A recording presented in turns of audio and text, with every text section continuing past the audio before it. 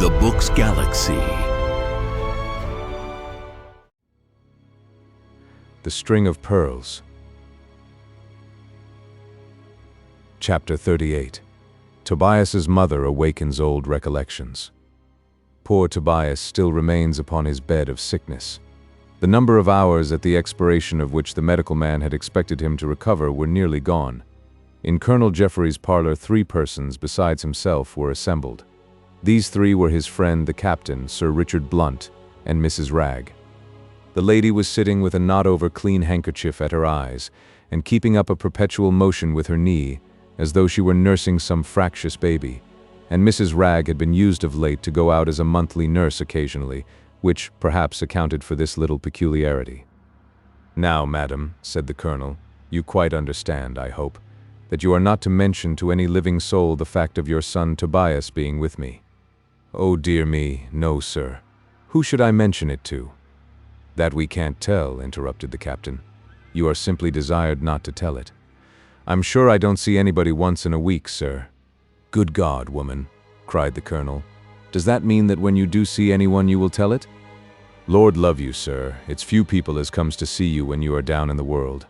I'm sure it's seldom enough a soul taps at my door with a Mrs. Ragg, how are you? Now was there ever such an incorrigible woman as this?" "If you were to talk to her for a month," said Sir Robert Blunt, "you would not get a direct answer from her. Allow me to try something else, Mrs. Ragg." "Yes, sir, humbly at your service, sir. If you tell anyone that Tobias is here, or indeed anywhere within your knowledge, I will apprehend you about a certain candlestick." "Goodness gracious, deliver us. Do you understand that, Mrs. Ragg? You keep silence about Tobias, and I keep silence about the candlestick." Mrs. Ragg shook her head and let fall a torrent of tears, which the magistrate took as sufficient evidence that she did understand him and would act accordingly, so he added, "Shall we all proceed upstairs? For a great deal will depend upon the boy's first impression when he awakens, and in this case we should not lose a chance." In pursuance of this sound advice, they all proceeded to poor Tobias's bedroom, and there he lay in that profound repose which the powerful opiate administered to him had had the effect of producing. It did not seem as though he had moved head or foot since they had left him. His face was very pale, and when Mrs. Ragg saw him she burst into tears, exclaiming, "He is dead! He is dead!" "No such thing, madam," said Colonel Jeffrey. "He only sleeps. But oh dearie me, what makes him look so old and so strange now? He was bad enough when I saw him last, poor fellow, but not like this. He has received ill usage from someone, and that is precisely what we want to find out. If you can get from him the particulars of what he has suffered, we will take care those who have made him suffer shall not escape." "Bless you, gentlemen. What's the use of that if my poor boy is killed?" There was a good home truth in these words from Mrs. Ragg, although upon the score of general social policy, they might well be answered. An argument with Mrs. Ragg, however, upon such a subject was not very apropos. The colonel made her sit down by Tobias's bedside, and he was then upon the point of remarking to his friend, the captain, that it would be as well, since so many hours had passed, to send for the medical man when that personage made his appearance. "Has he awakened?" he asked. "No, not yet." "Oh, I see you have a nurse. It is his mother. We hope that she, by talking to him familiarly, may produce a good effect, and possibly rid him of that bewilderment of intellect under which he now labors. What think you, sir?" "That it is a good thought. Let us darken the room as much as possible, as twilight will be most grateful to him upon awakening, which he must do shortly." The curtains of the window were so arranged that the room was in a state of semi-darkness, and then they all waited with no small anxiety for Tobias to recover from the deep and death-like sleep that had come over him. After about 5 minutes he moved uneasily and uttered a low moan. "Speak to him, Mrs. What's your name?" "Ragg, sir." "Aye, Ragg, just speak to him. Of course he is well acquainted with your voice, and it may have the effect of greatly rousing him from his lethargic condition." Poor Mrs. Ragg considered that she had some very extraordinary post to perform, and accordingly she collected to her aid all her learning, which, interrupted by her tears, and now and then by a sob, which she had to gulp down like a large globule of castor oil, had certainly rather a droll effect. "My dear Tobias, my dear, lie abed, sluggard, you know, well, I never, Put the kettle on, Polly, and let's all have tea. Tobias, my dear, bless us and save us, are you going to stay in bed all day? Another groan from Tobias. Well, my dear, perhaps you won't mind getting up and just running towards the corner for a bunch of watercresses? Dear heart alive, there goes the muffin man like a lamplighter. It was by such domestic themes that Mrs. Ragg sought to recall the wandering senses of poor Tobias to a cognizance of the present. But alas, his thoughts were still in the dim and misty land of visions. Suddenly he spoke. Hush, hush, there they come. Elephants, elephants, on. Now for the soldiers, and all mad, mad, mad. Hide me in the straw, deep in a world of straw. Hush, he comes. Sing, oh sing again, and he will not suspect. The surgeon made a sign to Mrs. Ragg to speak again. Why, Tobias, my dear, what are you talking about? Do you mean the elephant in castle? Call to his remembrance, said the surgeon, some old scenes. Yes, sir, but when one's heart and all that sort of thing is in one's mouth, it's very difficult to recollect things oneself. Tobias. Yes, yes, ha. It was a low, plaintive, strange laugh that came from the poor boy whose mind had been so overthrown, and it jarred upon the feelings of all who heard it. Tobias, do you recollect the little cottage down the lane at Holloway where we lived, and the cockroaches, and the strange cat, you know, Tobias, that would not go away? Don't you recollect, Tobias, how the coals there were all slates, and how your poor father, as is dead and gone? Yes, I see him now. Mrs. Ragg gave a faint scream. Father, father, said Tobias as he held out his arms, and the big tears rolled down his cheeks. Father, father, Todd has not got me now. Don't cry so, father. Stand out of the way of the elephants. My dear, cried Mrs. Ragg, do you want to break my heart? Tobias rose to a sitting position in the bed and looked his mother in the face. Are you too mad? He said. Are you too mad? Did you tell of Todd? Yes, the only way, said Colonel Jeffrey, for people not to be mad is to tell of Todd. Yes. And so you, Tobias, will tell us all you know. That is what we want you to do, and then you will be quite happy and comfortable for the remainder of your days, and live with your mother again far from any apprehension from Todd. Do you understand me?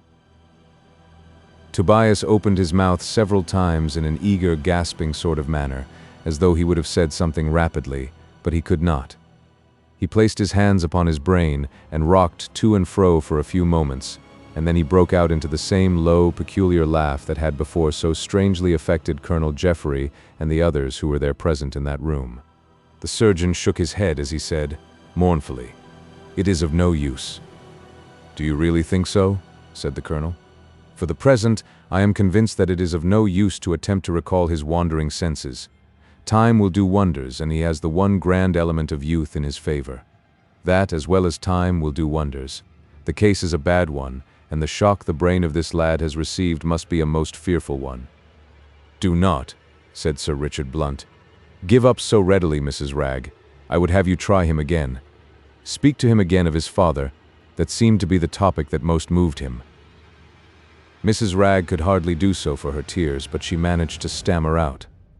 "Tobias, do you recollect when your father bought you the rabbit, and out of vexation the creature eat its way out of a willow work cage in the night? Do you remember your poor father's funeral, Tobias, and how we went, you and I, my poor boy, to take the last look at the only one who... Mrs. Ragg could get no further. "Ha, laughed Tobias. "Who told of Todd?"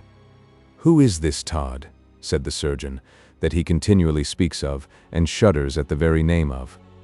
Colonel Jeffrey glanced at Sir Richard Blunt, and the latter, who wished the affair by no means to transpire, merely said, "We are quite as much in the dark as you, sir. It is just what we should like to know, who this Todd is, whose very name seems to hold the imagination of this poor boy in a grasp of iron. I begin to think that nothing more can be done now." "Nothing, gentlemen, you may depend," said the surgeon. "How old is the lad?" 16 as never was," replied Mrs. Ragg, "and a hard time I had of it, sir, as you may suppose." The surgeon did not exactly see how he was called upon to suppose anything of the sort. However, he made no further remark to Mrs. Ragg, but continued in conversation for some time with Colonel Jeffrey, who informed him that Tobias should remain for a time where he was, so that there should be every possible chance given for his recovery. "I wish you to continue attending upon him, sir," he added, "for I would spare nothing that medical advice can suggest to restore him.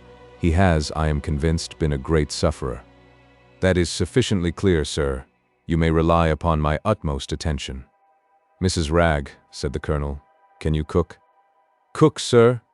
Lord bless you, sir, I can cook as well as here and there a one, though I say it that oughtn't, and if poor Tobias was but all right, I should not go to be after making myself miserable now about bygones. What's to be cured must be endured.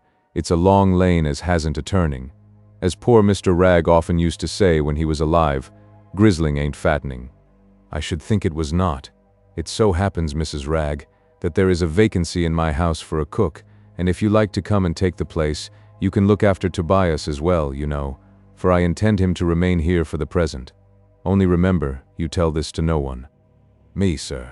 "Lord bless you, sir, who do I see?"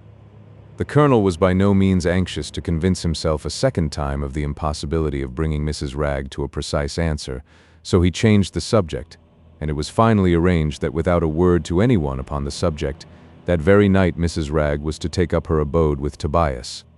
After this had been all arranged, the three gentlemen proceeded to the dining room and held a consultation.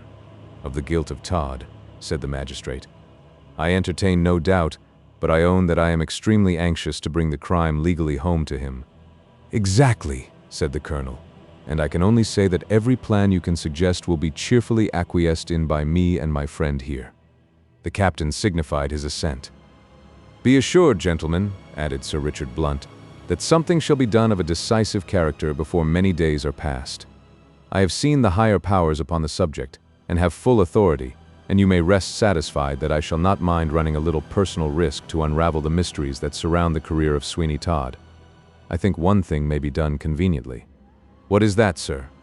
"Why, it seems to be pretty well understood that no one resides in Todd's house but himself, and as now he has no boy, unless he has provided himself with one already, he must go out sometimes and leave the place to itself, and upon one of those occasions an opportunity might be found of thoroughly searching the upper part, at all events, of his house."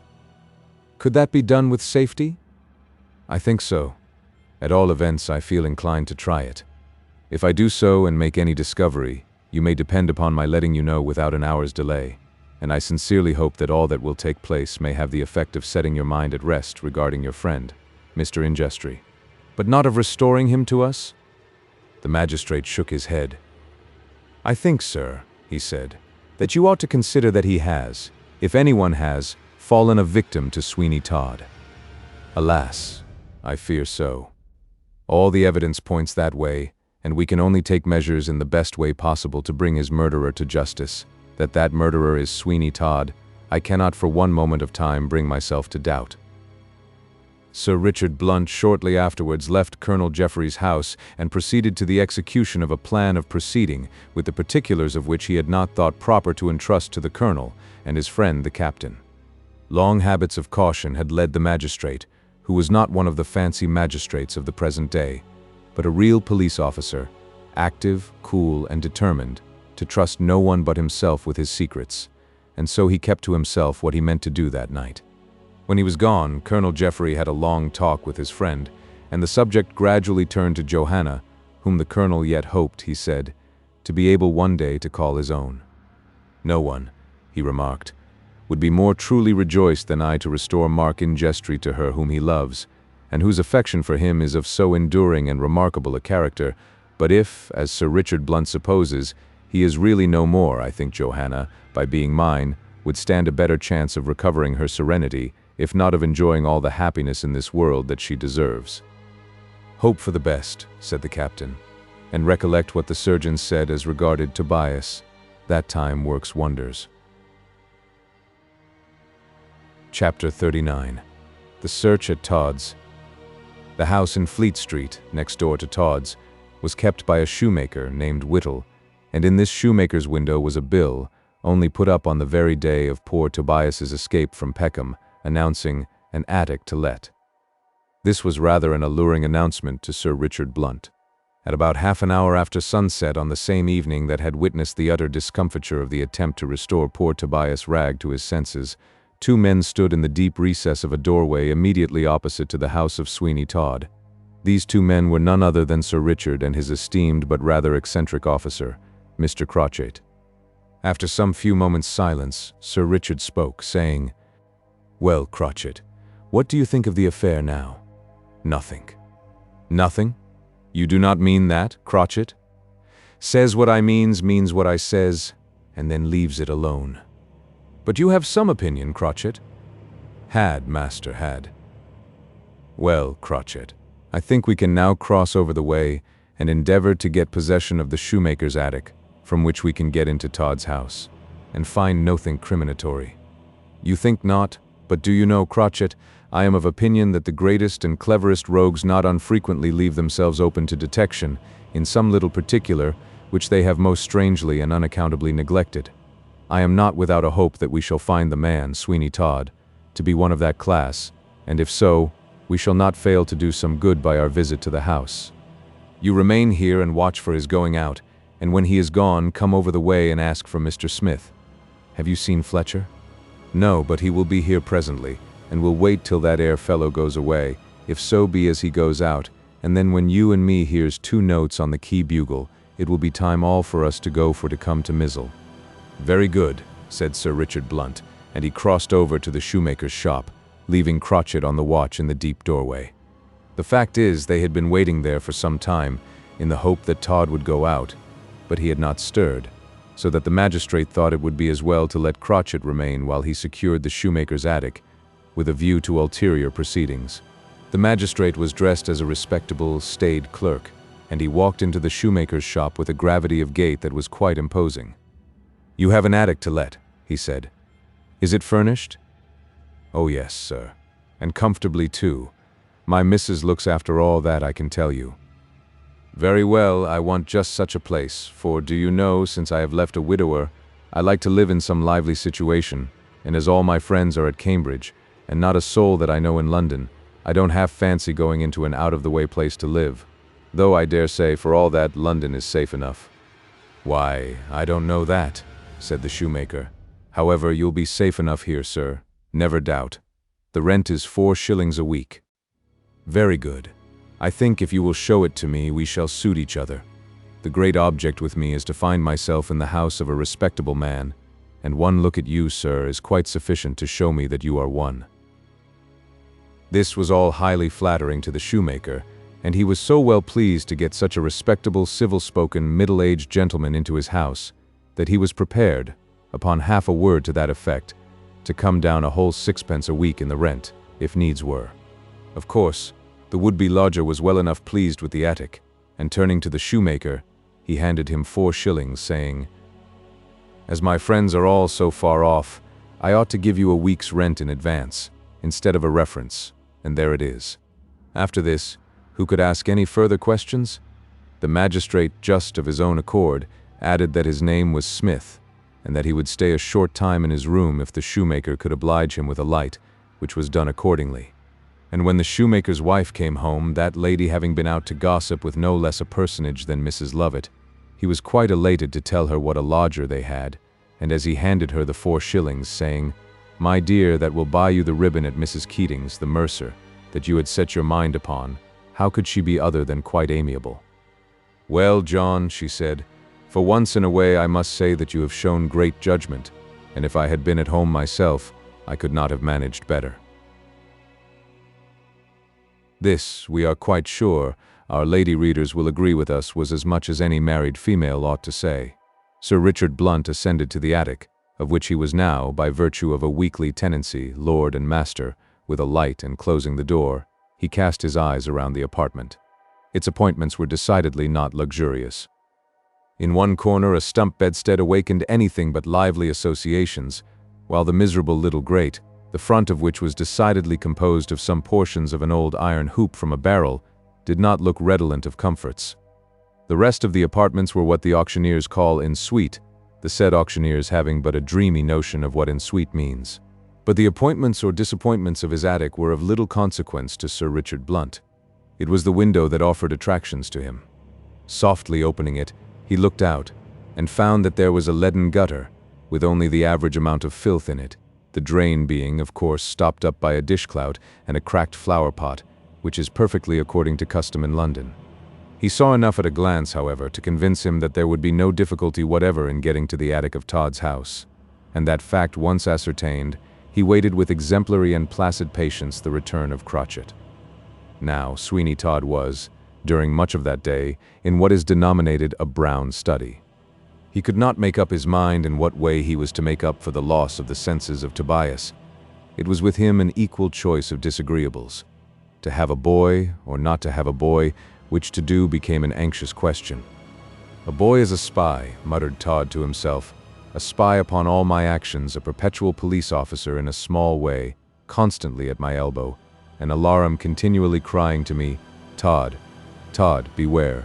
Curses on them all, and yet what a slave am I to this place without a lad, and after all, when they do become too troublesome and inquisitive, I can but dispose of them as I have disposed of him."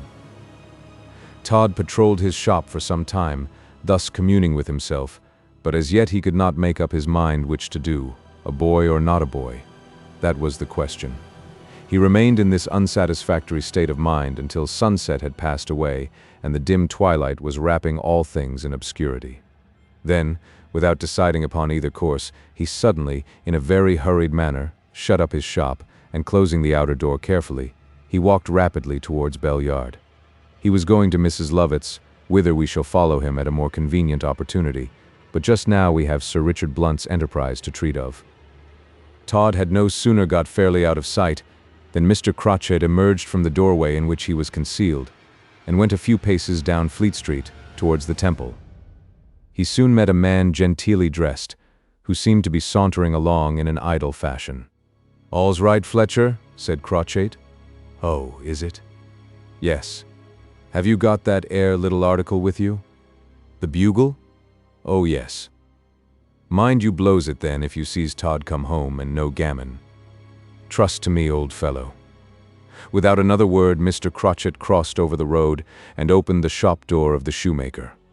Now the face of Mr. Crotchet was not the most engaging in the world, and when he looked in upon the shoemaker, that industrious workman felt a momentary pang of alarm, and particularly when Mr. Crotchet, imparting a horrible obliquity to his vision, said, "How is yer, old un?" "Sir," said the shoemaker, "you couldn't show a fellow the way up to Smith's hattock, I supposes?" "Smith? Smith? Oh, dear me, that's the new lodger. I'll call him down if you wait here. No occasion. I'll toddle up my tulip. He's a relation o' mine. Don't you see the likeness atween us? We was considered the handsomest pair o' men as was in London at one time, and it sticks to us now, I can tell you. If you wish, sir, to go up instead of having Mr. Smith called down, of course, sir, you can, as you are an old friend. Allow me to light you, sir. Not the least occasion. Only tell me where it isn't, and I'll find out where it is, old chap. It's the front attic. All's right. Don't be sick a hass as to be flaring away arter me. With that double dip, I can find my way in worser places than this here. All's right. Easy does it." To the surprise of the shoemaker, his mysterious visitor opened the little door at the back of the shop, which led to the staircase, and in a moment disappeared up them. "Upon my life, this Mr. Smith," thought the shoemaker, "seems to have some very strange connections. He told me he knew nobody in London, and then here comes one of the ugliest fellows, I think, I ever saw in all my life, and claims acquaintance with him. What ought I to do? Ought I to tell Mrs. W. of it?" At this moment Mrs. W. made her appearance from the mercer's, with the ribbon that had tickled her feminine fancy, all smiles and sweetness. The heart of the shoemaker died within him, for well he knew what visitation he was likely to come in for, if anything connected with the lodger turned out wrong. "Ahem, ahem. Well, my dear, have you got the ribbon?" "Oh yes, to be sure, and a love it is." "Ah, ah. What's the matter?" "Nothing, my dove. I was only thinking that it wasn't the ribbon that makes folks look lovely, but the person who wears it. You would look beautiful in any ribbon." "Why, my dear, that may be very true, but still one ought to look as well as one can, you know, for the credit of one's maker." "Oh yes, yes, but I was only thinking." "Thinking of what?" Bless me, Mr. Wheeler. How mystifying you are tonight, to be sure. What do you mean by this conduct? Was ever a woman so pestered and tormented with a fool of a man, who looks like an owl in an ivy bush for all the world, or a crow peeping into a marrowbone? My duck, how can you say so? Duck indeed? Keep your ducks to yourself. Hoity-toity. Duck indeed. You low good-for-nothing. My dear, I was only thinking, and not in the least wishing to offend. But you do offend me, you nasty, insinuating, sneering wretch. What were you thinking about? Tell me this moment. Why, that a pretty silver-gray satin mantle would set off your figure so well that, oh, John, that, though quarter day is near at hand, I think you ought to have one. Really, Jackie? Yes, my dear. What a man you are. Ah, Jackie, after all, though we have, like all people, our little tiffs and whiffs and sniffs, after all, I say it, perhaps that should not say it, you are a dear, good, obliging. Don't mention it. Yes, but. No, don't. By the by, do you know, Susie, that I begin to have my suspicions, mind, I may be wrong, but I begin to have my suspicions, do you know, that our attic lodger is, after all, no better than he should be. Gracious. Hush, hush. There has been a man here, so ugly, so squintified, if I may say so, that between you and me and the post, my dear, it's enough to frighten anyone to look at him. It is indeed. But as for the silver-gray satin, don't stint the quality for a sixpence or so. The wretch. And take care to have plenty of rich trimming to it. The monster. And have something pretty to match it, so that when you go to St. Dunstan's next Sunday, all the folks will ask what fine lady from court has come into the city out of curiosity to see the old church. Oh, Jackie. That's what I call, muttered Mr. Wheeler, pouring oil upon the troubled waters. He then spoke aloud, saying, Now, my dear, it is your judgment and advice I want. What shall we do in this case? For you see, first of all, the new lodger denies knowing a soul, and then, in half an hour, an old acquaintance calls upon him here. The silver-gray satin, the flattering allusion to the probable opinion of the people in St. Dunstan's church on the next Sunday, the obscure allusion to a something else to match it, and the appeal to her judgment, all had the effect desired upon Mrs. Wheeler, who, dropping entirely the hectoring tone, fell into her husband's views, and began calmly and dispassionately, without abuse or crimination, to discuss the merits, or rather the probable demerits, of the new lodger. I tell you, my dear, my opinion, said the lady. As for stopping in the house and not knowing who and what he is, I won't. Certainly not, my love. Then, Mr. W., the only thing to do is for you and I to go upstairs and say that as I was out you did not know a Mr. Jones had spoken about the lodging, but that, if he could give a reference in London, we would still have him for a lodger. Very well. That will be only civil, and if he says he can't, but must send to Cambridge. Why then, my dear, you must say that he may stay till he writes, and I'll be guided by his looks. If I give you a nudge, so, with my elbow you may consider that it's pretty right. Very well, my dove. Chapter 40. Sir Richard Pries into Todd's Secrets. Crotchet soon reached the attic floor of the shoemaker's house, and although in profound darkness, he managed, as he thought, to touch the right door. Tap. Tap. Went Crotchet's knuckles, and as he did so he followed a habit very general, when the knock is only a matter of ceremony, and opened the door at the same moment. He popped his head into a room where there was a light, and said, Here yer is. A scream was the reply to him, and then Crotchet saw, by the state of affairs there, that he had made a little mistake in the topography of the attic landing. The attic in which he found himself, for he had crossed the threshold, was in the occupation of an elderly, gaunt-looking female, who was comforting her toes by keeping them immersed in a pan of water by the side of a little miserable fire, which was feebly pretending to look cheerful in the little grate. Lor, mum, said Crotchet, who'd have thought o' seeing of you? Oh, you monster. You base man, what do you want here? Nothink. Be off with you, or else I'll call the perlice. Oh, I'm a-going, mum. How do you bring it in, mum, in a general way? Help! Murder! Lord bless us, what a racket. Don't you go for to fancy, mum, that I comed up these here attic stairs for to see you? Quite the rewerse, mum. Then, pray who did you come to see? You big ugly monster, you. The other attic is empty. Oh, you base infidel. I believe I knows what men are by this time. No doubt on it, mum. Howsomedever this here's the wrong door, I take it. No harm done, mum. I wish you and your toes, mum, a remarkably good evening. Crotchet, said a voice.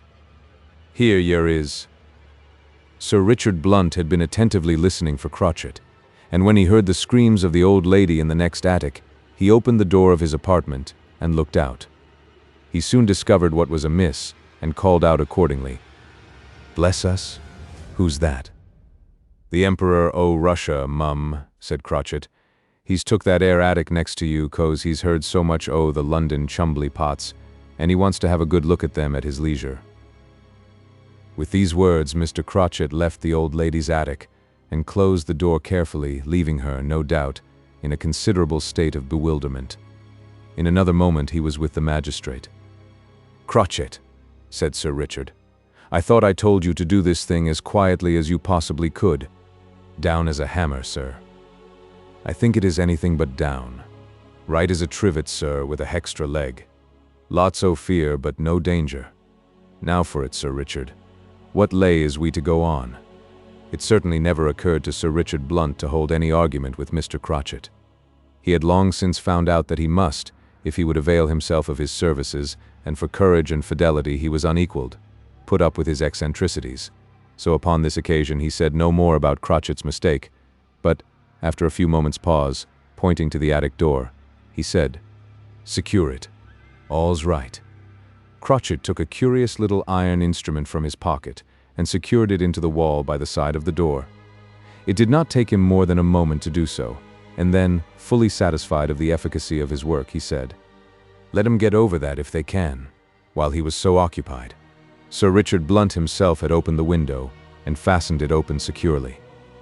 Now, Crotchet, he said, look to your pistols. All's right, sir. The magistrate carefully examined the priming of his own arms, and seeing that all was right, he at once emerged from the attic through the window onto the parapet of the house. He might have crept along the gutter just within the parapet, but the gutter aforesaid was not exactly in the most salubrious condition. Indeed, from its filthy state, one might have fancied it to be peculiarly under the direction of the city commissioners of sewers. Crotchet followed Sir Richard closely, and in a moment or two they had traversed a sufficient portion of the parapet to find themselves at the attic window of Todd's house. It would have been next thing to a miracle if they had been seen in their progress, for the roof was very dark-colored, and the night had fairly enough set in, so that if anyone had by chance looked up from the street below, they would scarcely have discovered that there was anybody creeping along the parapet. Now there was a slight creaking noise for about half a minute, and then the window of Sweeney Todd's attic swung open. "Come on," said Sir Richard, and he softly alighted in the apartment. Crotchet followed him, and then the magistrate carefully closed the window again, and left it in such a way that a touch from within would open it. Then they were in profound darkness, and as it was no part of the policy of Sir Richard Blunt to run any unnecessary risks, he did not move 1 inch from the place upon which he stood until he had lighted a small hand lantern, which had a powerful reflector and a tin shade, which in a moment could be passed over the glass, so as to hide the light upon an emergency. "Now, Crotchet," he said, "we shall see where we are." "Rether?" said Crotchet. By holding the light some height up, they were able to command a good view of the attic. It was a miserable-looking room. The walls were in a state of premature decay, and in several places lumps of mortar had fallen from the ceiling, making a litter of broken plaster upon the floor. It was entirely destitute of furniture, with the exception of an old stump bedstead, upon which there lay what looked like a quantity of old clothes. "Safe enough," said Sir Richard. "Stop," said Crotchet. "What's the matter?" "There's something odd on the floor here. Don't you see as the dust has got into a crevice as is bigger nor all the other crevices, and goes right along this ways and then along that ways? Don't you move, sir. I'll be down upon it in a minute." Mr. Crotchet laid himself down flat upon the floor, and then crept on until he came to that part of the flooring which had excited his suspicions. As soon as he pressed upon it with both his hands, it gave way under them plainly, by the elevation of the other end of the 3 boards of which this trap was composed, proclaiming that it was a movable portion of the floor, revolving or turning upon one of the joists as a center. "Oh dear, how clever," said Crotchet. "If Mr. Todd goes on a cutting away his joists in this here way, he'll bring his blessed old house down with a run some day. How nice and handy. Now, if anyone was to step upon here, they'd go down into the room below, and perhaps break their blessed legs as they went." "Escape the first for us," said Sir Richard. "Oh lor, yes. Now this here Todd thinks, by putting this here man-trap here, as he has provided again any accidents, but we ain't them air sort o' birds as is catched by chaff, not we. Why, he must have spilt it his blessed ceiling down below to make this here sort of a jiggamaree concern. It's not a bad contrivance though, Crotchet. Its own weight, you see, restores it to its place again, and so there's no trouble with it. Oh dear, no. It's a what I calls a self-acting catch-em who can sort o' machine. Yes, Sir Richard, I never did think that ere Todd was wary green. He don't know quite so much as we know, but yet he's a rum un. No doubt of it. Do you think, Crotchet, there is anything else in this attic to beware of?" "Not likely. When he'd finished this here nice little piece of handiwork, I dare say he said to himself, 'This will catch him,' and so downstairs he toddled and grinned like a monkey as has swallowed a whole nut by accident, and gived himself a pain in the side in consequence. 'That'll catch him,' says he." Mr. Crotchet seemed so much amused at the picture he drew to himself of the supposed exultation of Todd, that for some moments he did nothing but laugh. The reader must not suppose, however, that in the circumstances of peril in which they were, he indulged in a regular ha-ha, quite the contrary. He had a mode of laughing under such circumstances that was entirely his own, and which, while it made no noise, shook his huge frame as though some commotion had taken sudden possession of it, and the most ridiculous part of the process was the alarming suddenness with which he would become preternaturally serious again. But Sir Richard Blunt knew his peculiarities, and paid no attention to them, unless they very much interfered with business. "We must not waste time. Come on, Crotchet." Sir Richard walked to the door of the attic and tried it. It was as fast as though it had been part of the wall itself. So, he said. "Master Todd has taken some precautions against being surprised from the top of his house. He has nailed up this door as surely as any door was ever nailed up." "Has he really, though?" "Yes. Quick, Crotchet. You have your tools about you, I suppose." "Never fear," said Crotchet. "I am the Indiodal as never forgets nothing, and if I don't have the middle panel out of this door a'most as soon as look at it, it's only 'cause it takes more time." With this philosophical and indisputable remark, Mr. Crotchet stooped down before the door, and taking various exquisitely made tools from his pocket, he began to work at the door. He knocked nearly noiselessly, and it looked like something little short of magic to see how the panel was forced out of the door without any of the hammering and flustering which a carpenter would have made of it. "All's right," he said. "If we can't creep through here, we are bigger than I think we is. That will do. Hush." They both listened attentively, for Sir Richard thought he heard a faint noise from the lower part of the house. As, however, 5 minutes of attentive listening passed away, and no repetition of it occurred, they thought it was only some one of those accidental sounds which will at times be heard in all houses whether occupied or not. Crotchet took the lead by creeping clearly enough through the opening that he had made in the door of the attic, and Sir Richard followed him. They were both now at the head of the staircase, and Sir Richard held up the lantern so as to have a good look around him. The walls looked damp and neglected. There were 2 other doors opening from that landing, but neither of them was fastened, so that they entered the rooms easily. They took care, though, not to go beyond the threshold for fear of accidents, although it was very unlikely that Todd would take the trouble to construct a trap-door in any other attic than the one which was so easily accessible from the parapet. "Old clothes. Old clothes," said Crotchet. "There seems to be nothing else in these rooms." "So it would appear," said Sir Richard. He lifted up some of the topmost of a heap of garments upon the floor, and a cloud of moths flew upwards in confusion. "There's the toggery," said Mr. Crotchet, "of the smug duns." "You really think so?" "Knows it." "Well, Crotchet, I don't think from what I know myself that we shall disagree about Todd's guilt. The grand thing is to discover how and in what way he is guilty." "Just so. I'm quite sure we have seed all as there is to see up here. So suppose we toddle downstairs now, sir. There's, perhaps, quite a lot of wonders and nature and art down below. Stop a bit. Hold the lamp." Crotchet did so, while Sir Richard took from his pocket a pair of thick linsey-woolsey stockings and carefully drew them on over his boots for the purpose of deadening the sound of his footsteps, and then he held the light, while Mr. Crotchet, who was similarly provided with linsey-woolseys, went through the same process. After this, they moved like specters, so perfectly noiseless were their footsteps upon the stairs. Sir Richard went first, while Crotchet now carried the light, holding it sufficiently high that the magistrate could see the stairs before him very well as he proceeded. It was quite evident, from the state of those stairs, as regarded undisturbed dust, that they had not been ascended for a considerable time, and indeed, Todd, considering the top of his house as perfectly safe after the precautions he had taken, did not trouble himself to visit it. Our adventurers reached the landing upon the second floor in perfect safety, and after giving a few minutes more to the precautionary measure of listening, they opened the first door that presented itself to the observation, and entered the room. They both paused in astonishment, for such a miscellaneous collection of matters as was in this room could only have been expected to be met with in the shop of a general dealer. Several chairs and tables were loaded with wearing apparel of all kinds and conditions. The corners of the room were literally crowded with mobs of swords, walking sticks, and umbrellas, while a countless heap of hats lay upon the floor in disorder. You could not have stepped into that room for miscellaneous personal appointments of one sort or another, and Mr. Crotchet and Sir Richard Blunt trod upon the hats as they walked across the floor, from sheer inability to get out of the way. "Well," said Crotchet, "if so be as shaving should go out of fashion, Todd could set up a clothier's shop and not want for stock to begin with." "I can imagine," muttered the magistrate to himself, "what a trouble and anxiety all these things must be to Todd, and woolen goods are so difficult to burn. Crotchet, select some of the swords and look if there are makers' names upon the blades." While Crotchet was preparing this order, Sir Richard was making a hasty but sufficiently precise examination of the room.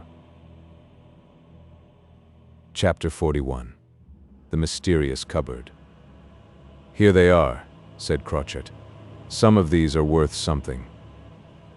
Get a cane or two likewise." "All's right, sir. I tell you what it is, sir.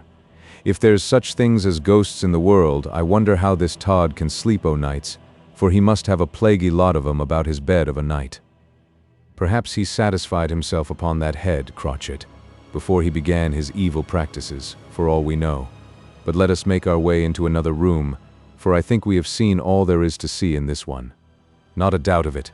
It's only a kind of storeroom, this, and from the size of it, I should say it ain't the largest on this floor." Sir Richard walked out of the room onto the landing place. All was perfectly still in the barber's house, and as he had heard nothing of the bugle sound in Fleet Street, he felt quite satisfied that Todd had not returned. It was a great thing, in all his daring exploits in discovering criminals and successfully ferreting out their haunts, that he, Sir Richard, could thoroughly depend upon his subordinates. He knew they were not only faithful but brave. He knew that, let what might happen, they would never leave him in the lurch. Hence, in the present instance, he felt quite at his ease in the house of Todd, so long as he did not hear the sound of the bugle.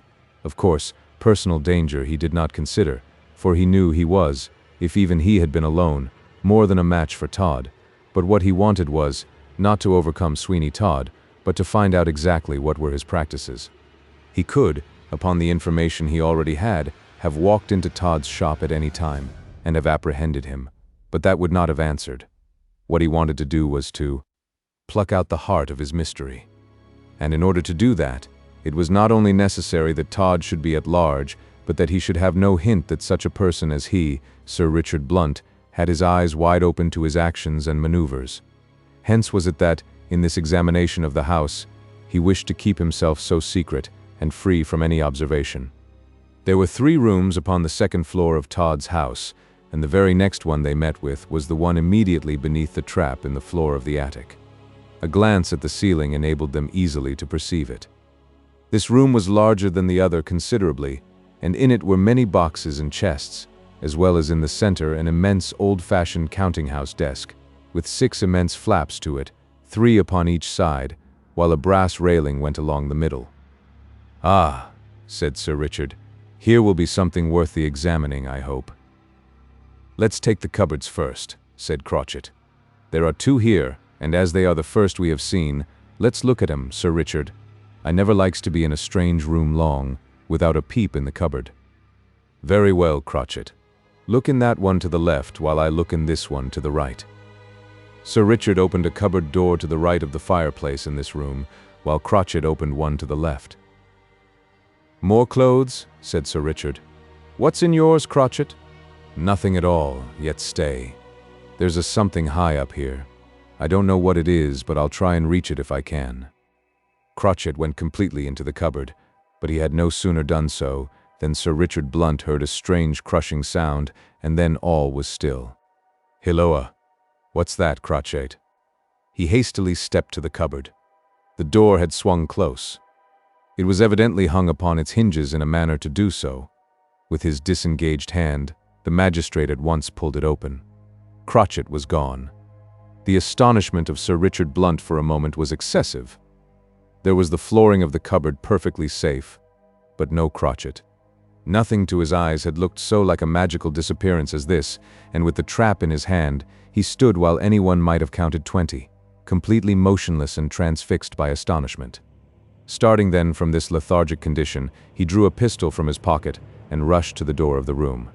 At this instant he heard the bugle sound clearly and distinctly in the street.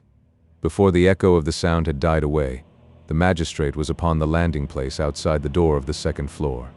He listened intently and heard someone below coughing. It was not the cough of Crotchet. What was he to do? If he did not make a signal to the officers in the street that all was safe, the house would soon be stormed, and for all he knew, that might ensure the destruction of Crotchet instead of saving him. For a moment the resolution to go down the staircase at all hazards and face Todd, for he had no doubt but that he had come home, possessed him, but a moment's reflection turned the scale of thought in another direction. If the officers, not finding him make a signal that he was safe, did attack the house, they would not do so for some minutes. It was their duty not to be precipitate. He leant on the balustrade and listened with an intentness that was perfectly painful. He heard the cough again from quite the lower part of the house, and then he became aware that someone was slowly creeping up the stairs. He had placed the slide over the bull's eye of his little lamp, so that all was darkness, but he heard the breathing of the person who was coming up towards him. He shrunk back close to the wall, determined to seize, and with an iron hand, anyone who should reach the landing. Suddenly, from quite the lower part of the building, he heard the cough again. The thought, then, that it must be Crotchet who was coming up, impressed itself upon him, but he would not speak. In a few moments someone reached the landing, and stretching out his right arm, Sir Richard caught whoever it was, and said in a whisper, "Any resistance will cost you your life." "Crotchet it is," said the newcomer. "Ah, how glad I am it is you." "Rether, hush. The old Un is below. Ain't I shook a bit? It's a precious good thing as my bones is in the blessed habit o' holding on, one of 'em to the rest, and all the rest to one, or else I should have tumbled to bits." "Hush! Hush!" "Oh, he's a good way off. That air cupboard has got a descending floor with ropes and pulleys. So down I went and was rolled out into a room below, and up went the bit of flooring again. I was very nearly startled a little." "Nearly? Rether, but here I is. I got out and crept upstairs as soon as I could. 'Cause, says I, the governor will wonder what the deuce has become of me. I did indeed. Just as I thought. Sir Richard, just listen to me. I've got a fancy for Todd." "A fancy for Todd?" "Yes, and I want to stay here a few hours, yes. Go and let them as is outside know all's right, and leave me here. I think somehow I shall like to be in this crib alone with Todd for an hour or two. You have got other business to see to, you know, so just leave me here, and mind yer, if I don't get here by 6 in the morning, just consider as he's got the better of me." "No, Crotchet, I cannot." "Can't what?" "Consent to leave you here alone." "Bother. What's the row? And where's the danger, I should like to know? Who's Todd? Who am I? Gammon." Sir Richard shook his head, although Crotchet could not very well see him shake it, and after a pause he added, "I don't suppose exactly that there is much danger, Crotchet, but at all events, I don't like it said that I brought you into this place and then left you here." "Bother. You go and leave me. A likely joke that. No, I tell you what it is, Sir Richard. You knows me and I knows you, so what does it matter what other folks say? Business is business, I hope, and don't you believe that I'm going to be such a flat as to throw away my life upon such a fellow as Todd. I think I can do some good by staying here. If I can't, I'll come away, but I don't think in either case that Todd will see me. If he does, I shall, perhaps, be forced to nab him, and that, after all, is the worst that can come of it. Well, Crotchet, you shall have your own way. Good. I will return to the attic as soon as I conveniently can, and let what will happen to you, remember that you are not deserted. I knows it. Goodbye. Take care of yourself, old friend. I means it. I should be indeed afflicted if anything were to happen to you. Gammon. Sir Richard left him his own pistols, in addition to the pair which he, Crotchet, always had about him, so that he was certainly well armed, let what would happen to him in that house of Sweeney Todd's, which had now become something more than a mere object of suspicion to the police. Well, they knew Todd's guilt. It was the mode in which he was guilty only that still remained a mystery. The moment Sir Richard Blunt reached the attic again, he held his arm out at full length from the window, and waved to and fro the little lantern as a signal to the officers in the street that he was safe. This done, he would not return to the room he had hired of the bootmaker, but he resolved to wait about 10 minutes longer in case anything should happen in the house below that might sound alarming. After that period of time, he resolved upon leaving for an hour or two, but he, of course, would not do so without apprising his officers of Crotchet's situation. During the time that had been passed by Crotchet and Sir Richard Blunt in Sweeney Todd's house, the shoemaker and his wife had had an adventure which created in their minds abundance of surprise. It will be recollected that the shoemaker's wife had decided upon what was to be done regarding the new lodger, namely, that under the pretense that a Mr. Jones was a more satisfactory lodger, he was to be asked to be so good as to quit the attic he had so strangely taken. The arrival of Mr. Crotchet with so different a story from that told by Sir Richard Blunt certainly had the effect of engendering many suspicions in the minds of Sir Richard's new landlord and landlady. "Well, my dear," said the shoemaker, "if you are willing to come upstairs, I will say what you wish to this man, particularly as his pretended friend don't seem to be coming downstairs again." "Very well, my dear. I'll take the kitchen poker and follow you, and while I am behind you, if I think he is a pleasant man, you know, and we had better let him stay, I will give you a slight poke." "Ahem, thank you, yes." Armed with the poker, the lady of the mansion followed her husband up the staircase, and perhaps we may fairly say that curiosity was as strong a feeling with her as any other in the business. To tell the truth, the shoemaker did not half like the job, but what will a man who is under proper control at home not do to keep up the shallow treaty of peace which his compliance produces between him and his better half? Is there anything which a hen-pecked husband dares say he will not do when the autocrat of his domestic hearth bids him do it? Up the long dark staircase they went. Our ancestors, as one of their pieces of wisdom, had a knack of making steep dark staircases, and, to tell the truth, there are many modern architects equally ingenious. At length the attic landing was reached. The shoemaker knew the localities of his house better than to make such a mistake as Crotchet had done, so the old lady, with her feet in the pan of water, was saved such another interruption as had already taken place into her peaceful domains. "Now, my dear, knock boldly," said the lady of the mansion. "Knock like a man." "Yes, my love." The shoemaker tapped at the door with about the energy of a fly. The soft appeal produced no effect whatever, and the lady, growing impatient, then poised the poker and dealt the door a blow which induced her husband to start aside, lest the lodger should open it quickly and rush out in great wrath. All was profoundly still, however, and then they tried the lock and found it fast. "He's gone to bed," said the shoemaker. "He can't," said the lady, "for there are no sheets on the bed. Besides, they have not both gone to bed. I tell you what it is. There's some mystery in this that I should like to find out. Now, all the keys of all the attics are alike. Just wait here, and I'll borrow Mrs. McConaughey's." The shoemaker waited in no small amount of trepidation, while this process of key borrowing from the old lady who enjoyed a pan of water took place upon the part of his wife. Chapter 42. Crotchet astonishes Mr. Todd. The key was soon procured, but it will be recollected that Crotchet had fastened the door rather too securely for it to be opened by any such ordinary implement as a key, and so disappointment was the portion of the shoemaker's wife. "Don't you think, my love," said the shoemaker, "that it will be just as well to leave this affair until the morning, before taking any further notice of it? And pray, then, am I to sleep all night? If I don't know the rights of it, I should like to know. Perhaps if you can tell me that, you are a little wiser than I think you. Marry, come up." "Oh, well, You only. Then only don't. That's the only favor I ask of you, sir, is to only don't." What extraordinary favor this was! The lady did not condescend to explain any more particulars, but it was quite enough for the husband to understand that a storm was brewing, and to become humble and submissive accordingly. "Well, my dear, I'm sure I only wish you to do just what you like. That's all, my dear, I'm sure." "Very good." After this, she made the most vigorous efforts to get into the attic, and if anyone had been there, which at that juncture there was not, they might truly have asked, "Who's that knocking at the door?"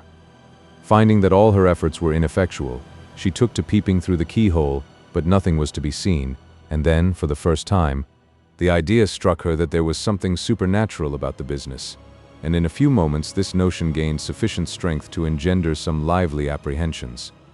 "I tell you what," she said to her husband, "if you don't fetch a constable at once, and have the door opened and see all about, I'm afraid, indeed I'm quite sure I shall be very ill. Oh dear, oh dear. It's of no use your standing here and saying, 'Oh dear,' like a great stupid as you are, always was and always will be. Go for a constable, at once."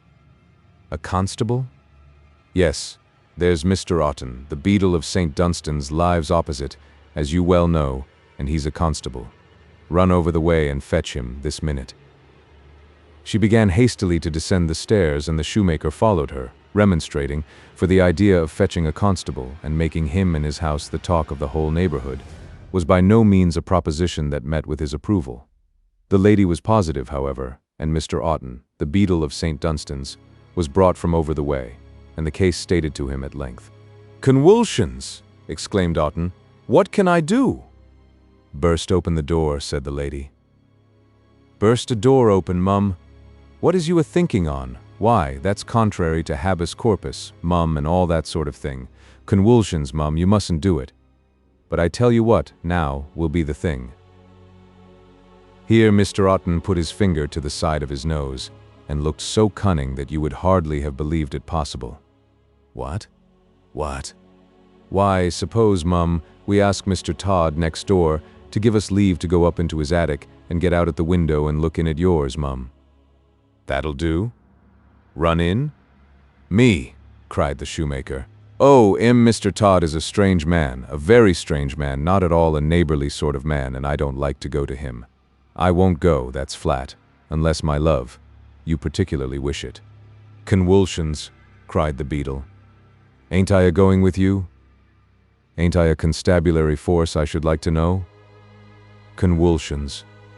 What is yer afeard on? Come on. Lor, what's the meaning o' that, I wonders now. I should just like to take that air fellow up. Whoever heard of a horn being blowed at such a rate, in the middle o' Fleet Street, afore, unless it was something as concerned the parish? Convulsions. It's contrary to habeas corpus, it is. Is me a constabulary force, or is me not?" This was the bugle sound which warned Sir Richard Blunt and his friend Crotchet that Sweeney Todd had returned to his shop, and in fact, while this very conversation was going on at the shoemaker's, Todd had lit the lamp in his shop, and actually opened it for business again, as the evening was by no means very far advanced.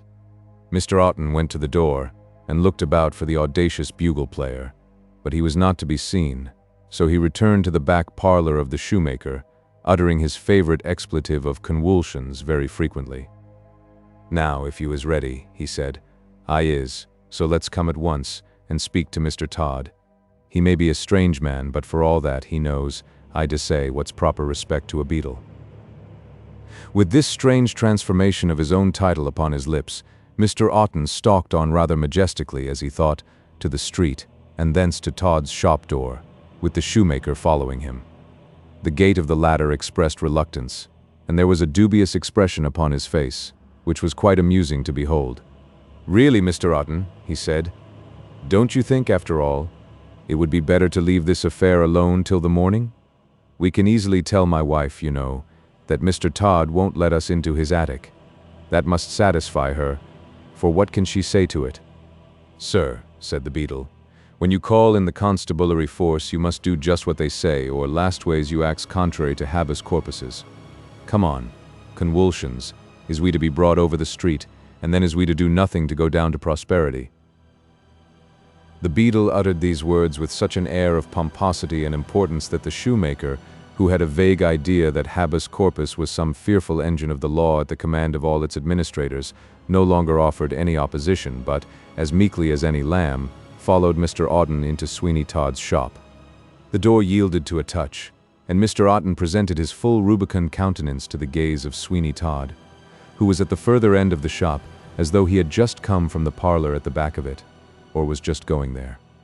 He did not at first see the shoemaker, who was rather obscured by the portly person of the beadle, and Todd's first idea was the most natural one in the world, namely, that the beadle came upon an emergency to be shaved. Giving him an hideous leer, Todd said, "A fine night for a clean shave." "Werry. In course, Mr. T, you is the best judge o' that air, but I does for myself." As he spoke, Mr. Otten rubbed his chin, to intimate that it was to his shaving himself that he alluded just then. "Hair cut?" said Todd, giving a snap to the blades of a large pair of scissors that made Mr. Otten jump again and nearly induced the shoemaker to run out of the shop into the street. "No," said the beadle, and taking off his hat, he felt his hair, as though to satisfy himself that it was all there, just as usual. "No." Todd looked as though he would have shaved him with extreme pleasure, and advancing a few steps, he added, "Then what is it that you bring your wieldy carcass here for, you gross lump of stupidity? Ha, ha, ha. What? Convulsions? Foh, foh. Can't you take a joke, Mr. Otten? I know you well enough. It's my funny way to call people whom I admire very much all the hard names I can think of." "Is it? Oh dear, yes. I thought you and all my neighbors knew that well enough. I'm one of the drollest dogs alive. That I am. Won't you sit down?" "Well, Mr. Todd, a joke may be a joke." The beadle looked very sententious at this discovery. "But you have the oddest way of poking your fun at anyone that ever I heard of. But I comes to you now as a respectable parishioner, too." "Oh," said Todd, putting his hands very deliberately into his pockets. "How much?" "It ain't anything to pay. It's a mere trifle. I just want to go up to your front attic and—" "What? Your front attic? And get out of the window to look into the front attic next door. We won't trouble you if you will oblige us with a candle. That's all." Todd advanced 2 steps further towards the beadle and looked peeringly in his face. All the suspicious qualities of his nature rose up in alarm, every feeling of terror regarding the instability of his position and the danger by which he was surrounded rushed upon him. At once he conjectured that danger was approaching him, and that in this covert manner the beadle was intent upon getting into the house, for the purpose of searching it to his detriment. As the footpad sees in each bush an officer, so, in the most trivial circumstances, even the acute intellect of Sweeney Todd saw dangers, and rumors of dangers, which no one but himself could have had the remotest idea of. He glared upon the beadle with positive ferocity, and so much affected was Otten by that lynx-like observation of Sweeney Todd's that he stepped aside and disclosed that he was not alone. If anything could have confirmed Todd in his suspicions that there was a dead set at him, it was finding that the beadle was not alone, and yet the shoemaker was well known to him. But what will lull such suspicion as Sweeney Todd had in his mind? Once engendered, it was like the jealousy that makes the meat it feeds on. He advanced, step by step, glaring upon the beadle and upon the shoemaker. Reaching up his hand, he suddenly turned the lamp that hung from the ceiling clear round, so that, in lieu of its principal light falling upon him, it fell upon the faces of those who had paid him so unceremonious a visit. "Locks," said the beadle. "Excuse us, Mr. Todd," said the shoemaker. "I assure you we only meant—" "What?" thundered Todd. Then suddenly softening his voice, he added, "You are very welcome here indeed. Pray, what do you want?" "Why, sir," said Otten, "you must know that this gentleman has a lodger." "A what?" A lodger, sir, and so you see that's just the case. You understand that this lodger lore, Mr. Todd, this is your neighbor the shoemaker, you know, the front attic, you know, and all that sort of thing. After this explanation, I hope you'll lend us a candle at once, Mr. Todd, and let us up to the attic. Todd shaded his eyes with his hands and looked yet more earnestly at the beadle. "Why, Mr. Otten," he said, "indeed you do want a shave." "A shave?" "Yes, Mr. Otten, I have a good razor here that will go over your chin like a piece of butter. Only take a seat, sir, and if you, neighbor, will go home comfortably to your own fireside, I will send for you when Mr. Otten is shaved." "But really," said the beadle, rubbing his chin, "I was shaved this morning, and as I do for myself always, you see why I don't think I require convulsions. Mr. Todd, why do you look at a man so? Remember the habeas corpus. That's what we call the pallidremius of the British Constitution, you know." By this time the beadle had satisfied himself that he did not at all require shaving, and turning to the shoemaker, he said, "Why don't you be shaved?" "Well, I don't care if I do, and perhaps in the meantime you, Mr. Otten, will go up to the attic and take a peep into the next one and see if my lodger is up or in bed, or what the deuce has become of him. It's a very odd thing, Mr. Todd, that a man should take one's attic and then disappear without coming downstairs." "Disappear without coming downstairs?" said Todd. "Yes, and my wife says—" Todd made an impatient gesture. "Gentlemen, I will look in my attic myself.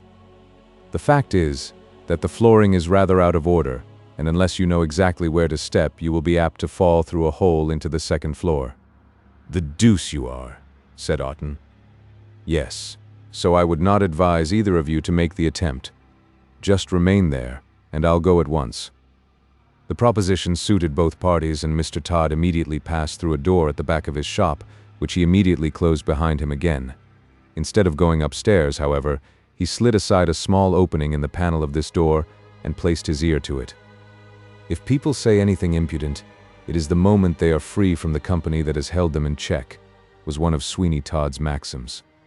His first notion that the beadle and the shoemaker had come covertly to search his house had given way a little, and he wanted to convince himself of the innocency or the reverse of their intentions before he put himself to any further trouble. "I don't like it," said the shoemaker. "Like what?" "Convulsions. What don't you like?" "Intruding upon Mr. Todd. What does he care about my lodgers? It ain't as if he let any of his own house and had a fellow feeling with us." "Very good," said the beadle. "But you send for me, and you ask me what's best, and I tell yer that habeas corpus, and one thing and another, what I advised was the only thing, that was to get into Mr. Todd's attic, and then get on the parapet and into yours. But if so be as there's holes in Mr. Todd's attic, that will alter the affair, you know." "Fool, fool," muttered Todd. "After all, they only come upon their own twaddling affairs, and I was idiot enough to suspect such muddy-pated rascals." In an instant he was in the shop again.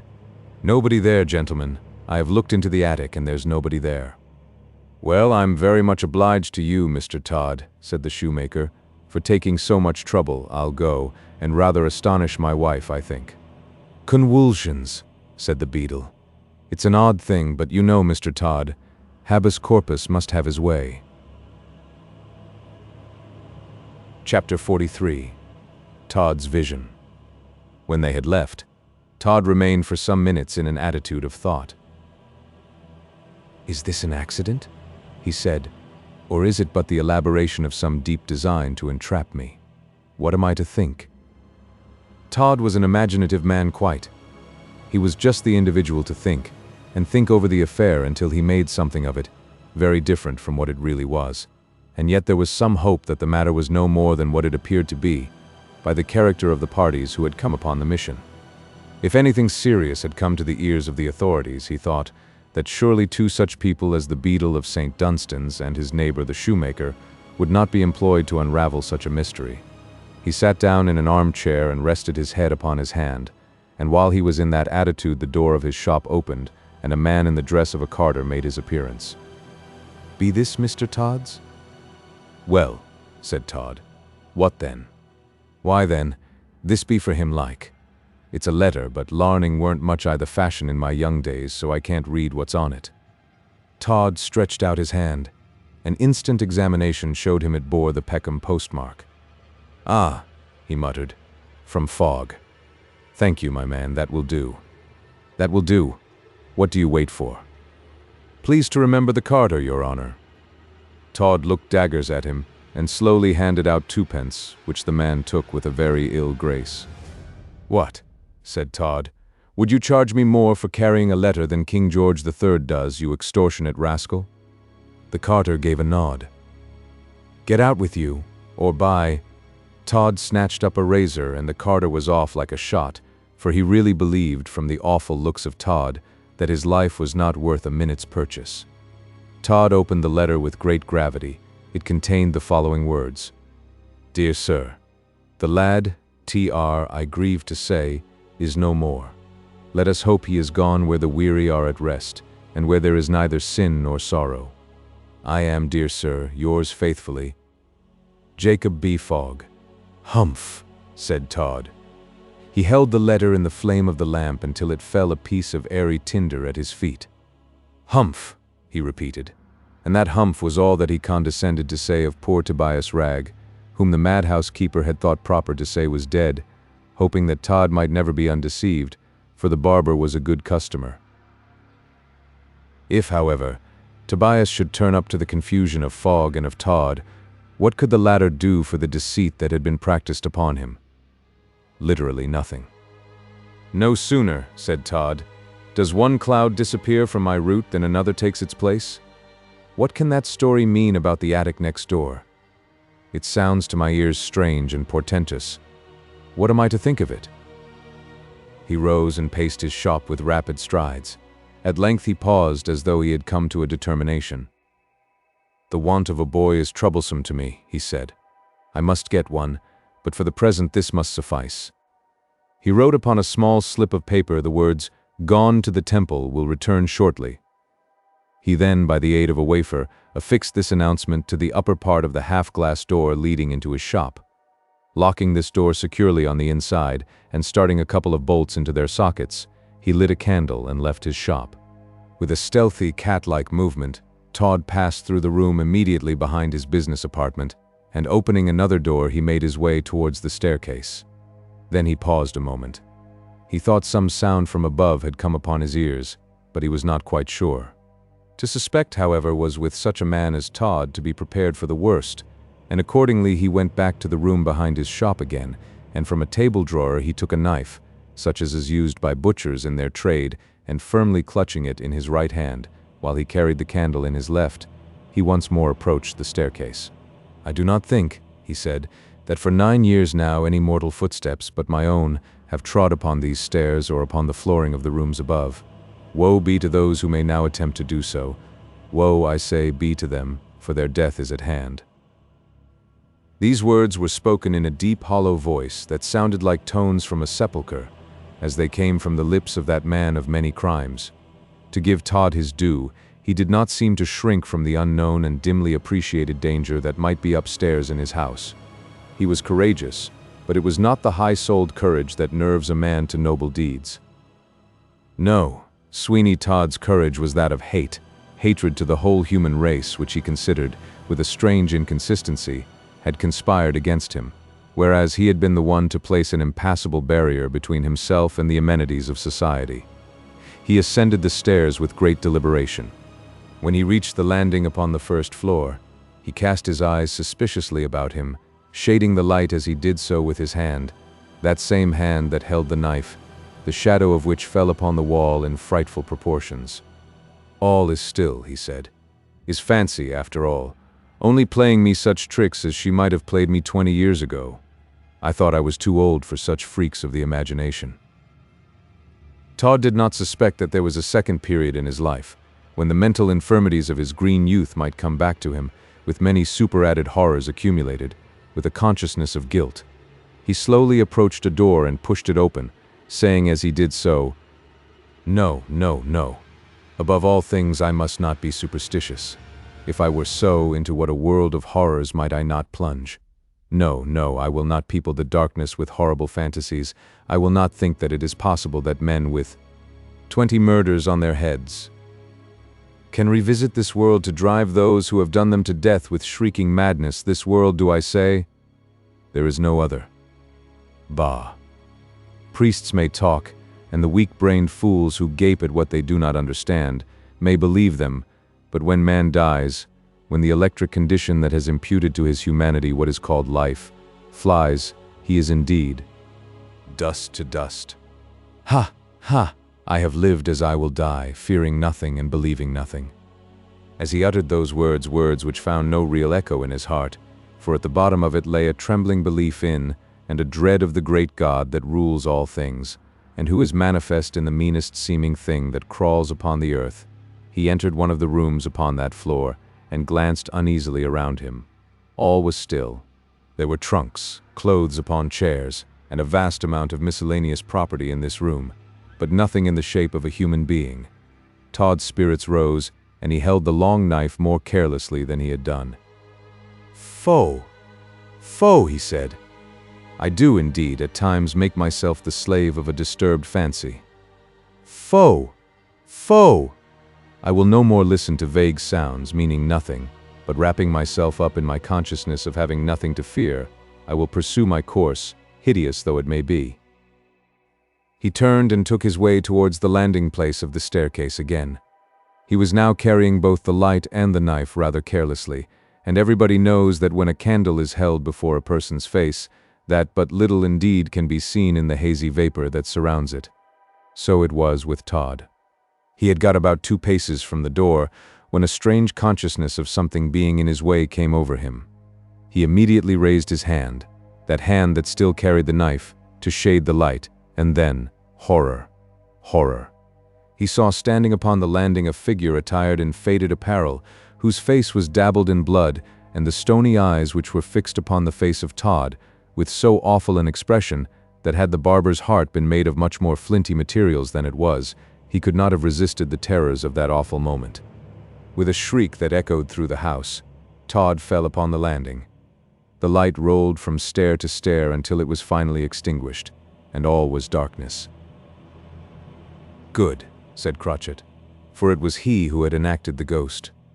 "Good. I'm blessed if I didn't think that air would nail him.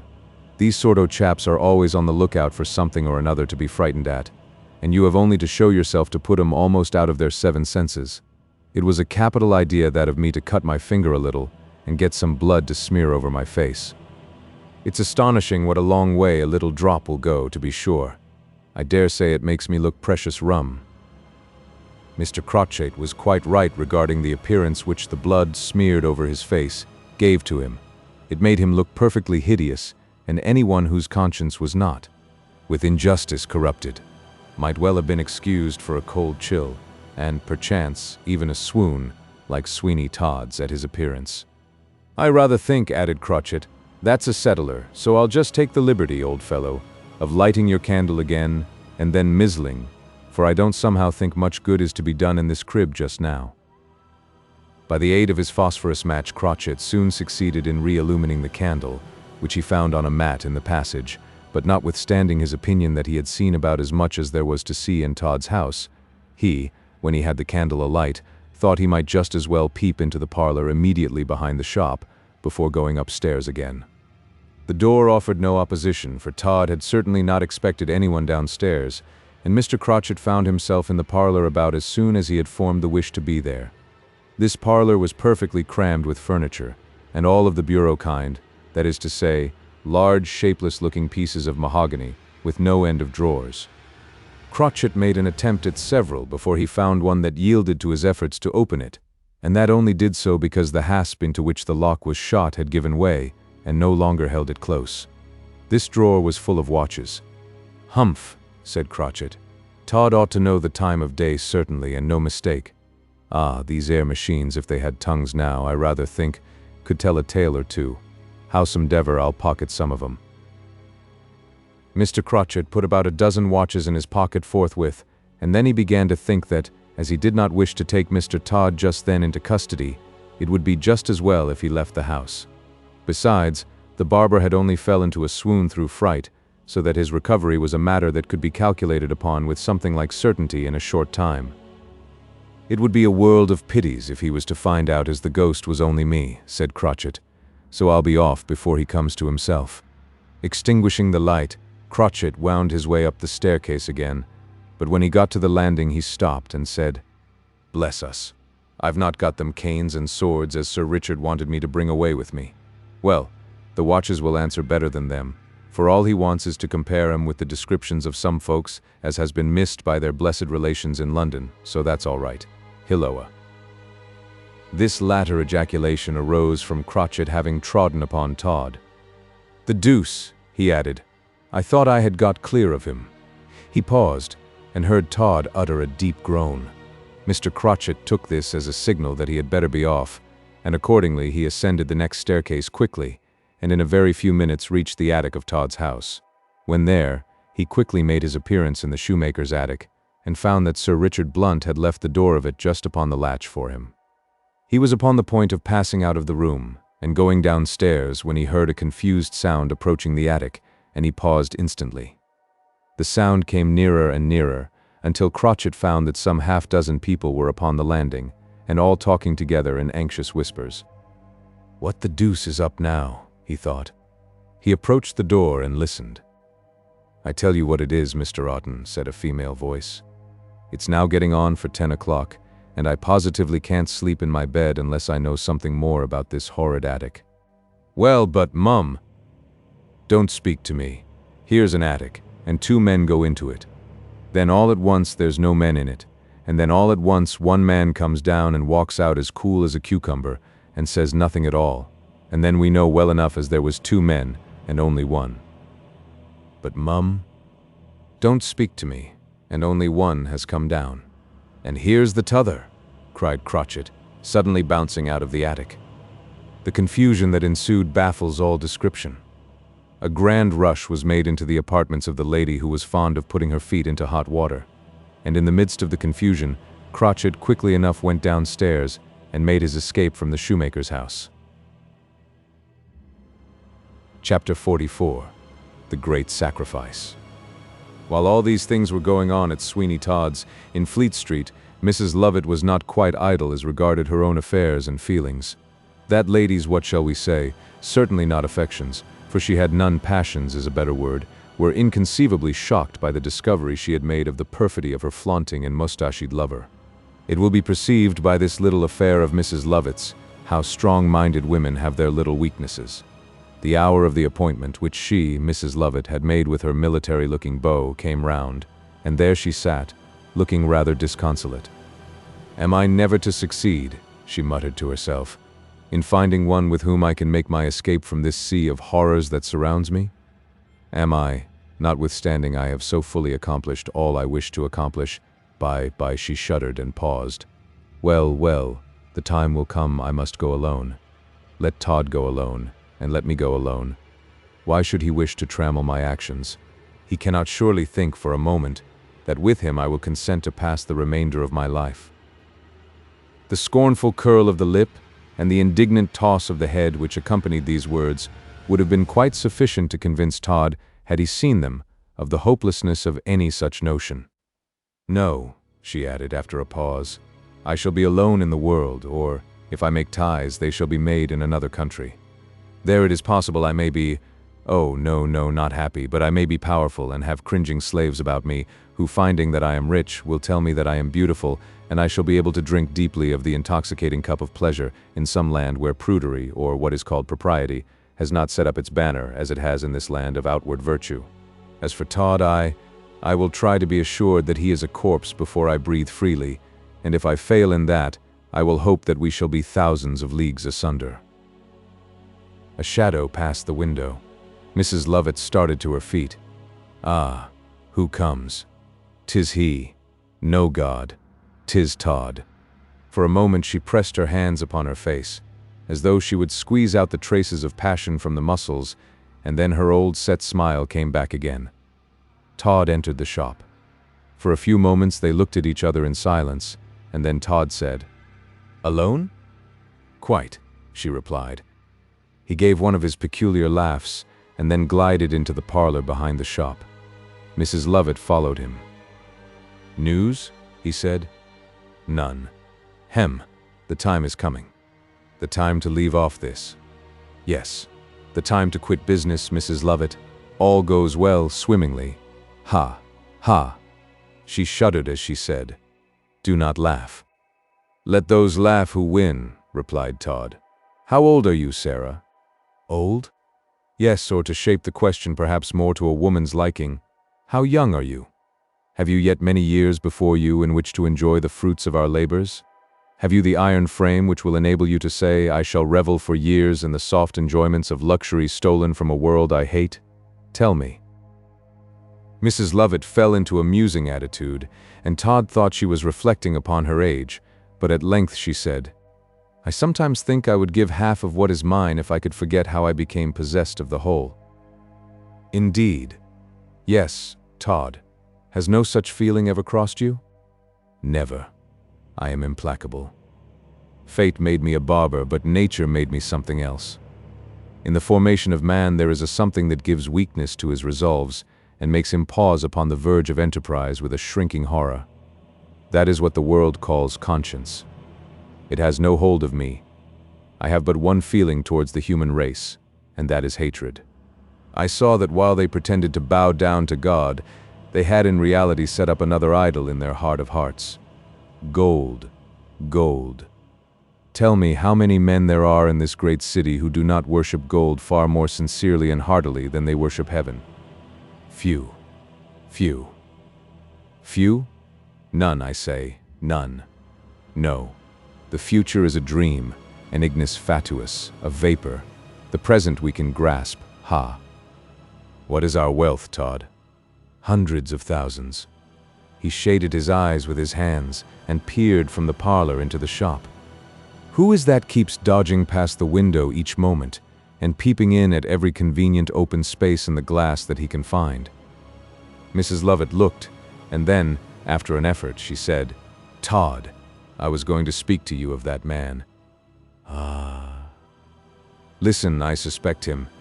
For some days past he has haunted the shop and makes endeavors to become acquainted with me. I did not think it sound policy wholly to shun him, but gave him such encouragement as might supply me with opportunities of judging if he were a spy or not." "Humph. I think him dangerous." Todd's eyes glistened like burning coals. "Should he come into your shop to be shaved, Todd?" "Ha! Ha!" The horrible laugh rang through the place, and Mrs. Lovett's lover, with the mustache, sprung to the other side of Bell Yard, for the unearthly sound even reached his ears as he was peeping through the window to catch a glimpse of the charming widow. "You understand me, Todd?" "Perfectly, perfectly. I shall know him again." "Ah, my dear Mrs. Lovett, how dangerous it is to be safe in this world. Even our virtue cannot escape detraction, but we will live in hopes of better times. You and I will show the world, yet, what wealth is." "Yes, yes." Todd crept close to her and was about to place his arm round her waist, but she started from him, exclaiming, "No, no, Todd, 1,000 times no. Have we not before quarreled upon this point? Do not approach me, or our compact, infernal as it is at an end. I have sold my soul to you, but I have not bartered myself." The expression of Todd's countenance at this juncture was that of an incarnate fiend. He glared at Mrs. Lovett as though with the horrible fascination of his ugliness he would overcome her, and then slowly rising he said, "Her soul, ha! She has sold her soul to me, ha! I will call tomorrow." He left the shop, and as he passed the gent who by force of his mustache hoped to win the affections of Mrs. Lovett, he gave him such a look that he terrified him, and the gent found himself in the shop before he was aware. Bless me, what a horrid-looking fellow! I swear by my courage and honor I never saw such a face. Ah, my charmer, who was that left your charming presence just now? Someone who came for a pie. Pawn honor, he's enough to poison all the pies. Oh, you beauty, you all. The gallant's mouth was so full of a veal pie that he had stuffed into it that for some few moments he could not produce an intelligible sound. When he had recovered, he walked into the parlor and sat down, saying, "Now, Mrs. Lovett, here am I, pawn honor, your humble servant, and stop my breath if I'd say as much to the commander-in-chief. When's the happy day to be?"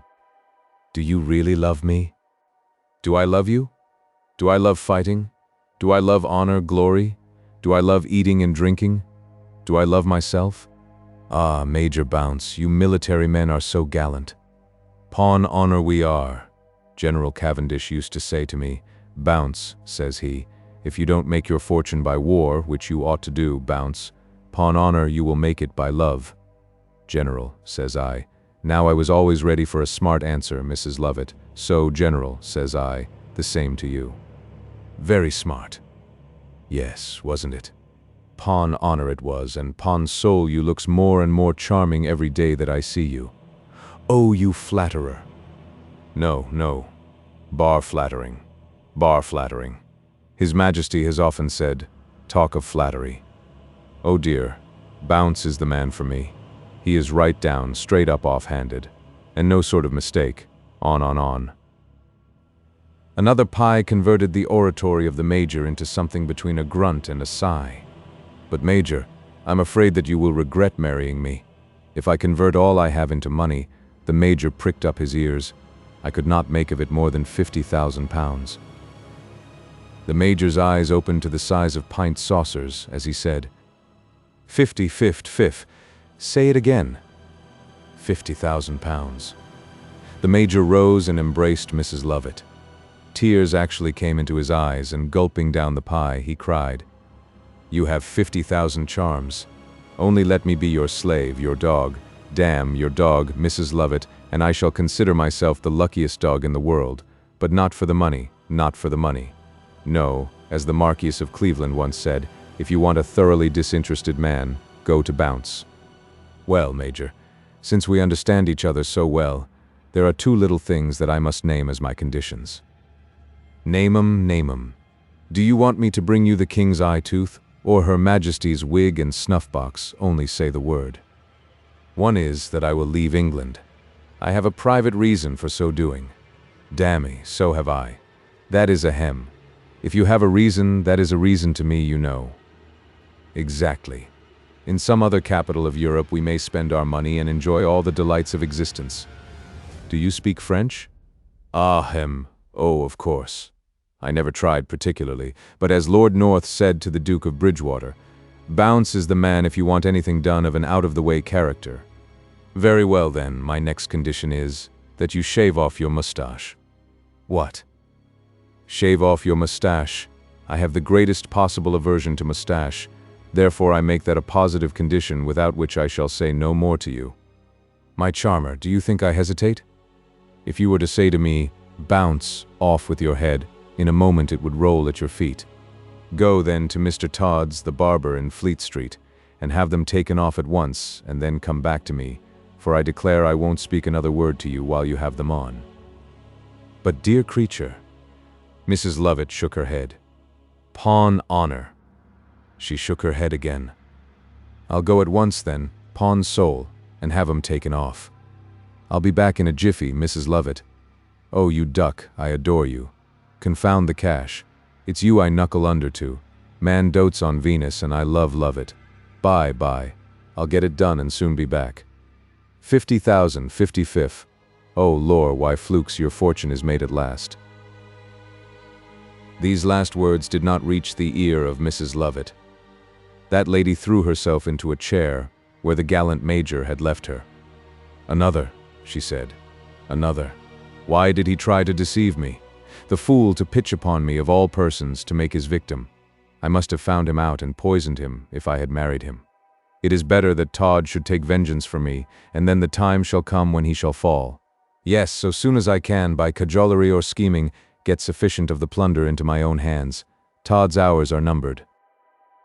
After this, Mrs. Lovett fell into a train of musing, and her face assumed an expression so different from that with which she was wont to welcome her customers in the shop, that not one of them would have known her. But we must look at Todd.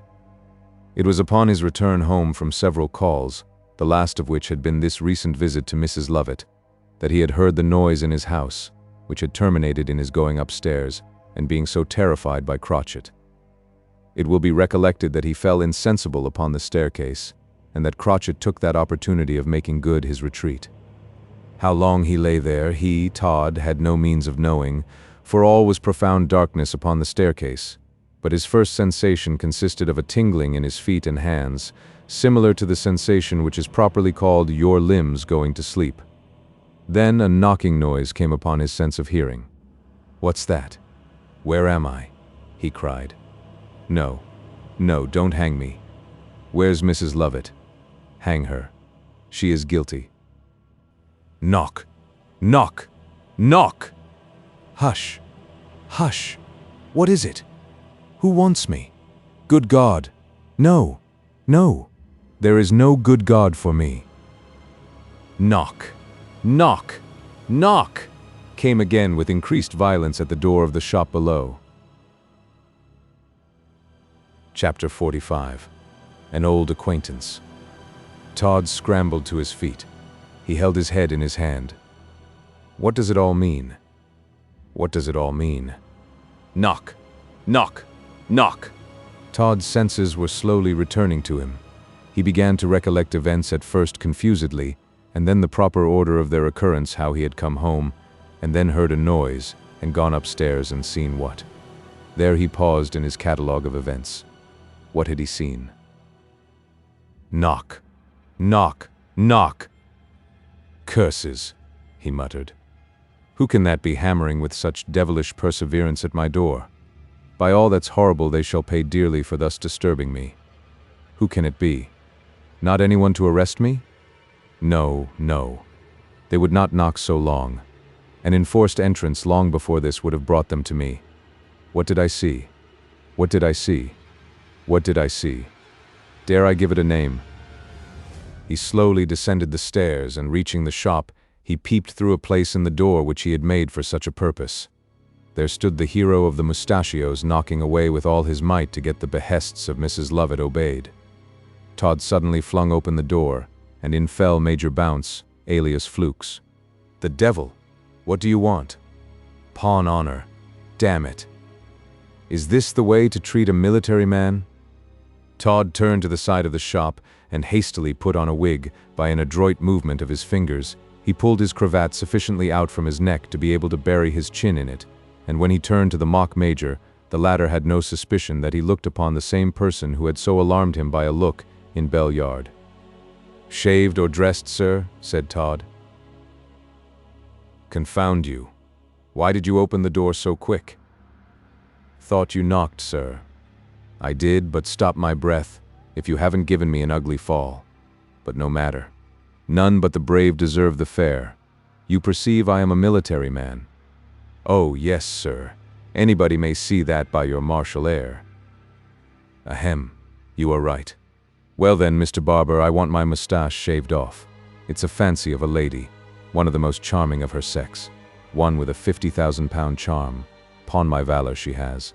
Ah, I am a lucky dog, 38 handsome as Apollo, and beloved by the fairest of the fair. Life is a jolly thing. Life is a jolly thing while I drink deep and go frolicking.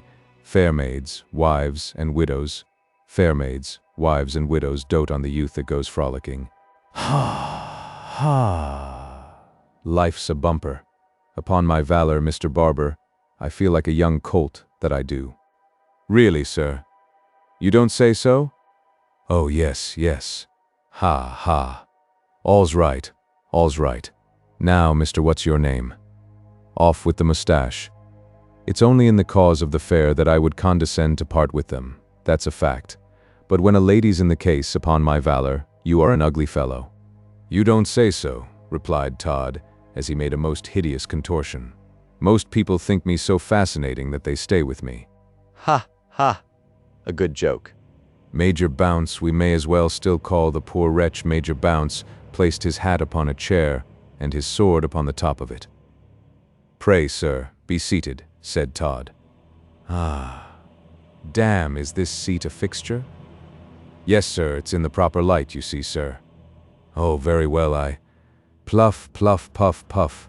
"Confound you, what have you filled my mouth with soap-suds for?" "Quite an accident, sir." "Quite an accident, for which I humbly beg your pardon, I assure you, sir. If you keep your mouth shut and your eyes open, you will get on amazingly.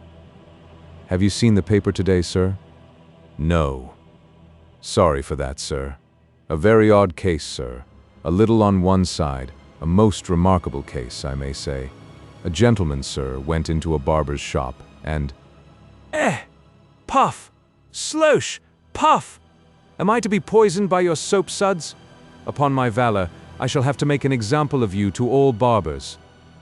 You opened your mouth at the wrong time, sir. The wrong devil? Don't keep me here all night. Certainly not, sir. But as I was saying about this curious case in the paper, a military gentleman went into a barber's shop to be shaved. Well, the devil, pluff. Good God, am I to endure all this? Certainly not, sir. I'll show you the paper itself. You must know, sir, that the paragraph is headed Mysterious Disappearance of a Gentleman. Damn it. What do I care about it? Get on with the shaving. Certainly, sir. Todd gave a horrible scrape to Major Bounce's face with a blunt razor. Quite easy, sir? Easy? Good gracious. Do you want to skin me? Oh dear no, sir. What an idea. To skin a military gentleman. Certainly not, sir. I see you require one of my best keen razors, one of the magnum bonums. Ha, ha. Eh? What was that? Only me giving a slight smile, sir. The deuce it was. Don't do it again, then, that's all. And get your keen razor at once, and make an end of the business. I will. Make an end of the business. Sit still, sir. I'll be back in a moment. Todd went into the parlor. £50,000, muttered Major Bounce. I am a happy fellow. At last, after so many ups and downs, I light upon my feet. A charming widow, and she wishes to leave England. How lucky. I wish the very same thing. £50,000, 50,000 charms. Good God! What's that? Said a man who was passing Todd's window in Fleet Street. What a horrid shriek! Did you hear it, Mum? Oh dear, yes, said a woman. I am all of a tremble. It came from the barber's shop here. Let's go in and ask if anything is the matter. The man and woman crossed Todd's threshold and opened the shop door. A glance showed them that a man's face was at a small opening of the parlor door. The shaving chair was empty. What's the matter? Said the man. With whom? Said Todd. Well, I don't know, but I thought somebody cried out. Todd crept along the floor until he came close to the man, and then he said, My friend, have you anything to do? Yes, thank God. Then, go and do it. And the next time you hear me cry out with the stomachache, ask yourself if it is your business to come in and ask me any questions about it. As for you, ma'am, unless you want to be shaved, I don't know for the life of me what you do here. Well, we only thought. Todd gave a hideous howl, which so terrified both the intruders that they left the shop in a moment. His countenance then assumed that awful satanic expression which it sometimes bore, and he stood for the space of about 5 minutes in deep thought. Starting then suddenly, he took up the sword and hat of Major Bounce, and was in the act of putting both into a cupboard when a smothered cry met his ears. Todd unsheathed the sword, and after fastening his shop door, he went into the parlor. He was absent about 10 minutes, and when he returned he had not the sword, but he hastily washed his hands. Done, he said. Scratch, scratch, scratch. Came something at his door, and Todd bent forward in an attitude of listening. Scratch, scratch, scratch. His face turned ghastly pale, and his knees knocked together as he whispered to himself, What is that? What is that? Todd was getting superstitious. Since his adventure with Mr. Crotchet, his nerves had been out of order, notwithstanding the exertions he had made to control himself and to convince his judgment that it was all a matter of imagination. Yet now, somehow or another, although there was no visible connection between the two things, he could not help mentally connecting this scratching at the door with the vision on the staircase. It is strange how the fancy will play such tricks, but it is no less strange than true that she does so, yoking together matters most dissimilar, and leading the judgment into strange disorder. Scratch! Scratch! Scratch! What? What is it? Gasped Todd. But time works wonders, and after the first shock to his nerves, the barber began to think that someone must be playing him a trick, and, for all he knew, it might be the very man whom he had snubbed so for interfering with him, Or it might be some boy the boys would at times tease Sweeney Todd. This supposition gathered strength each moment. "It is a trick, he said. "I will be revenged." He took a thick stick from a corner and stealthily approached the door. The odd scratching noise continued, and he again paused for a few moments to listen to it. A boy, he growled. "It is one of the infernal boys." Opening the door a little way with great quickness, Todd aimed a blow through the opening. There was a short, angry bark, and his old enemy, the dog that had belonged to the mariner, thrust in his head and glared at Todd. "Help! Help! Murder!" cried Todd. "The dog again!" He made a vain effort to shut the door, but Hector was too strong for him, and, as he had got his head in, he seemed to be determined to force in his whole body, which he fully succeeded in doing. Todd dropped the stick and rushed into the back parlor for safety, from whence, through a small square of glass near the top of the door, he glared at the proceedings of his four-footed foe. The dog went direct to the cupboard from which he had taken his master's hat, and opening the door, he dragged out an assemblage of miscellaneous property, as though he hoped to find among it some other vestige of the dear master he had lost. When, however, after tossing the things about, he found that they were all strange to him, he gave a melancholy howl. Hector then appeared to be considering what he should do next, and after a few moments' consideration he made a general survey of the shop, and finally ended by leaping into the shaving chair, where he sat and commenced such a series of melancholy howls that Todd was nearly driven out of his mind at the conviction that the whole street must be soon in a state of alarm. Oh, how glad he would have been to have shot Hector! But then, although he had pistols in the parlor, he might miss him, and send the bullet into Fleet Street through his own window, and perchance hit somebody, and that would be a trouble. The report, too, would bring a crowd round his shop, and the old story of him and the accusing dog, for had not that dog accused him, would be brought up again. But yet something must be done. "Am I to be a prisoner here," said Todd, "while that infernal dog sits in the shaving chair howling?" Now and then, for the space of about half a minute, the dog would be quiet. But then the prolonged howl that he would give plainly showed that he had only been gathering breath to give it. Todd got desperate. "I must and will shoot him," he said. Going to a sideboard, he opened a drawer and took from it a large double-barreled pistol. He looked carefully at the priming, and satisfying himself that all was right, he crept again to the parlor door. "I must and will shoot him at any risk," he said. "This infernal dog will be else the bane and torment of my life. I thought I had been successful in poisoning the brute as he suddenly disappeared from my door, but he has been preserved by some sort of miracle on purpose to torment me." Howl went the dog again. Sweeney Todd took a capital aim with the pistol. To be sure, his nerves were not quite in such good order as they sometimes were, but then the distance was so short that how could he miss such an object as a Newfoundland dog? I have him, he muttered. "Ha ha, I have him." He pulled the trigger of the pistol, snap went the lock, and the powder in the pan flashed up in Todd's face, but that was all. Before he could utter even an oath, the shop door was opened, and a man's voice cried, "Hasn't nobody seen nothing of never a great dog nowheres? Oh, there you is, my tulip. Come to your father, you rogue you. So you gived me the slip at last, did you, you willain?" Chapter 46. Todd and the Silversmith.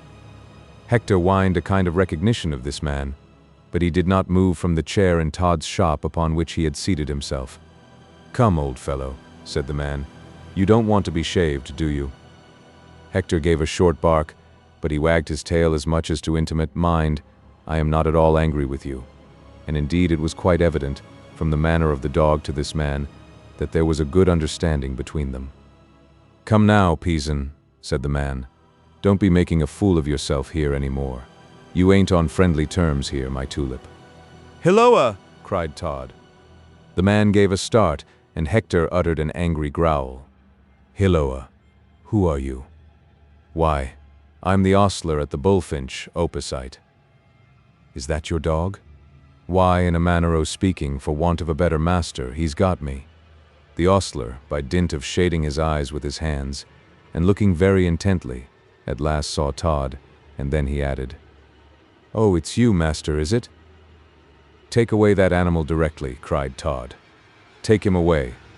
I hate dogs. Curses on both you and him. How came he here?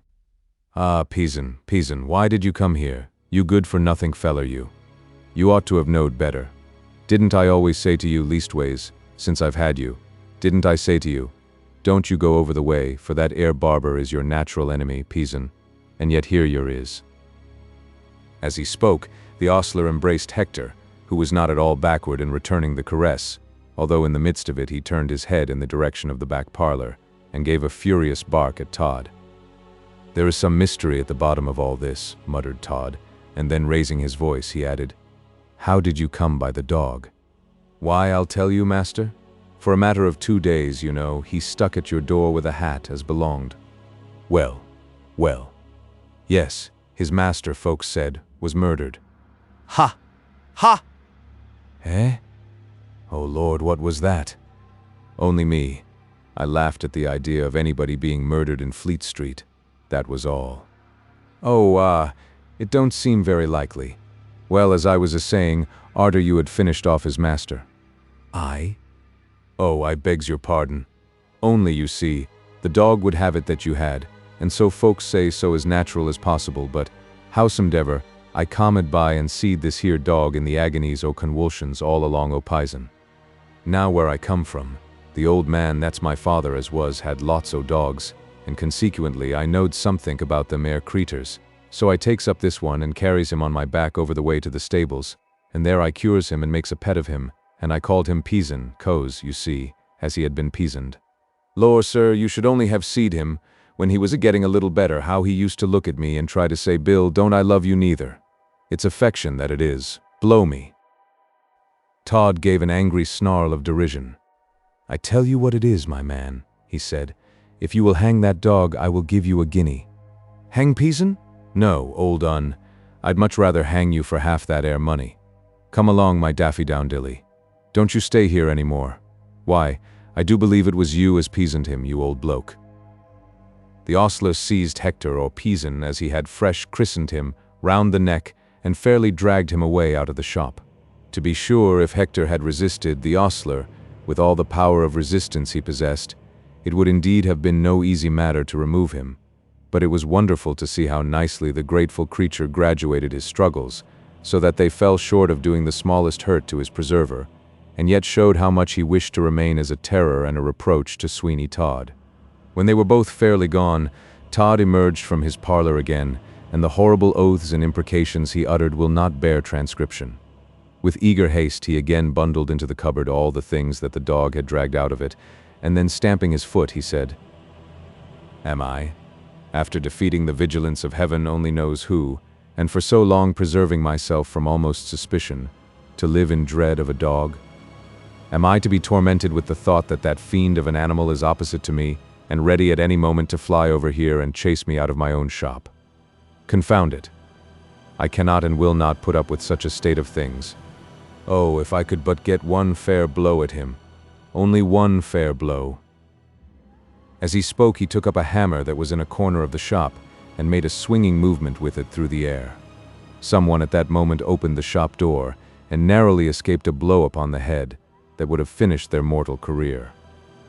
Hilloa. Are you mad? Mad, said Todd. Yes.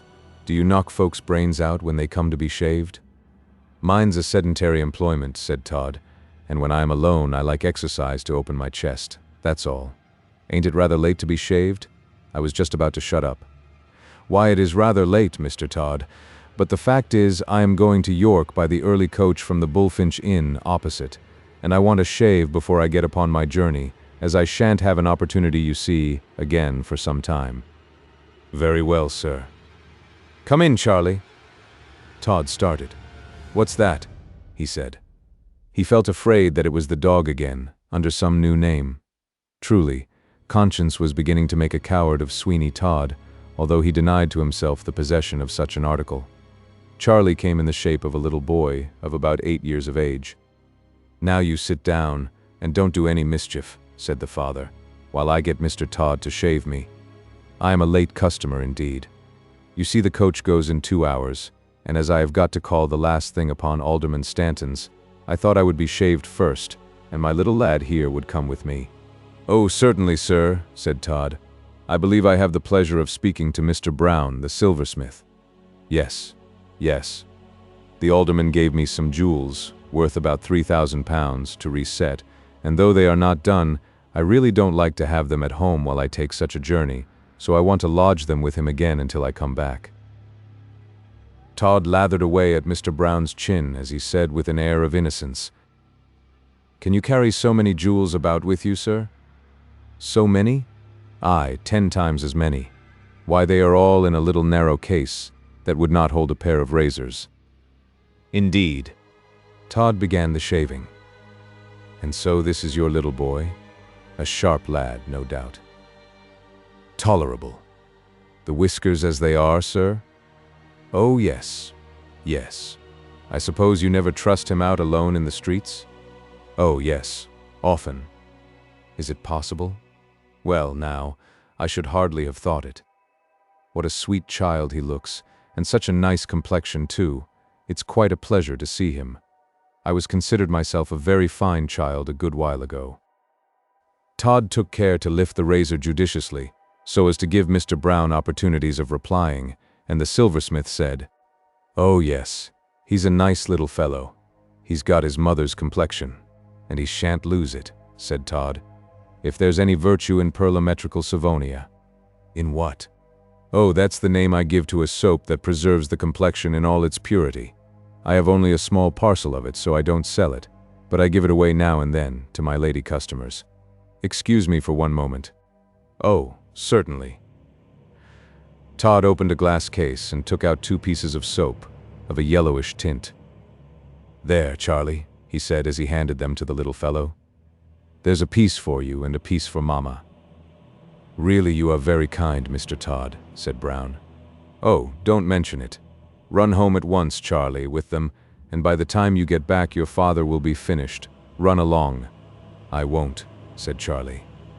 "Ah, come, come," said his father. "I won't go, and I don't like soap." "And why don't you like soap, my little man?" said Todd, as he recommenced operations upon the silversmith's face.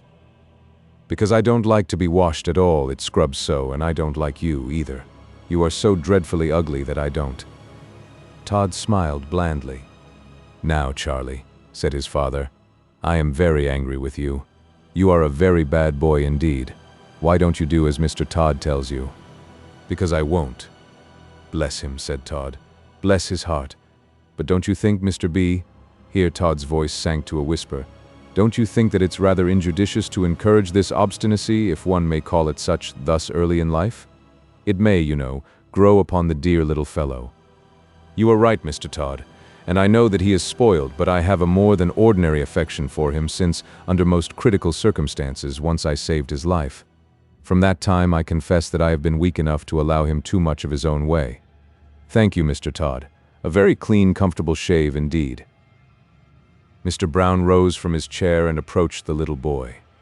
"Charlie, my dear," he said, "you will save Papa's life someday, won't you?" "Yes," said Charlie. The father kissed him as he added, "How affected I feel tonight. I suppose it's the thought of the long journey I am going." "No doubt," said Todd. "Good night, Mr. Todd. Come along, Charlie." "Won't you give me a kiss, you darling, before you go?" said Todd. "No, ugly, I won't." "Oh, Charlie, Charlie, your behavior to Mr. Todd is really anything but right. You are a very bad boy tonight. Come along." Away they went, and Todd stood stropping the lately used razor upon his hand as he glared upon them and muttered, "Jewels worth £3,000. And so you saved the child's life, did you? By all that's devilish, he has returned the obligation." He went to the door and looked after the retreating figures of the silversmith and his child.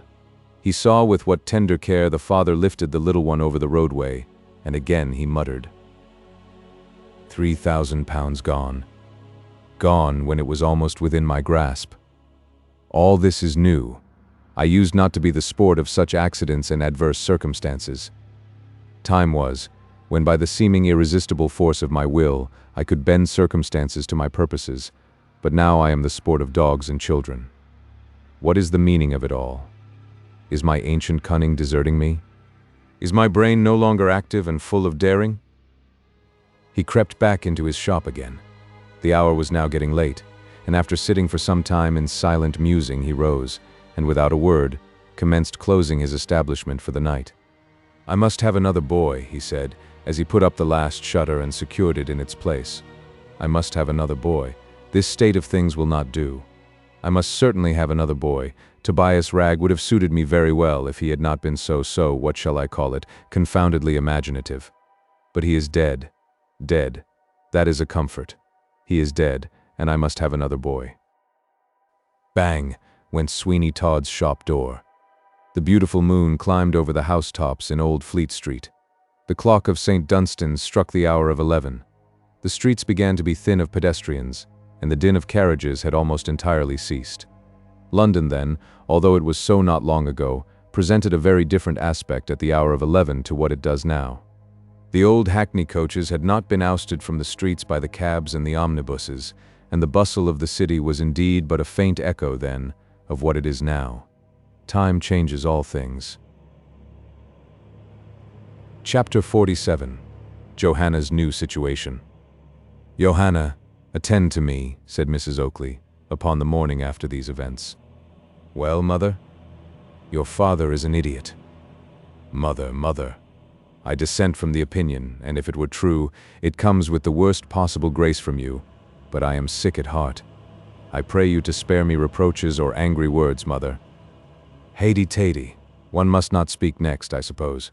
Some people fancy that other people know nothing, but there is such a thing as overhearing what some people say to other people. Johanna had not the most remote notion of what her mother meant, but Mrs. Oakley's tongue was like many pieces of machinery, that when once set in motion are not without considerable trouble brought to a standstill again. So on she went. "Of course, I now know quite well why the godly man who would have made you a chosen vessel was refused. It was all owing to that scamp, Mark Ingestry." Mother. "Mary, come up. You need not look at me in such a way. We don't all of us see with the same eyes. A scamp he is, and a scamp he will be. Mother, he whom you so name is with his God. Mention him no more. The wild ocean rolls over his body, his soul is in heaven. Speak not irreverently of one whose sole crime was that he loved me. Oh, mother, you—" Johanna could say no more. She burst into tears. "Well," said Mrs. Oakley, "if he is dead, pray what hinders you from listening to the chosen vessel, I should like to know?" "Do not. Oh, do not, mother, say any more to me. I dare not trust myself to speak to you upon such a subject." "What is this?" said Mr. Oakley, stepping into the room. Johanna in tears. "What has happened?" "Father, dear father." "And Mr. O," cried Mrs. Oakley, "what business is it of yours, I should like to know? Be so good, sir, as to attend to your spectacles, and such like rubbish, and not to interfere with my daughter." "Dear me, ain't she my daughter likewise?" "Oh yes, Mr. O. Go on with your base, vile, wretched, contemptible, unmanly insinuations. Do go on, pray. I like it. Oh, you odious wretch, you spectacle-making monster." "Do not," cried Johanna, who saw the heightened color of her father's cheek. "Oh, do not let me be the unhappy cause of any quarreling. Father. Hush, my dear. Don't you say another word. Cousin Ben is coming to take a little bit of lunch with us today." "I know it," cried Mrs. Oakley, clapping her hands together with a vengeance that made Oakley jump again. "I know it. Oh, you wretch. You couldn't have put on such airs if your bully had not been coming. I thought the last time he came here was enough for him. Aye, and for you too, Mr. O." "It was nearly too much," said the spectacle-maker, shaking his head. "Tow row," cried Big Ben, popping his head into the parlor. "What do you all bring it in now? Willful murder with the chill off, or what? Ah, Mother Oakley, what's the price of vinegar now? Wholesale pluck does it. Here you is. Ha, ain't we a united family? Couldn't stay away from you, Mother Oakley. No more nor I could from that 'ere laughing hyena we has in the tower. Ugh, wretch." "Sit down, Ben," said Mr. Oakley. "I am glad to see you, and I am quite sure Johanna is." "Oh, yes, yes." "That's it," said Ben. "It's on Johanna's account I came. Now, little one, just tell me." Johanna had just time to place her finger upon her lips, unobserved by anyone, and shake her head at Ben. "Ah, how are you, eh?" he said, turning the conversation. "Come, Mother-O, stir your old stumps and be alive, will you? I have come to lunch with your lord and master, so bustle, bustle." Mrs. Oakley rose, and placing her hands upon her hips, she looked at Ben as she said, "You great, horrid man-mountain of a wretch. I only wonder you ain't afraid, after the proper punishment you had on the occasion of your last visit, to show your horrid face here again. You deludes to the physicking, I suppose, mum. Lord bless you, it did us no end of good, but howsomedever, we provide agin wice in animals when we knows on it aforehand, do you see? Oh, there you is." A boy howled out from the shop, "Did a gentleman order 2 gallons of half and half here, please?" "All's right," said Ben. "Now, Mother-O, the only thing I'll trouble you for is a knife and fork. As for the rest of the combustibles, here they is." Ben took from one capacious pocket a huge parcel, containing about 6 pounds of boiled beef, and from the other he took as much ham. "Hold hard," he cried to the boy who brought the beer. "Take this half-crown, my lad, and get 3 quartern loaves." "But Ben," said old Mr. Oakley, "I really had no intention, when I asked you to come to lunch this morning, of making you provide it yourself. We have, or we ought to have, plenty of everything in the house." "Old birds," said Ben, "isn't to be caught twice. A fellow, arter he has burnt his fingers, is afeard o' playing with the fire. No, Mrs. O, you gave us a benefit last time, and I ain't a-going to try my luck again. All's right, pitch into the grub. How is the chosen vessel, Mother-O? All right, eh?" Mrs. Oakley waited until Ben had made an immense sandwich of ham and beef, and then in an instant, before he was aware of what she was about, she caught it up and slapped it in his face with a vengeance that was quite staggering. "Easy does it," said Ben. "Take that, you great fat elephant." "Go it! Go it!" Mrs. Oakley bounced out of the room. Johanna looked her sorrow, and Mr. Oakley rose from his chair, but Ben made him sit down again, saying, "Easy does it. Easy does it. Never mind her, Cousin Oakley. She must have her way sometimes. Let her kick and be off. There's no harm done, not a bit. Lord bless you, I'm used to all sorts of cantankerous animals." Mr. Oakley shook his head. "Forget it, father," said Johanna. "I only wish, my dear, I could forget many things, and yet there are so many others that I want to remember mixed up with them that I don't know how I should manage to separate them one from the other." "You couldn't do it," said Ben. "Here's luck in a bag, and shake it out as you want it." This sentiment was uttered while Ben's head was deep in the recesses of the 2-gallon can of beer, so that it had a peculiar solemn and sonorous effect with it. After drinking about a quart, Ben withdrew the can and drew a long breath. "Has he brought yours?" he said. "What? Who?" "Why, the other 2 gallons for you and Johanna." "Good gracious, Ben, you don't mean that?" "Don't I, though? Oh, here he is. All's right. Now, my lad, get the little pint jug with the silver top to it, and if we don't mull a drop, I'm a sinner. Now, you'll see if Mrs. O don't come round quite handsome." Ben, by the aid of some sugar, succeeded in making a very palatable drink, and just as the steam began to salute the nostrils of old Oakley and himself, the door of the parlor was opened, and who should heedlessly step into the room but the pious Mr. Lupin himself. Mr. Lupin was so transfixed by finding Ben there that for a moment or two he could not gather strength to retreat, and during that brief period Ben had shifted his chair until he got quite behind the reverend gentleman, who, when he did step back, in consequence fell into Ben's lap. "What do you mean?" cried Ben in a voice of thunder. "Oh, murder, murder! Have mercy upon me. I only looked in as I was passing, to ask how all the family was." "Yes," said Mr. Oakley, "and because you, no doubt, heard I was going to Tottenham, to Judge Merivale's, to fit him with a pair of spectacles. Oh dear, oh dear. Let me go, sir." "I don't want you," said Ben. "But as you are here, let's make an end of all differences and have a pint together." "A pint?" Yes, to be sure. By the look of your nose, I should say it knows pretty well what a pint is.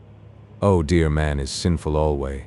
I bear no malice, and if the truly right-minded and pious Mrs. Oakley was only here, we might drink down all differences, Mr. Ben. Mr. Ben, thank you, sir. Oh, Mr. Lupin, cried Mrs. Oakley, at this moment bursting into the parlor. Is it possible that you can give your mind in this way to the Philistines? Is not this backsliding? Let us hope for the best, sister, said Mr. Lupin with an evangelical twang. Let us hope for the best. If people will drink, they had much better drink with the saints, who may take some favorable opportunity of converting them, than with sinners. Sit down, Mum, said Ben, and let's bury all animosities in the can. Easy does it. Don't you go, Johanna? Yes, but Ben, Now don't. Ben saw by the direction of Johanna's eyes that the reverend gentleman was resting one of his red, raw-looking hands upon her arm, and, situated as she was, she could not get out of his way but by rising. Sit still, said Ben. Easy does it.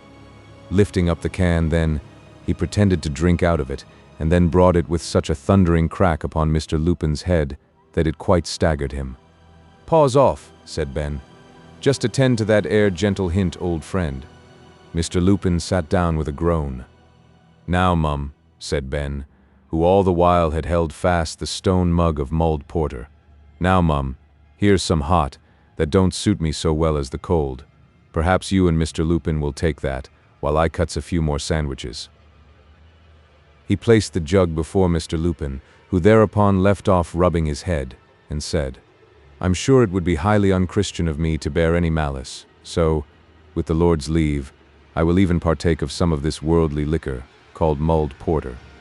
Now while Mr. Lupin drank the savory stream from the jug, it assailed the senses of Mrs. Oakley, and when the porter was placed before her, she raised it to her lips, saying, If folks are civil to me, I'm civil to them, only I don't like my godly friends to be ill-treated. I'm sure nobody knows what I have gone through for my family, and nobody thinks what a mother and wife I have been. What would have become of Oakley if it hadn't been for me, is a question I often ask myself in the middle of the night. She's a wonderful woman, sighed Lupin. Oh, uncommon, said Ben. Let me go, whispered Johanna to Ben. No, no. Wait for the fun. What fun? Oh, you'll see. You don't know what a trouble it has cost me, to be sure. Only wait a bit. There's a duck. Do. Johanna did not like to say she would not, so she shrunk back in her chair in no small curiosity to know what was about to happen. Mrs. Oakley lifted the jug to her lips and drunk deep. The aroma of the liquor must have been peculiarly grateful to the palate of Mrs. Oakley, for she certainly kept the jug at her mouth for a length of time that, to judge by the look of impatience upon the countenance of Mr. Lupin, was something outrageous. Sister, he said, mind your breath. Down came the jug, and Mrs. Oakley, when she could draw breath, gasped. Very good indeed. A dash of allspice would make it delicious. Oh, sister, cried Lupin as he grasped the jug, that was gently pushed towards him by Ben after Mrs. Oakley had set it down. Oh, sister, don't give your mind to carnal things, I beg of you. Why, she's drank it all. Mr. Lupin peered into the jug. He shut the right eye and looked in with the left, and then he shut the left eye and looked in with the right, and then he moved the jug about until the silver lid came down with a clap that nearly snapped his nose off. What's the matter? Said Ben. I don't exactly. Mr. Lupin raised the lid again and again, and peered into the jug in something of the fashion which popular belief supposes a crow to look into a marrow-bone. At length he turned the jug upside down and struck the bottom of it with his pious knuckles. A huge toad fell sprawling upon the table. Mrs. Oakley gave a shriek and rushed into the yard. Mr. Lupin gave a groan and flew into the street, and the party in the parlor could hear them in a state of horrible sickness. Easy does it, said Ben. It's only a piece of wood shaped like a toad and painted, that's all. Now I'm easy. I owed him one.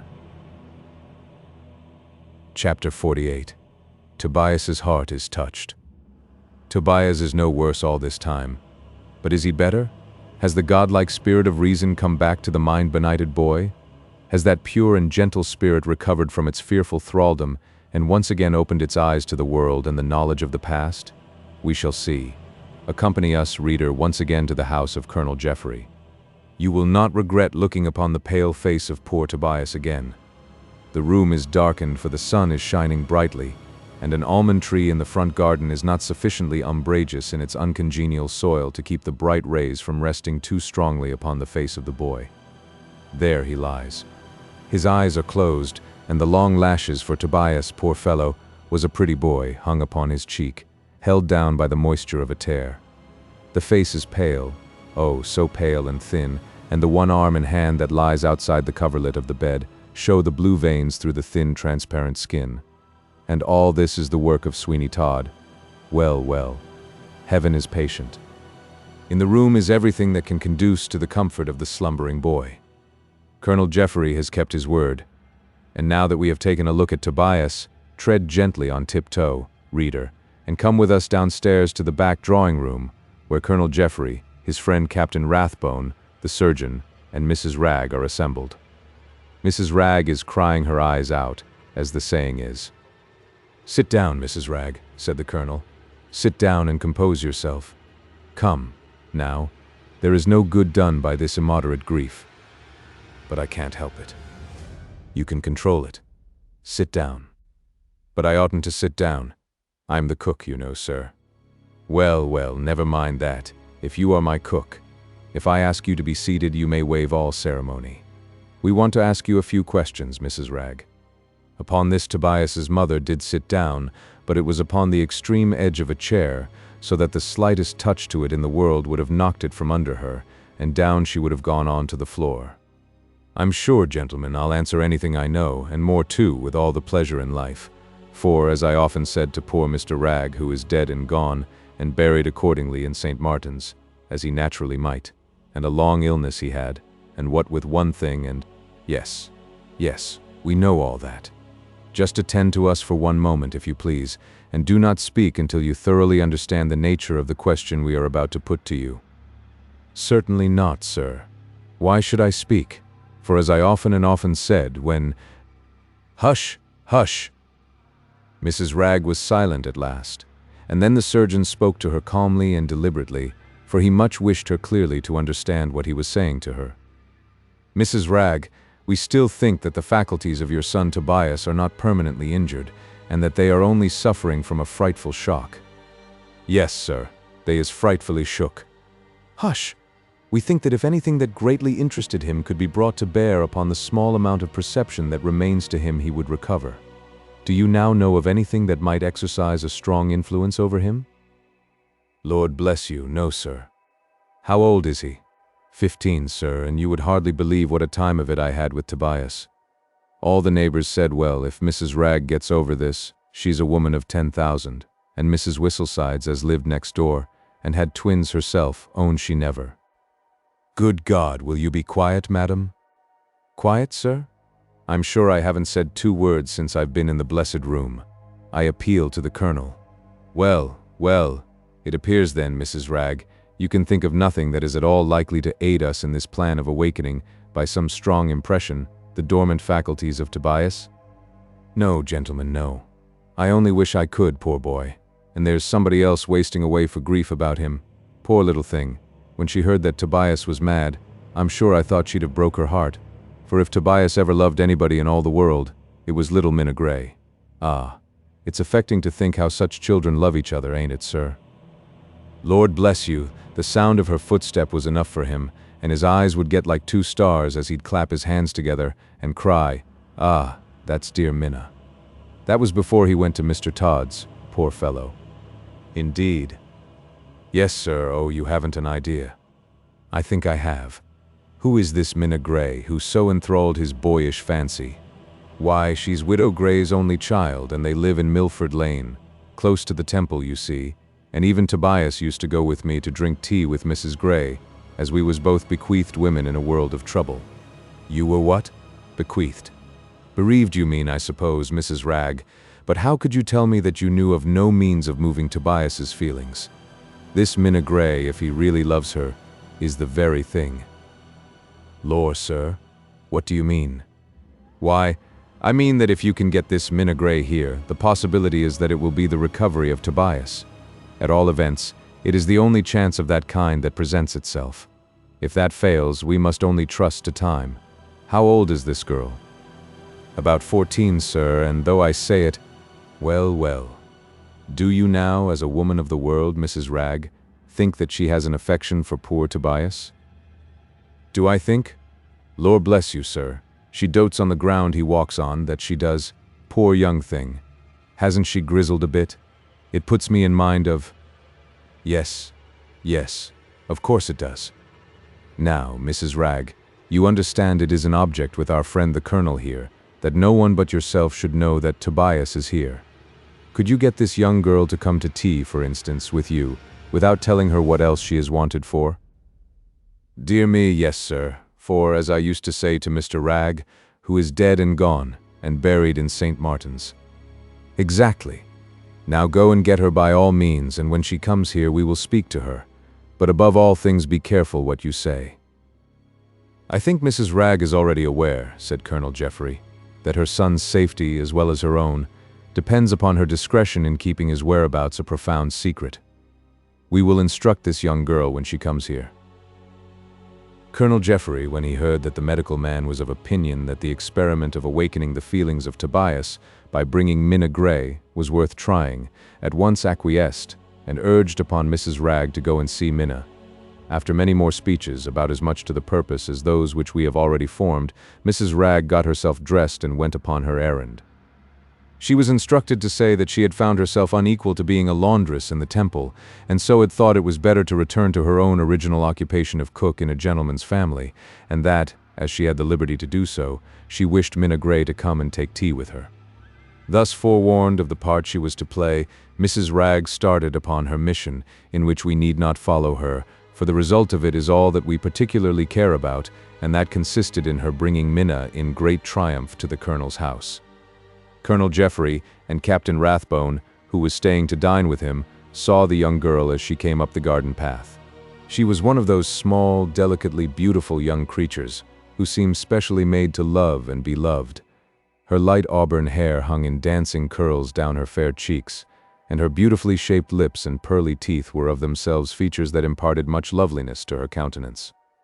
She had, too, about her face all the charm of childish beauty, which bespoke her so young as to have lost little of that springtide grace, which, alas, is so fleeting. Add to all this a manner so timid, so gentle, and so retiring, that she seemed to be an inhabitant of some quieter world than this, and you have Minna Gray, who had crept into the boyish heart of poor Tobias, before your eyes.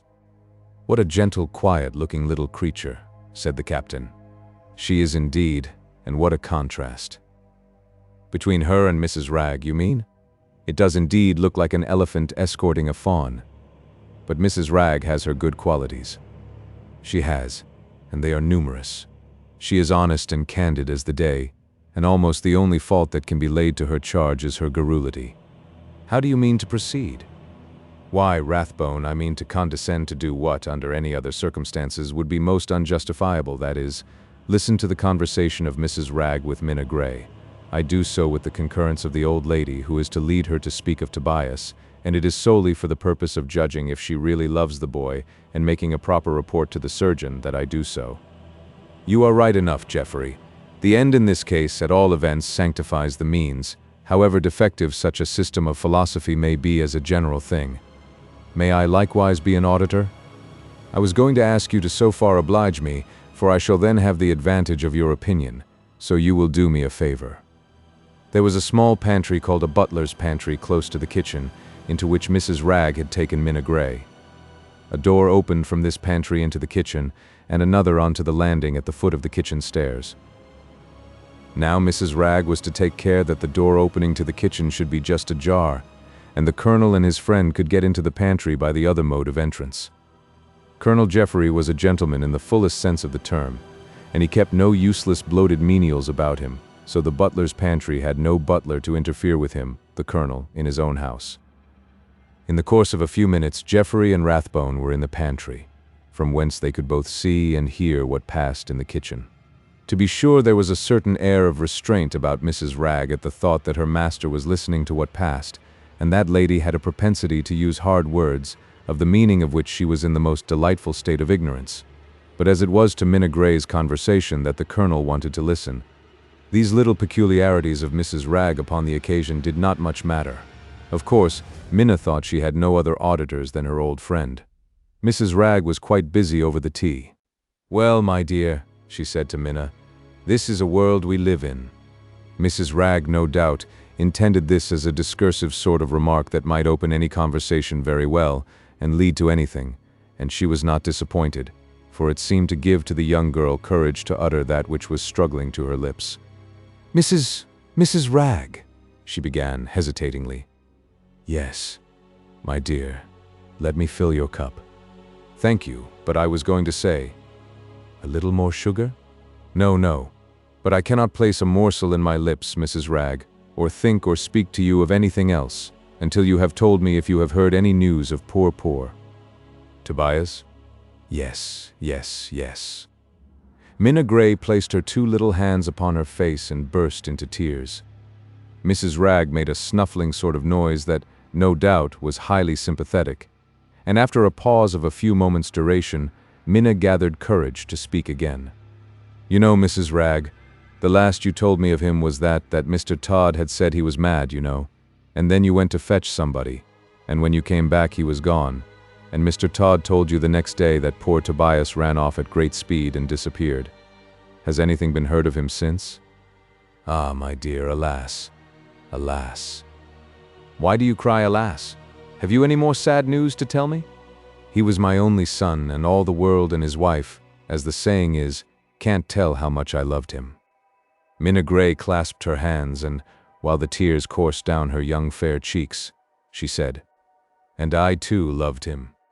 I always thought you did, my dear, and I'm sure, if you had been an angel out of heaven, my poor boy could not have thought more of you than he did. There was nothing that you said or did that was not excellent.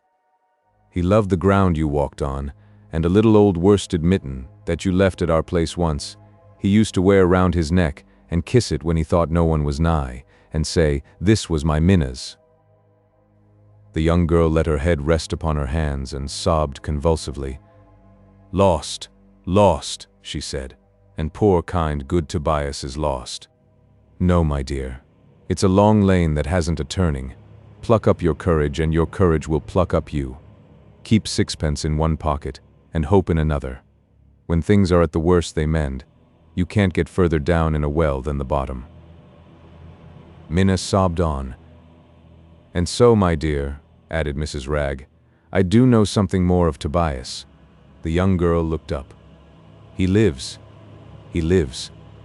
Laura Mussy, don't lay hold of a body so. Of course he lives, and, what's more, the doctor says that you ought to see him. He's upstairs." "Here? "Yes, to be sure. That's why I brought you to tea." Minna Gray took a fit of trembling, and then, making great efforts to compose herself, she said, Tell me all. "Well, my dear, it's an ill wind that blows nobody good, and so here I am, cook in as good a place as mortal woman would wish to have. I can't tell you all the rights of the story, because I don't know it. But certainly Tobias is upstairs in bed like a gentleman, only they say as his brains is something or another that makes him not understand anything or anybody, and so you see the doctor says if you speak to him, who knows but what he may come to himself." With an intuitive tact that belongs to some minds, and which Minna Gray, despite the many disadvantages of her social position, possessed in an eminent degree, she understood at once the whole affair.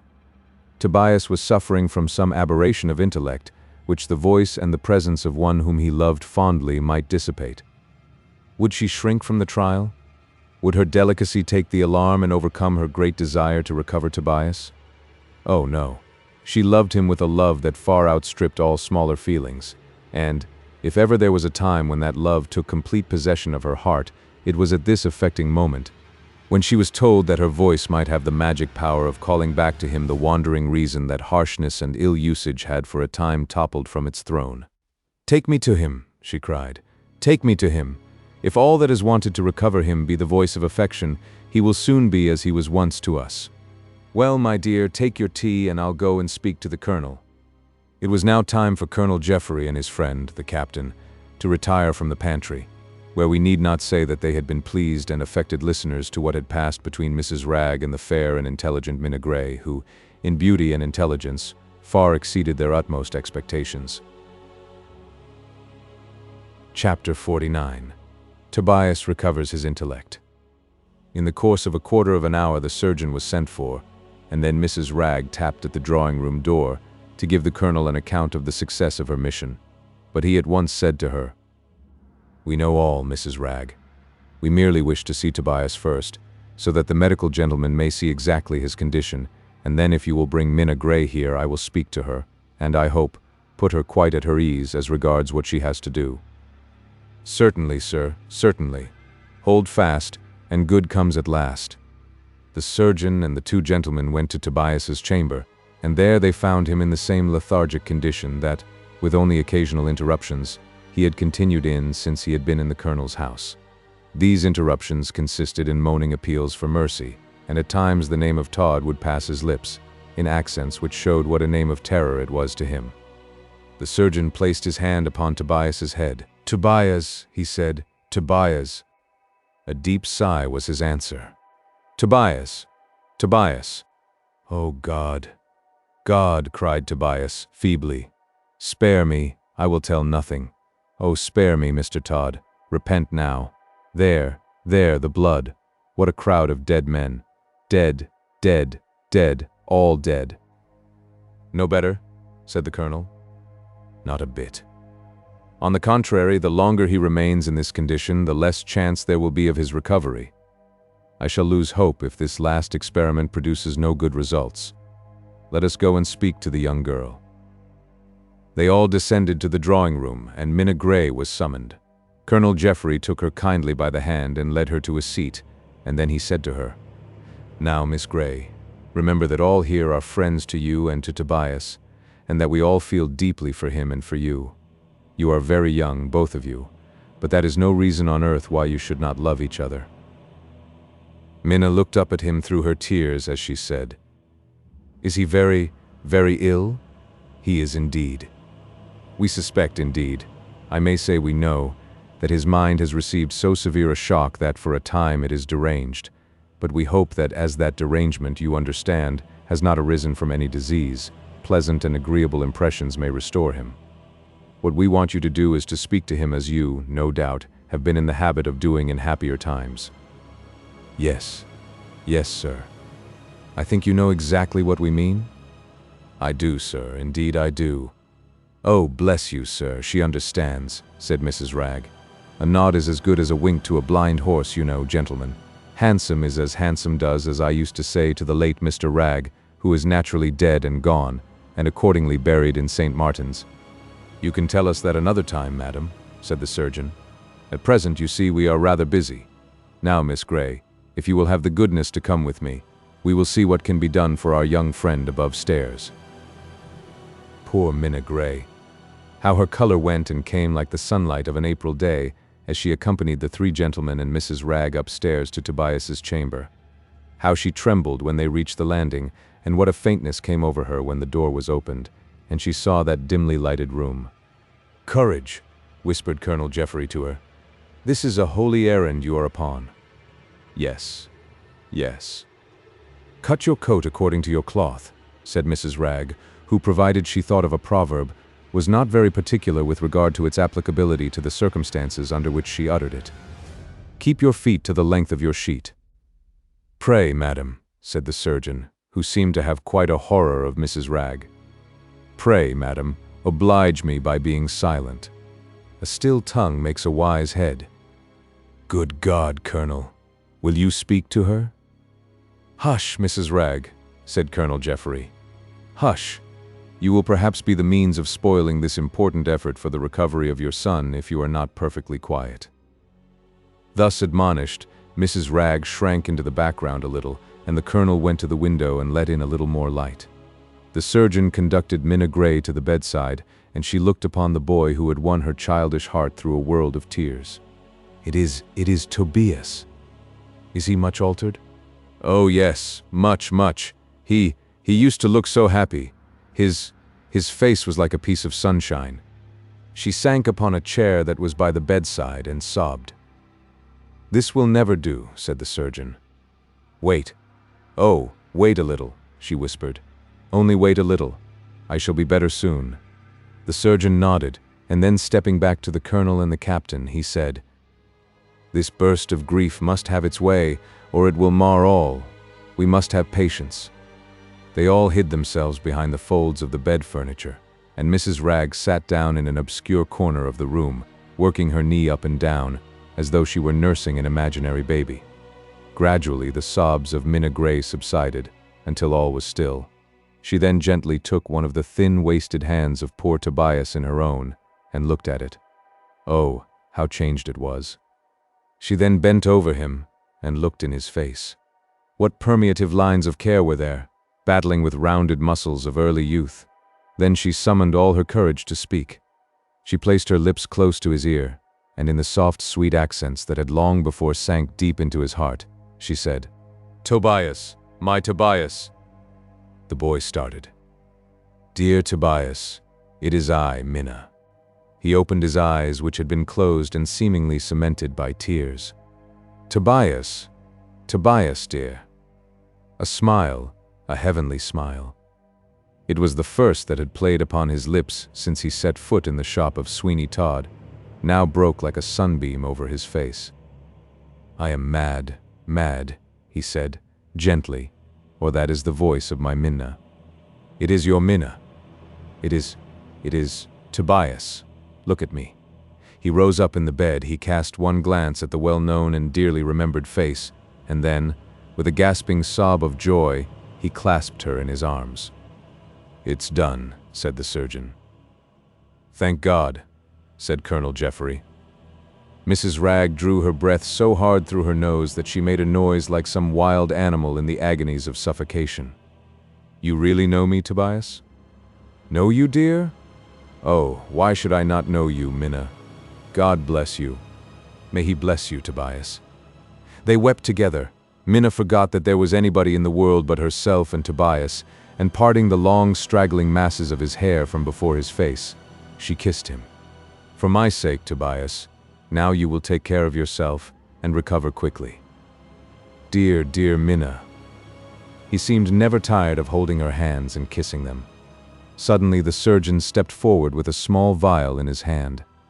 "Now, Tobias," he said, "you are much better, but you must take this."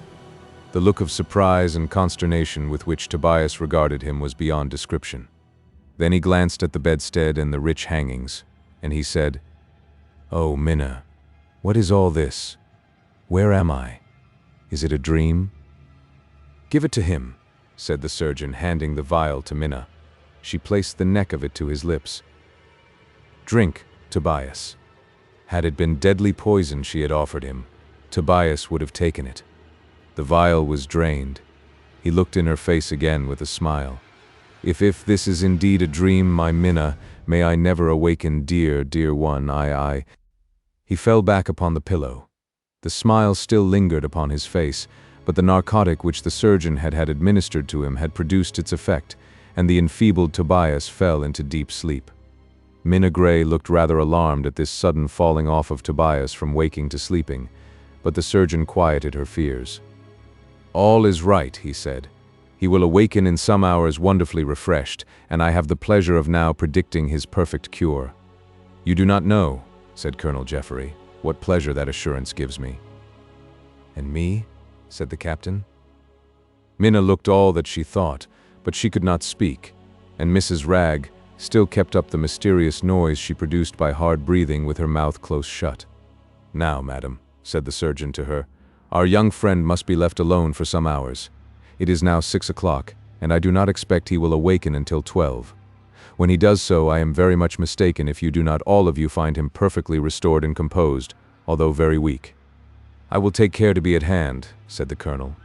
"Miss Gray, perhaps you will call and see how he is tomorrow, and all I can say is that you will be quite welcome to my house whenever you think proper, but let me impress upon you one thing." "What is it, sir?" "The absolute necessity of your keeping Tobias's place of abode and anything concerning him a most profound secret." "I will do so. If you do not, You will not only endanger the cause of justice, but in all probability his life, for he has an enemy with great resources, and of the most unscrupulous disposition in the use of them. I say this much to you, because the least indiscretion might be fatal. I will guard the secret, sir, as I would guard his life. That will do. Now come downstairs, and let us have a glass of wine to drink to the speedy restoration to perfect health of Tobias. Come, Rathbone, what do you think? Shall we be one too many yet for Todd? I begin to think we shall. I feel certain of it. So soon as we see that Tobias is sufficiently well to make any statement, it will be necessary to send for Sir Richard Blunt. Certainly. And then I hope and trust that we shall get at something that will elucidate the mystery that is still attached to the fate of poor Thornhill. Ah, I fear he is gone. Dead? Yes. That fatal string of pearls has heralded him to death, I fear, but perhaps we shall hear something concerning that yet from Tobias. They all sat down in the drawing-room, and with tearful pleasure Minna Gray drank a glass of wine to the health of Tobias, after which Mrs. Wragge saw her home again to Milford Lane, and no doubt all the road from this colonel's house to there did not want for a prolific subject of conversation. How happy Minna felt when she put up to heaven her simple prayer that night, previous to seeking repose. Chapter 50. Johanna makes a new confidant. We left the spectacle maker and his family rather in a state of confusion. Big Ben the beefeater had had his revenge upon both Mrs. Oakley and the saint, and it was a revenge that really did them no harm, so that in that respect it had turned out well. The Reverend Josiah Lupin did not return to the house, but Mrs. Oakley, in a terrible state of prostration from the effects of the sickness that had come over her, staggered again into the parlor. She looked at Mr. Oakley as she said, "If you were half a man, you would take the life of that villain for treating me in the way he has. I have no doubt but he meant to take the life of the pious Mr. Lupin, and so add him to the list of martyrs." "My dear," said the spectacle maker, "if Mr. Lupin intrudes himself into my house, and any friend of mine turns him out, I am very much obliged to him. Perhaps you would be equally obliged to this monster, whom you call your friend, if he would turn me out?" Mr. Oakley shook his head as he said, "My dear, there are some burthens which can be got rid of, and some that must be borne." "Come, come, Mother Oakley," said Ben. "Don't bear malice. You played me a trick the last time I came here, and now I have played you one. That's all. It wasn't in human nature not to do it, so don't bear malice." Mrs. Oakley, if she had been in a condition to do so, no doubt would have carried on the war with Big Ben, but she decidedly was not, and after a shudder or two, which looked as though she thought the toad was beginning again to oppress her, she rose to leave the room. "Mother," said Johanna, "it was not a real toad." "But you are," said Mrs. Oakley, sharply. "You have no more feeling for your mother than as if she were a brickbat." Feeling now that at all events she had had the last word at somebody, Mrs. Oakley made a precipitate retreat and sought the consolations and solitude of her own chamber. Mr. Oakley was about to make some speech, which he prefaced with a sigh, when someone coming into the shop called his attention, and he left Johanna and Big Ben the beefeater together in the parlor. The moment they were alone, Ben began shaking his head and making some very mysterious signs, which completely mystified Johanna. Indeed, she began to be afraid that Ben's intellects were not quite right, although an ordinary observer might have very well supposed there was something the matter with his nether garments, for he pointed to them repeatedly and shook his head at Johanna. "What is the matter, cousin?" she said. "Oh dear, oh dear, oh, oh, oh. Are you ill?" "No, but I only wonder as you ain't. Didn't I see you in Fleet Street with these here on?" "Oh, oh, not these here exactly, but another pair. These would be a trifle too large for you." "Oh dearum, my heart bled all for to see such a young and delicate little puss as you a taking to wear the thingamies so soon." Johanna now began to understand what Ben meant, namely, that he had seen her in Fleet Street disguised in male attire with her young friend Arabella Wilmot. "Oh, Ben," she said, "you must not think ill of me on that account." But, said Ben, rather hesitatingly, as if he were only putting a doubtful proposition, "wasn't it rather unusual?" "Yes, Ben, but there were reasons why I put on such garments." "Surely it was better to do so than to go without any?" said Ben. No, no. I did not say that. I mean it was better for me to forget a little of that maiden delicacy which than to let him. She burst into tears. "Holloa," cried Ben, as he immediately folded her in an immense embrace that went very near to smothering her.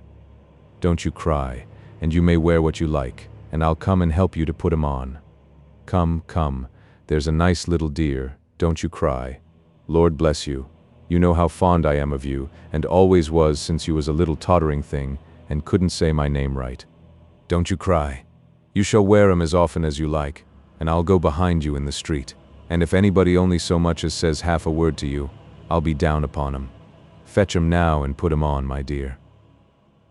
Johanna must have laughed if her life had depended upon her gravity, for all that Ben said upon the subject was uttered in the sheer simplicity of a kind heart, and well she knew that in his rough way he doted on her, and thought there was not such another being in the whole world as she. And yet he looked upon her as a child, and the imperceptible flight of time had made no difference in Ben's ideas concerning Johanna. She was still to him the sweet little child he had so often dandled upon his knee, and brought fruit and sweetmeats to when such things were great treasures. After a few moments he let her go, and Johanna was able to draw breath again.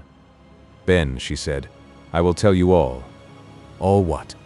"How I came to put on the Oh, these here very good. Cut on, and let's know all the particulars. I suppose you felt cold, my dear, eh?" "No, no." "No?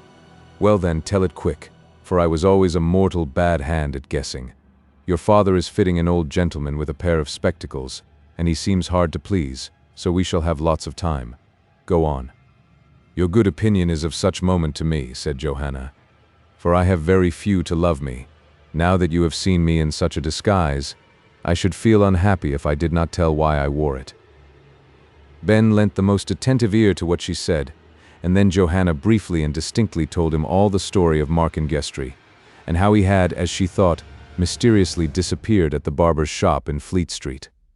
It will be seen that she still clung to the idea that the Thornhill of the arrived ship was no other than her lover. Ben heard her all out with the most fixed attention. His mouth and eyes gradually opened wider and wider as she proceeded, partly from wonder at the whole affair, and partly from intense admiration at the way in which she told it, which he thought was better than any book he had ever read.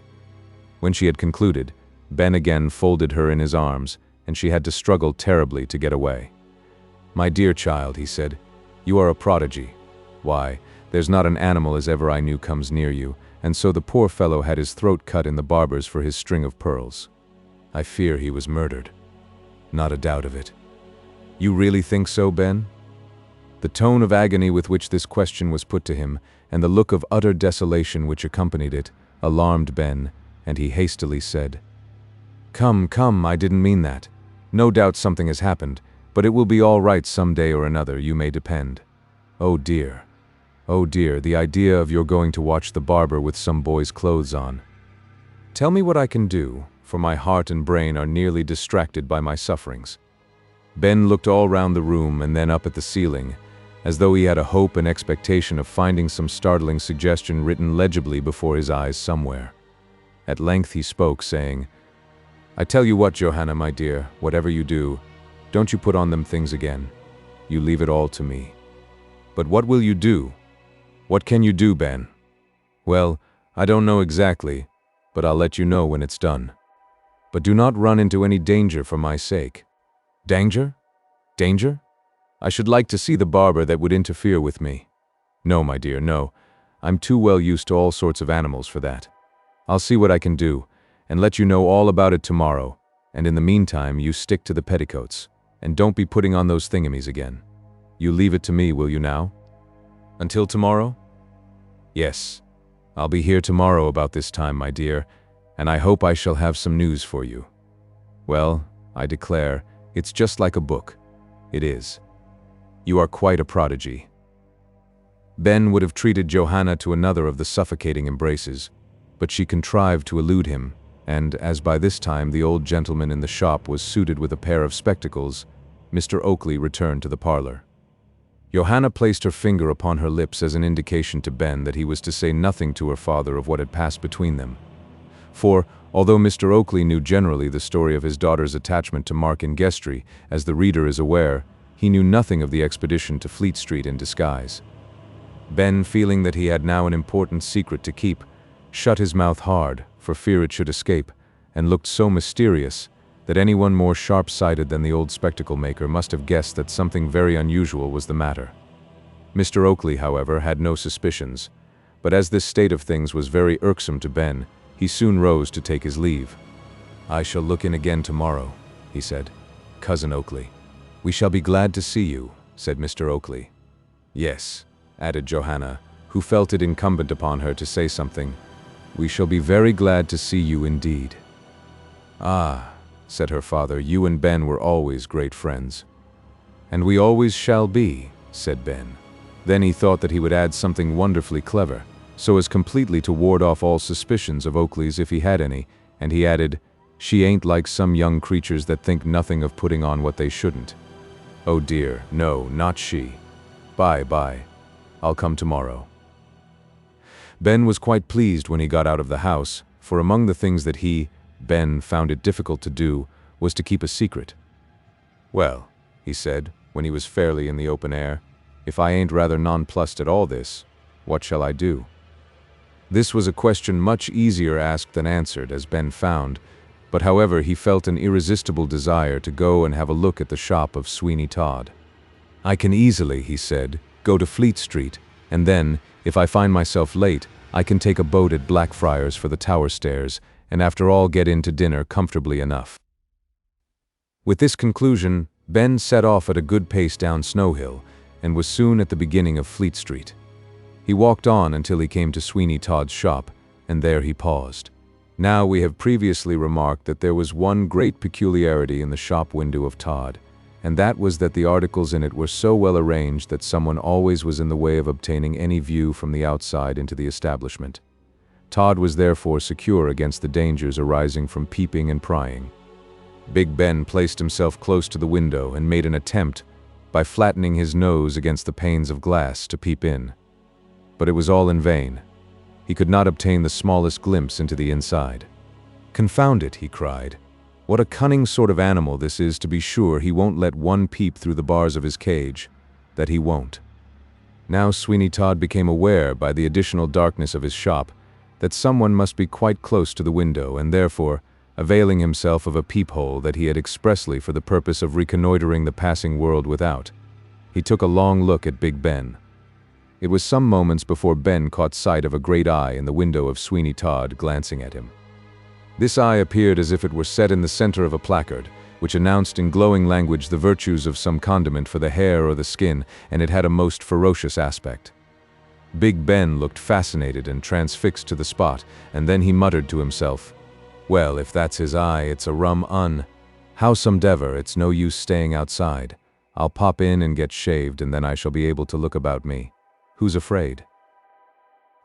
As Ben turned round, he saw a plainly attired man close to his elbow, but he took no notice of him, although from his close proximity to him it was quite impossible that the plain-looking man could have failed to overhear what Ben said. In another moment, Big Ben was in Todd's shop. "Shaved or dressed, sir?" said Todd. "Shaved," said Ben, as he cast his eyes round the shop. "Looking for anything, sir?" said Todd. "Oh no, nothing at all. Only a friend of mine, you see, said this was such a nice shop, you understand, to be shaved in." "Was your friend finished off here, sir?" "Well, I rather think he was." "Pray sit down. Fine weather, sir, for the season. Now, Pussy, my dear, get out of the way of the hot water." Todd was addressing an imaginary cat. "Are you fond of animals, sir?" "Lord bless me, I'm fond of all the world. God made us all, sir, from a creeping beetle to a beef-eater." "Very likely," said Big Ben, as he seated himself in the barber's chair. "And so," added Todd, as he mixed up a lather and made the most horrible faces, "we ought to love each other in this world of care. How is your friend, sir, who was so kind as to recommend my shop? I should like to know." "What? Is he in eternity?" "Dear me. Well, I rather think he is." "Was it the gentleman who was hung last Monday, sir?" "Confound you, no. But there's somebody else who I think will be hung some Monday." I tell you what it is, Mr. Barber. My friend never got further than this infernal shop, so I'm come to inquire about him." "What sort of man, sir?" said Todd, with the most imperturbable coolness. "What kind of man?" "Yes, sir. If you favor me with his description, perhaps I may be able to tell you something about him. By the by, if you will excuse me for one moment, I'll bring you something that a gentleman left here one day." "What is it?" "I will satisfy you directly, sir, and I am quite certain your mind will be at rest about your friend, sir, whoever he was. Remarkable weather, sir, for the time of year." Todd had got only halfway from the shop to the parlor when the shop door opened, and the plain-looking man walked in, the very same plain man who had stood so close to Big Ben at Todd's window. "Shaved," he said. Todd paused. "If, sir, you will call again in a few minutes, or if you have any call to make and can conveniently look in as you come back." "No, I'll take a seat." The plain-looking man sat down close to the door and looked as calm and as unconcerned as anyone possibly could.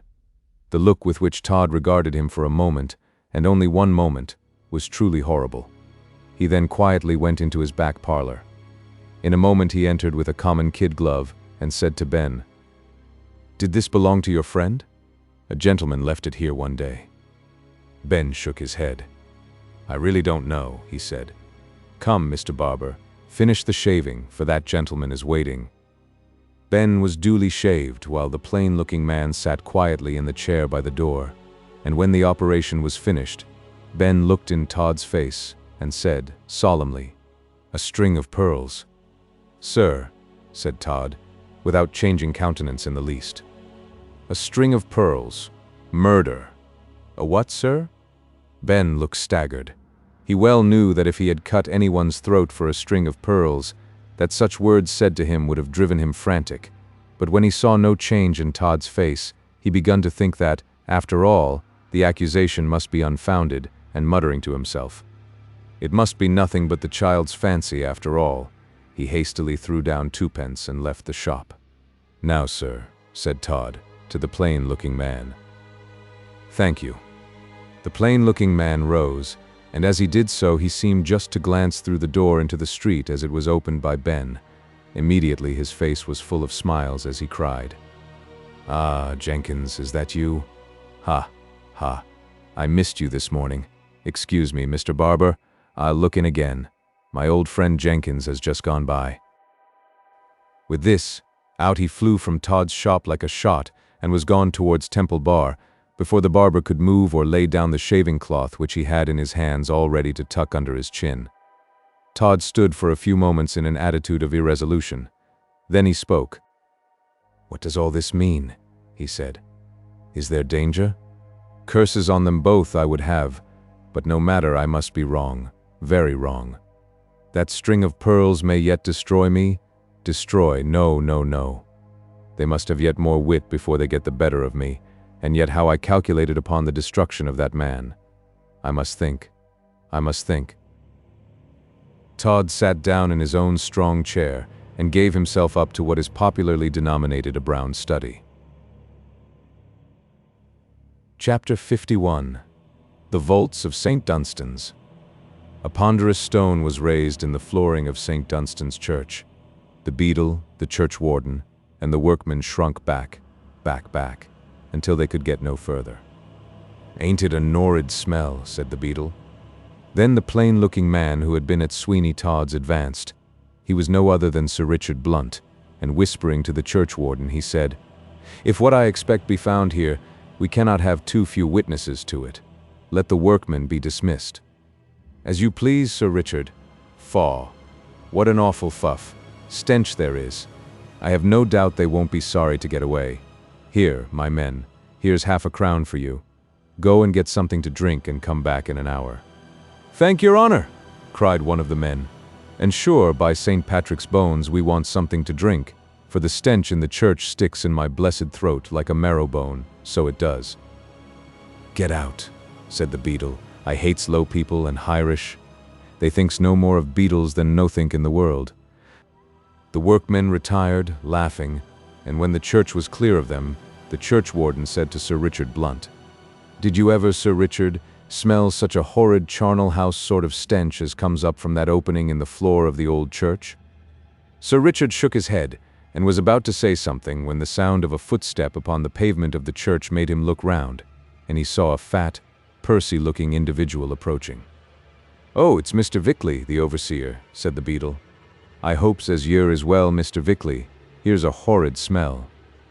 "God bless me!" cried the overseer, as with his fat finger and thumb he held his snub nose. "What's this? It's worse and worse." "Yes, sir," said the beadle. "Talking of the smell, we have let the cat out of the bag, I think." "Good gracious! Put her in again, then. It can't be a cat." "Begging your pardon, Mr. Vickley, I only spoke anatomically. If you comes here, sir, you'll find that all the smell comes out of this here opening." "What? An opening close to my pew?" "My family pew, where I every Sunday enjoy my repose, I mean my hopes of everlasting glory? Upon my life, I think it's a piece of damn impudence to open the floor of the church close to my pew. If there was to be anything of the sort done, couldn't it have been done somewhere among the free sittings, I should like to know?" "Mr. Vickley," said Sir Richard, "pray be satisfied that I have sufficient authority for what I do here, and if I had thought it necessary to take up the flooring of your pew while you had been in it, I should have done it." "And pray, sir," said Mr. Vickley, swelling himself out to as large a size as possible, and glancing at his watch chain to see that all the seals hung upon the convexity of his paunch as usual, "who are you?" Oh dear," said the beadle. "Convulsions, convulsions. What a thing it is to see authorities a-going it at each other. Gentlemen, convulsions. Ain't there lots of poor people in the world? Don't you be a-going it at each other."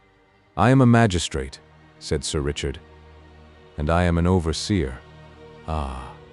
You may be an overseer or an underseer if you like. I am going to search the vaults of St. Dunstan's." The church warden now took the overseer aside and after a while succeeded in calming down his irascibility. "Oh, well," said Mr. Vickley. "Authorities is authorities, and if so be as the horrid smell in the church can be got rid of, I'm as willing as possible.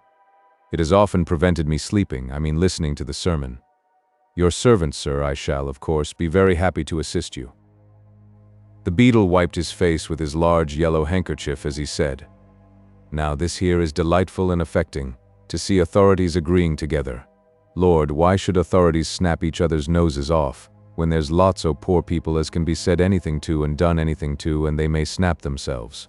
Well, added Mr. Vickley, "I am quite satisfied. Of course, if there's anything disagreeable to be done in a church, and it can be done among the free seats, it's all the better, and indeed if the smell in St. Dunstan's could have been kept away from the respectable part of the congregation, I don't know that it would have mattered much." "Convulsions," cried the beadle.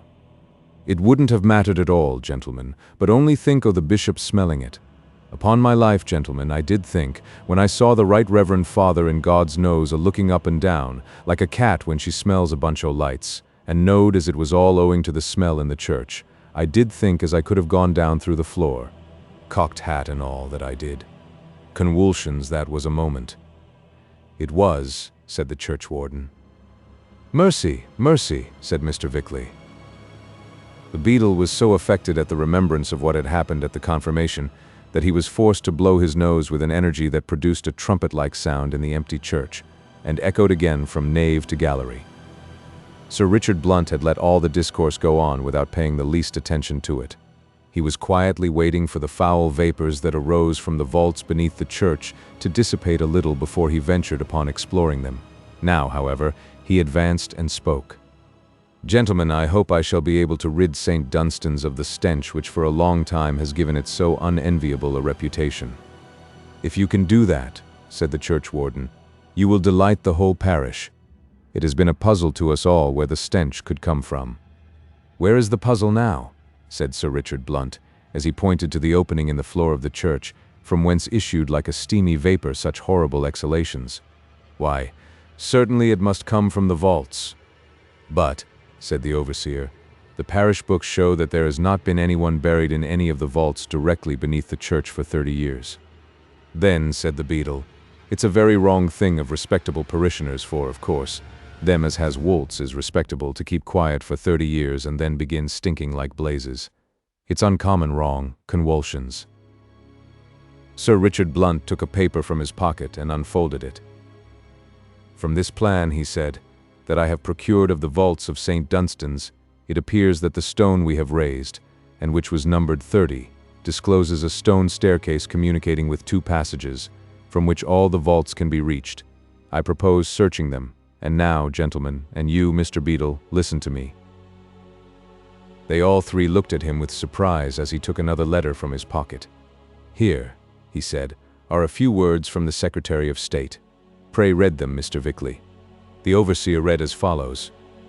The Secretary of State presents his compliments to Sir Richard Blunt, and begs to say that as regards the affair at St. Dunstan's, Sir Richard is to consider himself armed with any extraordinary powers he may consider necessary. Now, gentlemen, added Sir Richard Blunt, if you will descend with me into the vaults, all I require of you is the most profound secrecy with regard to what you may see there. Do you fully understand? Yes, stammered Mr. Vickley, but I rather think I would as soon not go. Then, sir, be silent regarding the going of others. Will you go, sir, to the churchwarden? Why, yes, I think I ought. I shall be obliged to go. I may feel the want of a witness. We will take you with us, Mr. Beadle, of course. Me? Me? Convulsions? Yes, yes. You go, you know, ex officio. Ex the deuce, I don't want to go. Oh, convulsions, convulsions. We cannot dispense with your services, said the churchwarden. If you refuse to go, it will be my duty to lay your conduct before the vestry. Oh, oh, oh. Get a torch, said Sir Richard Blunt, and I will lower it down the opening in the floor. If the air is not so bad as to extinguish the light, it will not be too bad for us to breathe for a short space of time. Most reluctantly, and with terrible misgivings of what might be the result of the frightful adventure into which he was about to be dragged, the Beadle fetched a link from the vestry. It was lighted, and Sir Richard Blunt, tying a string to it, let it down into the passage beneath the church. The light was not extinguished, but it burnt feebly, and with but a wan and sickly luster. It will do, said Sir Richard. We can live in that place, although a protracted stay might be fatal. Follow me. I will go first, and I hope we shall not have our trouble only for our pains. Chapter 52. The Descent to the Vaults. Sir Richard commenced the descent. Come on, he said. Come on. He got down about 6 steps, but finding that no one followed him, he paused and called out, Remember that time is precious. Come on. Why don't you go? Said the churchwarden to the Beadle. What? Me go afore a blessed churchwarden? Convulsions, no. I thinks and I hopes as I knows my place better. Well, but upon this occasion, if I don't mind it. No, no, I could not. Convulsions, no. Ah, said Sir Richard Blunt, I see how it is. I shall have to do all this business alone, and a pretty report I shall have to make to the Secretary of State about the proceedings of the authorities of St. Dunstan's. The churchwarden groaned. I am a-coming, Sir Richard. I am a-coming. Oh dear, I tell you what it is, Mr. Beadle. If you don't follow me, and close to, I'll have you dismissed as sure as eggs is eggs. Convulsions! Convulsions! I'm a-coming! The churchwarden descended the stairs, and the Beadle followed him. Down, down they went, guided by the dim light of the torch carried by Sir Richard, who had not waited for them after the last words he had spoken. Can you fetch your blessed breath, sir? Said the Beadle. Hardly, said the churchwarden, gasping. It is a dreadful place. Oh, yes, yes. Stop, stop. Sir Richard, Sir Richard. There was no reply. The light from the torch grew more and more indistinct as Sir Richard Blunt increased his distance from them, and at length they were in profound darkness. I can't stand this, cried the churchwarden, and he faced about to ascend to the church again. In his effort to do so quickly, he stretched out his hand and seized the Beadle by the ankle, and as that personage was not quite so firm upon his legs as might be desired, the effort of this sudden assault was to upset him, and he rolled over upon the churchwarden, with a force that brought them both sprawling to the bottom of the little staircase together. Luckily, they had not far to fall, for they had not been more than 6 or 8 steps from the foot of the little flight. Terror and consternation for a few moments deprived each of them of the power of speech. The beadle, however, was the first to recover, and he in a stentorian voice called, "Murder! Murder!" Then the churchwarden joined in the cries, and they buffeted each other in vain efforts to rise, each impeding the other to a degree that rendered it a matter of impossibility for either of them to get to their feet. Mr. Vickley, who was waiting in the church above, with no small degree of anxiety, the report from below, heard these sounds of contention and calls for help with mingled horror. He at once made a rush to the door of the church, and no doubt would have endangered the success of all Sir Richard Blunt's plans, if he had not been caught in the arms of a tall, stout man upon the very threshold of the church door. "Help! Murder! Who are you?" "Crotchet they calls me, and Crotchet's my name. London my birthplace, is yourn the same? What's the row?" "Call a constable. There's blue murder going on in the vaults below. The devil there is. Just you get in there, will you? And don't you stir for your life, old fellow." So saying, Mr. Crotchet, who knew the importance of secrecy in the whole transaction, and who had been purposely awaiting for Sir Richard Blunt, thrust Vickley into a pew, and slammed the door of it shut. Down fell the overseer to the floor, paralyzed with terror, and then Mr. Crotchet at once proceeded to the opening in the floor of the church, and descended without a moment's hesitation. "Hilloa!" he cried, as he alighted at the bottom of the stairs upon the churchwarden's back. "Hilloa, Sir Richard, where are you?" "Here," said a voice, and with the torch nearly extinguished, Sir Richard Blunt made his appearance from the passage. "Who is there?" "Crotchet. It is." "Indeed. Why? What brought you here?" "What a row." "Why? Why, what's all this? You are standing upon somebody. Why, bless my heart, it's—" Out went the torch. "Fire! Help! Murder!" shouted the beadle. "I'm being suffocated. Oh, convulsions! Here's a death for a beadle. Murder! Robbery! Fire! Oh, oh, oh!" The churchwarden groaned awfully. "Ascend, and get a light," said Sir Richard. "Quick, Crotchet, quick. God only knows what is the matter with all these people." Both Crotchet and Sir Richard Blunt scrambled over the bodies of the churchwarden and the beadle, and soon reached the church. The churchwarden made a desperate effort, and shaking himself free of the beadle, he ascended likewise, and rolled into a pew, upon the floor of which he sat, looking a little deranged. "If you don't come up," said Sir Richard Blunt, directing his voice down the staircase, "we will replace the stone, and you may bid adieu to the world." "Convulsions," roared the beadle. "Oh, don't convulsions." Up he tumbled with the most marvelous celerity, and rolled into the church, never stopping until he was brought up by the steps in front of the communion table, and there he lay, panting and glaring around him, having left his cocked hat in the regions below. Sir Richard Blunt looked ghastly pale, which Crotchet observing, induced him to take a small flask from his pocket, filled with choice brandy, which he handed to his chief. "Thank you," said Sir Richard. The magistrate took a draught, and then he handed it to the churchwarden as he said, "I'll fill it again. All's right." The churchwarden took a pull at the brandy, and then the beadle was allowed to finish it. They were both wonderfully recovered. "Oh, Sir Richard," said the churchwarden, "what have you seen?" "Nothing particular." "Indeed." "No. You can have the stone replaced as soon as you like, over the opening to the vaults." "And you have seen nothing?" said the beadle. "Nothing to speak of. If you have any doubts or any curiosity, you can easily satisfy yourself. There's the opening. Pray descend. You see, I have escaped, so it cannot be very dangerous to do so. I will not myself go again, but I will wait for either of you, if you please.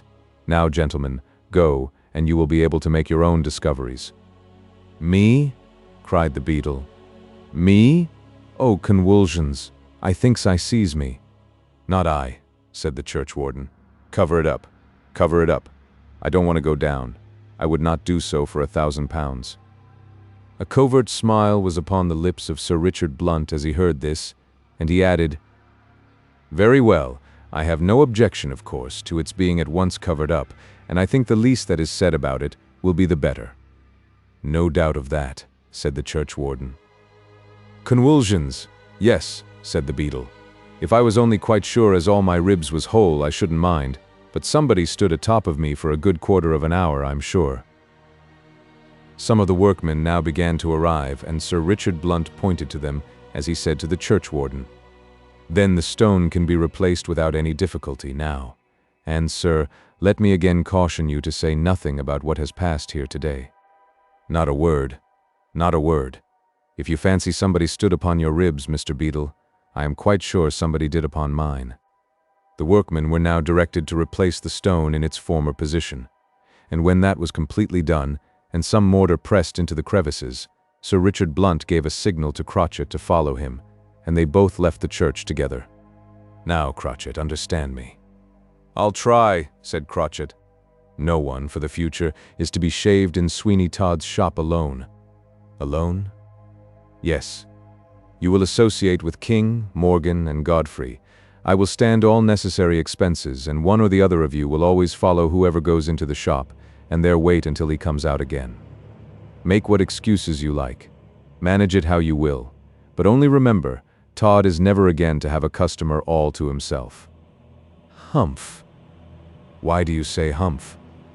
"Oh, nothing particular, only hadn't we better grab him at once?" "No, he has an accomplice or accomplices, and their discovery is most important. I don't like to do things by halves, Crotchet, and so long as I know that no mischief will result from a little delay, and it will not if you obey my instructions, I think it better to wait." "Very good. Go at once, then, and get your brother officers, and remember that nothing is to withdraw your and their attention from this piece of business. All's right, you know, Sir Richard. You have only to say what's to be done, and it's as good as done. Todd may shave now as many people as he likes, but I don't think he'll polish 'em off in his old way quite so easy." "That's right. Good day." "When shall we see you, Sir Richard?" "About sunset." By the time this little conversation was over, Sir Richard Blunt and Crotchet had got through Temple Bar, and then they parted, Crotchet taking his way back to Fleet Street, and Sir Richard Blunt walking hastily to Downing Street.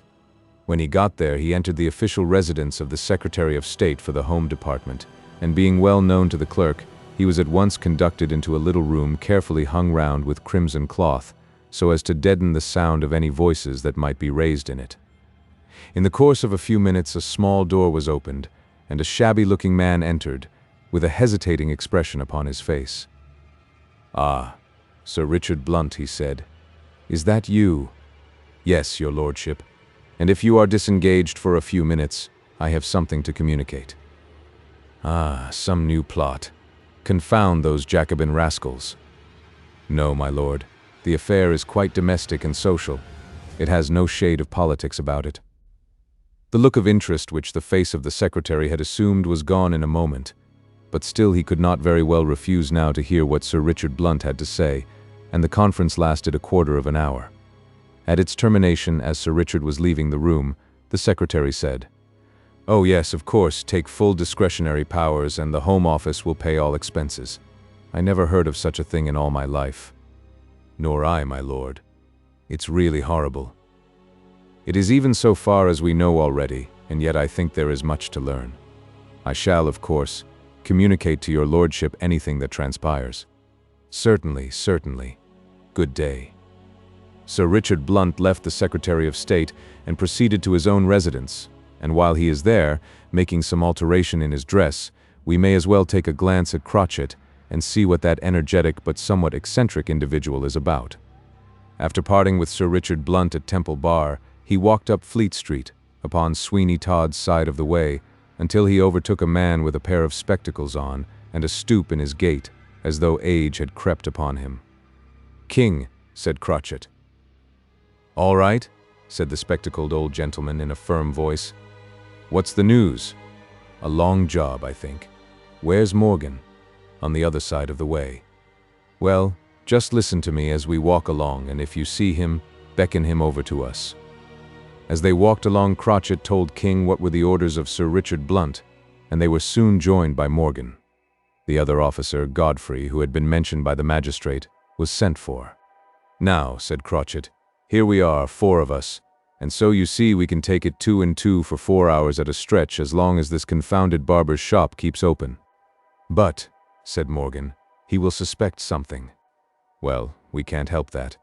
It's quite clear he smugs the people, and all we have got to do is to prevent him smugging any more of 'em, you see." Well, we must do the best we can." "Exactly. So now keep a bright lookout, and hang it all, we have been in enough rum adventures to be able to get the better of a rascally barber, I should think. Look out, there's somebody going in now." Chapter 53. Johanna rushes to her destiny. Johanna had enough confidants now. Her father, Colonel Jeffrey, Big Ben, and Arabella Wilmot all knew the sad story of her love.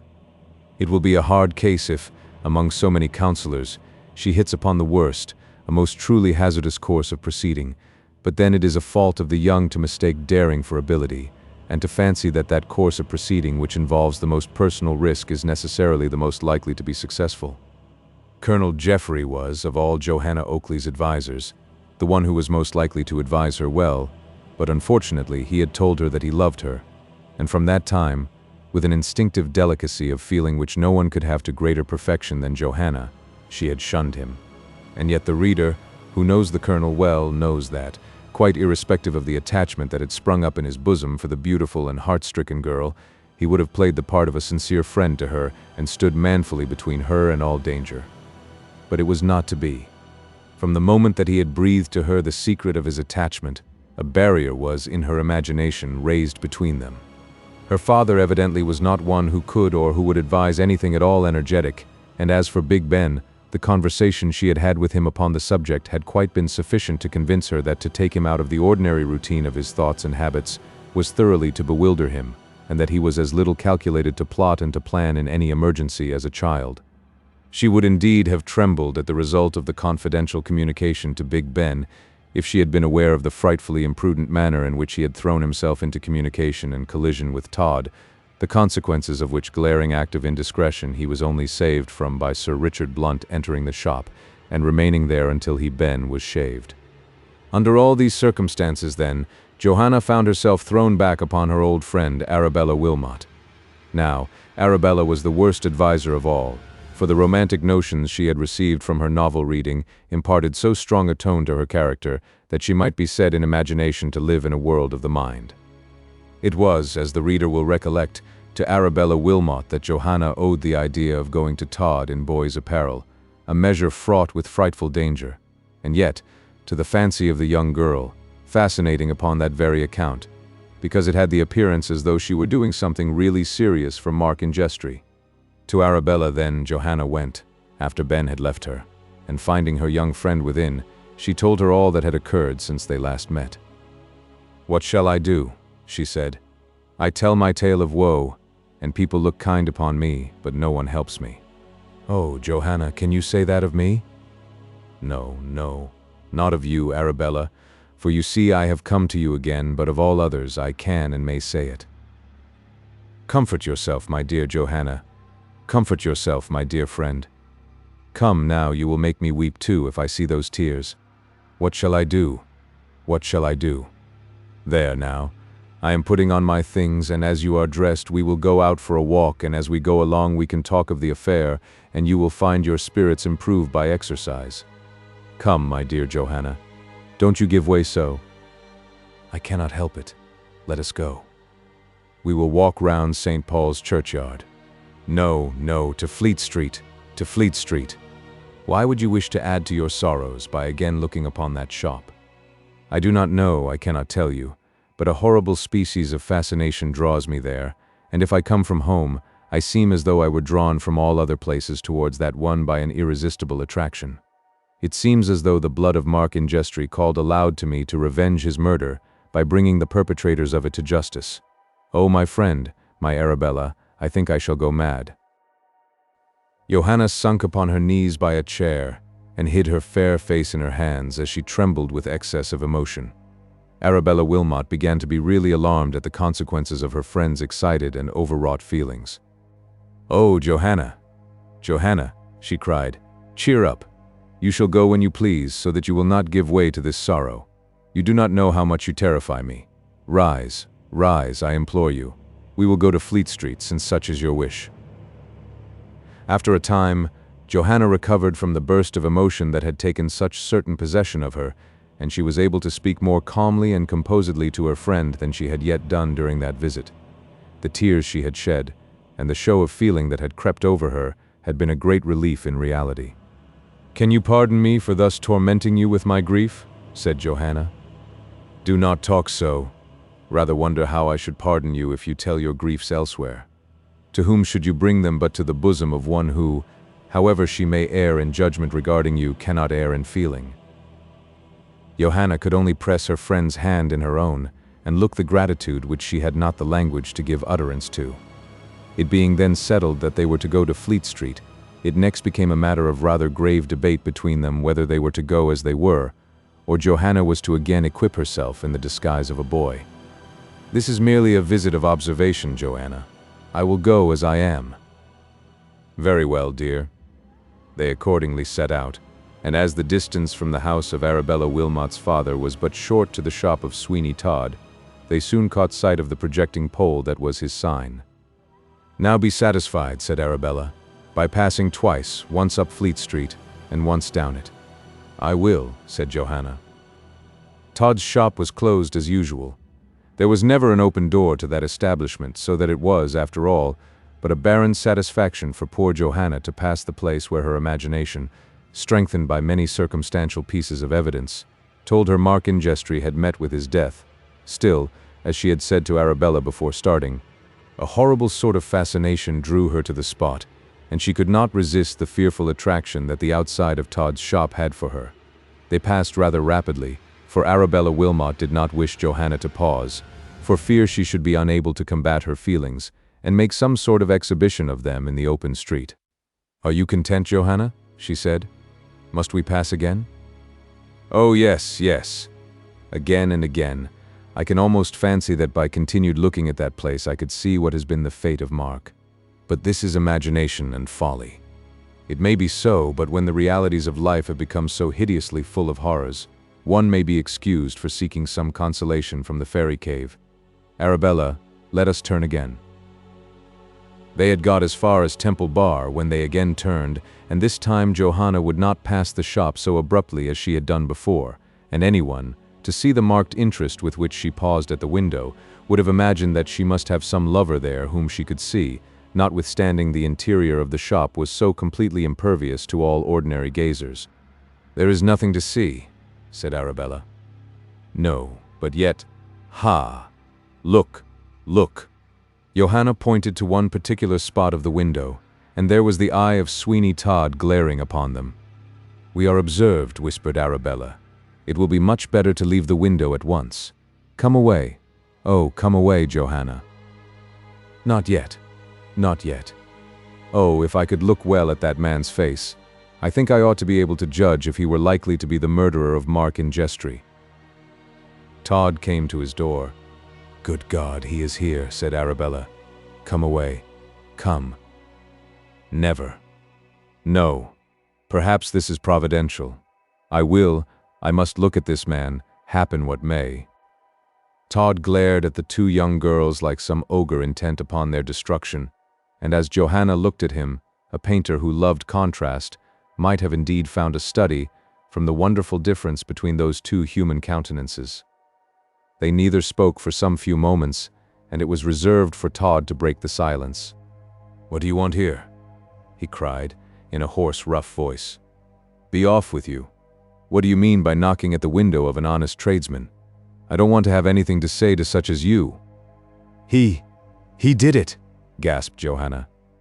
"Did what?" said Todd, advancing in a menacing attitude, while his face assumed a most diabolical expression of concealed hatred. "Did what?" "Stop him! Stop him!" cried a voice from the other side of the street. "Stop Pison. He's given me the slip, and I'm blessed if he won't pitch into that air barber. Stop him! Pison! Pison! Come here, boy. Come here. Oh, Lord, he's nabbed him. I knewed he would, as sure as a horse's hind leg ain't a gammon o' bacon. My eyes, won't there be a row, he's nabbed the barber, like ninepence. before the ostler at the bullfinch, for it was from his lips this speech came, could get one half of it uttered, the dog who is known to the readers by the name of Hector, as well as his new name of Pisan, dashed over the road, apparently infuriated at the sight of Todd, and rushing upon him, seized him with his teeth. Todd gave a howl of rage and pain, and fell to the ground. The whole street was in an uproar in a moment, but the ostler, rushing over the way, seized the dog by the throat and made him release Todd, who crawled upon all fours into his own shop. In another moment he rushed out with a razor in his hand. "Where's the dog?" he cried. "Where's the fiend in the shape of a dog?" "Hold hard," said the ostler, who held Hector between his knees. "Hold hard, I have got him, old chap." "Get out of the way. I'll have his life." "No, you won't." "Humph!" cried a butcher's boy who was passing. "Why, that's the same dog as said the barber had done for his master, and collected never such a lot of halfpence in his hat to pay the expenses of burying of him." "You villain!" cried Todd. "Go to blazes," said the boy.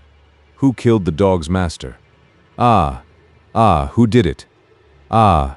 The people began to laugh. "I insist upon killing that dog," cried Todd. "Do you?" said the ostler. "Now, this here dog is a particular friend of mine, so you see I can't have it done. What do you say to that now, old stick in the mud? If you walk into him, you must walk through me first. Only just put down that razor, and I'll give you such a walloping, big as you are, that you'll recollect for some time." "Down with the razor! Down with the razor!" cried the mob, who was now every moment increasing. Johanna stood like one transfixed for a few moments in the middle of all this tumult, and then she said with a shudder, "What ought I to do?" "Come away at once, I implore you," said Arabella Wilmot.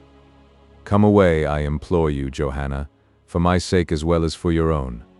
You have already done all that can be done. Oh, Johanna, are you distracted?" No. I will come.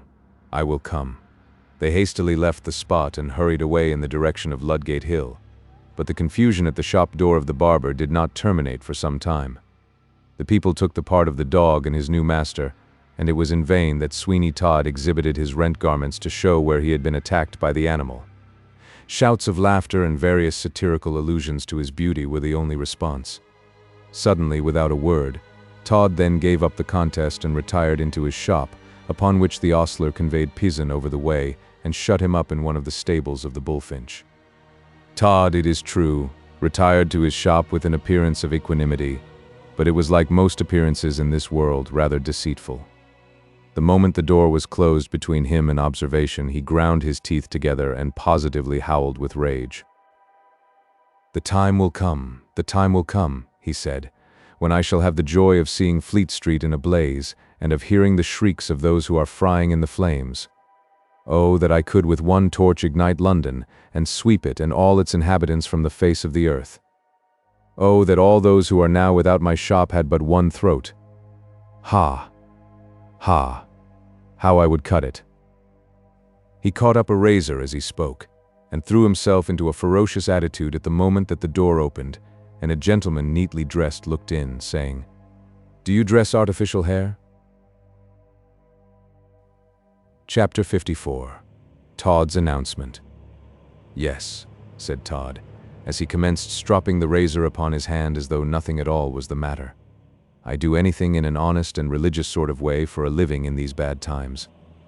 "Oh, very well. A gentleman is ill in bed and wants his peruke properly dressed, as he has an important visit to make. Can you come to his house?" "Yes, of course. But can't the peruke be brought here, sir?" "Yes, but he wants a shave as well, and although he can go in a sedan chair to pay his visit, he is too ill to come to your shop." Todd looked a little suspicious, but only a little, and then he said, "It's an awkward thing that I have no boy at present, but I must get one, and in the meantime, when I am called out, I have no resource but to shut up my shop." At this moment a stout man came in, saying, "Shaved. Oh, you are busy. I can wait, Mr. Todd, I can wait." And down he sat. Todd looked at the newcomer with a strange sort of scowl as he said, "My friend, have not I seen you here before or somewhere else?" "Very likely," said the man. Humph, I am busy and cannot shave you just now, as I have to go out with this gentleman. Very well, I can wait here and amuse myself until you come back. Todd fairly staggered for a moment, and then he said, Wait here in my shop and amuse yourself until I come back? No, sir, I don't suffer anyone. But it don't matter. Ha. Ha. Come in, I am ready to attend you. But stop, are you in a very great hurry for 2 minutes, sir? Oh dear no, not for 2 minutes. Then it will only just take me that time to polish off this gentleman, and if you will give the address I am to come to, I will be with you almost as soon, sir, as you can get home, I assure you. Oh dear no, cried the stranger, who had come in to be shaved, suddenly starting up. I really could not think of such a thing. I will call again. It's only in Norfolk Street, said the applicant for the dressing of the artificial hair, and 2 minutes can't make any difference to my friend at all. Do you think, said the other, that I would really interrupt business in this way? No. May I perish if I would do anything so unhandsome, not I. I will look in again, Mr. Todd, you may depend, when you are not going out. I shall be passing again, I know, in the course of the day. Pray attend to this gentleman's orders, I beg of you. So saying, the shaving customer bounced out of the shop without another word, and as he crossed the threshold he gave a wink to Crotchet, who was close at hand, and when that gentleman followed him, he said, Crotchet, Todd very nearly got me into a line. He was going out with the person we saw go to the shop, but I got away, or else, as he said, he would have polished me off. Not a doubt of it in this here world, Foster, said Crotchet. Ah, he's a rum un, he is. We haven't come across sick a one as he for one while, and it will be a jolly lot o' Sundays afore we meets with sick another. It will, indeed. Is Fletcher keeping an eye on the shop? Oh yes, right as a trivet. He's there, and so is Godfrey. While this brief conversation was going on between the officers who had been left to watch Sweeney Todd's shop, that individual himself accompanied the customer, whom he had been conversing with, to Norfolk Street, Strand. The well-dressed personage stopped at a good-looking house and said, Mr. Mundell only lodges here for the present. His state of mind, in consequence of a heavy loss he has sustained, would not permit him to stay in his own house at Kensington. Mr. Mundell? Said Todd. Yes. That is the gentleman you are to shave and dress. May I presume to ask, sir, what he is? Oh, he is a kind of merchant, you understand, and makes what use of his money he thinks proper. The same, gasped Todd. The door of the house was opened, and there was no retreat, although, at the moment, Todd felt as though he would much rather not shave and dress the man of whom he had procured the £8,000 upon the string of pearls. But to show any hesitation now might beget enquiry, and enquiry might be awkward, so summoning all his natural audacity to his aid, Todd followed his guide into the house. He was a little puzzled to know who this person could be, until a woman made her appearance from one of the rooms upon the ground floor, and cried, There now, go out, do. We don't want you any more. You have got your pocket money, so be off with you, and don't let me see your face again till night. No, my dear, said the well-dressed personage. Certainly not. This is the barber. Good God, bless it. Do you think I am blind, that I can't see the barber? Will you go? The captain is waiting for me to pour out his coffee and attend to his other concerns, which nobody knows better than you, and yet you will be perpetually in the way. No, my dear. I only... Hoity-toity, are we going to have a disturbance, Mr. B? Recollect, sir, that I dress you well and give you money, and expect you to make yourself agreeable while I attend to the gentlemen lodgers, so be off with you. I'm sure of all the troublesome husbands for a woman to have, you are about the worst, for you have neither the spirit to act like a man, nor the sense to keep out of the way. Ha! Said Todd. Both the lodging-house keeper and his wife started at the odd sound. What was that? Said the woman. Only me, madam, said Todd. I laughed slightly at that blue bottle walking on the ceiling, that's all. What a laugh, said Blissett, as he left the house, and then the lady of the mansion, turning to Todd, said, You are to attend to Mr. Mundell, poor man. You will find him in the front room on the second floor, poor man. Is he ill, madam? Oh, I don't know. I rather think he's grizzling about some of his money, that's all. But it don't matter one way or the other. They say he is as rich as a Jew, and I'll take good care he pays enough here. Mrs. B, Mrs. B, cried a voice from the parlor. Yes, Captain, I'm coming, Captain. The lady bounced into the breakfast parlor and closed the door, leaving Todd to find his way upstairs as he best could. After a hideous chuckle at the thought of Mr. Blissett's singular position in society, he commenced ascending the stairs. He accomplished the first flight without meeting with anyone, but upon the second he encountered a servant girl with a pail, and Todd gave her such a hideous glance, accompanied by such a frightful contortion of his visage, that down went the pail, and the girl flew upstairs again and locked herself in one of the attics. Without waiting to ascertain what effect the descent of the pail might have upon the nerves of the captain and the landlady, Todd pursued his course to the room whither he had been directed and tapped at the door. "Come in," said a meek, tremulous voice. "Come in." Todd opened the door and stood in the presence of the man over whose long-tried skill and habitual cunning he had obtained such a triumph in the affair of the pearls at Mundell Villa. John Mundell now, though, was far from looking like the John Mundell of the villa. He sat by the fire, wrapped up in a flannel dressing-gown, with a beard of portentous length. His cheeks had fallen in. His brow was corrugated by premature wrinkles, and the corners of his mouth were drawn down as though a look of mental distress had become quite a thing of habit with him now. "Who are you?" he growled out, as Todd came into the room and with a show of carefulness closed the door after him. "Who are you, eh? Come to shave you, sir, and dress your hair." "Ah," cried Mundell as he gave a start. "Where have I heard that voice before? Why does it put me in mind of my loss? My £8,000. My money. My money. Am I to lose another £8,000? That will make £16,000. Oh dear. Oh dear. Oh dear. Who are you? Speak, friend. Who are you?" "Only a barber, sir," said Todd. "Come to shave you and dress your hair. Ain't you well, sir? Shall I call again?" "No, no, no. My losses distracts me. Only the barber? Ah, yes, to be sure. Only the barber. I must go to court and ask for the Duke of something. Good God, yes. I will see all the dukes until I find out my duke, he who had my £8,000 and has left me so poor and so wretched. Oh dear, my money, my hard-earned money. Oh, gracious, if I were to lose another £8,000, I should go mad, mad, mad." "Shall I begin, sir?" said Todd. "Begin? Begin what?"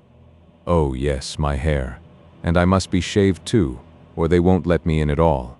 I will have the pearls or my money. I will see all the dukes, and pounce upon my duke. Oh yes, I will have the pearls or the money." "Pearls, sir?" said Todd, as he began to arrange the shaving apparatus he had brought with him. "Did you say pearls?" "Bah, what do you know about pearls, who, I dare say, never saw one? Bah, you, a poor beggarly barber. But I will have them back or my money. I will raise London, but I will find them. I will see the Queen herself, and know what duke she gave the pearls to, and then I will find him and have my money. Now, sir, a little this way. Oh dear, what do you charge?" "Anything you please, sir. When I come to a gentleman, I always leave it to his generosity to pay me what he pleases." "Ah, more expense, more expense. That means that I am to pay for the service done me, and something else besides for the sake of a compliment upon my liberality. But I ain't liberal. I won't be generous. Where's my money, my pearls? And now to go to all sorts of expense to go to court and see dukes. Oh, the devil. Eh? Eh? Sir? Stop. What an odd thing. Why, you are very what, sir?" said Todd, making a hideous face. "Like the Duke, or my fancy leads me astray. Wait a bit. Don't move." Mundell placed his hands over his eyes for a moment, and then suddenly withdrawing them he looked at Todd again. "Yes, you are like the Duke. How came you to be like a Duke, the villain? Oh, if I could but see my pearls." "What Duke, sir?" "I would give £500, no, I mean £100, that is £50, to know what Duke," screamed Mundell with vehemence. Then suddenly lapsing into quietness, he added, "Shave me. Shave me. I will go to court, and St. James's shall ring again with the story of my pearls. Lost, lost, lost. Did he abscond from his wife with them, or was he murdered? I wonder. 8,000 pounds gone all at once. I might have borne such a loss by degrees, but damn it. Really, sir, if you will go on talking about pearls and dukes, the shaving brush will go into your mouth, and there's no such thing as avoiding it. Confound you. Go on, shave me and have done with it. Oh dear, oh dear. John Mundell now contented himself by uttering drawn sighs, with now and then the accompaniment of a hideous groan, while Todd lathered his face with great affected care. The sighs and the groans both, however, ceased soon, and Todd became aware that the eyes of John Mundell were fixed upon him with a steady stare. No doubt, the usurer was recalling bit by bit to his memory the features of the sham duke, and comparing them with Todd's. To be sure, upon the occasion of his visit to Mundell Villa, Todd had taken every precaution to disguise his features. But then it must be admitted that the features of the barber were rather peculiar, and that John Mundell was professionally a more than ordinary keen observer, and thus it was that, as Todd lathered away, he became more and more impressed by the fact that there was a startling resemblance between Todd and the nobleman who had borrowed 8,000 pounds upon the string of pearls. "What's your name?" he said. "Todd." "Humph, a well-to-do man?" "Poor as Job." "How very like you are to a great man. Do you ever go to court?" "I think. I am sure I have seen you somewhere." "Very likely," said Todd, "for I often go there." "What, to court?" "Nay, sir, not to court, but somewhere." "Will you have the whiskers left just as they are, or taken off entirely, sir?" Tap! Tap! Came at the chamber door, and a boy peeped in, saying, "Please, sir, the tailor has brought the things." Chapter 55. The Murder of the Usurer. Come in, come in. More expense, more losses. As if an honest man, who only does what he can with his own, could not come to the court with a hope of meeting with a civil reception, unless he were decked out like a buffoon. Come in. Well, who are you? Augustus Snipes, sir, at your service. Brought home the clothes, sir. The full dress suit you were so good as to order to be ready today, sir. Oh, you are a tailor? Oh dear no, sir. We are not tailors nowadays. We are artists. Curse you, whatever you are. I don't care. Some artist, I'm afraid, has done me out of 8,000 pounds. Oh dear. Put down the things. What do they come to? 18 pounds, 10 shillings and 3 pence, sir. John Mundell gave a deep groan, and the tailor brushed past Todd to place the clothes upon a side table. As he returned, he caught sight of Todd's face, and in an instant, his face lighting up, he cried, "Ah, how do? How do?" "Eh?" said Todd. "How did the pompadour-colored coat and the velvet smalls do, eh? Fit well? Lord, what a rum start for a barber to have a suit of clothes fit for a duke." "Duke!" cried Mundell. Todd lifted one of his huge feet and gave the artist a kick that sent him sprawling to the door of the room. "That," he said, "will teach you to make game of a poor man with a large family, you scoundrel. What, you won't go, won't you? The artist shot out at the door like lightning and flew down the stairs as though the devil himself was at his heels. Todd carefully closed the door again and fastened it by a little bolt that was upon it. A strange expression was upon the countenance of John Mundell. His face looked perfectly convulsed, and he slowly rose from his chair. Todd placed one of his huge hands upon his breast and pushed him back again. "What's the matter?" said Todd. He knows you." "Well, the pompadour-colored coat." "Ah, I recollect the pompadour-colored coat, too. I thought I knew your face. There was a something, too, about your voice that haunted me like the remembrance of a dream. You are... What? Help! Help! Tell me if I be mad, or if you are a duke in the disguise of a barber, or a barber in the likeness of a duke. Ah, that pompadour-colored coat, it sticks in my throat." "I wish it did," growled Todd. "What do you mean, Mr. Mundell? Pray express yourself. What do you mean by those incoherent expressions? Are you human?" "Dear me, I hope so. Really, sir, you look quite wild." "Stop. Stop, let me think. The face, the voice, the pompadour coat, the costume fit for a duke.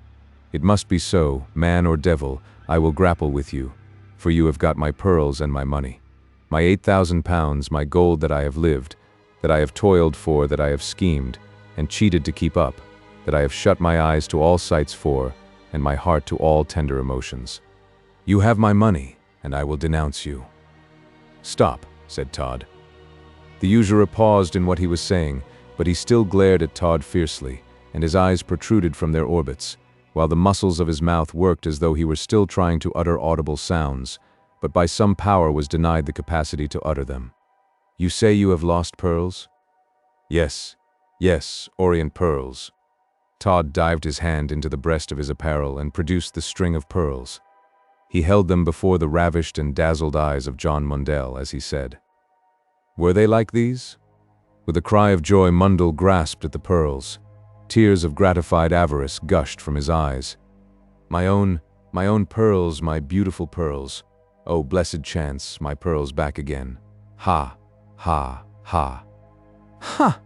Echoed Todd, as he stepped behind the chair on which John Mundell was sitting. With his left hand he took one vigorous grasp of the remaining hair upon the head of the usurer and forced his back against the chair. In another instant there was a sickening gushing sound. Todd, with the razor he held in his right hand, had nearly cut John Mundell's head off. Then he held him still by the hair. Gasp, gasp, gubble, gasp, bubble, ah, ah, ah, goggle, goggle. A slight convulsive movement of the lashes, and the eyes set and became opacely dim. The warm blood still bubbled, but John Mundell was dead. Todd picked up the pearls and carefully replaced them in his bosom again. How many strange events, he said, hang upon these baubles. Ah, it's only one more. A dirty job rather, but business is business. He stood in the room as silent as a statue and listened intently. Not the slightest sound indicative of the proximity of anyone came upon his ears. He felt quite convinced that the deed of blood had been done in perfect secrecy. But then there he was. Who but he could be accused? There he stood, the self-convicted murderer.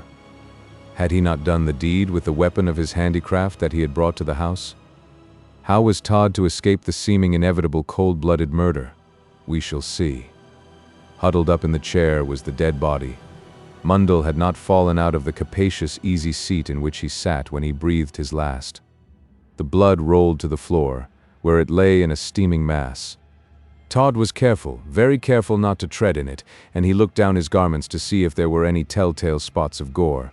But standing behind the chair to do the deed, as he had done, he had been saved from anything of the sort. There he stood, externally spotless, like many a seeming and smirking sinner in this world, but oh, how black and stained within. Humph, said Todd. John Mundell was half distracted by a heavy loss. He was ill, and his mind was evidently affected. He could not even shave himself. Oh, it is quite evident that John Mundell, unable to bear his miseries, real or ideal, any longer, in a fit of partial insanity, cut his throat. Yes, that will do. Todd still kept the razor in his grasp. What is he going to do? Murder again the murdered? Is he afraid that a man, with 20 murders on his head, will jostle him from his perilous pinnacle of guilty safety? No. He takes one of the clammy dead hands in his own. He clasps the half-rigid fingers over the handle of the razor, and then he holds them until, in the course of a minute or so, they have assumed the grasp he wishes, and the razor, with which he, Todd, did the deed of blood, is held listlessly, but most significantly, in the hand of the dead. That will do, said Todd. The door is reached and unfastened, and the barber slips out of the room. He closes the door again upon the faded hot aroma of the blood that is there, fresh from the veins of a human being like himself. No, no, not like himself. No one can be like Sweeney Todd. He is a being of his own species, distinct, alone, an incarnation of evil. Todd was in no particular hurry to descend the stairs. He gained the passage with tolerable deliberation, and then he heard voices in the parlor. "What a man you are," said Mrs. Blessett. "Ah, my dear, I am indeed. Who would not be a man for your sake? As for Mr. Blissett, I don't think him worth attention." "No, said the lady, snapping her fingers. "I don't value him that. The poor, mean-spirited wretch, he's not to be compared to you, Captain." "I should think not, my love. Have you got any change in your pocket?" "Yes. I think I have about 7 shillings or so." "That will do. Much obliged to you, madam. I mean, my dear Mrs. B. If you would but smother Blissett so that I might have the joy of making you Mrs. Captain Coggan, what a happy man I should be." Todd tapped at the door. "What was that?" cried the captain in evident alarm. "Is it Blissett?" "No, Captain. Oh no, I should like to see him interrupt me, indeed. A pretty thing that I cannot do what I like in the house I keep. Come in." Todd just opened the door far enough to introduce his hideous head, and having done so, stared at the pair with such a selection of frightful physiognomical changes that they both sat transfixed with horror. At length Todd broke the silence by saying, "He's frightfully nervous." "What? What? Who?" gasped the captain. "What?" repeated Mrs. Blissett. "What's his name upstairs that I was sent for to shave just now?" "Mr. Mundell. Poor man. He has been in a very nervous state ever since he has been here. He continually talks of a heavy loss he has had." "Yes," said Todd. "I suppose he means you to pay me." "Me?" "Yes, ma'am. He says he is too nervous and excited for me to shave him just now, but he has borrowed a razor from me and says he will shave himself in the course of an hour or so and send it back to me." "Oh, very well. Your money will be sent with the razor, no doubt, for although Mr. Mundell is so continually talking of his losses, they tell me he is as rich as a Jew." "Thank you, ma'am. Good morning. Good morning, sir." The captain cast a supercilious glance upon Todd, but did not deign to make the remotest reply to the mock civility with which he was bidden good morning. No one stands so much upon his dignity as he whose title to any at all is exceedingly doubtful. The female heart, however, is mollified by devotion, and Mrs. Blissett returned the adieu of Todd. When he got into the passage, he uttered one of his extraordinary laughs, and then opening the street door, he let himself out. Todd by no means hurried back to Fleet Street, but as he walked along he now and then shrugged his shoulders and shook his huge hands, which, to those acquainted with his peculiarities, would have been sufficient indications of the fact that he was enjoying himself greatly. At length he spoke. So what a providence we have, after all, watching over us. The moment I am in any real danger as regards the string of pearls, up starts some circumstance that enables me to ward it off. Well, some day I almost think I shall turn religious and build a church and endow it. Ha!" Todd was so tickled at the idea of his building a church and endowing it that he stopped at the corner of Milford Lane to enjoy an unusual amount of laughter. As he did so, he saw no other than Mrs. Ragg, slowly coming towards him. "Ah," he said, "Tobias's mother. The mother of the Tobias that was. I will avoid her." He darted on and was through Temple Bar before Mrs. Ragg could make up her mind which way to run, for run she fully intended to do, when she saw Todd standing at the corner of Milford Lane. But she had no occasion for hurrying from him, as he walked in the direction of his shop as speedily as possible. Although he was perfectly satisfied with the clever manner he had ridded himself of the usurer, who probably might have been a source of annoyance to him, and who might eventually have been the means of bringing him to justice, he thought that he might be losing opportunities of making more victims for the accumulation of his ill-gotten wealth. Chapter 56. Sir Richard Blunt's Progress. We will now return and see with what zeal Sir Richard Blunt and his active co-operators are at work, and how that persevering gentleman has taken the cause of humanity in hand, with a determined will to bring the atrocious criminals to a just tribunal.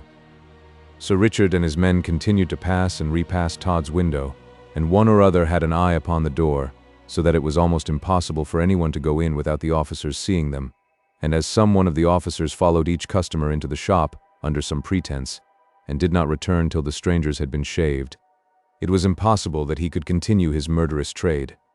The barouet, however, could not continue to remain long in the vicinity of Todd's shop without exciting the suspicions of that crafty demon in human form. Todd seemed very ill at ease, and his eye was more frequently at the hole which commanded a view of everything within range of his window, and in spite of the various guises the officers assumed, He seemed to take a more close survey of their features than he had done when they had first visited his shop. It was rarely that his customers came in pairs, otherwise it would have continually prevented his schemes, but now none came alone. Each one had his companion or attendant.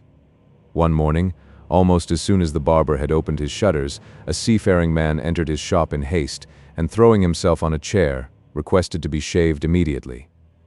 He appeared to have but lately returned from India or some other hot climate, for his features were well bronzed, and from his general aspect and conversation, he appeared to be a man of superior station in life.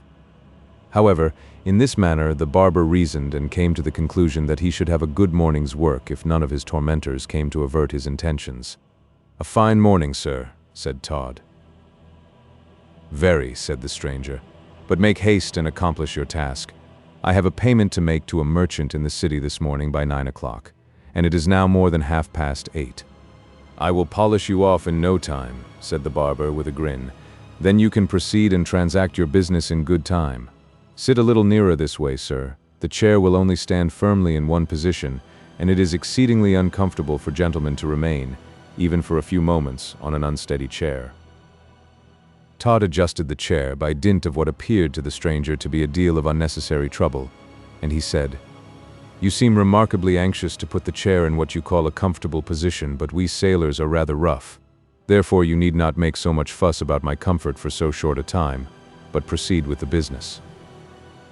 Todd seemed rather disconcerted at the stranger's remarks, and could not understand whether his words were uttered by chance, or imported more than Todd liked. "It is a maxim of mine, sir," said Todd, "to make everybody that comes to my shop as comfortable as possible during the short time they remain with me. 1/2 inch further this way, sir, and you will be in a better position." As he spoke, he drew the chair to the spot he wished it, which circumstance seemed to please him, for he looked around him, and indulged in one of those hideous grins he executed just when he was on the point of committing some diabolical act.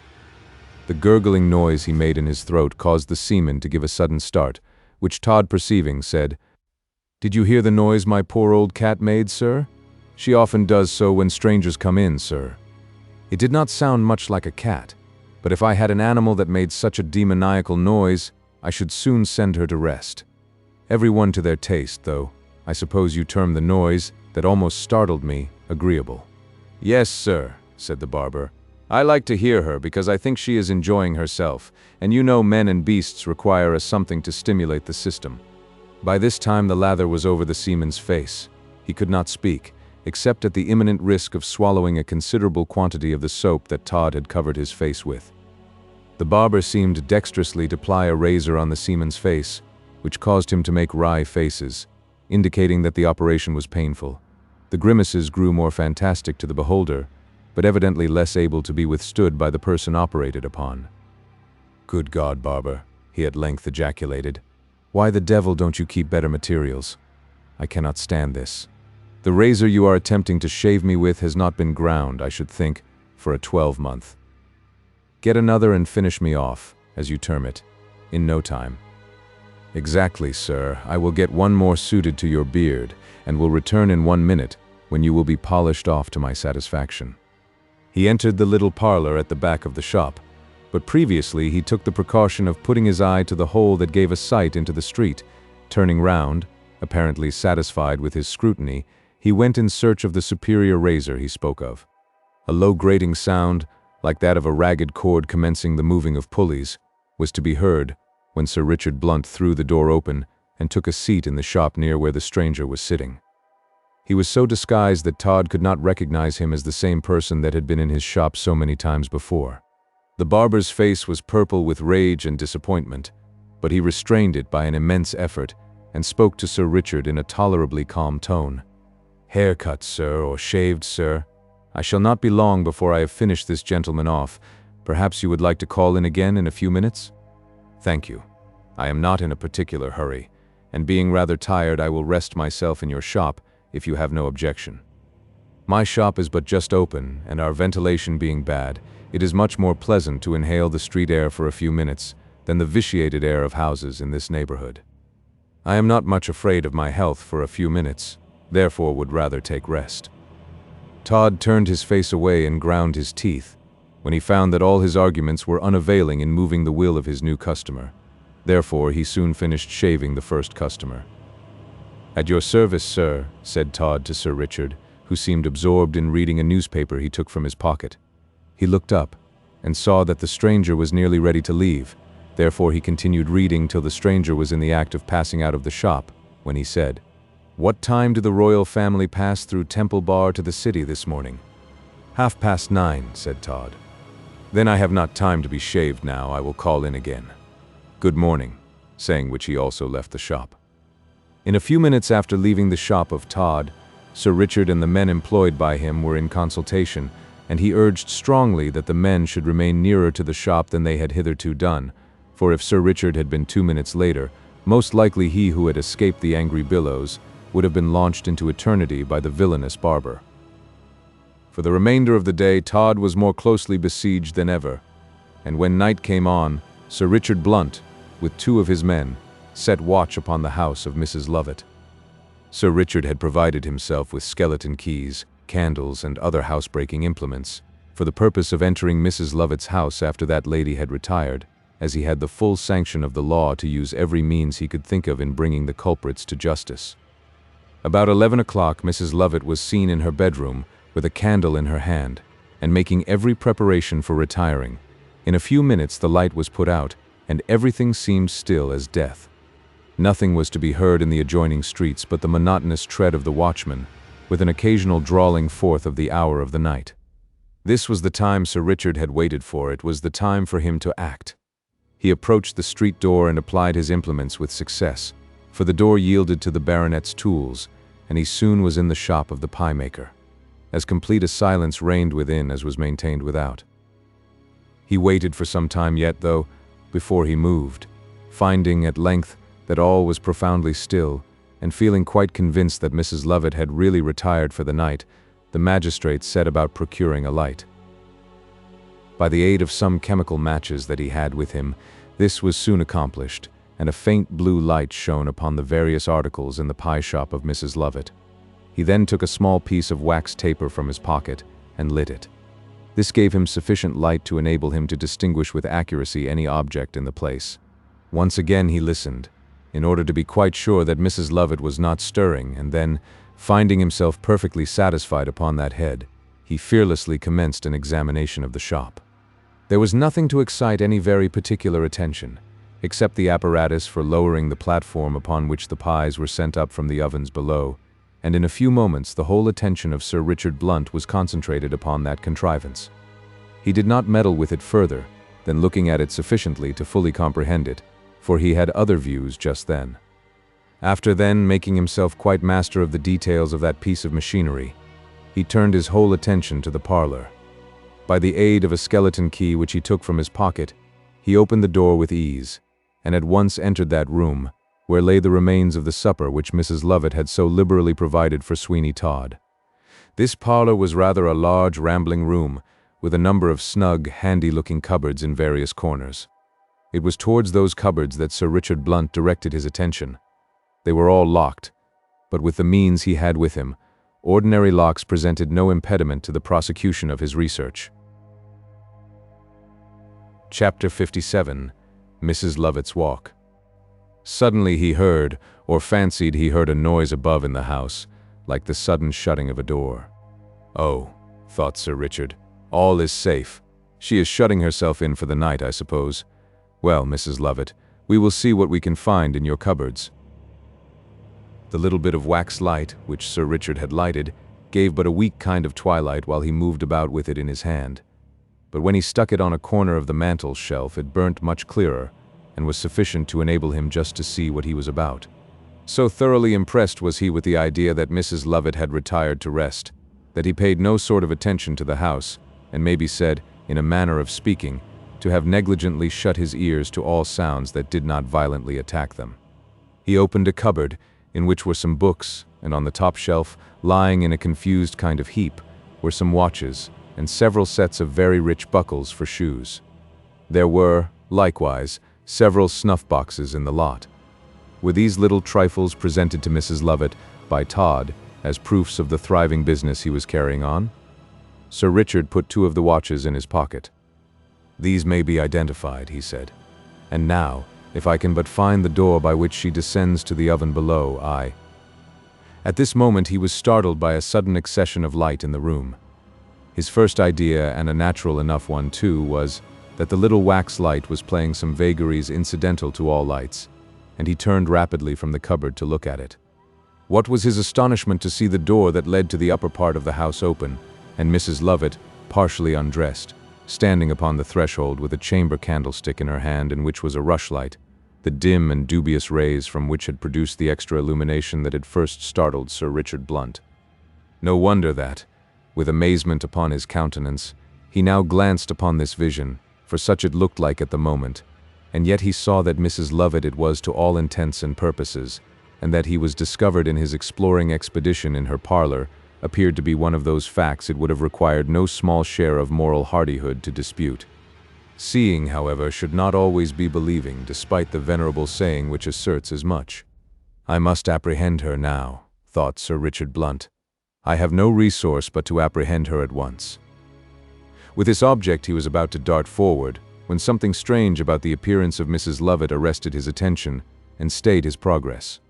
He paused and remained leaning partly upon the back of a chair, while she slowly advanced into the room, and then as she came nearer to him he became convinced of what he had begun to suspect, namely, that she was walking in her sleep.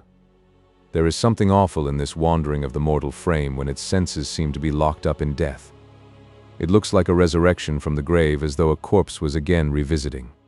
The glimpses of the pale moon. And even Sir Richard Blunt, with all his constitutional and acquired indifference to what would be expected to startle anyone else, could not help shrinking back a little, and feeling an unusual sort of terror. This transient nervousness of his, though, soon passed away, and then he set himself to watch the actions of Mrs. Lovett with all the keenness of intense interest and vividly awakened curiosity. She did not disappoint him. Moving forward into the room with a slow and stately action, so that the little flame of the rushlight was by no means disturbed, she reached the middle of the parlor and then she paused. She assumed such a natural attitude of listening that Sir Richard Blunt voluntarily shrunk down behind the chair, for it seemed to him at the moment that she must have heard him. Then, in a low and slightly indistinct tone, she spoke. "Hush, hush, so still. The poison. Where is the poison? Will he take it? Ah, that is the question, and yet how clear it is. But he is fiend-like in his suspicions. When will he come?" She moved on towards the cupboard, in which the decanter of poisoned wine had been placed, and opening it, she felt in vain upon the shelf for it. It was still upon the table, and if anything more than another could have been a convincing proof of the mere mechanical actions of the somnambulist, this fact, that she passed the wine where it was, and only recollected where it had been, would have been amply sufficient. After finding that her search was ineffectual, she turned from the cupboard and stood for a few moments in silence. Then a horror shook her frame, and she said, "They must all die. Bandage your eyes, and you will shut out the death shrieks. Yes, that will be something to get rid of those frightful echoes. Bandage after bandage will, and shall do it." Sir Richard stood silently watching, but such was the horror of the tones in which she spoke that even his heart felt cold, as though the blood flowed but sluggishly through its accustomed channels. Who, he thought to himself, for the world's wealth would have this woman's memory of the past? She still held the light, and it appeared to him as though she were about to go into the shop, but she paused before she reached the half-glass door of communication between it and the parlor, and shook like one in an ague. "Another! Another!" she said. "How strange it is that I always know. The air seems full of floating particles of blood, and they all fall upon me. Off, off. Oh, horror, horror, I choke, I choke. Off, I say. How the hot blood steams up in a sickly vapor. There, now. Why does Todd let them shriek in such a fashion?" She now shook so that Sir Richard Blunt made sure she would either drop the light she carried, or at all events shake it out, but neither of these contingencies took place, and after a few moments she got more calm. The violent agitation of her nerves gradually subsided. She spoke horrors, but it was in a different tone, and abandoning, apparently, the intention of going into the shop, she approached a portion of the parlor which had not yet been subjected to the scrutiny of Sir Richard Blunt, although it would not ultimately have escaped him. The appearance of this part of the room was simply that there was a cupboard, but the back of this seeming cupboard formed, in reality, the door that led down the flight of stairs to the other strong iron door that effectually shut in the captive cook to his duties among the ovens.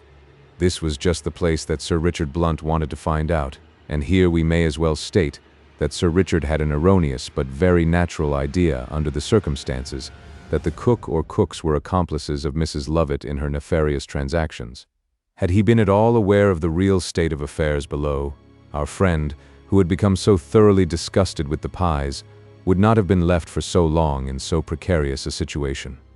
Mrs. Lovett paused, after opening the lock of the cupboard, and in a strange, sepulchral sort of voice, she said, "Has he done it?" "Done what?" Sir Richard would fain have asked, but although he had heard that people, when walking in their sleep, will answer questions put to them under such circumstances, he was doubtful of the fact, and by no means wished to break the trance of Mrs. Lovett. "Has he done it?" she again repeated. "Is he no more? How many does it make? 1, 2, 3, 4, 5, 6, 7. Yes, 7, it must be the 7th, and I have heard all. Hush, hush. Todd, Todd, Todd, I say. Are you dead? No, no. He would not drink the wine.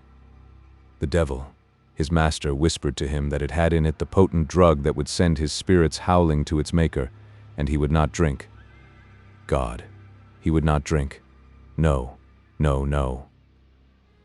She pronounced these words in such a tone of agony that her awakening from the strange sleep she was in seemed to be a natural event from such a strong emotion, but it did not take place. No doubt Mrs. Lovett had been long habituated to these nocturnal rambles. She now began slowly and carefully the descent of the stairs leading to the oven, but she had not got many paces when a current of air from below, and which, no doubt, came through the small grating in the iron door, extinguished her light. This circumstance, however, appeared to be perfectly unnoticed by her, and she proceeded in the profound darkness with the same ease as though she had had a light.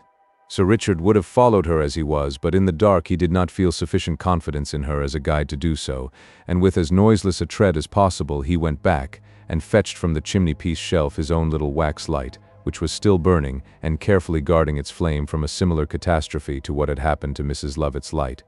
He descended the staircase, slowly and cautiously, after her. She went with great deliberation, and it was not until being rather surprised at the total absence of sound from her tread that upon looking down to her feet, he found that they were bare. After this he could have no doubt but that, almost immediately upon her lying down in bed, this somnambulistic trance had come over her, and she had risen to creep below, and go through the singular scene we are describing. Step by step they both descended, until Mrs. Lovett came to the iron door. She did not attempt to open it. If she had, heaven only knows what might have resulted from the desperate risk the captive cook might have made to escape. But even in the madness of Mrs. Lovett, for a sort of madness the scene she was enacting might be called, there was a kind of method, and she had no idea of opening the iron door that shut the cook from the upper world. Pausing, then, at the door leading to the ovens, she, with as much facility as though she had had broad daylight to do it in, unfastened the small square wicket in the top part of the window. A dull reddish glare of light came through it from the furnaces, which night nor day were extinguished. "Hist! Hist!" said Mrs. Lovett. "Who speaks?" said a dull, hollow voice, which sounded as if coming from the tomb. "Who speaks to me?" Mrs. Lovett shut the small wicket in a moment. "He has not done it yet," she said. "He has not done it yet. No, no, no. But blood will flow, yes. It must be so. 1, 2, 3, 4, 5, 6, 7. The 7th and not the last. Horrible, horrible, most horrible. If, now I could forget." She began rapidly to ascend the stairs, so that Sir Richard Blunt had to take 2 at a step, and once 3 in order to be up before her, and even then she reached the parlor so close upon him that it was a wonder she did not touch him, but he succeeded in evading her by a hair's breadth, and then she stood profoundly still for a few moments with her hands clasped. This quiescent state, however, did not last long, for suddenly, with eagerness, she leaned forward and spoke again. "No suspicion," she said. "All is well. Dear me, heap up thousands more. Oh, Todd, have we not enough? There, clean up that blood. Here is a cloth. Stop it up. Don't you see where it is running to, like a live thing? He is not dead yet. How clumsy. Another blow with the hammer. There on the forehead. What a crash. Did the bone go that time? Why, the eyes have started out. Horror.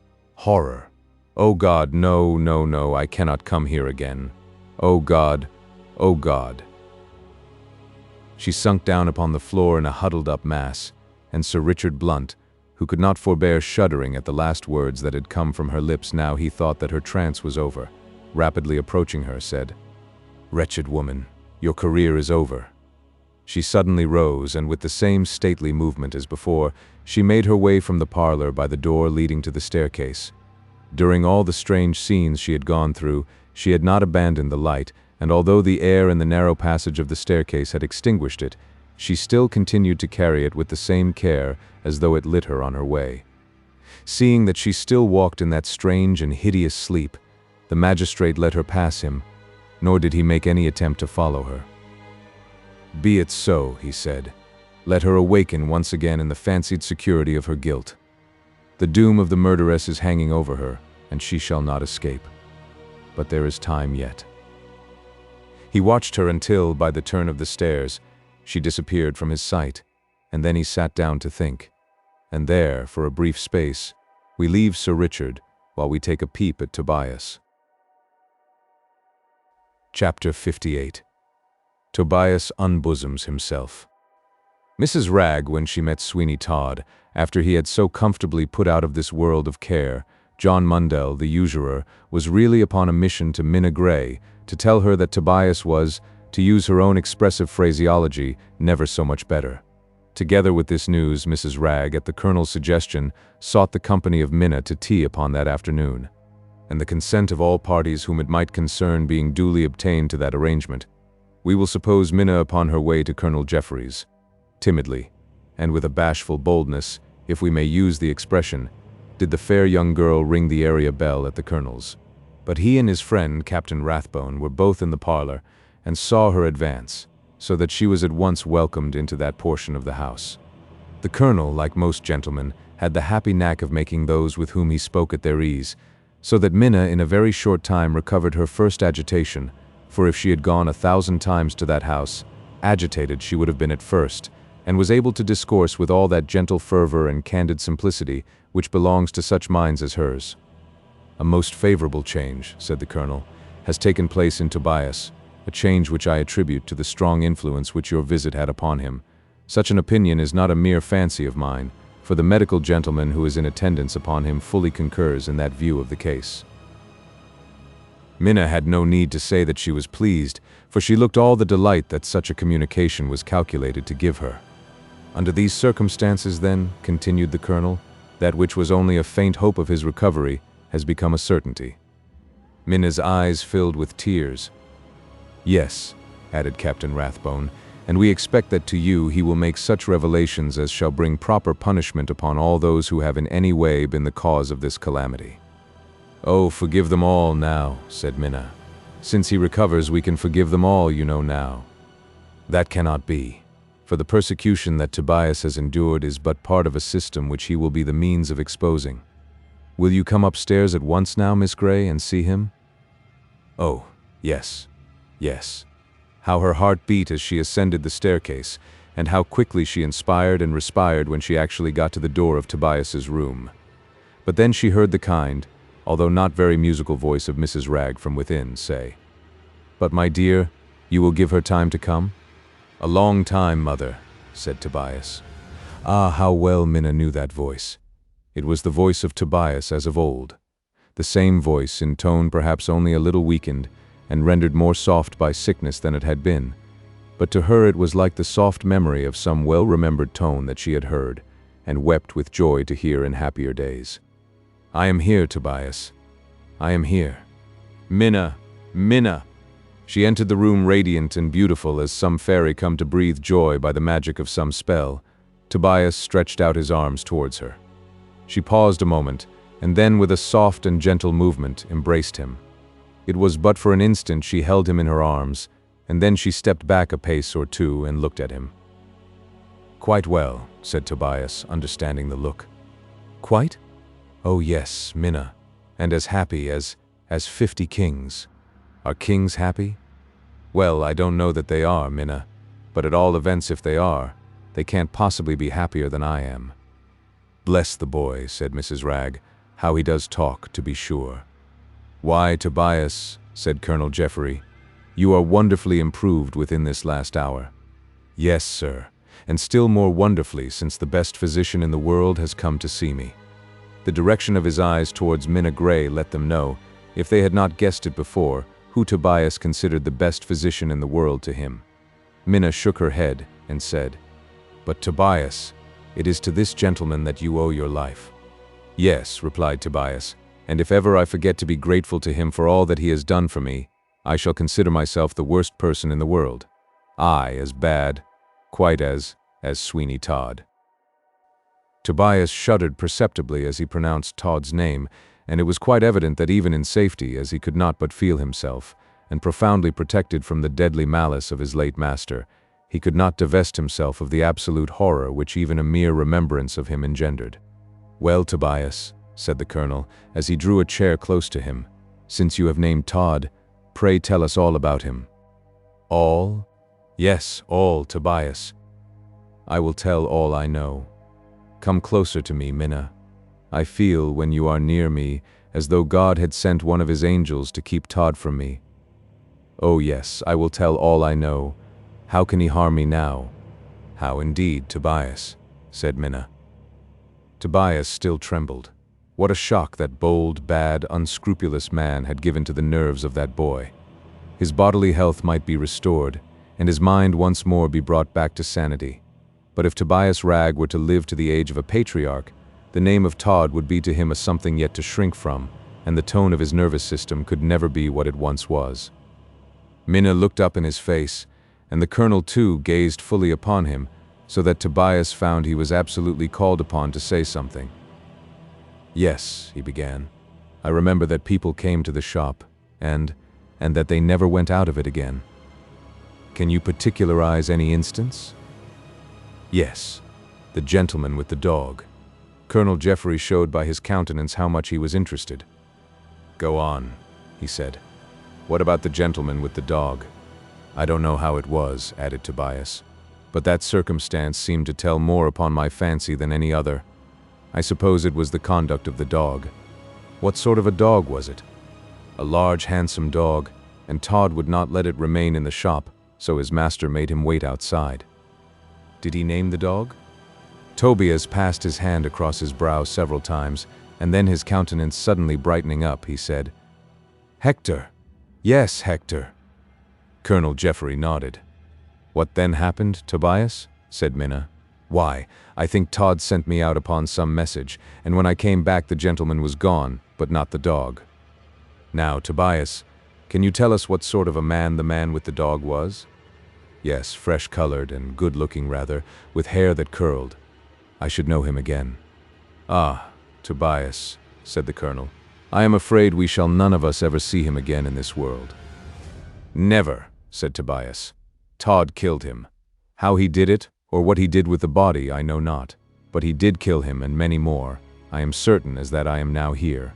Many people came into the shop that never left it again. No doubt, and now, Tobias, how came you in the street by London Bridge so utterly overcome and destitute?" "The madhouse." "Madhouse?" "Yes, I shall recollect it all. Where are you, mother?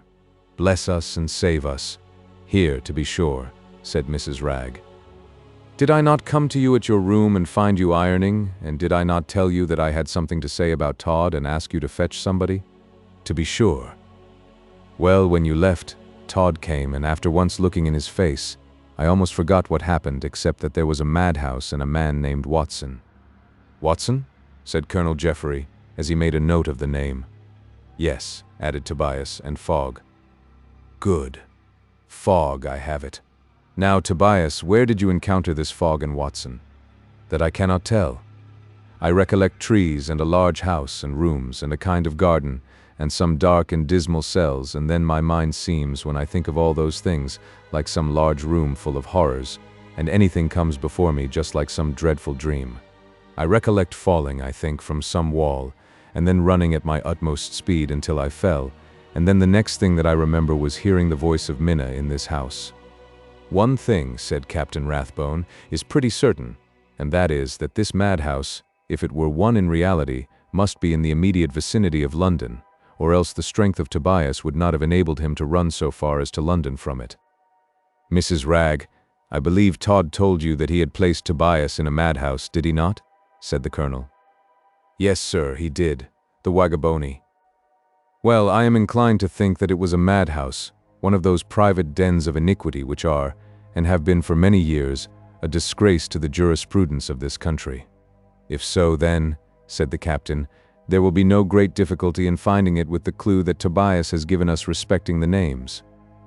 "I will not be satisfied until I have rooted out that den," said the colonel, "but at present all our exertions must be directed to ascertain the fate of poor Ingestry. Every circumstance appears really to combine in favor of the opinion of Johanna Oakley, to the effect that this Thornhill and Mark Ingestry were the same." "It does look marvelously probable," said the captain. "Do you recollect any more, Tobias?" said Minna. "Not clearly, Minna, and I am afraid that what I have recollected is not very clear, but it was the dog that made an impression upon my memory. Many things are, however, now each moment crowding to my mind, and I think that I shall soon be able to recollect much more." "Not a doubt, Tobias. Do not attempt to strain your memory too far now. Things will come back to you gently and by degrees." "I have no doubt of that, sir, but... "But what, Tobias?" "Oh, sir, you are quite sure." "Sure of what?" "That when I least expect it, round the curtains of my bed, or from behind some chair, or from some cupboard about twilight, I shall not see the hideous face of Sweeney Todd, and feel his eyes glancing upon me." Poor Tobias covered his eyes with both his hands, as he gave almost frenzied utterance to these words, and both Colonel Jeffrey and his friend, the captain, looked on with aspects of deep commiseration. The former, after the pause of a few moments, to allow the renewed excitement of Tobias fully to subside, spoke to him in a kind but firm voice. "Tobias, listen to me. Do you hear me?" "Yes, sir. Oh, yes." "Then I have to tell you that it is impossible Sweeney Todd can now come upon you in the way you mention, or in any other way." "Impossible, sir?" "Yes, quite. He is now watched by the officers of justice, day and night. His house door is never lost sight of for a moment while he is within it, and when he is abroad he is closely followed and carefully watched by men, any one of whom is more than a match for him. So be at peace upon that head, for Sweeney Todd is more securely kept now than any wild beast in his den." Chapter 59.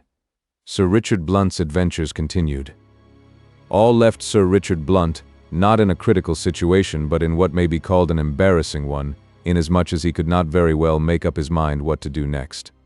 He had heard much towards her annunciation from the lips of Mrs. Lovett, and he had possessed himself of some property, which he hoped would be authenticated as having belonged to some of Todd's victims. He had likewise found out the mode of secret communication with the ovens below, but whether or not to make any further use of that information just then was a question. While he was debating these matters in his mind, he saw that his little wax light was expiring. He accordingly produced another from his pocket, and lit it, and during the process of so doing, he made up his mind to risk a descent into the regions below, so far as the iron door.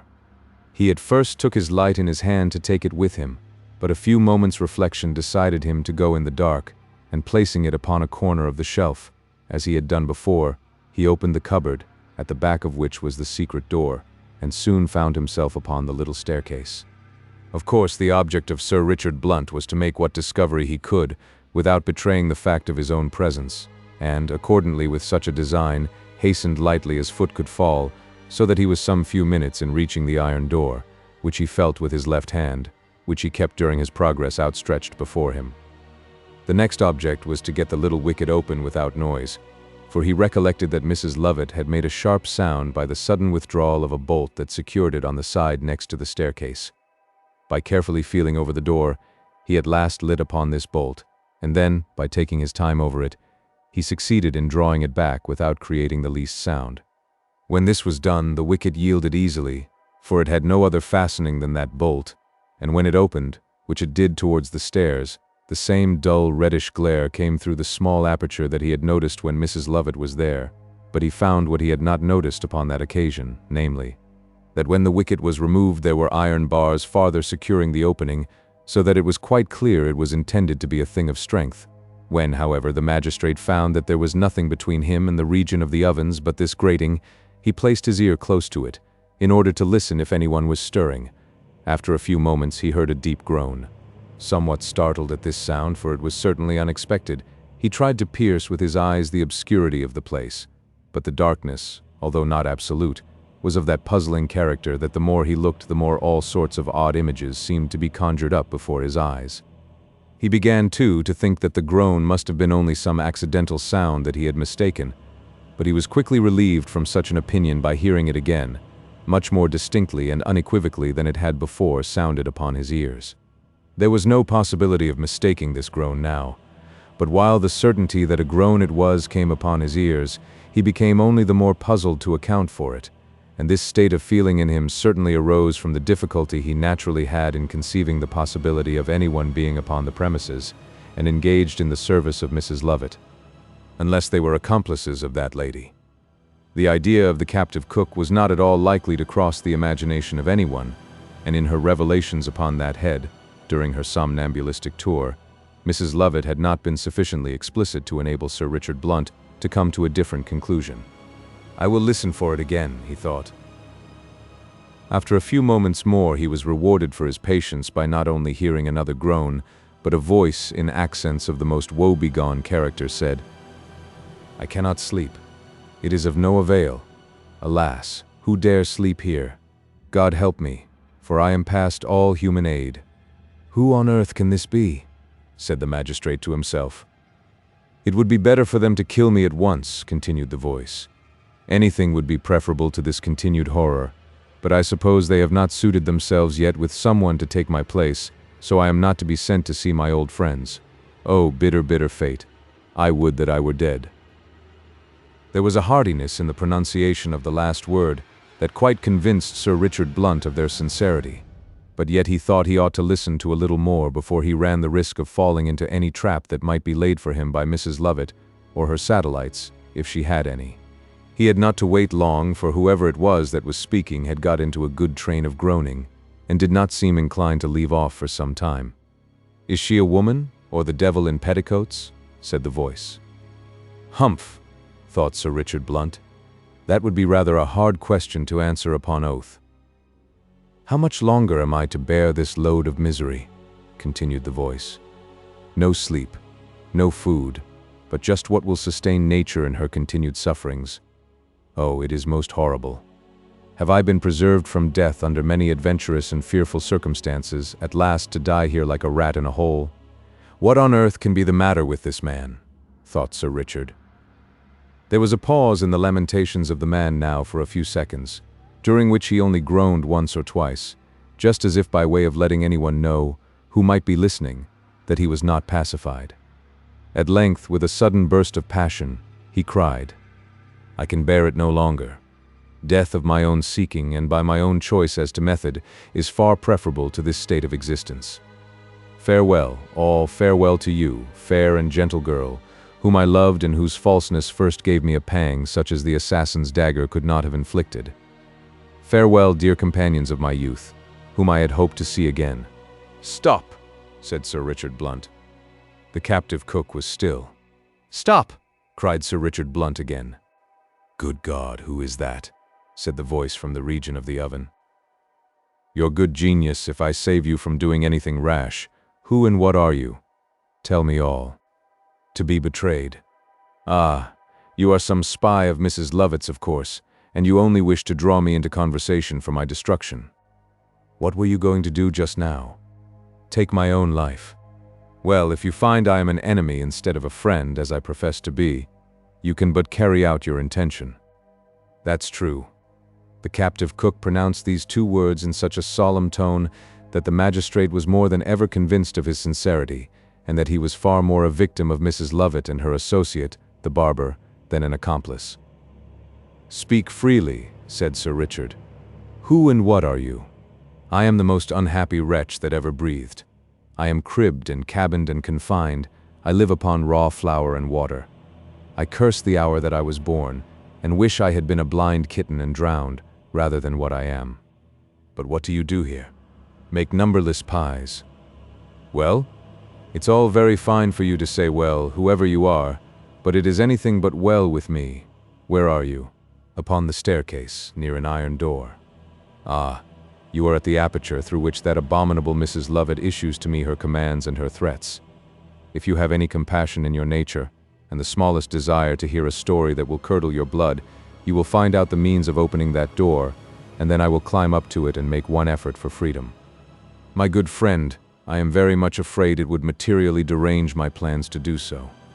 Derange your what? My plans. And are any plans to be placed in competition with my life and liberty? Oh, human nature, what a difference there is in you when you are upon the right side of the door from what you are when you are upon the wrong. My friend, said Sir Richard Blunt, that is a very philosophical remark, and I compliment you upon it. But now answer me truly one question, and for your own sake, and for the sake of justice, I beg you to answer me truly. What is it? Are you in present fear of death? No, not while I continue to make the pies. Very good. Very good? Now, by all that's abominable, I only wish you had but to make them here for 1 week, and at the same time know as much as I know. I rather suspect that you would never say very good again. 1 week? Yes, only a week. Pray, how long have you been here? I have lost count of the long, weary days and the anxious nights. Oh, sir, be you whom you may, do not sport with me, for I am very, very wretched. If I could but be sure that you are a victim of the woman who lives above, said Sir Richard. Sure that I am a victim? Oh God, you suspect me of being her accomplice. Well, it is but natural. Finding me here, I ought to expect as much. What can I say? What can I do to convince you of the contrary? Reveal all. Do you not know then that what?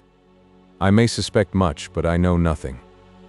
Then, the man's voice sunk to a husky whisper, and when he had spoken a few words there was a death-like silence between him and Sir Richard Blunt. The latter at length said, "And you affirm this? I am willing to swear to it.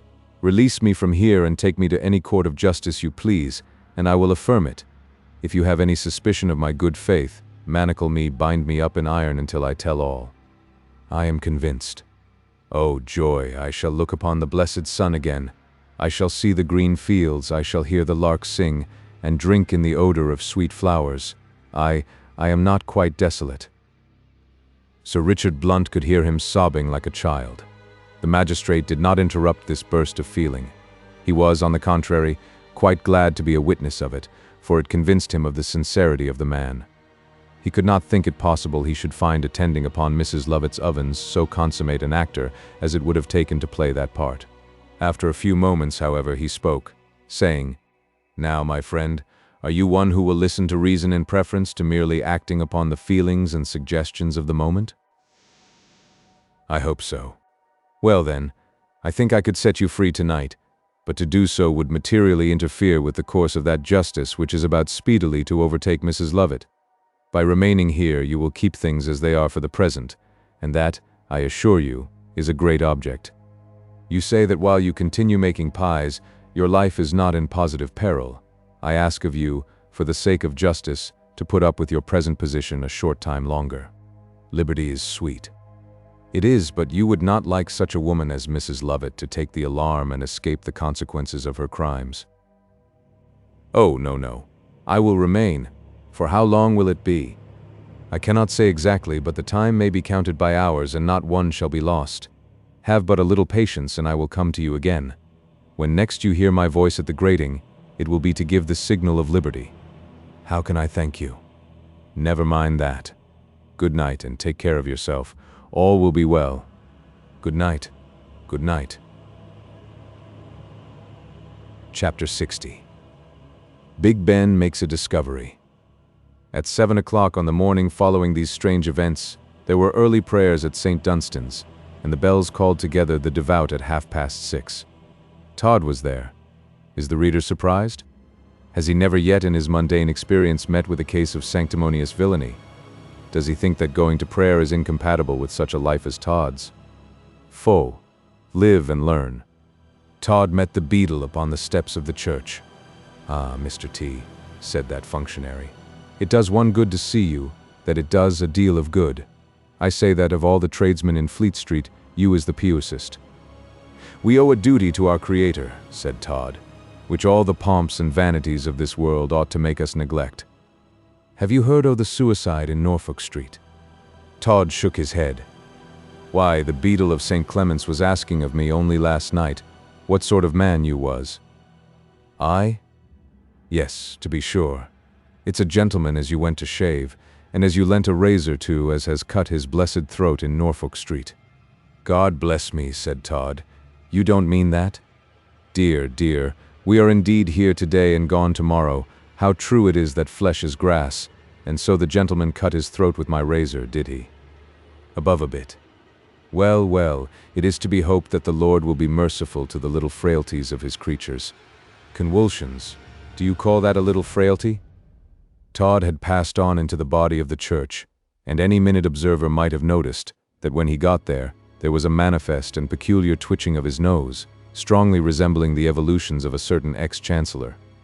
Then, in a low tone to himself, Todd muttered, "They make a great fuss about the smell in St. Dunstan's, but I don't think it is so very bad after all." Perhaps one of Todd's notions in going to early morning prayers was to satisfy himself upon the point of the stench in the church. The morning service was very short, so that Todd got back to his shop in ample time to open it for the business of the day. He gave a glance at the window, to be quite sure that the placard announcing the want of a pious lad was there, and then, with all the calmness in the world, he set about sharpening his razors. Not many minutes elapsed ere a man came in, leading by the hand a boy of about 13 years of age. "Mr. Todd," he said, "you want a lad?" "Yes." "You don't know me, but I am Cork, the greengrocer in the market." "Oh," said Todd. "You see, this is Fred by the first Mrs. C, and the second Mrs. C thinks he'd better go out to something now. If you will take him prentice, we will provide him, and he can run into our place for his meals and tell us all the gossip of the shop, which will amuse Mrs. C, as she's in a delicate condition, and I have no doubt you will find him just the lad for you." "Dear, dear," said Todd. "What's the matter, Mr. T?" "I'm so aggravated. Is he pious?" "Decidedly." "Does he know his catechism and his belief?" "Oh, yes. Only ask him, Mr. Todd. Only ask him. Come here, my dear boy. Who was Shindrad, the great uncle of Joshua, and why did Nebuchadnezzar call him Zikaphobatezer, the cousin of Neozobulkuksacride?" "Eh?" said the boy. "Lore." "What learning?" said the greengrocer. "Ah, Mr. Todd, you are one too many for Fred, but he knows his catechiz." "Well," said Todd, "if the boy that I have promised to think about don't suit me, I'll give you a call, Mr. Cork. But you see, I am such a slave to my word, that if I promise to think about anything, I go on thinking until it would astonish you how I get through it. Well, I'm sure we are very much obliged to you, Mr. Todd. Come along, Fred." "Indeed," said Todd, when he was once more alone. "That would suit me certainly. A lying, gossiping boy to be running home 3 or 4 times a day with all the news of the shop. Good, very good indeed." Todd stropped away at the razors with great vehemence, until he suddenly became aware that someone must be blocking up nearly the whole of the window, for a sudden darkness, like an eclipse, had stolen over the shop. We have before had occasion to remark that Todd had a kind of peephole amid the multifarious articles which blocked up his windows, so that he was enabled to look out upon the passing world when he pleased. Upon this occasion he availed himself of this mode of ascertaining who it was that had stopped the light from making its way into the shop. It was no other than our old acquaintance, Big Ben from the tower, who was on his way to Mr. Oakley's. The heart of Ben had been sensibly touched by the distress of Johanna, and he was going to give her a word or two of comfort and encouragement, which would wholly consist of advising her to never mind. But still Ben's intention was good, however weak might be the means by which he carried it out. As for passing Todd's window without looking in, he could no more help having a good stare than he could help doing justice to a flagon of old ale, if it were placed before him, and upon this occasion the little placard, announcing the want of a pious youth, fixed the whole of Ben's wonder and attraction. "A pious lad," said Ben. "Oh, the villain. Never mind. Easy does it, easy does it." "Curses on that fellow," muttered Todd. "What is he staring at?" "A pious lad," ejaculated Ben. "Pious, oh, pious." "Shaved this morning, sir?" said Todd, appearing at his door with a razor in his hand. "Shaved or dressed? Polish you off surprisingly in no time, sir." "Eh?" "Walk in, sir, walk in. A nice comfortable shave makes a man feel quite another thing. Pray walk in, sir. I think I have had the pleasure of seeing you before." Ben cast an indignant look at Sweeney Todd, and then, as upon the spur of the moment, for Ben was rather a shrewd thinker, he could not find anything strong enough to say, he wisely held his peace and walked on. Todd looked after him with a savage scowl. "Not much plunder," he muttered, "but suitable enough in another point of view. Well, well, we shall see, we shall see." Ben continued his course towards the city, ever and anon repeating as he went, "A pious lad, a pious lad." Oh, the rascal. When he reached within a few doors of the spectacle makers, he saw a boy with a letter in his hand looking about him, and probably seeing that Ben had a good-humored countenance, he said to him, "If you please, sir, can you tell me which is Mr. Oakley's?" "Yes, to be sure. Is that letter for him?" "No, sir, it's for Miss Oakley." Ben laid his finger upon the side of his nose and tried to think. "Miss Oakley," he said, "a letter for Miss Oakley," and then, as nothing very alarming consequent upon that proposition presented itself to him, he said, "Easy does it." "Do you know the house, sir?" asked the boy. "Yes, to be sure. Come along, boy." "Yes, sir. Who's the letter from?" "A gentleman, sir, as is waiting at the Unicorn in Addle Street." "A gentleman as is waiting at the Addle in Unicorn Street," said Ben, and then, not being able still to hit upon anything very outrageous in all that, he contented himself once more with an easy does it. The boy accompanied him to the door of Mr. Oakley's, and then Ben said to him, "I'll give the letter to Miss Oakley if you like, and if you don't like, you can wait till I send her to you. Easy does it." "Thank you, sir," said the boy. "I'd rather give it to the young lady myself." "Very good," said Ben. "Rise betimes and hear early chimes."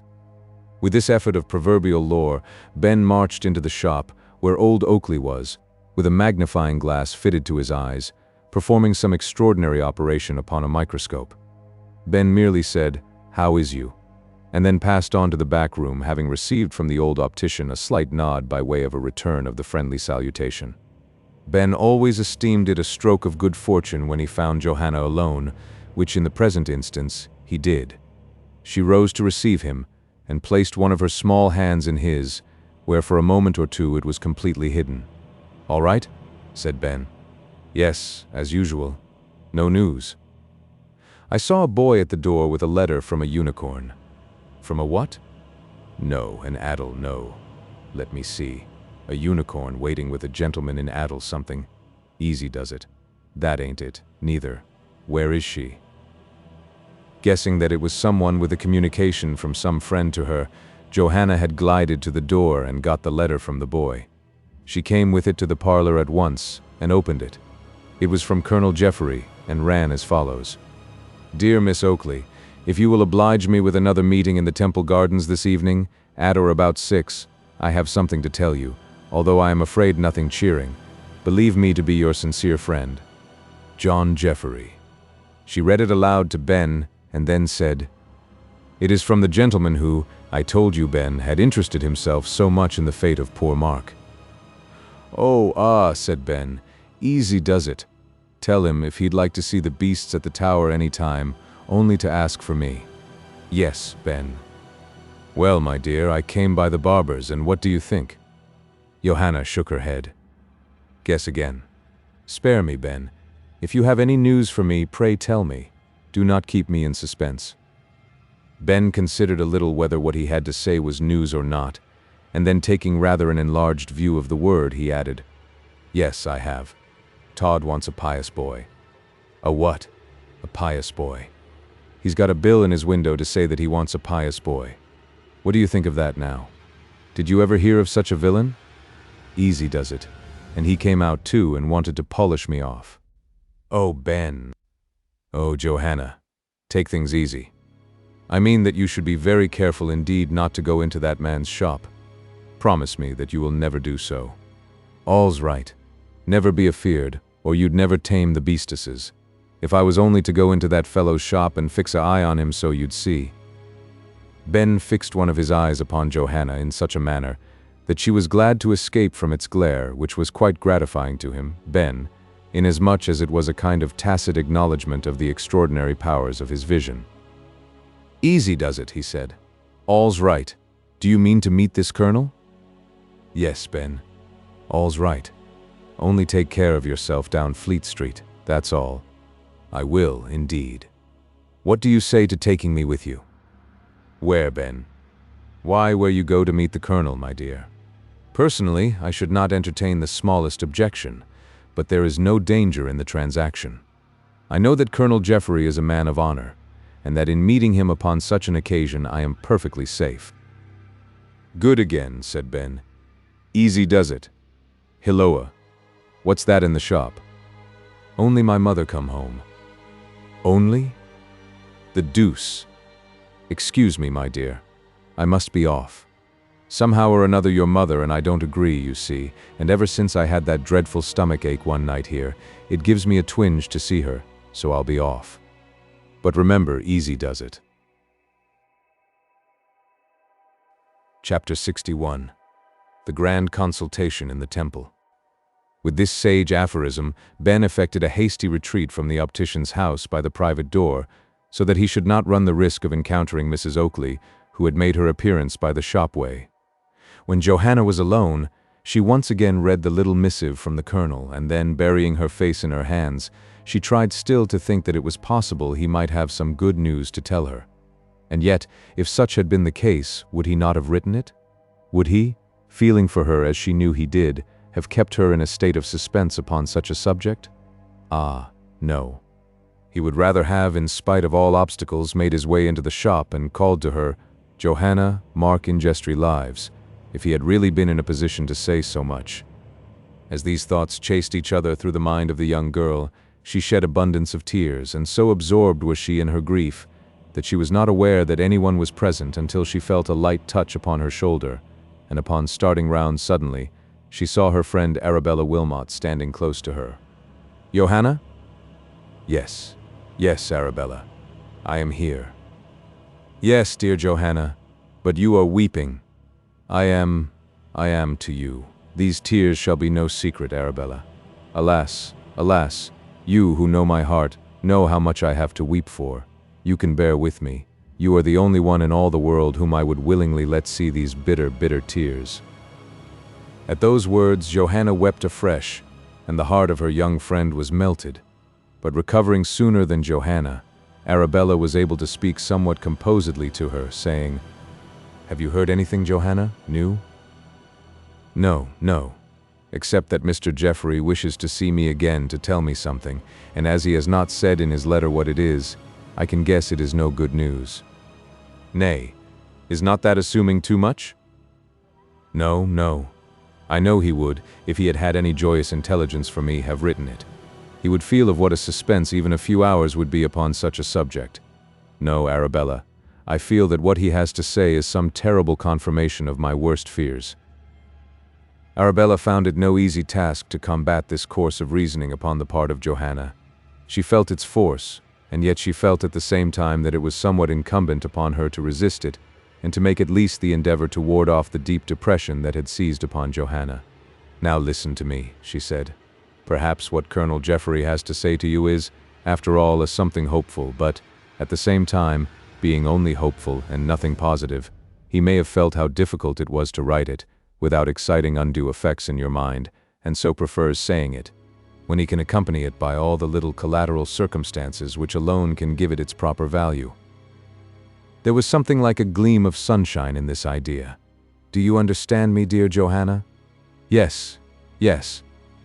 Johanna spoke more firmly than before. The last argument of her friend had had all its weight with her, and had chased away many of the gloomy thoughts that had but a few moments before possessed her. What a strange compound is the human mind, and how singularly does it take its texture, chameleon-like, from surrounding circumstances. But a few moments since, and, to Johanna, the brief epistle of the colonel was suggestive of nothing but despair. How different now was its aspect. Arabella Wilmot had, by a few simple words, placed it in a new light, so that it started to the imagination of Johanna's symbols of life. "Ah, you are hoping now," said Arabella. I am. Perhaps it is as you say, Arabella. I will think it is." Miss Wilmot was now almost afraid that she had gone too far and conjured up too much hope, but she could not bear the idea of dashing down again the fairy fabric of expectation she had moved in the bosom of Johanna, and merely added, "Well, Johanna, since you find that the letter will, at all events, bear two interpretations, I am sure that, until you may be convinced it owns to the worst, you will be as composed as possible." "I will. And now, Arabella, will you? And can you accompany me this evening to the Temple Gardens to meet Colonel Jeffrey?" "Yes, Johanna. I both can and will, if such is your wish." "It is, Arabella, much my wish, for I feel that if what our friend, the Colonel, has to say should not be of a hopeful character, I should never be able to repeat it to you, so as to have your opinion of it." "Then we will go together. But we will not pass that dreadful man's shop." "Todd's?" "Yes." "Why not, Arabella?" "I feel, the moment that I leave this house, as though some irresistible fascination dragged me there, and I think I could no more pass down Fleet Street without directing my eyes to that building, which perchance has proved fatal to poor Mark, than I could fly. But I shrink from that man recognizing us again." "We will pass upon the other side of the way, Arabella, but do not say nay to me, for pass I must." There was such a frantic sort of earnestness in the manner in which Johanna urged this point that Arabella no longer made any sort of opposition to it, and the two young girls soon arranged a time of meeting when they would proceed together to the Temple Gardens, to give Colonel Jeffrey the meeting he so much desired. As nothing of a very particular character occurred that day, we will at once follow Arabella and Johanna upon the mission, premising that the hours have slipped away which intervened between the time of Johanna receiving the note from Colonel Jeffrey and the time when, if she kept the appointment with him, it would be necessary for her to start from home to do so. Both the young girls made as great alterations in their attire as they could upon this occasion, so that they should not be strikingly recognizable again by Todd, and then Arabella reminding Johanna that the bargain between them was to pass upon the other side of the way, they both set off from the old spectacle maker's. As they neared Fleet Street, the agitation of Johanna became more and more apparent, and Arabella was compelled to counsel her to calmness, lest the passers-by should notice how much she felt, from some cause to them unknown. "My dear Johanna," she said, "your arm trembles in mine. Oh, pray be calm." I will. Are we near?" "Yes. Let us cross." They reached the other side of the way from that on which Todd's shop was situated, to the great relief of Arabella, who as yet knew not of the placard that Todd had exhibited in his window, announcing the want of a pious youth. The sight of the shop, however, seemed to bring that circumstance to the mind of Johanna, and she told her young friend of it at once. "Oh, Johanna," said Arabella, "does it not seem as though—" She paused, and Johanna looked inquiringly at her, saying, "What would you say, Arabella? What would you say?" "Nothing now, Johanna, nothing now. A thought struck me, and when we return from this meeting with your friend, the Colonel, I will communicate it to you. Oh, do not look opposite. Do not." All such injunctions were thrown away upon Johanna. Look opposite she did, and as she herself had truly said, it would have been quite impossible for her to avoid the doing so, even if the greatest personal risk had been risked in the action. But Todd's shop, to look at from the other side of the way, presented no terrors. It simply presented the idea of a little barber's shop, of no very great pretensions, but of sufficient respectability, as barbers' shops were in those days, not to make any decent person shrink from going into it. No doubt, in the crowd of Fleet Street, for Fleet Street was then crowded, although not to the extent it is now, Johanna and her friend passed quite unnoticed by Todd, even if he had been looking out. At all events, they reached Temple Bar without any obstruction or adventure. Finding, then, that they had passed the main entrance to the temple, They went down the nearest adjacent street, and pursuing a circuitous route through some curious-looking courts, they reached their destination yet a little before the appointed hour. Colonel Jeffrey, however, was not likely to keep Johanna Oakley waiting. "There," said Arabella. "Is that the colonel?" Johanna looked up just as the colonel approached and lifted his hat. Yes, yes. In another moment he was with them. There was a look upon the countenance of Colonel Jeffrey of deep concern, and that look, at one glance that was bestowed upon it by Johanna Oakley, was quite sufficient to banish all hidden hopes that she might yet have cherished regarding the character of the news that he had to impart to her. Arabella Wilmot, too, was of the same opinion regarding the physiognomical expression of the colonel, who bowed to her profoundly. "I have brought my dearest friend with me," said Johanna, "from whom I have no secrets." "Nor I," said the colonel, "now that I hear she stands in such an enviable relation to you, Miss Oakley." Arabella slightly bowed, and Johanna, fixing her eyes, in which tears were glistening, upon him, said, "You have come to tell me that I may abandon all hope?" "No, no, heaven forbid." A bright flush came over the face of the young girl, and clasping her hands, she said, "Oh, sir, do not play with feelings that perhaps you scarcely guess at. Do not tamper with a heart so near breaking as mine. It is cruel, cruel." "Do I deserve such a charge?" said the colonel, "even by implication?" "No, no," said Arabella. "Recollect yourself, Johanna. You are unjust to one who has shown himself to be your friend, and a friend to him whom you hope to see again." Johanna held out her little childlike hand to the colonel, and looking appealingly in his face, she said, "Can you forgive me? It was not I who spoke, but it was the agony of my heart that fashioned itself at the moment into words my better judgment and my better feelings will not own. Can you forgive me? Can I, Miss Oakley? Oh, do not ask me. God grant that I could make you happy." "I thank you, sir, deeply and truly thank you, and now, you would say, tell me my news." "Yes. Oh, yes." "Then let us walk upon this broad path by the river, while in the first instance I tell you that it was only from a deep sense of duty, and a feeling that I ought not upon any consideration to keep anything from you, that I came here today to give you some more information, and yet fresh information." "You are very, very good to me, sir." "No, no, do not say that, Miss Oakley. I am a friend. I am only very selfish, but, in brief, the lad who was in the barber's service at the time we think Mark Ingestry called at the shop with the string of pearls in his possession, has told us all he knows upon the subject, freely." "Yes, yes, and he knows very little." "But that little just amounts to this, that such a person did come to the shop, and that he is quite clear that he never left it." "Quite clear that he never left it," repeated Johanna. "That he never left it. Quite clear that—" She burst into tears and clung to Arabella Wilmot for support. The colonel looked inexpressibly distressed, but he did not speak. He felt that any commonplace topics of consolation would have been an insult, and he had seen enough of human feelings to know that such bursts of passionate grief cannot be stemmed, but must have their course, and that such tears will flow like irresistible torrents into the ocean of eternity. Arabella was greatly distressed. She had not expected that Johanna would have given way in such a manner, and she looked at Colonel Jeffrey as though she would have said, "Is it possible that you can say nothing to calm this grief?" He shook his head, but made no reply in words. In a few moments, however, Johanna was wonderfully recovered. She was able to speak more composedly than she had done since the commencement of the interview. "Tell me all now," she said. "I can bear to hear it all." "You know all, Miss Oakley? The poor boy, in whose fate I have felt sufficiently interested to take him into my care, says that such a man as Thornhill did come to his master's shop. That he, the boy, was sent out upon some trivial errand, merely to get him out of the way, and that, pending his return, the visitor disappeared. He deposes to the fact of the dog watching the door." "The dog?" "Yes. Thornhill, it seems, had a faithful dog with him."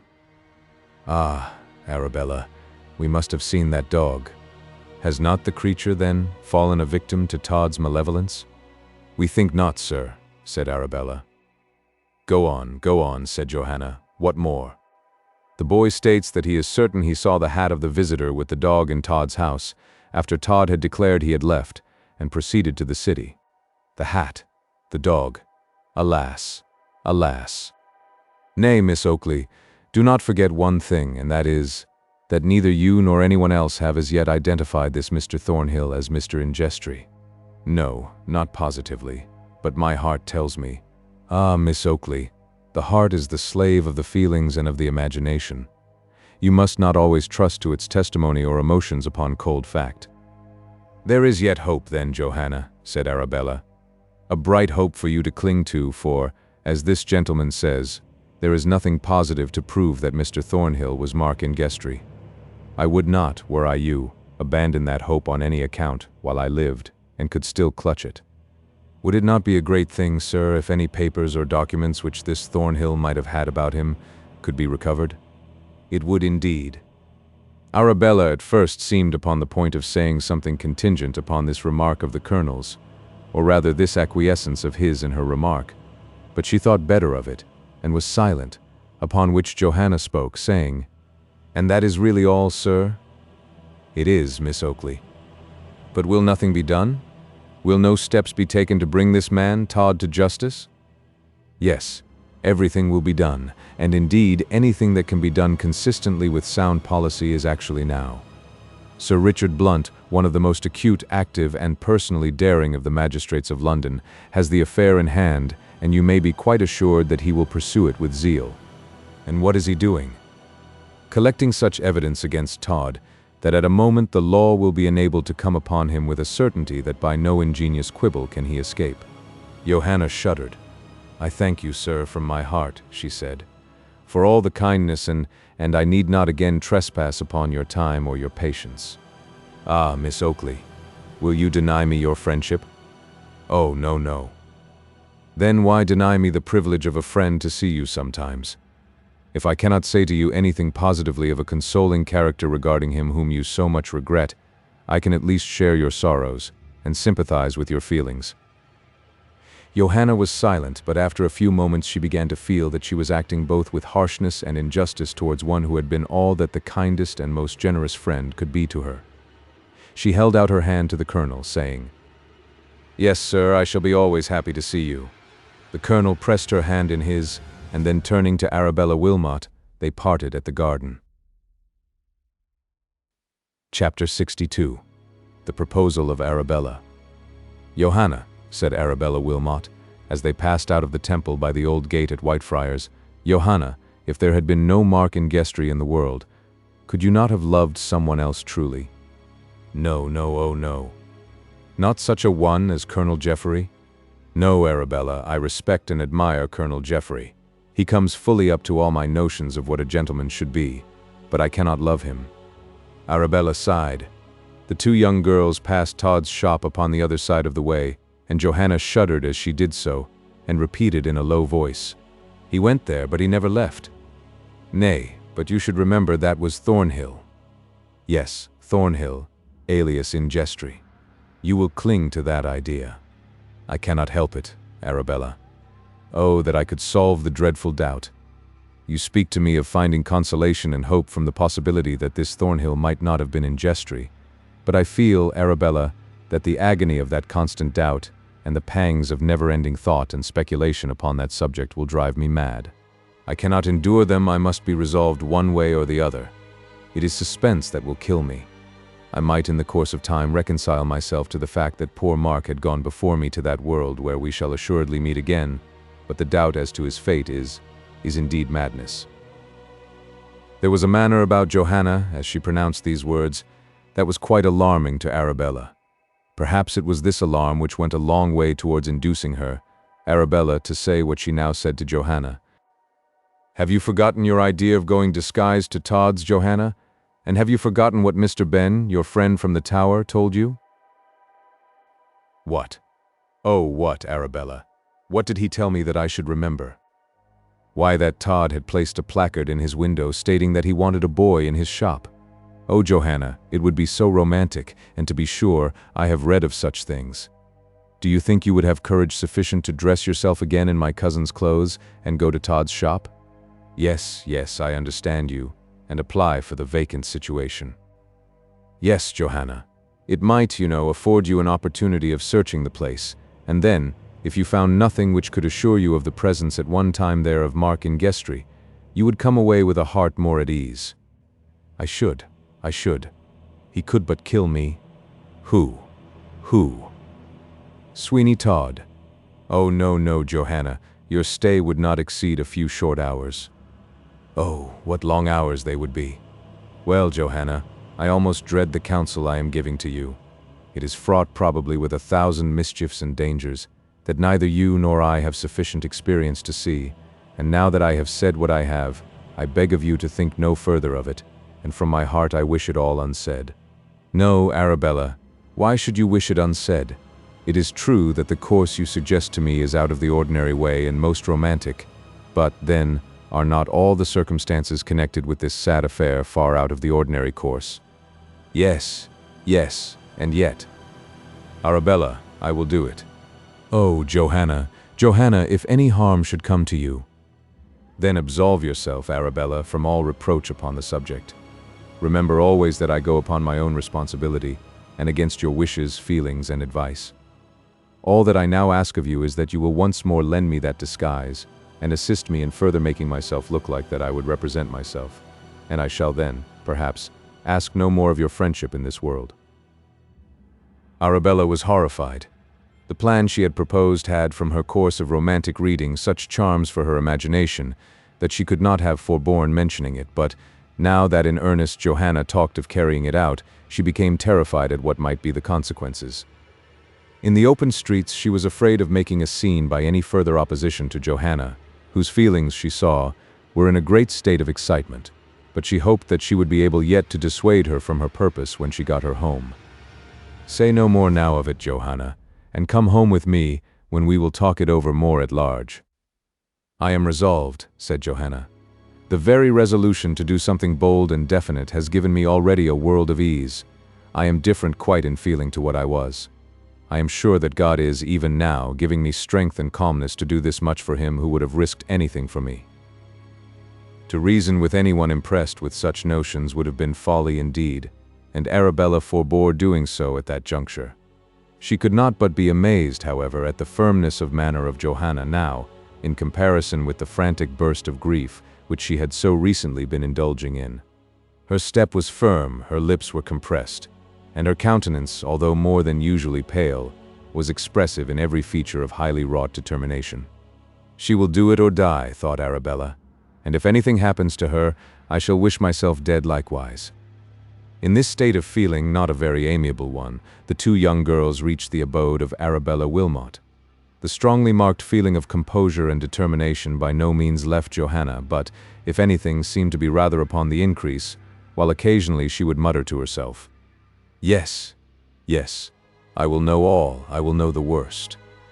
When they were alone in the little chamber of Arabella, that little chamber which had witnessed so many of the mutual confidences of those two young girls, Arabella at once began to say something that might provoke a discussion about the propriety of the hazardous expedition to TODD'S, but Johanna stopped her by saying, as she laid her hands gently upon her arm, Arabella, will you do me 2 favors? 100, but— Nay, hear me out, dear friend, before you say another word. The first of those favors is, that you will not, by word or look, try to dissuade me from my purpose of going in disguise to TODD'S. The second is, that you will keep my secret when I do go. Oh, Johanna, promise me. Yes, I do. I am satisfied. And now, my own dear Arabella, let me tell you that I do not think that there is any such danger as you suppose in the expedition. In the first place, I do not think Todd will easily discover me to be aught else than what I pretend to be, and if I should see that I am in any danger, Fleet Street, with all its living population, is close at hand, and such a cry for aid as I, being, as I am, forearmed by being forewarned, could raise, would soon bring me many defenders. Arabella sobbed. And then, after all, I only want to stay until, by one absence of Todd's from the house, I shall be able to make a search for some memorial of the visit of Mark in Gestry there. If I find it not, I return to you at once better satisfied, and with better hopes than I went forth. If I do find it, I will call upon the tardy law for justice. Johanna, Johanna, you are not the same creature that you were. I know it. I am changed. I feel that I am. Arabella looked at the sweet, childish beauty of the face before her, and her eyes filled with tears again at the thought that something near akin to despair had implanted upon it that look of unnatural calmness and determination it wore. You doubt me? Said Johanna. Oh, no, no. I feel now that you will do it, and feeling that, I likewise feel that I ought not to drive you to seek assistance from another in your enterprise, but something must be arranged between us. In what respect? Such as, if I should not hear of you within a certain time, you would feel bound to find me some help. Be it so, Arabella. If I do not come to you or send to you, before the midnight of tomorrow, do what you will, and I shall not think that you have committed any breach of faith. I am content, Johanna, to abide by those conditions, and now I will say nothing to you to bend you from your purpose. But I will pray to heaven that you may become successful, not in finding any record of Mark and Jestry, but in procuring peace to your mind by the utter absence of such record. I will go now. No, no, Johanna. Bethink you what pain your unexplained absence would give to your father. Something must be said or done to make him feel at ease during the, perhaps, many hours that you will be absent. It is well thought of, Arabella. Oh, how selfish we become when overwhelmed by our own strange emotions. I had forgotten that I had a father. It was now agreed between the two young girls that Johanna should go home, and that Arabella Wilmot should call for her and ask Mr. Oakley's permission for her, Johanna, to come to her upon a visit for 2 days. It was no very unusual thing for Johanna to pass a night with her friend, so that it was thought such a course now would have the effect of quieting all anxiety on account of the absence of the young girl from her parental home. Chapter 63. Todd finds a boy. Temporary insanity, and a dividend of 1 shilling upon the razor. Such was the enlightened verdict of 12 sapient shopkeepers in the Strand upon John Mundell, peace to his manes. He is gone where there are no discounts, no usury laws, no unredeemed pledges, and no strings of pearls. Good day to you, John Mundell. Ha, ha, Laughed Sweeney Todd. That affair is settled in an uncommonly satisfactory manner. What an odd thing it is, though, that nobody now comes into my shop, but somebody else, upon some shuffling excuse or another, comes in within 2 minutes afterwards. Now, if I were superstitious, which I am not. Here Todd looked first over his right shoulder and then over his left, with 2 perceptible shudders. If, as I say, I was superstitious, which Hilloa? Who's this? Oh, I beg your pardon, Mr. Todd, said a woman in widow's weeds, as she entered the shop. But they do say that— What? Screamed Todd. What? That you are charitable to the poor. Oh, that's all. That's all. Very good. I am charitable to the poor. Very, very charitable to the poor. What may your business be, madam? You don't know me, Mr. Todd, I dare say, but my name is Slick. Slick? Slick? No, madam, I have not the pleasure of knowing you, and may I again ask why I am honored with the visit? Why, sir, I have got up a little humble petition. You see, sir, my husband, Solomon Slick, is a watchmaker, and one day, about a month ago, he went out to go to the city with 2 chronometers, to take to Brown, Smuggins, Bugsby, and Pod, who employ him, and he was never afterwards heard of, leaving me with 6 children and 1 at the breast. Now, Mr. Brown is a kind sort of man, and spoke to Pod about doing something, but Bugsby and Smuggins, they will have it that my husband ran away with the watches, and that we are only watching the best time to go to him. But my aunt, Mrs. Longfinch, in Bedfordshire, will do something for us if we go there. So I am trying to get up a pound or 2 to take me and the little ones. Todd made a chuckling noise like a hen in a farmyard, and looked the picture of compassionate commiseration. Dear, dear, what a shocking thing. It is indeed, sir. And have you no idea of what has become of him, madam? Not in the least, sir, not in the least. But I said to myself, I dare say Mr. Todd will be so good as to assist us in our necessities. Certainly, madam, certainly. Do you know what is the most nourishing thing you can give to your children? Alas!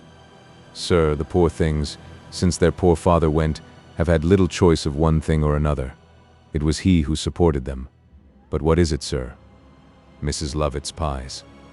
Ah, sir, they had one apiece, poor things, the very day after poor Solomon Slick disappeared. A compassionate neighbor brought them, and all the while they ate them, they thought of their father that was gone. Very natural, that, said Todd. Now, Mrs. Slick, I am but a poor man, but I will give you my advice, and something more substantial. The advice is, that if anybody is moved to compassion, and bestows upon you a few pence for your children, you go and lay it out in pies at Mrs. Lovett's, and as for the more substantial something, take that, and read it at your leisure. Todd, as he spoke, took from a drawer a religious tract, entitled The Spiritual Quartern Loaf for the Hungry Sinner, and handed it to Mrs. Slick. The poor woman received it with a look of disappointment, and said with a slight shudder, "And is this all you can do, Mr. Todd?" "All," cried Todd. "All? Good gracious, what more do you want? Recollect, my good woman, that there is another world where the poor will have their reward, provided that in this they are not too annoying to the rich and the comfortable. Go away. Dear, dear, and this is gratitude. I must go and pray for the hardness of heart and the Egyptian darkness of the common and the lower orders in general, and you in particular, Mrs. Slick." The woman was terrified at the extraordinary faces that Todd made during the delivery of this harangue, and hastily left the shop, having dropped the spiritual quartern loaf for hungry sinners in the doorway. "Ha, ha," said Todd when she was gone. They thought of their father, did they, while they ate Lovett's pies? Ha, ha. At this moment a man made his appearance in the shop, and looked with a sly twinkle at Sweeney Todd. The latter started, for in that man he imagined no other than an under-attendant at the establishment of Mr. Fogg at Peckham. That this man came with some message from Fogg, he did not for a moment doubt, but what could it possibly be, since he, Todd, fully believed that Tobias Ragg was no more? "Do you know me?" said the man. As a general proposition, Todd did not like to say yes to anything, so he looked dubious and remarked that he thought it might rain soon, but if he, the man, wanted a clean shave, he, Todd, would soon do for him. "But really, Mr. Todd, don't you know me?" "I know nobody," said Todd. The man chuckled with a hideous grimace that seemed habitual to him, for he at times indulged in it when, to all appearance, no subject whatever of hilarity was on the topic, and then he said, "I come from Fogg." "Fogg's, not Fogg?" The man did not at first seem to understand this nice distinction that Todd drew between coming from Fogg's establishment and coming from Fogg himself, but after knitting his brows and considering a little, he said, "Oh, I see. No, I don't come from Fogg. Confound him, he don't use me well, so I thought I'd come to tell you." The shop door opened and a stout, burly-looking man made his appearance. Todd turned upon him with a face livid with passion as he said, "Well, sir, what now?" "Eh?" said the stout, burly man. "Ain't this a barber's shop?" "To be sure it is, and once for all, do you want to be shaved, or do you not?" "Why? What else could I come in for?" "I don't know, but you have been here more than once, more than twice, more than thrice, and yet you have never been shaved yet." "Well, that is a good one." "A good what?" "Mistake, for I have only just come to London today, but I'll wait while you shave this gentleman. I am in no hurry." "No, sir," said Todd. "This gentleman is a private friend of mine, and don't come to be shaved at all." The stout, burly-looking man seemed rather confused for a moment, and then he turned to the stranger and said, "Are you really a private friend of Mr. Todd's?" "Very," said the other. Then I scorn to interrupt anyone in their confidential discourse, just because my beard happens to be a day old. No, I trust that time, and old English politeness, will ever prevent me from doing such a thing, so, Mr. Todd, I will look in upon some other occasion, if you please." No, said Todd. "Sit down. Business is business. Pray sit down. You don't know how disappointed I shall feel if I don't polish you off, now that you are here, sir." "Could not think of it," said the other, in whom the reader has, no doubt, recognized one of Sir Richard Blunt's officers. "Could not for a moment think of it. Good day." Before Todd could utter another remonstrance, He was out of the shop, and when he got about 12 paces off, he met CROTCHET, who said, "Well, what do you bring it in now?" "I must cut it. Todd is beginning to recollect me, and to think there is something odd going on." Mr. CROTCHET gave a slight whistle and then said, "Very good, but did you leave a individual in the shaving crib to be done for?" "Yes, but he said he was a private friend of Todd's." "Good again, that will do. He's safe enough, I dare say, and if he isn't, why he ought to be more particular in addressing of his acquaintances. Do you know where the governor is?" "No, I have not seen him, but will you tell him, CROTCHET, why I think it's better for me to be scarce for a day or two?" "To be sure, old fellow. You can go on some other day." "Surely, surely." Chapter 64. Todd receives some startling intelligence. It took Todd, master as he was or used to be in the art of dissimulation, some few minutes to recover his composure, after the officer had left the shop, and during that time, the gentleman from Fogg's looked at him with the quiet, sniggering kind of laugh so peculiar to him. Todd was evidently, day by day, losing that amount of nerve which had at one time formed his principal characteristic. It was getting, in fact, clear to himself that he was not near so well fitted for the business he was carrying on as he had been. Turning to the man from Fogg's, he said, while he put on as bland a smile as he could, "Well, my friend, I suppose you have sought me with some motive? Pray speak out and tell me what it is." The man laughed. "I have had a row with Fogg," he said, "and we parted in anger. I told him I would split upon the den, but he is a deep one and he only coughed. Fogg, though, somehow don't laugh as he used. However, as well as he could laugh, he did, and says he, 'Peter, my lad,' says he, 'if you do split upon the old den, I'll get you transported as safe as you think yourself.' Well, I didn't like that." "Then you are probably," said Todd in a bland manner, "you are probably aware that you may be obnoxious to the law." "A few," said the fellow. And what followed? "Why, Peter," added Fogg, "you may leave me if you like, and once a month there will be a couple of guineas here for you. There's the door, so away, I insist, and it has struck me that if Fogg gives me a couple of shiners a month to hold my tongue, other gentlemen might do as much, and through one and another I might pick up a crust and something to moisten it with." The man laughed again. Todd nodded his head as much as to say, "You could not have explained yourself clearer," and then he said, "Peter, in your way you have a certain sort of genius. I might just remark, however, that after paying Fogg handsomely for what he has done, it is rather hard that Fogg's cast-off officials should come upon Fogg's best customers and threaten them out of any more." "I know it's hard," said the man. "Then why do you do it?" "Because, to my thinking, it would be a deuced sight harder for me to want anything, and besides, I might get into trouble and be in the hands of the police, when who knows but that in some soft moments someone might get hold of me and get it all out of me. Wouldn't that be harder still for all?" "It would." "Ah, Mr. Todd, I always thought you were a man of judgment, that I did. You do me infinite honor." "Not at all. I say what I think. You may take your oath of that. But when I saw you come about that last boy, I said to myself, Mr. Todd is carrying on some nice game, but what it is I don't know. Howsomedever, he is a man with something more than would go into a small teaspoon hereabouts." Mr. Peter tapped his forehead with his finger as he spoke, to intimate that he alluded to the intellectual capacity of Todd. "You are very obliging," said Todd. "Not at all. Not at all. How much will you stand? Now, I suppose if I say the same as Mr. Fogg, you will be satisfied, Mr. Peter. Times are very bad, you know." Peter laughed again. "No, no, Mr. Todd, times are not very bad, but I do think what you say is very fair, and that if you stand the same as Fogg, I ought not to say one word against it." "How charming it is," said Todd, casting his eyes up to the ceiling, as though communing with himself or some higher intelligence supposed to be in that direction. "How charming it is to feel that you are at any time transacting business with one who is so very obliging and so very reasonable."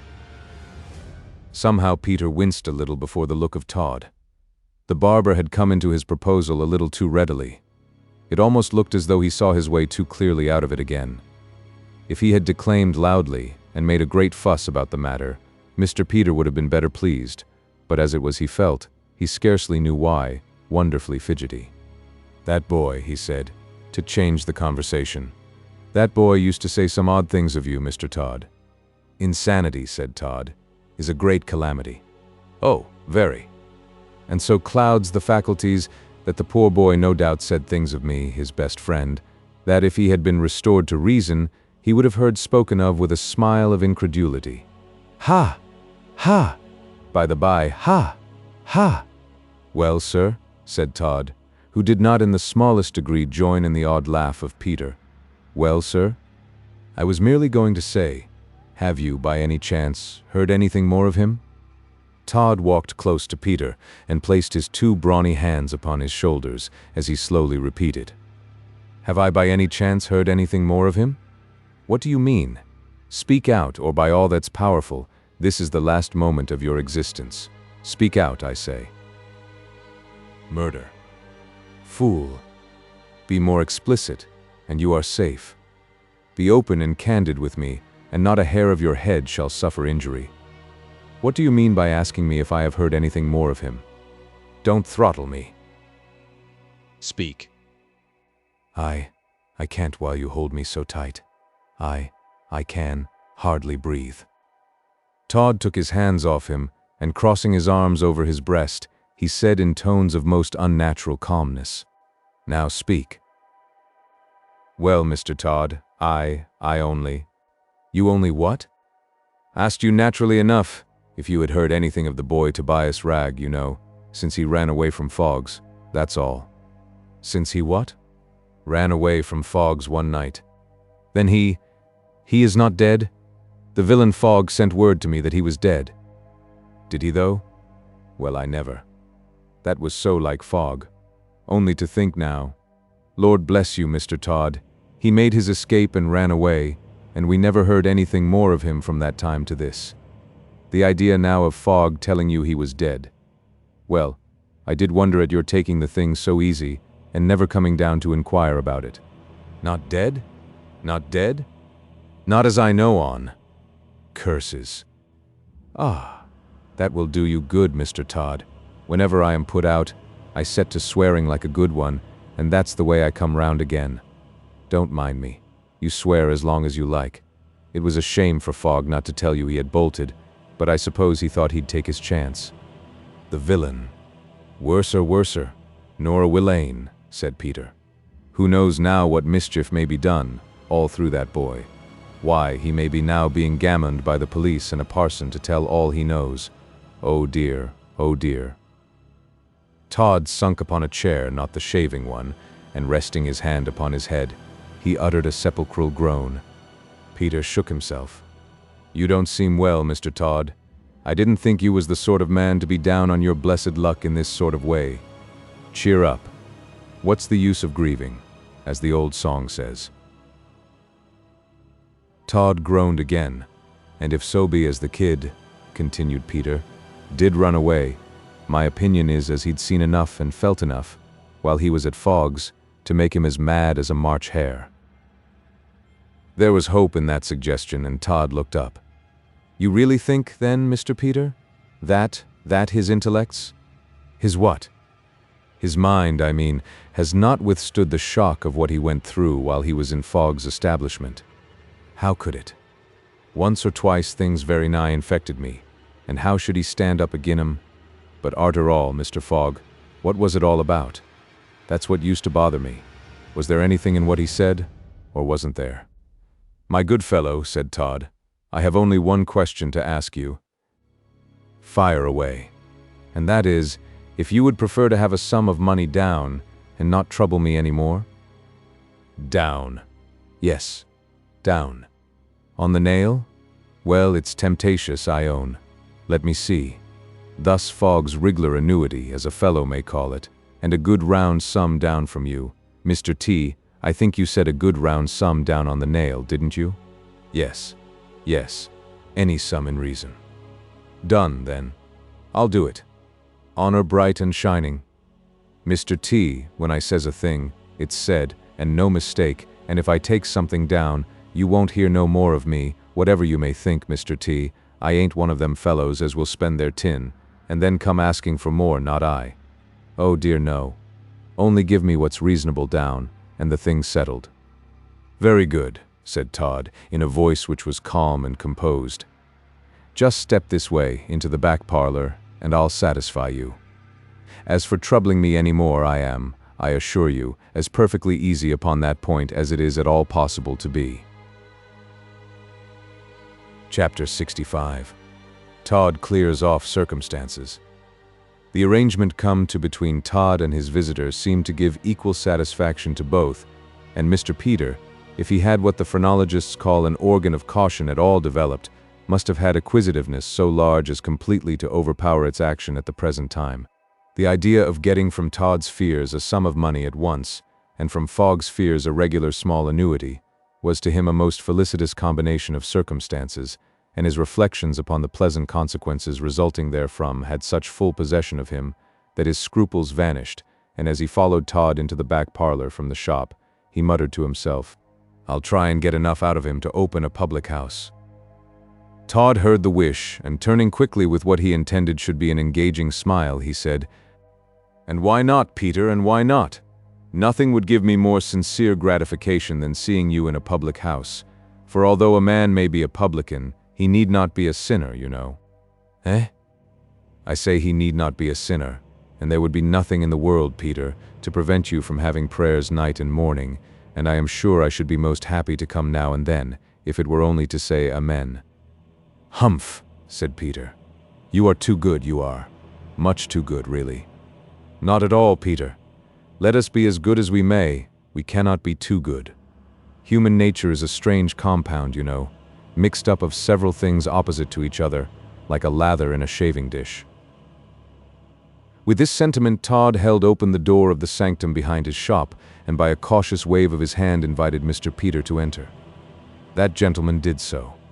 "Now," said Todd in quite a confidential tone, "what is your peculiar affection in the—" Here Mr. Todd went through the pantomimic action of draining a glass.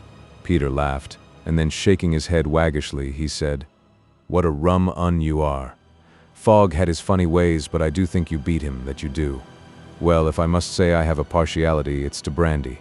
Do you know, I think, between you and me and the post, that a drop of good brandy is rather one of them things that makes human nature what it is." "What a just remark," said Todd. Peter looked as sage as possible. He was getting upon wonderfully good terms with his own sagacity, a certain sign that he was losing his ordinary discretion. Todd opened a small cupboard in the wall. What a number of small cupboards in the wall Todd had, and produced a long-necked bottle and a couple of glasses. He held the bottle up to the dim light, saying, "That's the thing, rather." "It looks like it," said Peter. "And it is," said Todd, "what it looks. This bottle and the liquor within it have basked in the sun of a fairer clime than ours, Peter, and the laughing glades of the sweet south have capped it in beauty." Peter looked puzzled. "What a learned man you are, Mr. T," he said. "You seem to know something of everything, and I dare say the brandy is to the full as good as it looks." This was decidedly a quiet sort of hint to decant some of it without further loss of time, and Todd at once complied. He filled Peter's glass to the brim, and his own more moderately, and as the golden liquor came out with a pleasant bubble from the bottle, Peter's eyes glistened, and he sniffed up the aroma of that pure champagne brandy with the utmost complacence. "Beautiful, beautiful," he exclaimed. "Pretty well," said Todd. "Pretty well? It's glorious." Mr. Peter raised the glass to his lips, and giving a nod to Todd over the rim of it, he said, "I looks towards you." Todd nodded, and then, in another moment, Peter put down his empty glass. "Out and out," he gasped. "Out and out. Ah, that is the stuff." Todd tossed off the glass with the toast of a long life and a merry one, which was duly acknowledged by Peter, who replied, "The same to you, Mr. T, and lots of 'em." "It's like milk," said Todd as he filled Peter's glass again. "It's for all the world like milk, and never can do anyone any harm." "No, no. Enough. There, stop." Todd did stop, when the glass was within a hair's breadth of running over, but not before, and then again he helped himself, and when he set the bottle upon the table, he said, "A biscuit?" Not for me, no. Nay, you will find it pleasant with the brandy. I have one or two here. Rather hard, perhaps, but good. Well, I will, then. I was afraid you would have to go out for them, that was all, Mr. T, and I wouldn't give you any trouble for the world. I only hope we shall often meet in this quiet, comfortable way, Mr. T. I always did respect you, for, as I often said to Fogg, of all the customers that come here, Mr. Todd for me. He takes things in an easy way, and if he is a thundering rogue, he is at all events a clever one. How kind. No offense, I hope, Mr. Todd. Offense, my dear fellow? Oh, dear me. How could you think of such a thing? Offense indeed. You cannot possibly offend me. I am rejoiced to hear you say so, Mr. T. I am really, and this is the very best brandy that ever I. Where are you going, Mr. T? Only to get the biscuits. They are in the cupboard behind you, but don't stir, I beg. You are not at all in the way. Are you sure? Quite. Todd stepped easily between Peter's chair and the wall, and opening another of the mysterious small cupboards, he laid his hand upon a hammer with a long handle that was upon the shelf. If this, said Peter, was the last word I had to say in the world, I would swear to the goodness of the brandy. As he uttered the words, he turned his head sharply and faced Todd. The hammer was upraised, and would, if he had not so turned, have descended with fatal effect upon the top of his head. As it was, Peter had only time to utter one shriek, when down it came upon the lower part of his face. The crush was hideous. The lower jaw fell crushed and mangled, and with a frightful oath Todd again raised the hammer, but the victim closed with him, and face to face they grappled. The hammer was useless, and Todd cast it from him as he felt that he required all his strength to grapple with the man who, at that moment, fastened on him with the strength of madness. Over chair, over the table, to the destruction of all that was on it, they went, coiled up in each other's embrace, dashing here and there with a vehemence that threatened destruction to them both, and yet not a word spoken. The frightful injury that Peter had received effectually prevented him from articulating, and Todd had nothing to say. Down, down they both come, but Todd is uppermost. Yes, he has got his victim upon the floor, and his knee is upon his chest. He drags him a few inches further towards the fireplace. Inches were sufficient, and then grappling him by the throat, he lifts his head and dashes it against the sharp edge of an iron fender. Crash, crash, crash. The man is dead. Crash again. That last crash was only an injury to a corpse. Once more Todd raised the now lax and smashed skull, but he let it go again. It fell with a heavy blow upon the floor. That will do, said Todd. He slowly rose and left his cravat in the hands of the dead man. He shook himself, and again that awful oath, which cannot be transcribed, came from his lips. Rap, rap, rap. Todd listened. What's that? Somebody in the shop? Yes, it must be, or someone wanting to come in, rather, for he had taken the precaution to make the outer door fast. Rap, rap, rap. I must go, said Todd. Stop. Let me see. He snatched a glass from the wall and looked at himself. There was blood upon his face. With his hand he hastily wiped it off, and then, walking as composedly as he could into the shop, he opened the door. A man stood upon the threshold with quite a smile upon his face as he said, "Busy, I suppose?" "Yes, sir," said Todd. "I was just finishing off a gentleman. Shaved or dressed, sir?" "Shaved, if you please. But don't let me hurry you by any means. I can wait a little." "Thank you, sir. If you will oblige me for a moment or two. You will find some amusement, sir, from the Evening Courant, I dare say." As he spoke, he handed the then popular newspaper to his customer and left him. Todd took good care to close the door leading into the parlor, and then proceeding up to the body of the murdered Peter, he, with his foot, turned it over and over until it was under the table, where it was most completely hidden by a cover that hung down to within an inch of the floor. Before Todd had got this operation well completed, he heard his shop door open. That door creaked most villainously. By so doing, while he was otherwise engaged, he could always hear if it was opened or attempted to be opened. Todd was in the shop in a moment and saw a respectable-looking personage, dressed in rather clerical costume, who said, "You keep powder?" Certainly, sir. Then I wish my hair powdered, but do not let me interrupt this gentleman. I can wait. Perhaps, sir, if you could make it convenient to look in again, said Todd. You will probably be more amused by looking at the shops than by waiting here while this gentleman is shaved. Thank you. You are very kind, but I am rather tired and glad of the opportunity of having a rest. Certainly, sir. As you please. The courant, sir, at your service. Thank you. Thank you. The clerical-looking old gentleman sat down to read the courant, while Todd commenced the operation of shaving his first customer. When that operation was half completed, he said, "They report, sir, that St. Dunstan's is giving way." "Giving way," said the clerical-looking gentleman. "How do you mean about giving way?" "Why, sir," said Todd, with an air quite of reverential respect, "they say that the old church has a leaning towards Temple Bar, and that, if you stand at the opposite side of the way, you may just see it. I can't, but they do say so." "Bless me," said the clerical-looking gentleman. "That is a very sad thing indeed, and nobody can be more sorry than I am to hear such a tale of the old church." "Well, sir, it may not be true. I hope not, indeed. Nothing would give me greater pain than to be assured it was true.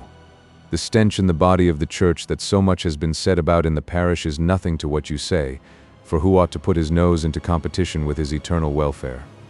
"Who indeed, sir? What is your opinion of that alarming stench in old St. Dunstan's?" "I am quite at a loss to make it out." "And so am I, sir. So am I. But begging your pardon, sir, if I am not making too free, I thought as you were probably a clergyman, sir, you might have heard something more about it than we common folks." "No, no. Not a word. But what you say of the church having a leaning to Temple Bar is grievous." "Well, sir, if you were to go and look, you might find out that it was no such thing, and by the time you return, I shall have completely finished off this gentleman." "No, no. I make no sort of doubt in the world but that you would by that time have finished off the gentleman. But as for my going to look at the old church with any idea that it had a leaning to anything but itself, I can only say that my feelings as a man and a member of the glorious establishment will not permit me. But, my dear sir, you might satisfy yourself that such was really not the case. No, no. Imagination would make me think that the church had a leaning in all sorts of directions, until at last fancy might cheat me into a belief that it actually tottered." The clerical-looking gentleman pronounced these words with so much feeling that the person who was being shaved nearly got cut by twisting his head round in order to see him. "True, sir," said Todd. Very true indeed, and very just. Imagination does indeed play strange freaks with us at times, I well know." The horrible face that Todd made as he spoke ought to have opened the eyes of anyone to the fact that he was saying anything but what he thought, but no one saw it. When he pleased, Todd generally took care to keep his faces to himself. "I don't wonder, Reverend Sir," he said, "that your feelings prompt you to say what you do. I'm afraid I have taken off a little too much whisker, sir." "Oh, never mind. It will grow again," said the person who was being shaved. Todd suddenly struck his own head with the flat of his hand, as a man will do to whose mind some sudden thought has made itself apparent, and in a voice of doubt and some alarm, he pronounced the one word, "Powder." "What's the matter? You are a long time shaving me." "Powder," said Todd again. "Gunpowder," said the three-quarter shaved man, while the clerical-looking personage entirely hid his face with the courant. "No," said Todd. "Hair powder. I told this gentleman, whose feelings regarding the church do him so much honor, that I had hair powder in the house, and it has just come over me like a wet blanket that I have not a particle."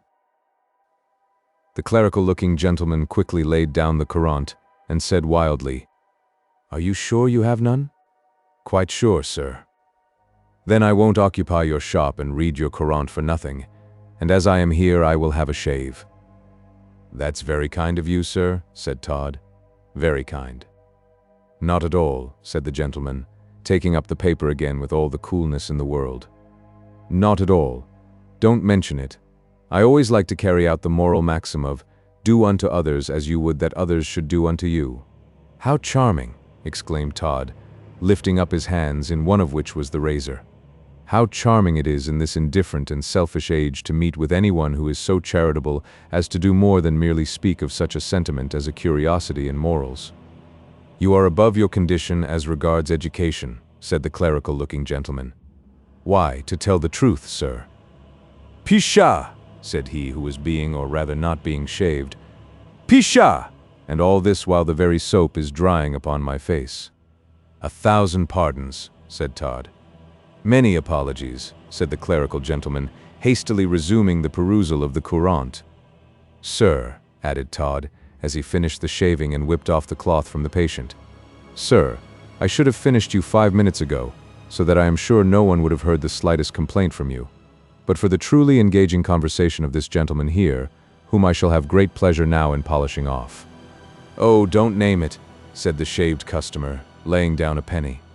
"Don't name it, I said I was in no hurry, so I can hardly blame you for taking your time." He went through the usual operation of a partial slouch of cold water from a pewter basin, and then dried himself upon a jack towel and left the shop. "Now, sir," said Todd. The clerical-looking gentleman waved his hand as though he would have said, "For goodness sake, don't interrupt me until I have finished this paragraph." Todd fixed his eyes upon him and began slowly stropping the razor he had been recently using. "Now, sir, if you please. One moment. I shall get through the deaths in an instant." Todd continued stropping the razor when suddenly the courant dropped from the hands of the clerical-looking gentleman, and he uttered a groan that made Todd start. "Hopkins, Gabriel Hopkins." "Sir." "Hopkins, my friend, my counselor, my fellow student, my companion, my mentor, my Hopkins." The clerical-looking gentleman shut up his face in his hands and rocked to and fro in an agony of grief. "Good God, sir," cried Todd, advancing. "What is the meaning of this?"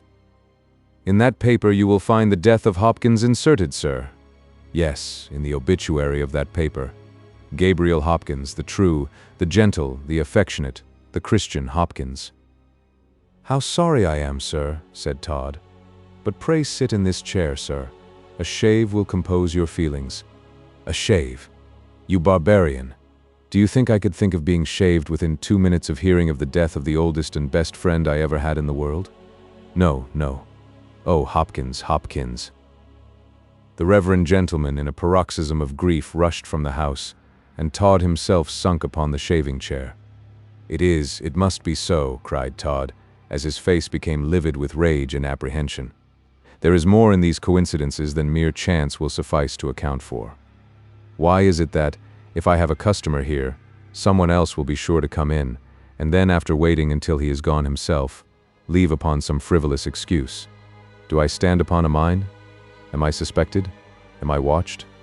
Or more terrible, 10 times more terrible question still, am I at length with all my care discovered?"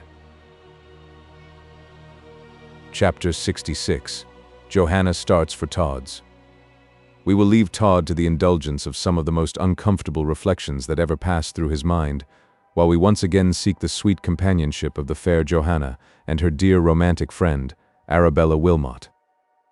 The project which these 2 young and inexperienced girls were bent upon was one that might well appall the stoutest heart that ever beat in human bosom. It was one which, with a more enlarged experience of the world, they would not for one moment have entertained. But by long thought and much grief upon the subject of her hopeless love, Johanna had much observed that clearness of perception that otherwise would have saved her from what to all appearance is a piece of extravagance. As for Arabella, she had originally conceived the idea from her love for the romantic, and it was only when it came near to the execution of it that she started at the possible and indeed highly probable danger of the loss to one whom she loved so sincerely as she loved Johanna. But all that has passed away. The remonstrances have been made, and made in vain. Arabella is silenced, and nothing remains but to detail to the reader the steps by which the courageous girl sought to carry out a plan so fraught with 1,000 dangers.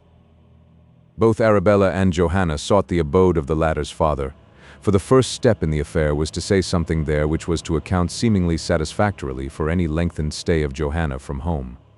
This was by no manner of means a task of any difficulty, for in addition to the old spectacle maker being innocence itself as regarded the secreting anything in the shape of a plot, Arabella Wilmot was the very last person in all the world he would have thought capable of joining in one.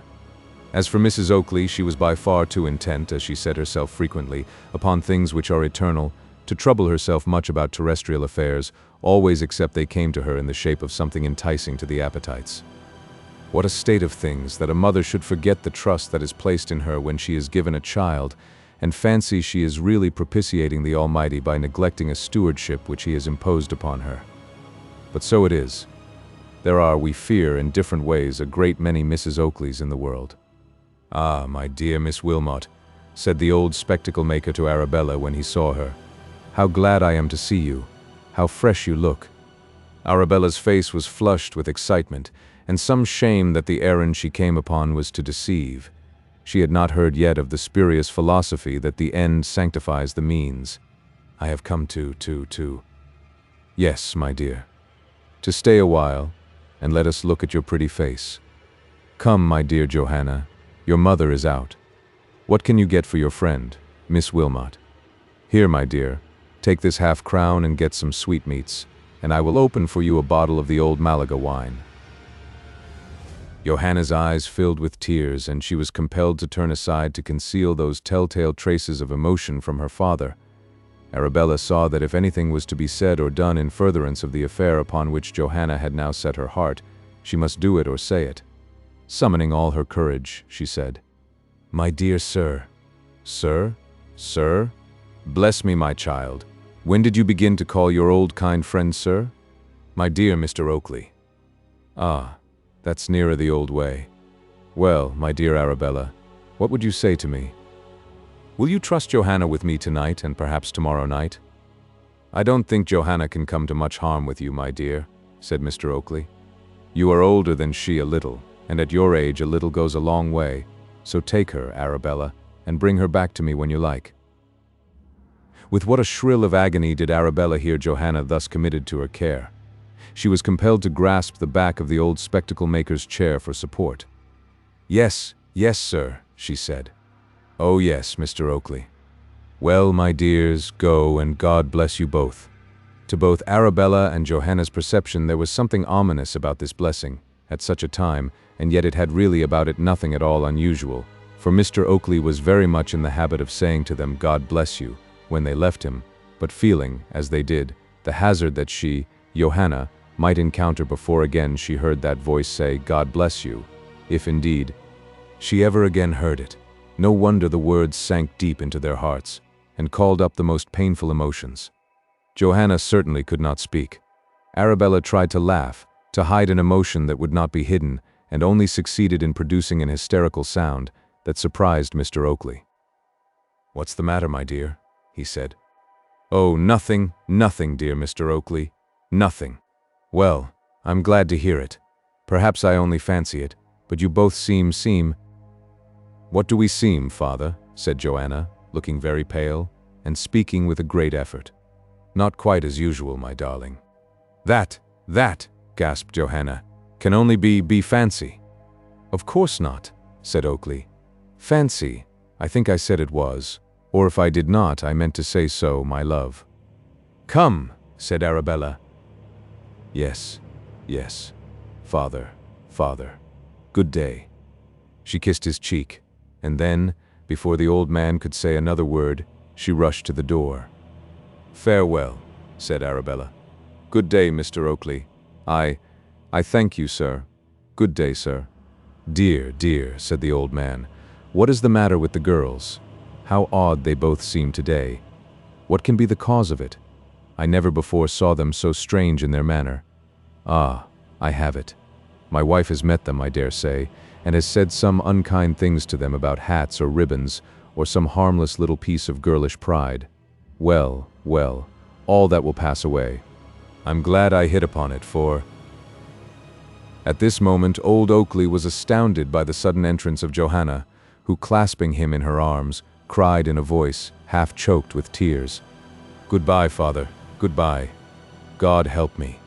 Without then waiting for a word from the spectacle-maker, she again rushed from the shop, and joining Arabella a few doors off, they both hurried to the house of the latter.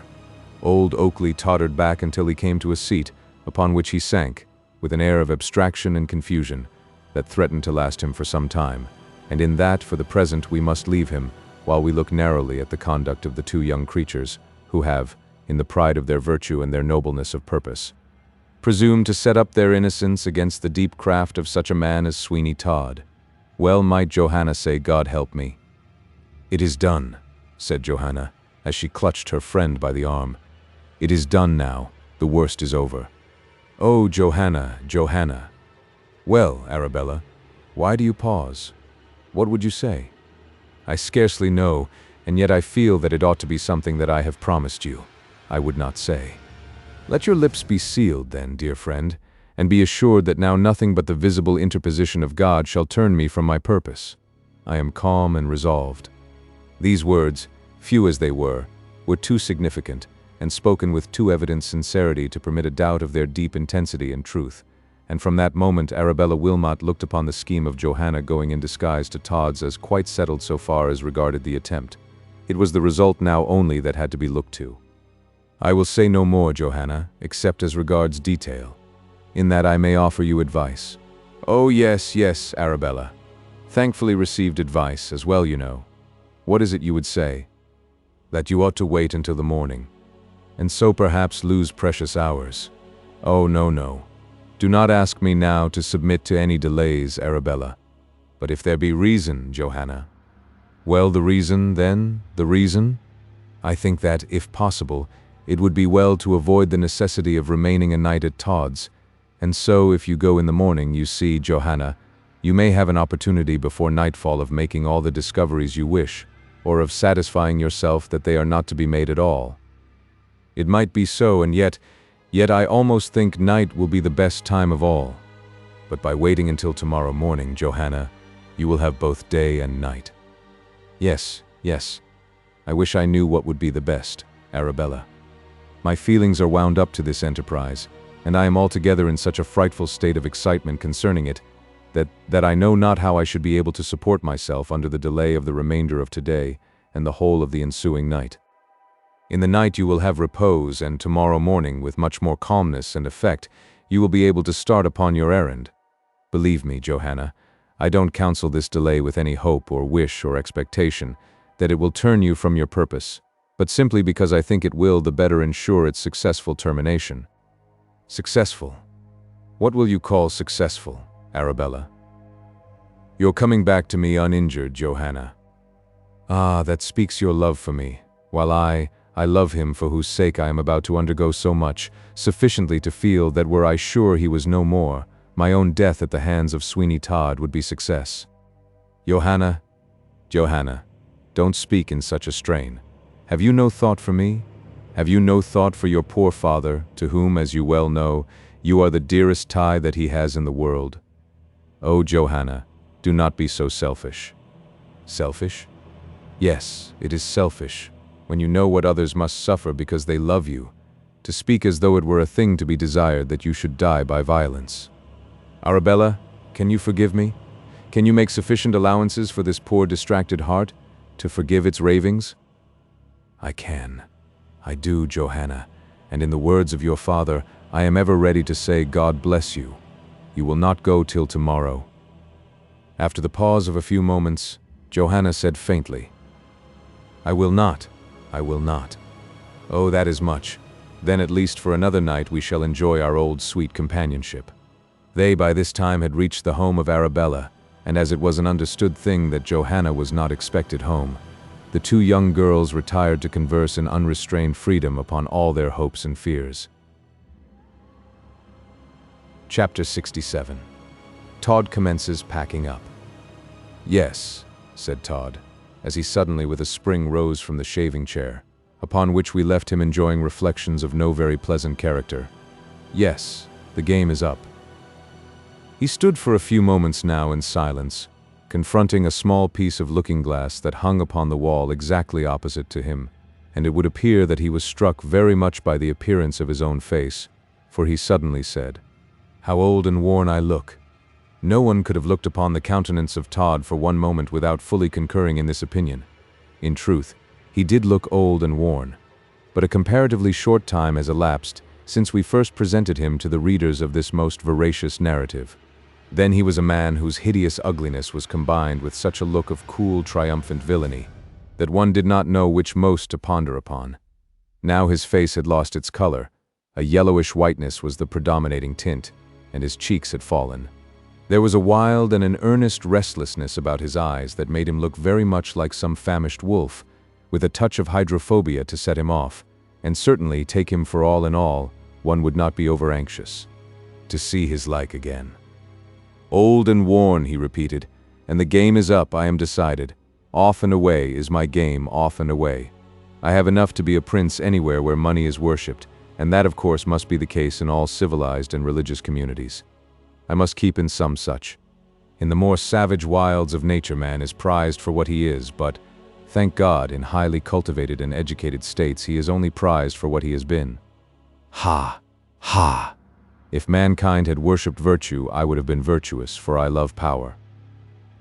A thought seemed suddenly to strike Todd, and he went into the parlor muttering to himself, "My friend Peter must be effectually disposed of."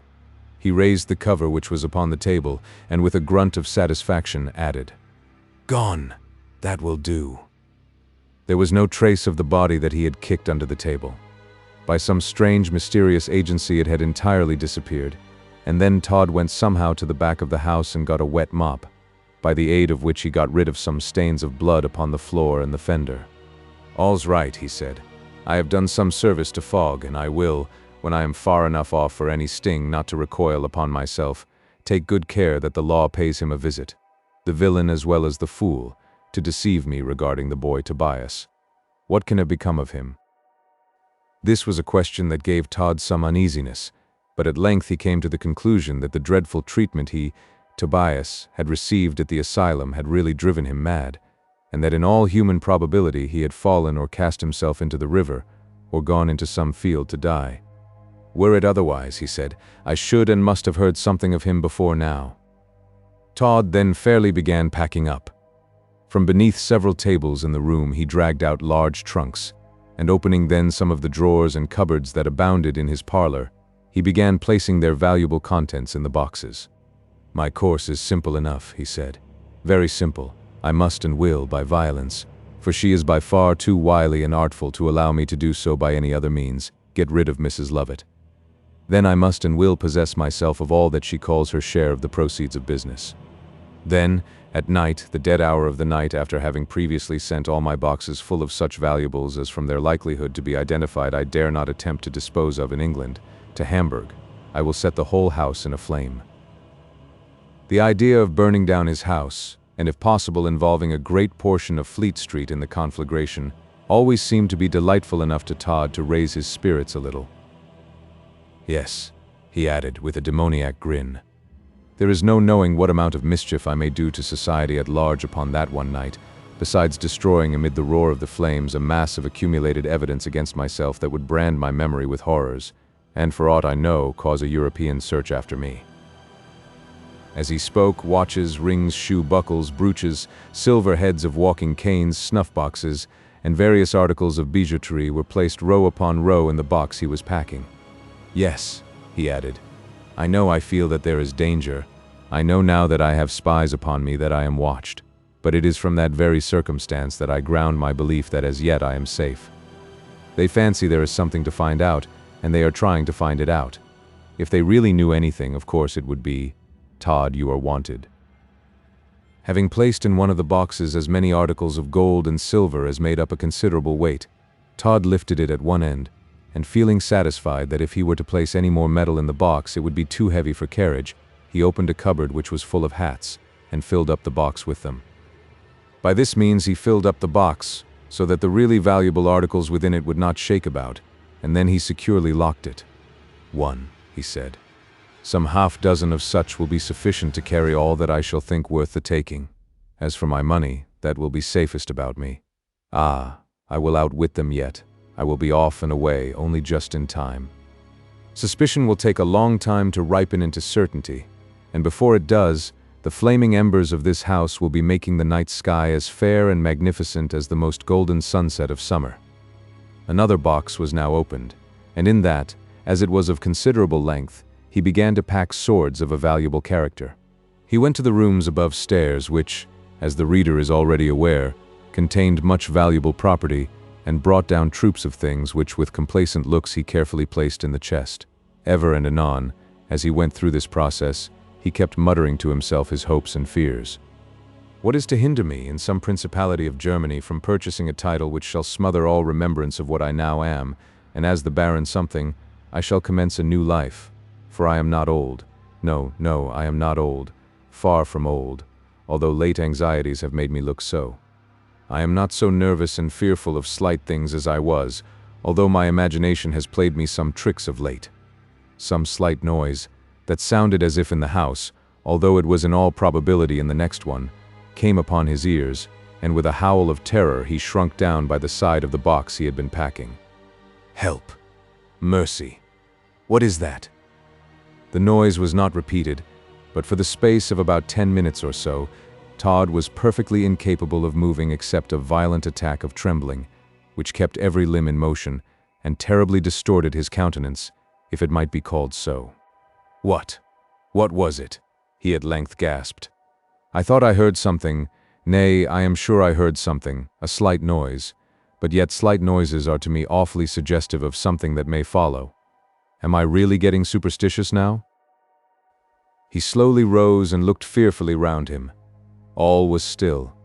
True, he had heard a voice, but that was all. No consequences had resulted from it, and the fit of trembling that had seized him was passing away. He went to the cupboard where he kept that strong stimulant that had so much excited the admiration of Peter. He did not go through the ceremony of procuring a glass, but placing the neck of the bottle to his throat, he took a draught of the contents which would have been amply sufficient to confound the faculties of any ordinary person. Upon Todd, however, it had only a sort of sedative effect, and he gradually recovered his former diabolical coolness. It was nothing, he said. It was nothing. My fears and my imaginations are beginning now to play the fool with me. If there were none others, such would be sufficient warnings to me to be off and away.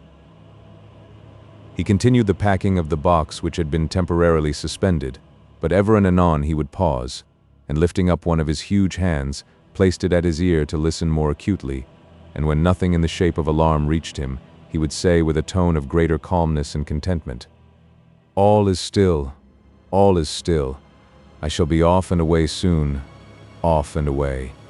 The dusky twilight had crept on while Todd was thus engaged, and he was thinking of going out, when he heard the creaking noise of his shop door opening. As he was but in the parlor, he made his way to the shop at once, and saw a young man who spoke with an affected lisp, as he said, "Mr. Todd, can you give my locks a little twirl? I'm going to a party tonight, and want to look fascinating." "Allow me," said Todd, as he rapidly passed him and bolted the door. "I am annoyed by a drunken man, so, while I am dressing your hair, I wish to shut him out, or else I might scorch you with the tongs." "Oh, certainly. If there's anything, do you know, Mr. Todd, that I really dislike more than another, it's a drunken man."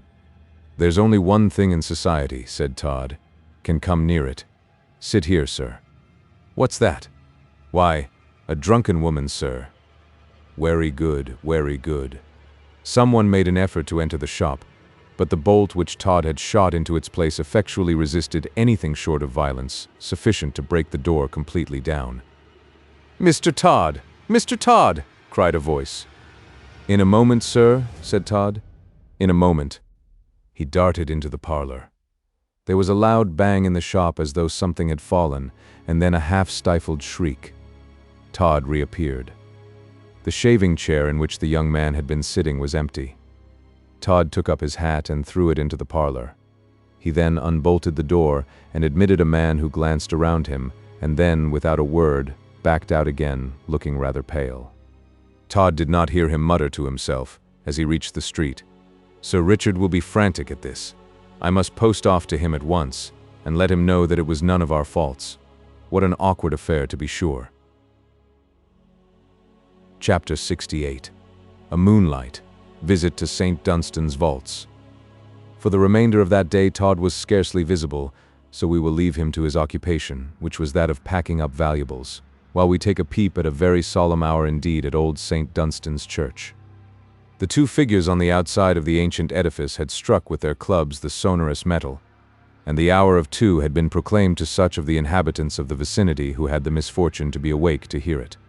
The watchman at the gate of the temple woke up and said, "Past 6," while another watchman, who was snugly ensconced in a box at the corner of Chancery Lane, answered that it was 4 o'clock and a rainy morning. Now it was neither 4 o'clock nor a rainy morning, for the sky, although by no means entirely destitute of clouds, was of that speckled clearness which allows the little stars to pass out at all sorts of odd crevices, like young beauties through the jalousies of some Spanish castle. The moon, too, had, considering all things, a pretty good time of it, for the clouds were not dense enough to hide her face, and when behind them, she only looked like some young bride, with the faint covering of bashful blonde before her radiant countenance. And at times, too, she would peep out at some break in that veil with such a blaze of silvery beauty as was dazzling to behold, and quite stopped the few passengers who were in the streets at that lone hour. "Look," said one of 4 gentlemen, who were walking towards Temple Bar from the Strand. "Look, is not that lovely?" "Yes," said another. "A million fires are out in London now, and one can see the blue sky as it was seen when wild in the woods the painted savage ran. But after all," said another, "I prefer good broadcloth to red ochre. What say you, Sir Richard?" "I am of your lordship's opinion," said Sir Richard Blunt, who was one of the party of 4. "I certainly think we have gained something by not being ancient Britons any longer than was absolutely necessary. This is, in truth, a most splendid night." It is," they all said. By this time, strolling along in an independent sort of fashion, they had reached Temple Bar, and then Sir Richard, bowing to the one who had not yet made any sort of remark, said, "Mr. Villamay, you have not forgotten the keys?" "Oh no, Sir Richard. Oh no."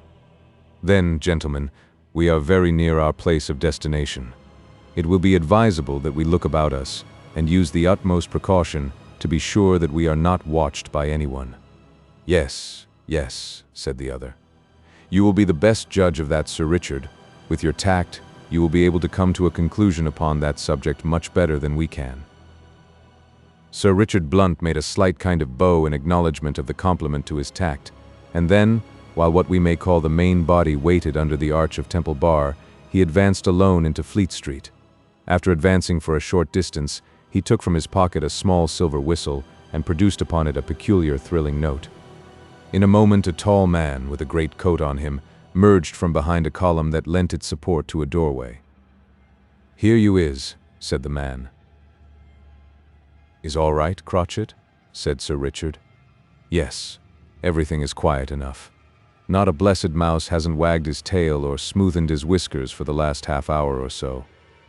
"Very good, Crotchet.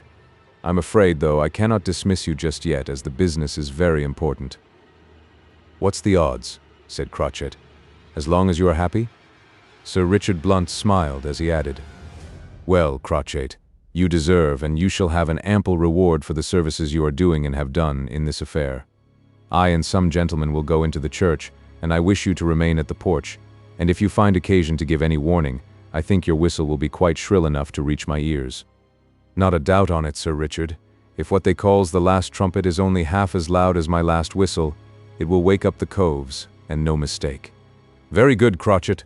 Only don't make any profane allusions in the hearing of the gentlemen with me, for one of them is the Under-Secretary of State, and the other 2 are men of account. We have to meet someone else in the church." "Then he hasn't come." "That's awkward. The Lord Mayor was to meet us." "Ah, who is this?" A private carriage stopped on the other side of the way, and someone alighted, and a voice cried, "Go home now, Samuel, and put up the horses. I shall not want you any more tonight. Go home." "Shan't we call anywhere for you, my lord?" said Samuel the coachman. "No, no, I say. Go away at once." "That's the Lord Mayor," said Sir Richard. "He is pretty true to his time." As he spoke, Sir Richard crossed the road and addressed the chief magistrate of the city, saying, "A fine night, my lord." "Oh, Sir Richard, is that you? Well, I am very glad to meet with you so soon. If I were to tell you the difficulty I have had to get here, you would not believe me. Indeed, you could not." "Really, my lord?" "Yes. You must know, Sir Richard, between you and I and here the Lord Mayor, who did not like to say post, looked about him, and his eyes falling upon Temple Bar, added, Bar, I say, between you and me and the bar, the Lady Mayoress, although a most excellent woman, indeed I may say an admirable woman, has at times her little faults of temper. You understand?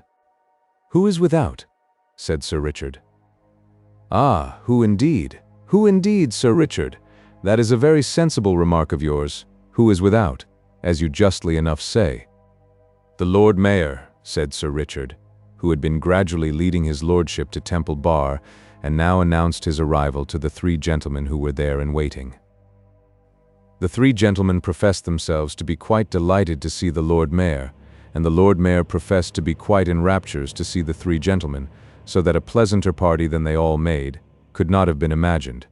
Now, said Sir Richard Blunt, I think with all deference, gentlemen, that the sooner we proceed to business, the better. Yes, yes, said Mr. Villemaye, who was the senior churchwarden. Oh yes, certainly. And yet, said the Lord Mayor, we must be very cautious.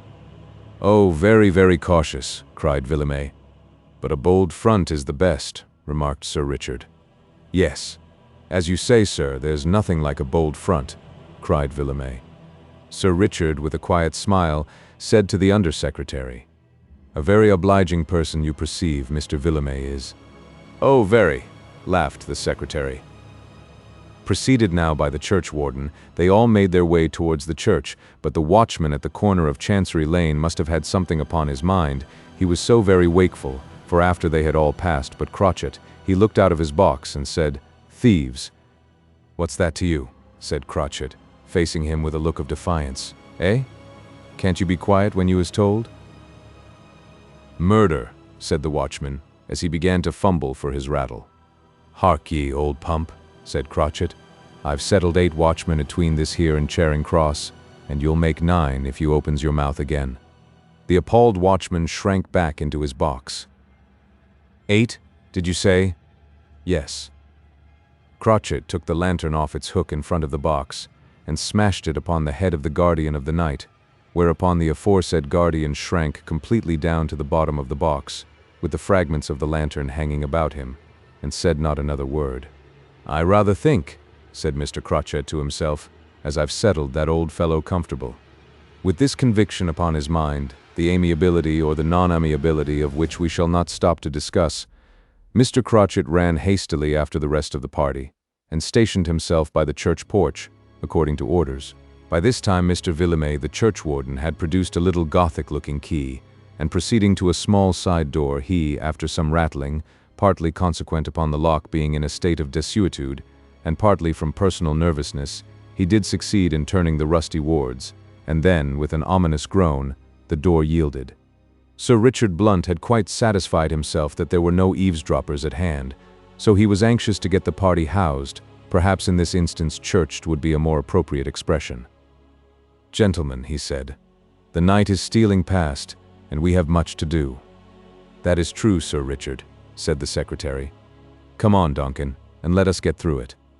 The Lord Mayor shook a little as he passed through the little door, last, having, although king of the city, given the pass to every one of his companions upon that most mysterious mission to old St. Dunstan's church at such an hour. Perhaps he had a faint hope that they might leave him entirely behind and shut the door precipitately so that he could not get in.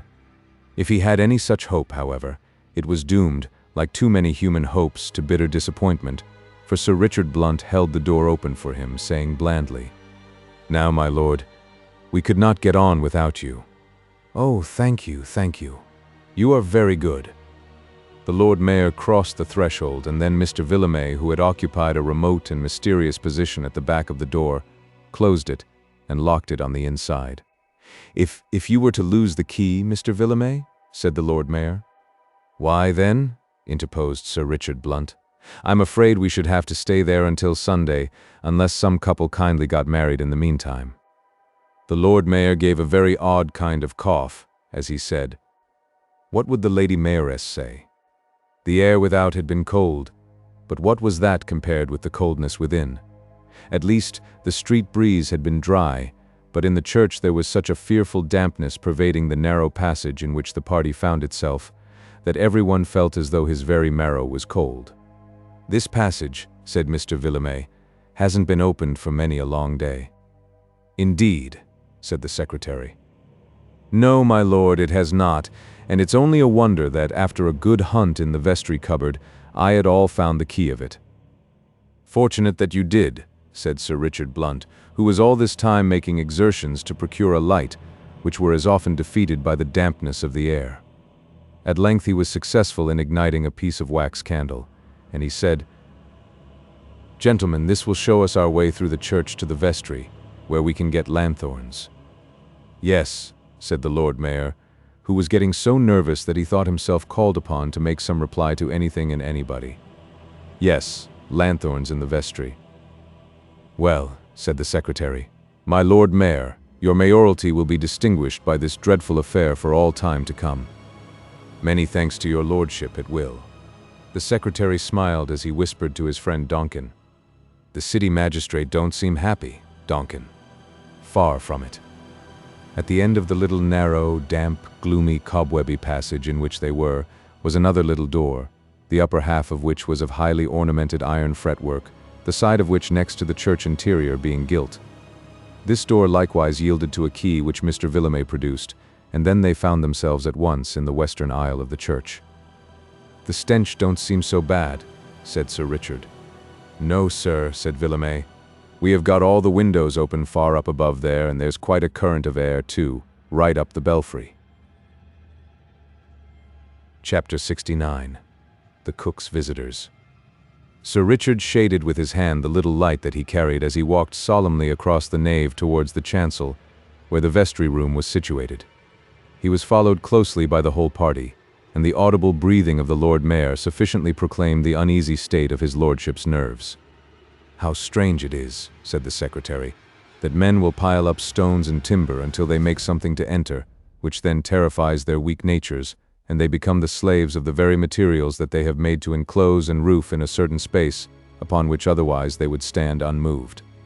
"It is so," said Donkin. "Why, the fact is, I suppose," said Sir Richard Blunt, "that it is what is called original sin that sticks to us, and so, conscience doth make cowards of us all, whether we are personally or not obnoxious to the pangs of the still small voice." "Upon my word, Sir Richard," said the secretary, "you are quite a free thinker, indeed you are." Suddenly the whole party paused, for something resembling a moan was heard from among the pews in the center of the church, and everyone was anxious to listen for a repetition of the sound. "Did you hear it?" whispered the secretary. "In faith I did," said Mr. Donkin. "And I," said Sir Richard Blunt. "And we," said the Lord Mayor, in defiance of grammar. I feel rather unwell, gentlemen, do you know?" "Hush! Let us listen," said the secretary. They all stood profoundly still for a few minutes, and then, just as they were one and all beginning to think that after all it must be a mere thing of fancy, the same mournful moan came once more upon their ears. "There can be no mistake," said Sir Richard. "We all hear that, is it not so, gentlemen?" "Yes, yes," said everybody. "I'm getting worser," said the Lord Mayor. "This mystery must be cleared up," said the secretary. "Is it a trick upon us, do you think, Sir Richard?" "No, my lord, certainly not." "Then we cannot go on until this is cleared up. You are armed, of course, Sir Richard?" "Yes, my lord." Sir Richard Blunt took from his pocket a double-barreled pistol. There was now a sort of pause, as though each of those present expected the others to say or to do something, which should have the effect of discovering what the singular noise portended. Of course, Sir Richard Blunt felt that in such an emergency he would be the man naturally looked to. "It is absolutely necessary," he said, "that we should find out what this means before proceeding farther." "Yes, yes," said the Lord Mayor. "No doubt of it, and in the meantime I'll run to the mansion house and get some assistance, gentlemen." "Oh no, my lord, oh no," said the secretary to the chief magistrate of the city. "We cannot think of sparing you." But, "Certainly not," said Sir Richard Blunt, who was keenly alive to the tone of irony in which the secretary spoke. "Certainly not. And as I fancy the sound which has excited our curiosity comes from about the center of the pews, you and I, my lord, will go and find out who it is. Come, if you please, at once." I stammered the Lord Mayor. "I really humph. If I felt quite well, do you know, Sir Richard, I should not hesitate a moment." Foe! Foe! said Sir Richard, taking his arm and leading him unwillingly forward. "Remember that the eyes of those are upon you whose opinions are to you of importance." With a groan, the unfortunate Lord Mayor, who from the first had shrunk from the enterprise altogether, being fearful that it might possibly involve dangerous consequences, allowed himself to be dragged by Sir Richard Blunt in the direction of the pews. "If you have a pistol," said the magistrate, "you had better keep it in your hand ready for service." "Lord bless you," said the Lord Mayor in a nervous whisper, "I never fired off a pistol in all my life." "Is that possible?" "I don't know about being possible, but it's true." "Well, you do surprise me." So you see, Sir Richard," added his temporary lordship, suddenly popping into the churchwarden's pew, which they had just reached, "so I'll stay here and keep an eye upon you." Sir Richard Blunt was not at all sorry to get rid of such a companion as the Lord Mayor, so with a cough, he left him in the pew and went forward alone, determined to find out what it was that made the extraordinary noise. As he went forward, towards the spot from whence it had come, he heard it once again, and in such close proximity to him that, albeit unaccustomed to allow anything to affect his nerves, he started back a pace. Shading, then, the little bit of wax candle that he had in his hand, he looked steadily in the direction of the low moaning sound. In an instant he found a solution of the mystery. A couple of pigeons stood upon the handrail of one of the pews, and it was the peculiar sound made by these birds that, by the aid of echo in the silent empty church, had seemed to be of a very different character from its ordinary one. "And from such simple causes," said Sir Richard, "arise all the well-authenticated stories of superstition which fancy and cowardice give credence to." He looked up and saw that in the wish to ventilate the church, the windows had been liberally opened, which had afforded the means of ingress to the pigeons, who no doubt would have slumbered soundly enough until morning, if not disturbed by the arrival of the party at the church. As Sir Richard Blunt retraced his steps, he passed the pew where the Lord Mayor was, and willing to punish that functionary for his cowardice, he said, in a well-affected voice of alarm, "Gracious heaven, what will become of us?" With a groan, the Lord Mayor flopped down to the floor of the pew, and there he lay, crouching under one of the seats in such an agony of terror that Sir Richard felt certain he and the others would be able to transact all the business they came about, before he would venture to move from that place of concealment. The magistrate speedily informed the rest of the party what was the cause of the alarm, and likewise hinted the position of the Lord Mayor, upon which the secretary said, "Let him be, of course. As a matter of courtesy, I was obliged to write to him upon the subject, but we are as well, and perhaps better without him." "I am of the same opinion," said Sir Richard. They now went at once to the vestry, and 2 good lanterns were then procured and lit. The magistrate at once led the way to the stone that had been raised by the workmen in the floor of the church, and which had never been effectually fastened down again. In a corner, where no one was likely to look, Sir Richard placed his hand for a crowbar which he knew to be there, and, having found it, he quickly raised the stone on one side. The other gentlemen lent their assistance, and it was turned fairly over, having exposed the steps that led down to the vaults of old St. Dunstan's church. "Let us descend at once," said the secretary, who, to tell the truth in the whole affair, showed no lack of personal courage. "Allow me to precede you, gentlemen," said Sir Richard Blunt, "and you, Mr. Villemain, will, perhaps, bring up the rear." "Yes, oh yes," said the churchwarden, with some degree of nervousness, but he was quite a hero compared to the Lord Mayor. Sir Richard handed one of the lanterns then to Mr. Villemain, and took the other himself. Without another moment's delay, then, he began the descent. They could all, as they went, feel conscious that there was certainly a most unearthly smell in the vaults, a smell which, considering the number of years that had elapsed since any interments had taken place in them, was perfectly unaccountable. As they proceeded, this stench became more and more sickening, and the secretary said, as he held a handkerchief to his mouth and nose, "The Bishop of London spoke to me of this, but I really thought he was exaggerating." "It would be difficult to do that," said Sir Richard. "It is as bad almost as it can very well be, and the measures taken for the purpose of ventilation have not as yet had a very great effect upon it." "I should say not." With tolerable speed the magistrate led the party on through a vast number of vaults, and through several narrow and rather tortuous passages, after which he came to an iron door. It was locked, but placing the lantern for a few moments upon the floor, he soon succeeded in opening it with a skeleton key. The moment he had done so, the secretary exclaimed, "Hey, Day! This is something different." "In what respect, my lord?" "Why, if my senses don't deceive me, the horrible charnel house smell, which we have been enduring for some time past, has given way to one much more grateful." "What is it like, my lord?" "Well, I should say some delicious cooking was going on." "You are right. There is cooking going on. We are not very far from Mrs. Lovett's pie manufactory." "Indeed?"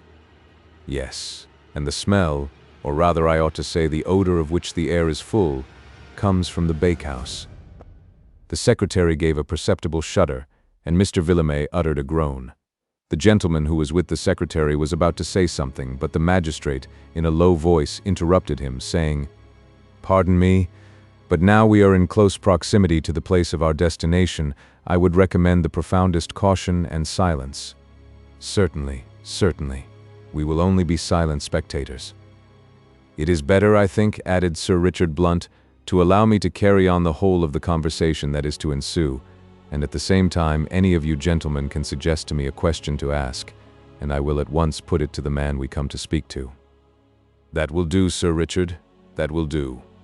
The magistrate now hurried on as though those savory steams that scented the air from the bakehouse of Mrs. Lovett's pies were to him more disagreeable than the horrible smell in the vaults that made everybody shake again. In a few minutes he arrived at a room, for it could not be called a vault. It had a floor of rough stone flags, which seemed as though they had originally belonged to some of the vaults, and had been pulled up and carried to this place to make a rude flooring. There was nothing very remarkable about the walls of this place, save at one part, and there was evidently a door, across which was placed a heavy iron bar. "It is through there," said Sir Richard. But you do not intend to open it?" "Certainly not. There is a small crevice through which there will be no difficulty in maintaining a conversation with the imprisoned cook, if I can only make him hear me from this spot." Chapter 70. The Revelations in the Vaults. The object of Sir Richard Blunt was, of course, to make the cook hear him, but no one else. With this aim he took a crown piece from his pocket and tapped with the edge of it upon the stonework, which at that place protruded from the wall to the extent of nearly a foot. The stone shelves upon the other side were let into the wall in that fashion. The monotonous ringing sound of the coin against the stone was likely enough to reverberate through the wall, and that the cook was rather a light sleeper, or did not sleep at all, was soon sufficiently manifest, for a voice which the magistrate recognized as his, cried from the other side, "Who is there? If a friend, speak quickly, for God knows I have need of such. If an enemy, your utmost malice cannot make my situation worse than it is." Sir Richard placed his mouth close to a crevice and said, "A friend, and the same who has spoken to you before." "Ah, I know that voice. Do you bring me freedom?" "Soon. But I have much to ask of you."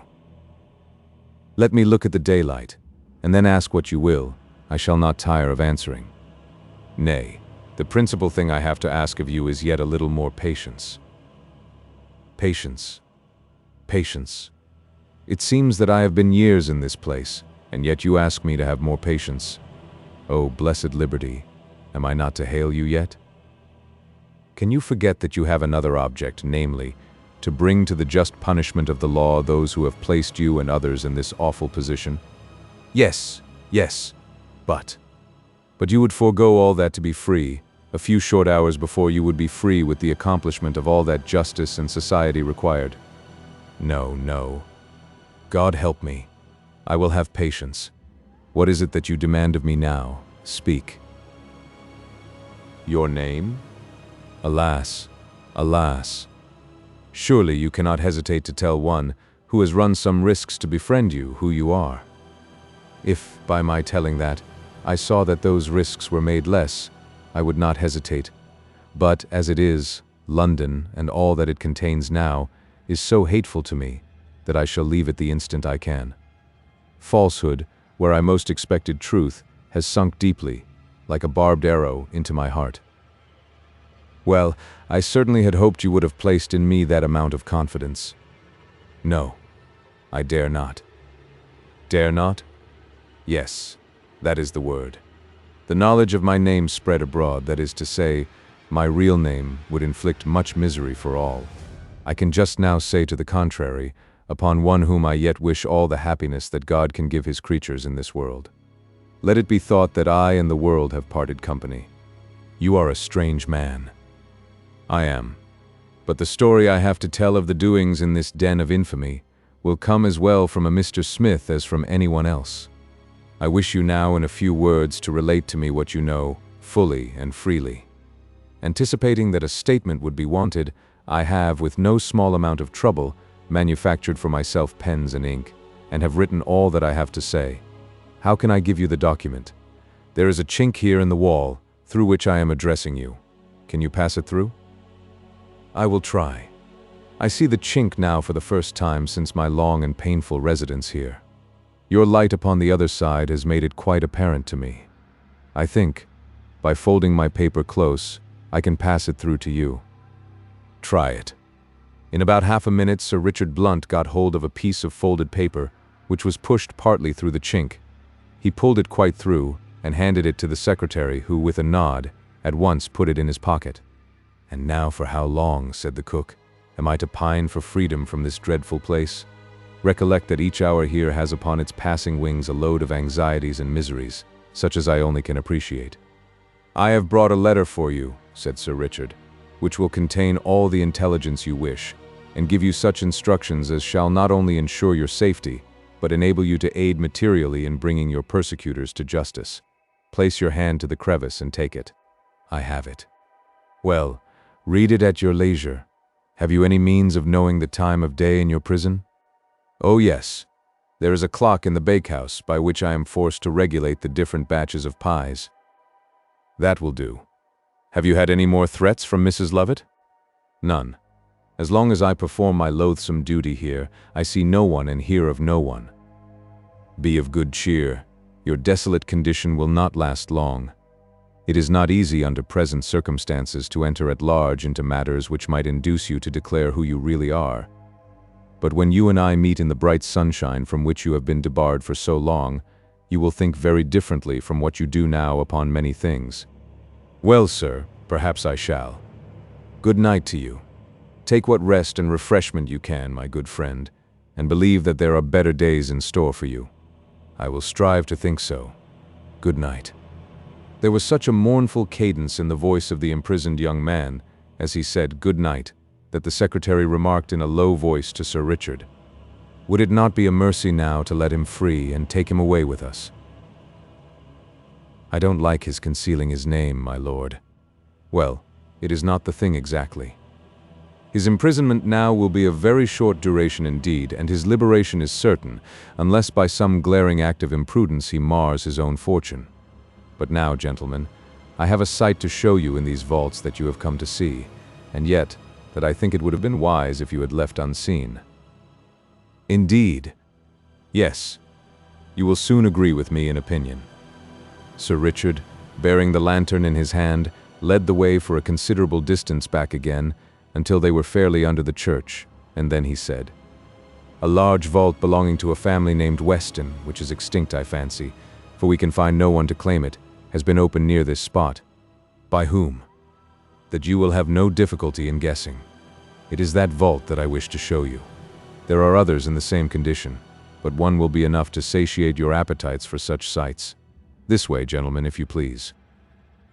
As the light from the two lanterns fell upon the faces of Sir Richard Blunt's companions, curiosity and excitement could be seen paramount upon their features. They followed him as their guide without a word, but they could not but see that he trod slowly, and that now and then a shudder crossed his frame. "Even you are affected," said the secretary, when the silence had lasted some minutes. "I was something more or less than human," replied Sir Richard Blunt, "if I could go unmoved into the presence of that sight, that I feel it to be my duty to show to you. It must be horrible indeed. It is more horrible than all the horrors your imagination can suggest. Let us go quicker." Apparently with a desperate feeling of resolution, such as might actuate a man who had some great danger to encounter, and who after shrinking from it for a time, should cry, "Well, the sooner it is over the better," did the magistrate now quicken his steps, nor paused he until he arrived at the door of the vault of which he had spoken. "Now, Mr. Villemey," he said, "be so good as to hold up your lantern as high as you can, at the same time not to get it above the doorway, and I will do the same by mine. All that we want is a brief but clear view." "Yes, yes, quite brief," said the secretary. Sir Richard Blunt laid his hand upon the door of the vault, which was unfastened, and flung it open. "Behold," he said, "one of the vaults of old St. Dunstan's." For the space of about a minute and a half no one uttered a word, so it behoves us to state what that vault contained, to strike such horror into the hearts of bold, educated men. Piled one upon each other on the floor, and reaching halfway up to the ceiling lay a decomposing mass of human remains. Heaped up one upon another, heedlessly tossed into the disgusting heap anyway, lay the gaunt skeletons with pieces of flesh here and there only adhering to the bones. A fetid steam rose up from the dead, and upon the floor was a pool of corruption, creeping along as the declivities warranted. Eyes, teeth, hands half denuded of flesh, listening vermin, shiny and sleek with the luxurious feeding they there got, slipped glibly in and out of the heaped-up horror.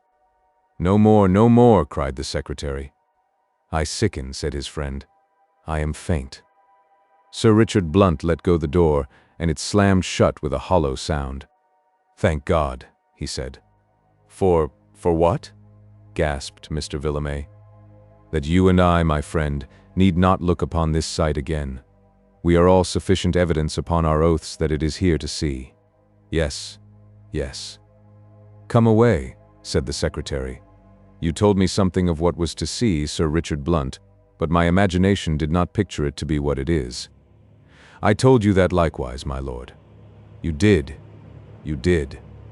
With hurried steps they now followed the magistrate, and it was with a feeling of exquisite relief that they all found themselves, after a few minutes, fairly in the body of the church, and some distance from that frightful spectacle they had each thought it to be their duty to look upon. "Let us go to the vestry," said the secretary, "and take something. I am sick at heart and stomach both." "And I am everything, and hungry too," cried a voice, and the Lord Mayor popped his head up from the churchwarden's pew. No one could help laughing at this, although, to tell the truth, those men, after what they had seen, were in no laughing mood, as the reader may well imagine. "Is that our friend, the king of the city?" said the secretary. "It is," said Sir Richard. "Well, I must say that he has set a good example of bravery in his dominions." "He has indeed." "Gentlemen, gentlemen," added the Lord Mayor, as he rolled out of the churchwarden's pew, "don't think of going into the vestry without me, for it was I who gave a hint to have refreshments put there, and I have been dying for some of them for this last half hour, I assure you." Chapter 71. Returns to Johanna. We return to Johanna Oakley. "What is the meaning of all this?" said Sweeney Todd, as he sat in his shop about the hour of 12 on the morning following that upon which Johanna Oakley and her friend Arabella had concerted so romantic a plan of operations regarding him. "What is the meaning of all this? Am I going mad?" Now Todd's question was no doubt a result of some peculiar sensations that had come over him, but propounded as it was to silence and to vacancy, it of course got no answer. A cold perspiration had suddenly broke out upon his brow, and for the space of about 10 minutes he was subject to one of those strange foreshadowings of coming ills to him, which of late had begun to make his waking hours anything but joyous, and his dreams hideous. "What can it mean?" he said. "What can it mean?" He wiped his face with a miserable-looking handkerchief, and then, with a deep sigh, he said, "It is that fiend in the shape of a woman. No doubt he meant his dear friend, Mrs. Lovett. Alas, what a thorn she was in the side of Sweeney Todd. How poor a thing, by way of recompense for the dark and terrible suspicions he had of her, was his heaped-up wealth? Todd, yes, Sweeney Todd, who had waded knee-deep do we say, lip-deep in blood for gold, had begun to find that there was something more precious still which he had bartered for it, peace, that peace of mind, that sweet serenity of soul, which, like the love of God, is beautiful, and yet passeth understanding. Yes, Todd was beginning to find out that he had bartered the jewel for the setting. What a common mistake. Does not all the world do it? They do. But the difference between Todd and common people merely was that he played the game with high stakes. Yes, added Todd after a pause, curses on her, it is that fiend in the shape of a woman who cows my better part of man, and she or I must fall. That is settled. Yes, she or I. There was a time when I used to say she and I could not live in the same country, but now I feel that we cannot both live in the same world. She must go. She must lapse into the sleep of death. Todd rose and stalked to and fro in his shop. He felt as if something was going to happen. That undefinable fidgety feeling which will attack all persons at times came over him, and yet it was not a feeling of deep apprehension that was at his heart. "Oh," he muttered, "it is the recollection of that dreadful woman, that fiend, who with a seeming prescience knows when there is poison in her glass, and baffles me. It is the dim and shadowy thought of what I must do with her that shatters me. If poison will not do the deed, steel or a bullet must. Ah." Someone was trying the handle of the shop door, and so timidly was it tried that Todd stood still to listen, without saying "come in" or otherwise encouraging the visitor. "Who is it?" he gasped. Still the handle of the door lock only shook. To be sure, it was a difficult door to open to all who did not know it well. Todd had taken care of that, for if there was anything more than another which such a man as he might be fairly enough presumed to dislike, it would be to be glided in upon by the sudden opening of an easy-going door. "Come in," he now cried. The person without was evidently anxious to obey the invitation, and a more strenuous effort was made to unfasten the door. It yielded at length. A young and pretty-looking lad, apparently of about 13 or 14 years of age, stood upon the threshold. He and Sweeney Todd looked at each other in silence for a few moments. If a painter or a sculptor could have caught them as they stood, and transferred them to canvas or to marble, he might have called them an idea of guilt and innocence. There was Todd, with evil passions and wickedness written upon every feature of his face. There was the boy, with the rosy gentleness and innocence of heaven upon his brow. God made both these creatures. It was Todd who broke the silence. A gathering flush was upon the face of the boy, and he could not speak. "What do you want?" said Todd. He rattled his chair as he spoke, as though he would have said, "It is not to be shaved." The boy was too much engaged with his own thoughts to pay much attention to Todd's pantomime. He evidently, though, wished to say something which he could not command breath to give utterance to. Like the amen of Macbeth, something he would fain have uttered seemed to stick in his throat. "What is it?" again demanded Todd, eagerly. This roused the boy. The boy, do we say? Ah, our readers have already recognized in that boy the beautiful and enthusiastic Johanna Oakley. "There is a bill in your window." A what? Todd had forgotten the announcement regarding the youth he wanted, with a taste for piety. "A bill. You want a boy, sir?" "Oh," said Todd, as the object of the visit at once thus became clear and apparent to him. "Oh, that's it." "Yes, sir." Todd held up his hand to his eyes, as though he were shading them from sunlight, as he gazed upon Johanna, and then, in an abrupt tone of voice, he said, "You won't do." "Thank you, sir." She moved towards the door. Her hand touched the handle. It was not fast. The door opened. Another moment, and she would have been gone. "Stop!" cried Todd. She returned at once. "You don't look like a lad in want of a situation. Your clothes are good. Your whole appearance is that of a young gentleman. What do you mean by coming here to ask to be an errand boy in a barber's shop? I don't understand it. You had different expectations." "Yes, sir. But Mrs. Green—" "Mrs. who?" "Green, sir, my mother-in-law, don't use me well, and I would rather go to sea, or seek my living in any way, than go back again to her. And if I were to come into your service, all I would ask would be that you did not let her know where I was." "Humph! Your mother-in-law, you say?" "Yes, sir. I have been far happier since I ran away from her than I have been for a long time past."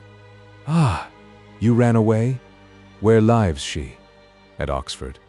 I came to London in the wagon, and at every step the lazy horses took, I felt a degree of pleasure that I was placing a greater distance between me and oppression." "Your own name?" "Charlie Green." It was all very well as long as my father lived, but when he was no more, my mother-in-law began her ill usage of me. I bore it as long as I could, and then I ran away. If you can take me, sir, I hope you will. Go along with you. You won't suit me at all. I wonder at your impudence in coming.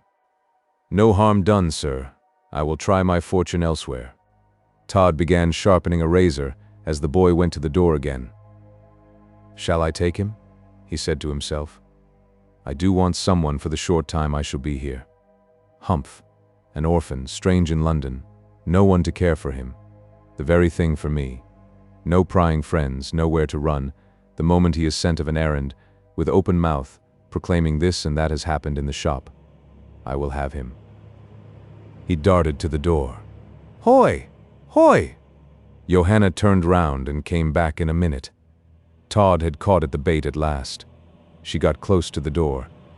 Upon consideration, said Todd, I will speak to you again, but just run and see what the time is by St. Dunstan's church. Saint who? Said Johanna, looking around her with a bewildered, confused sort of air. Saint who? St. Dunstan's in Fleet Street. Fleet Street? If you will direct me, sir, I dare say I shall find it. Oh, yes, I am good at finding places. He is strange in London, muttered Todd. I am satisfied of that. He is strange. Come in, and shut the door after you. With a heart beating with violence that was positively fearful, Johanna followed Todd into the shop, carefully closing the door behind her, as she had been ordered to do.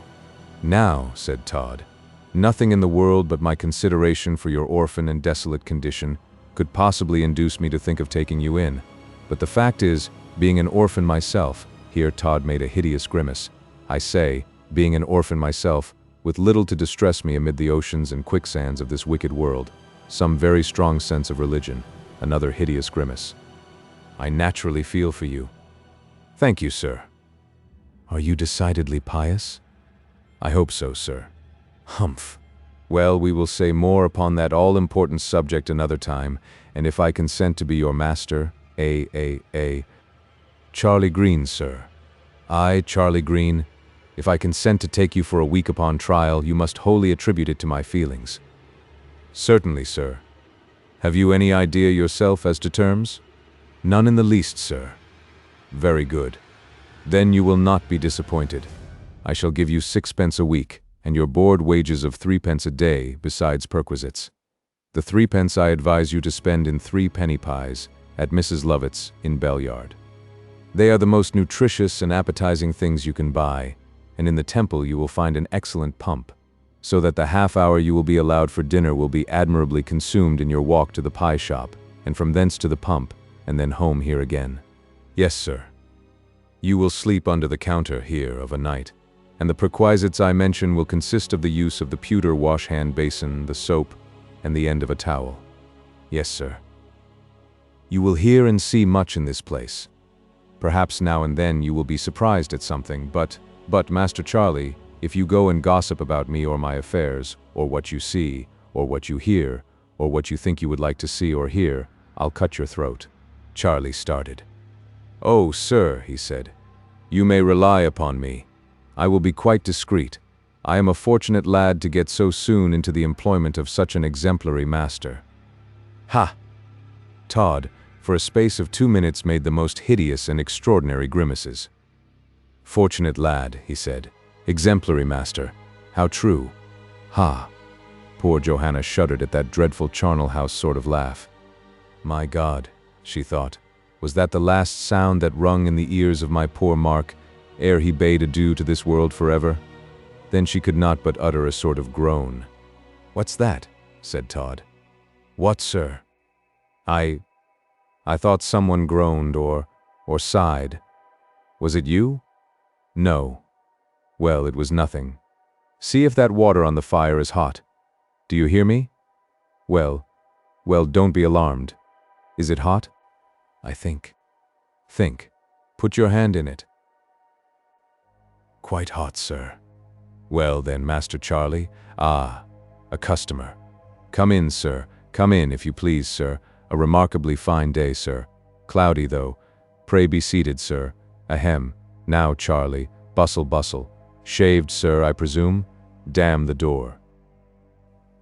Todd was making exertions to shut the door after the entrance of a stout-built man in an ample white coat and a broad-brimmed farmer-looking hat, but he could not get it close. And then the stout-built man cried out, "Why don't you come in, Bob? Leave off your tricks. Why you is old enough to know better?" "It's only me," said another stout-built man in another white coat, as he came in with a broad grin upon his face. "It's only me, Mr. Barber. Ha, ha, ha." Todd looked quite bland as he said, "Well, it was a good joke. I could not for the moment think what it was kept the door from shutting, and I always close it, because there's a mad dog in the neighborhood, you see, gentlemen." Crack went something to the floor. "It's this mug, sir," said Charlie. "I dropped it." "Well, well, my dear, don't mind that. Accidents, you know, will happen, bless you." Todd, as he said this, caught up a small piece of Charlie's hair in his finger and thumb and gave it a terrific pinch. Poor Johanna with difficulty controlled her tears. "Now, sir, be seated if you please. From the country, I suppose, sir?" "Yes. A clean shave, if you please.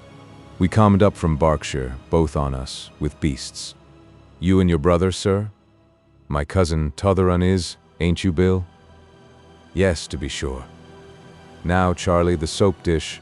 Look alive, my little man, will you?" "Yes, sir. You must excuse him being rather slow, gentlemen, but he's not used to the business yet, poor boy. No father, no mother, no friend in all the world but me, sir." "Really?" "Yes, poor lad. But thank God I have a heart. Leave the whiskers as they are, sir?" "Yes, and I can feel for the distresses of a fellow creature. Many's your brother, I beg pardon, cousin, will be shaved likewise, sir? Pound I have given away in the name of the Lord. Charlie, will you look alive with that soap dish? A pretty boy, sir, is he not?" "Very. His complexion is like a pearl." Johanna dropped the soap dish and clasped her hands over her eyes. That word pearl had for the moment got the better of her. Chapter 72 takes a peep at Arabella. We regret to leave Johanna in such a predicament, but the progress and due understanding of our tale compel us briefly to revert to some proceedings of Arabella Wilmot, a short detail of which can nowhere come in so well as at this juncture. Up to the moment of parting with Johanna, when the latter went upon her perilous enterprise, Arabella had kept up pretty well, but from that moment her spirits began to fail. All the romantic feelings which had at first prompted the advice that concentrated Johanna's expedition to Todd's evaporated before the hard, truthful fact that she, Arabella, had led her young friend into a situation of the greatest peril. Each moment added to the mental agony of the young girl, and at length her sufferings became too acute for further dallying with, and wringing her hands. All she could ask herself was, "What shall I do to save her? What shall I do to save her?" Arabella felt that it would kill her to endure the suspense of 1 hour instead of 24, but to whom was she to turn in this sad condition of her feelings? If she went to old Mr. Oakley, what could she expect but the greatest reproaches for leading one so dear to him into such a path of danger? And those reproaches would not be the less stinging on account, probably, of their being only implied and not spoken. If she appealed to her own friends, it would only be a kind of second-hand mode of appealing to Mr. Oakley, for they, of course, would go to him. "Oh, wretched girl that I am," she cried as she wrung her hands. "What shall I do? What ought I to do?" It was very improbable that, in the midst of such a state of feeling as this, Arabella Wilmot should think of the wisest and best thing to do, and yet, strange to say, she did. By mere accident the name of Sir Richard Blunt came to her mind. She had heard Colonel Jeffrey speak of him, and from common report, too, she knew he was a man who, of all others, was likely, from inclination as well as power and duty, to aid her. The idea of going to him gained strength and consistency each moment in her mind, as good ideas will. "Yes, yes," she exclaimed, as with frantic eagerness she arrayed herself for the event, for she had gone home after seeing Johanna on her way. "Yes, yes, I will go to him, I will tell him all. He shall know what a silly, foolish, wicked girl I have been, and how by my mad, mad counsel I have perhaps destroyed Johanna. But he will save her, oh yes, he will save her from the consequences of the visit to Todd, and save me from madness.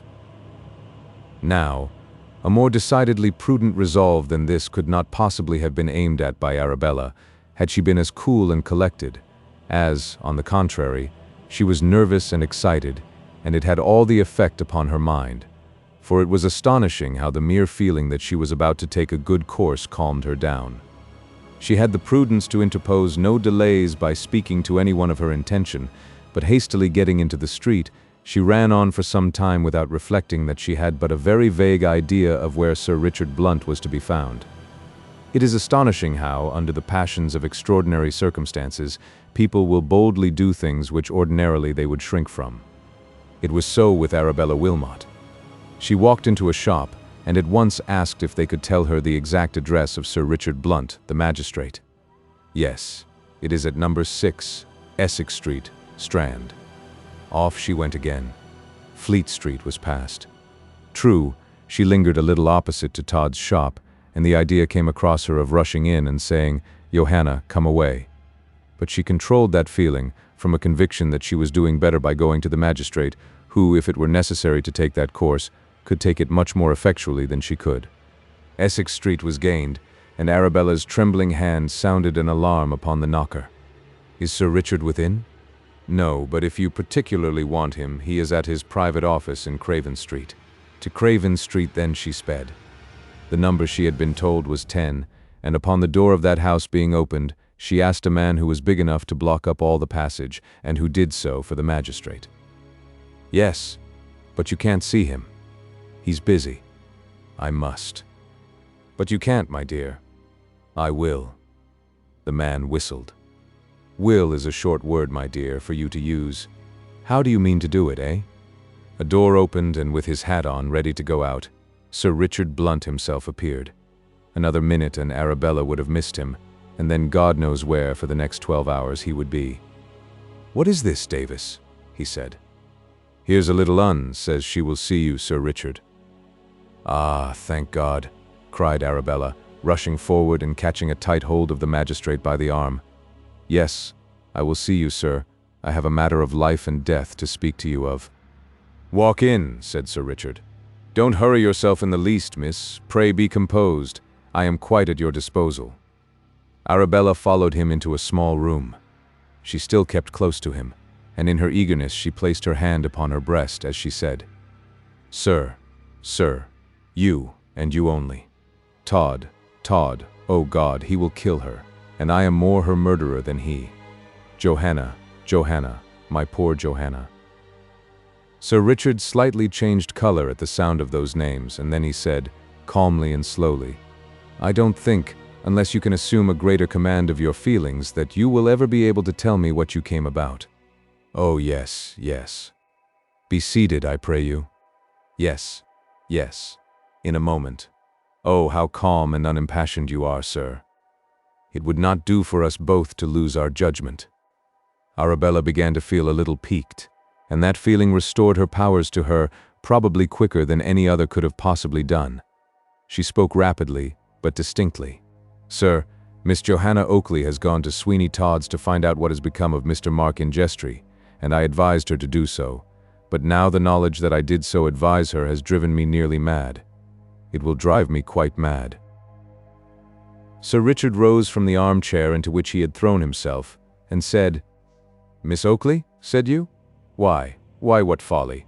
But she has gone home again." "No, she is disguised as a boy, and has taken the situation that Todd put a placard in his window about, and she will be found out of course, and murdered. No doubt of it." Oh God, is there no lightning to strike me dead?" "I hope not," said Sir Richard Blunt. "I don't want a thunderstorm in my parlor." "But, sir—" "But Miss Wilmot. Is she there now?" She is. "When did she go?" "About 2 hours since." "Oh, sir, you must do something. You shall do something to save her, or I will run into the streets and call upon any passenger I meet that has the form of a man to aid me. I will raise the town, sir, but I will save her." "That course would be about as wise as the original advice to Miss Oakley to go upon the expedition at all. Now answer me calmly what I shall ask of you." I will. What is the prime cause of action that Miss Oakley projects as the result of this disguised entrance into Todd's shop, provided he be deceived by it? To search the place upon the first opportunity for some relic of Mark Ingestry, and so put an end to the torturing suspense regarding his fate. Sir Richard Blunt shook his head. Do you think that Sweeney Todd would leave such relics within such easy acquisition and inspection? Is he the sort of man, think you, to expose himself to such danger? Oh, Miss Wilmot, this is indeed a harebrained scheme. It is, and I have come to you for aid, and— Hush! Is the secret of this expedition entirely confined to you and to Miss Oakley? It is. Will her friends not miss her? No. All has been arranged with what now I cannot help calling a horrible ingenuity. She is like one led to slaughter, and she will pass away from the world, leaving the secret of her disappearance to you and to me only. Sir, I am young, and there are those in this great city who love me, but if Johanna be not saved, I will no longer live to be the most wretched of beings. If there can be found a poison that will let me leave the world, to cast myself at the feet of God, and of Johanna in another, I will take it. Sir Richard looked at his watch. An hour and a half, you say? More than that. Let me think. It was 12, yes, it was 12. More, you see, sir, than that. Tell me, sir. Tell me at once what can be done. Speak, oh, speak to me. What will you do? I don't know, Miss Wilmot. With a deep sigh, Arabella fainted. It was seldom indeed that, even amid his adventurous life, the magistrate found a circumstance that affected him so strongly as that which Arabella Wilmot had related to him. For a short time even he, with all his powers of rapid thought, and with all the means and appliances which natural skill and practice had given him to meet any emergency, could not think of any mode of escape from the peculiarly awkward position into which this frightfully imprudent step of Johanna had plunged him. "My good girl," he said. "Oh, she has fainted." He rung a handbell, and, when a man appeared in answer to the summons, he said, "Is Mrs. Long within?" "Yes, Sir Richard." "Then bring her here, and tell her to pay every attention to this young lady, who is a friend of mine, and when she recovers, say to her that I shall return in an hour." "Certainly, Sir Richard." In a few moments a matronly-looking woman, who acted in that house as a sort of general manager, made her appearance, and had Arabella removed to a chamber. Before that, the magistrate had hastily put on his hat, and at a quick pace was walking towards Fleet Street. What he intended to do in the emergency, for emergency he evidently thought it was, we shall see quickly. Certain it is that, even by that time, he had made up his mind to some plan of proceeding, and our readers have sufficient knowledge of him to feel that it is likely to be the very best that could be adopted under the circumstances. Certainly Johanna had, by the bold step she had taken, brought affairs to something like a crisis, much earlier than he, Sir Richard Blunt, expected. What the result will be remains to be seen. Chapter 73. Returns to Johanna. We left Johanna in rather an awkward situation. The two graziers were in Todd's shop, and she, at the pronunciation of the word pearl, which had too forcibly at the moment reminded her of the string of pearls, which no doubt had been fatal to Mark Ingestry, had dropped the soap dish and covered her face with her hands. "What is this?" cried Todd. "What, sir?" "What is that, I say? What do you mean by that, you stupid hound?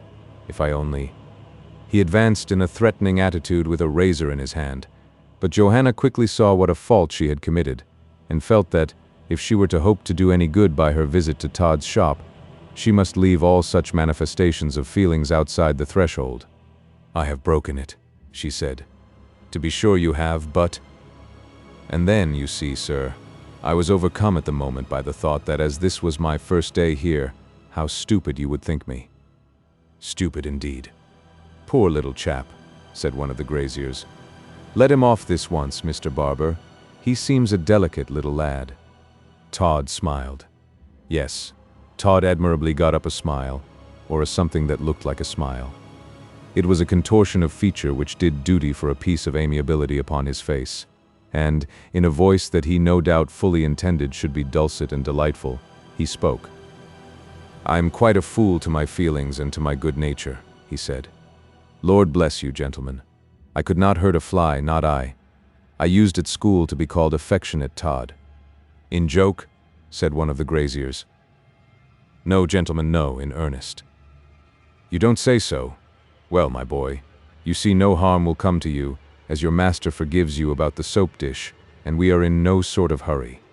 Well, said Todd, as he bustled about for another article in which to mix the lather.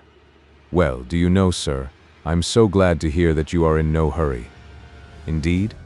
Yes, sir, because if you are strangers in London, both of you, it will give you an opportunity of seeing some of the curiosities which will do for you to talk of when you get home, you know. Why? That would take too much time. Not at all, sir. Now, for example, Charlie, my dear, whip up that lather. There's the church of St. Dunstan's, which, although I say it now, Charlie, look sharp, is one of the greatest of London curiosities. The figures at the clock I allude to more particularly. I think you said the whiskers were to be left just as they are, sir. Yes. Well then, gentlemen, if you have never seen the figures in the front of old St. Dunstan's strike the chimes, it's one of those things that it's quite a pity to leave London without watching narrowly. They may talk of the Tower, sir, or of the wild beasts at Exeter Change, but give me for a sight where there is real ingenuity, the figures striking the chimes at old St. Dunstan's. Indeed? Yes. Let me see.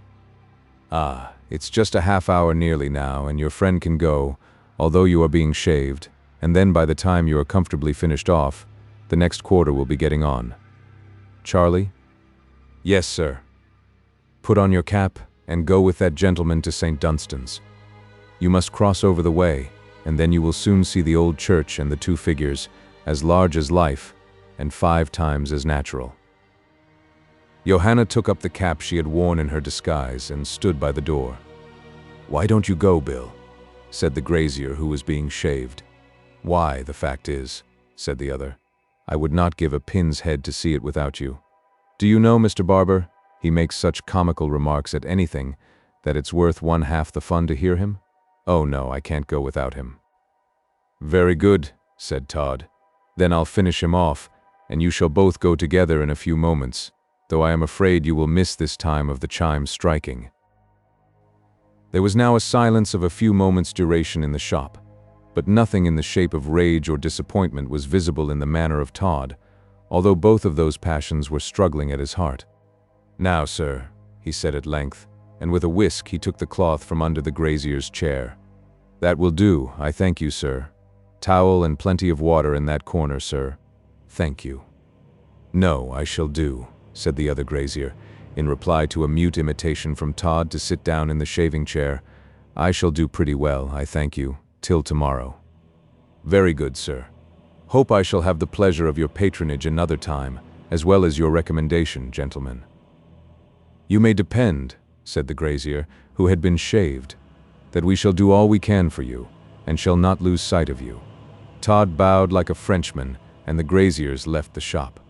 No sooner was the door closed upon them than his countenance altered, as if by magic, and the most woefully diabolical expression came over it, as with eyes flashing with rage, he cried, Curses on you both, but I will have one of you yet.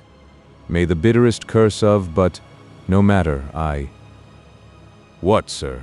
Said Johanna. What do you say, sir? Hell's fury. What is that to you? Do dare you, you devil's cub, to ask me what I said? By all that's furious, I'll tear out your teeth with red-hot pincers and scoop your eyes from their gory sockets with an old oyster knife. Damn you, I'll flay you. Johanna shrank back aghast. The pure spirit of the young girl, that had been used to little else but words of love and kindness, started at the furious and brutal abuse that was launched at it by Todd. Did I not tell you, he continued, that I would have no prying, no peeping, no remarking about this or the other? I'll crush the life out of you, as I would that from a mad dog. A strange howling cry at the door at this moment came upon the ears of Todd. His countenance changed and his lips moved as though he was still saying something, but he had not power to give it audibly. At length, somewhat mastering his emotion, he said, What? What's that? A dog, sir. A dog. Confound all dogs. Another howl, and a violent scratching at the door was farther and most conclusive evidence of the canine character of the visitor. Charlie, said Todd in quite a soft tone. Charlie. Yes, sir. Take the poor dog something to eat, or to drink, rather I should say. You will find a saucer in yon cupboard, with some milk in it. If he only, bless him, takes one lick at it, I shall be satisfied. You know, Charlie, God made all things, and we should be good to his creatures." "Yes, sir," said Johanna with a shudder. She went to the cupboard and found the saucer, in which there seemed to be a drop of fresh milk. She walked to the door, while Todd, as though he did not feel by any means sure of the pacific intentions of the dog, at once rushed into his back parlor and locked himself in. Todd had a peephole from the back parlor into the shop, but he could not see further than the shop door. Moreover, Johanna's back was towards him, so he could only guess at what was going on if the dog did not actually come across the threshold. That the milk which Todd was so solicitous should be given to the dog was poisoned occurred to Johanna in a moment, and just before opening the door, she threw it into a corner, upon some loose shavings, and odds and ends of waste paper that were there. Johanna then opened the door. In an instant Hector, the large dog of the unfortunate Thornhill, whose identity with Mark and Gestry appeared to be so established in the mind of Johanna, sprang upon her with an angry growl. It was only for one brief moment, however, that Hector made any such mistake as fancying Johanna to be Sweeney Todd, and then he, with an affectionate whine, licked the hands of the young girl. "Pizen! Pizen!" cried a loud voice, and in another moment the ostler, from the coach office opposite, rushed to the door and caught the dog around the neck. "Ah, there ye is again. Why, what a goose of a feller you is, to be sure, Pizen. Don't you know, now, as well as I do, that barber will do you a mischief yet, you great blockhead you? Come home, will yer? Come home now. Come along with yer." "Yes, yes," said Johanna. "Take him away. Take him away." "Won't I? That's all. I suppose you are a young shaver. Only let me catch you a-interfering with Peason, that's all. And won't I let you know what's what, young feller?" The ostler, having uttered this most uncalled-for threat to poor Johanna, took Peason in triumph over the way. Johanna closed the door. "Is he gone?" said Todd. "Yes, sir." "And the milk? Is that gone likewise?" "Every drop of it." "Ha! Ha! Well, well. Only to think, now. Ha! Ha! I hope that milk won't disagree with the noble animal. How fond I am of him. How often he has been over here, in his little pretty playful way, to try and bite pieces out of my legs. Bless him. If now that milk should give him a stomach ache, what a pity it would be. Did I hear a man's voice?" "Yes, sir. Some man came and called the dog away." "How good of him. And what a pity it would have been if he had called the noble animal away before the milk was all consumed. Dear me, some people would grudge a creature a drop of milk. Ahem, Charlie?" "Yes, sir. I am going out." Johanna's heart beat rapidly. "If anyone should come, you can say it is of no use their waiting, for I am gone to shave and dress a whole family, at some distance off, and may not be back for some hours. But, Charlie, for your own private information, let me tell you that I may look in at any moment, and that, although I shall be busy, I shall be able to come in for a minute or so, when I am least expected." Todd gave an awful leer at Johanna as he spoke. "Yes, sir," she said. Todd carefully locked the parlor door. "Charlie, how do you like your place?" "Very well, sir, and I think in a little time I shall like it better." "Good lad! Good lad! Well, well. Perhaps I ought not to say too much so soon, but if you merit my esteem, Charlie, I shall do as much for you as I did for the last lad I had. After some term of service with me, I provided him with an independent home, a large house, and a garden. Ha! How very kind. Yes, very. And is he happy?" "Quite, in a manner of speaking, notwithstanding human nature is prone to be discontented, and there are persons who would sigh, if in paradise, for some change, even if it were to a region supposed to be its opposite zone.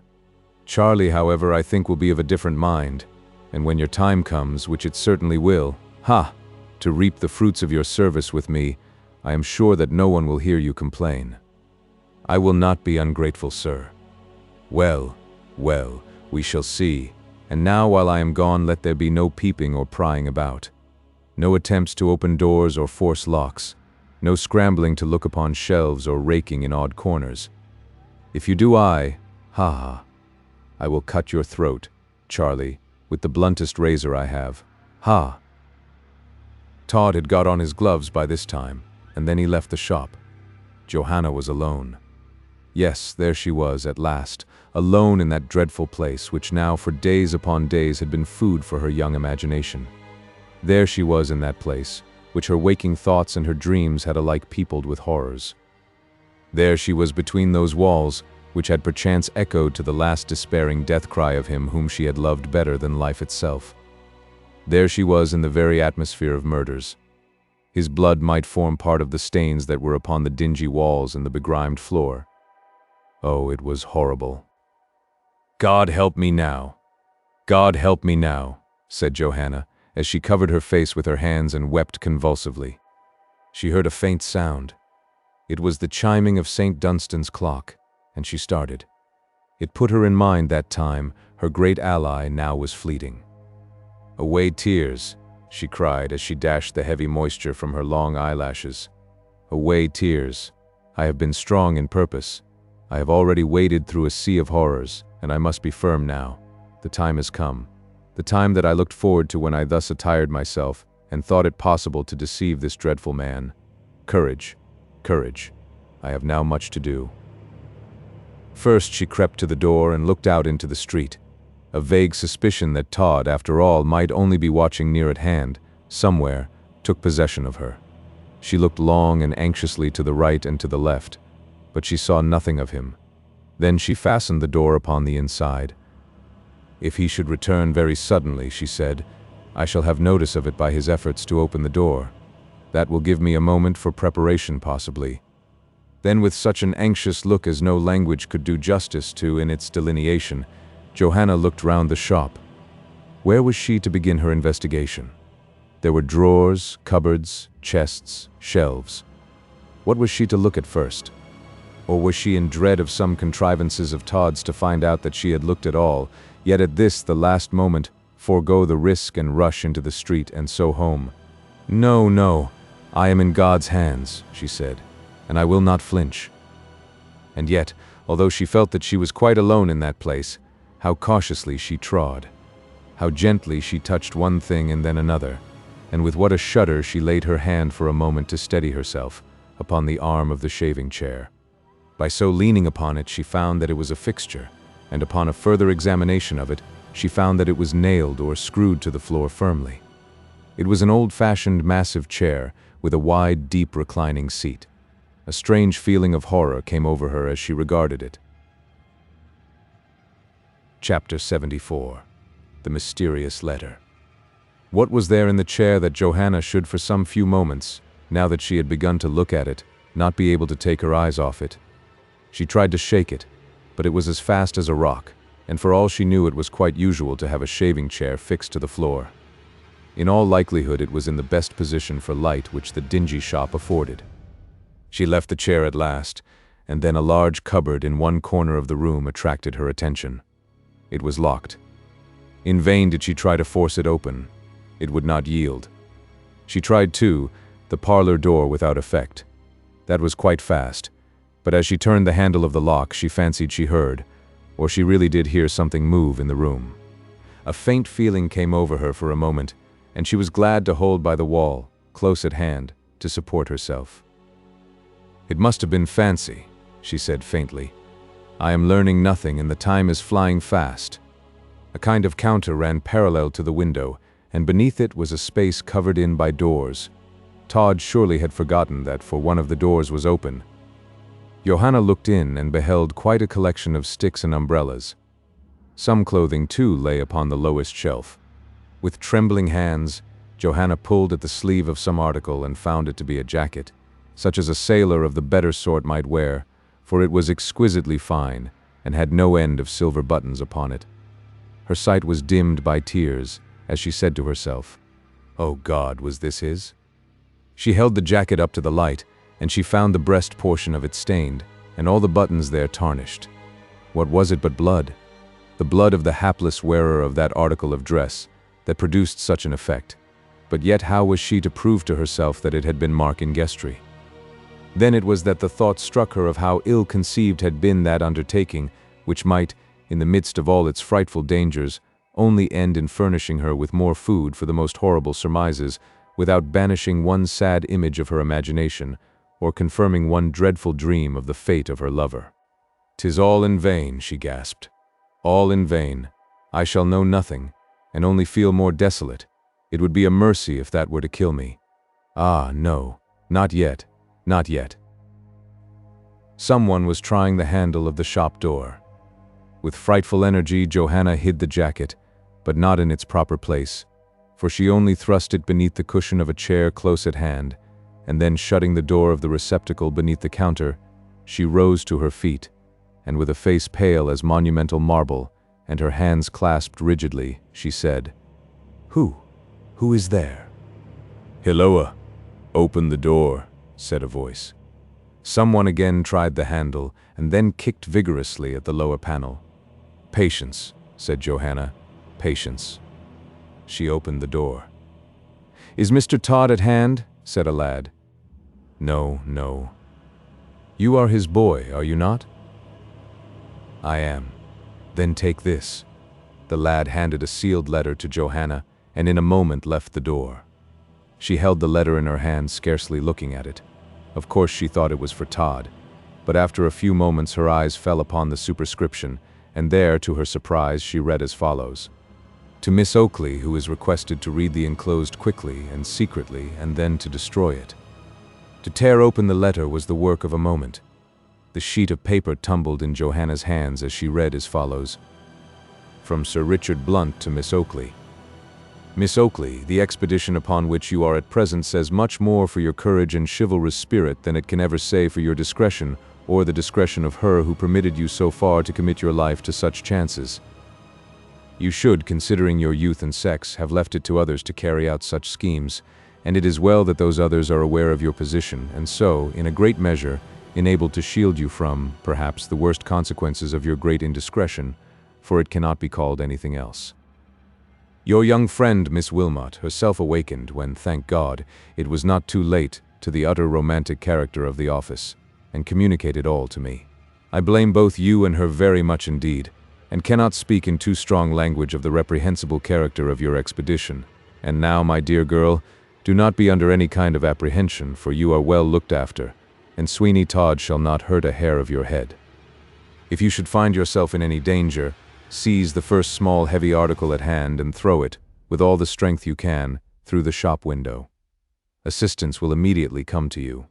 And now, as you are where you are, I pray you to have confidence in me, and to remain until someone shall come to you and say St. Dunstan, upon which you will know that he is a friend, and you will follow his directions. God bless you. Richard Blunt. Every word of this letter fell like sunshine upon the heart of Johanna, and she could not help mentally ejaculating, "I am saved, I am saved. Yes, yes, I am not deserted. Strong, bold, good men will look to me. Oh, what kindness breathes in every sentence of this letter. Yes, yes, I am not forsaken, not forsaken." Tears came into the eyes of the young girl, and she wept abundantly. Her overcharged heart was relieving itself. After a few moments she began to be more composed, and had just crumpled up the letter and cast it into the fire for fear of accidents, when a shadow darkened the doorway. She saw Todd looking in above the curtain that was over the upper half of the door, and partially concealed some panes of glass that were let into it. As soon as Todd saw Johanna's eyes upon him, he entered the shop. "What's that?" he said, pointing to the burning letter. "Paper, sir." "What paper?" "A bill that a boy left. Something about churchwardens, sir, and the parish of St. Bride's, Fleet Street, and how things mean to—" "Bah! Anyone else been?" "No, sir." Todd stood in the middle of the shop, and cast his eyes slowly round him, to see that all was as he had left. Then, in a low, growling tone, he added, "No peeping and prying, eh? No rummaging in odd corners and looking at things that don't concern you, eh?" "Certainly not, sir." Johanna crept close to the counter, upon which lay a tolerably large piece of stone used for grinding razors upon.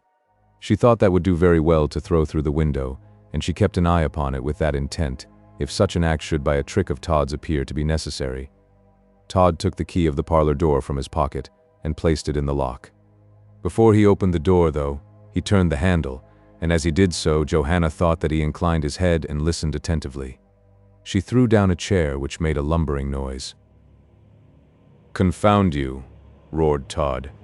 He passed into the parlor, but in a moment, with a glance of fury, he looked out, saying, "You tried this door?"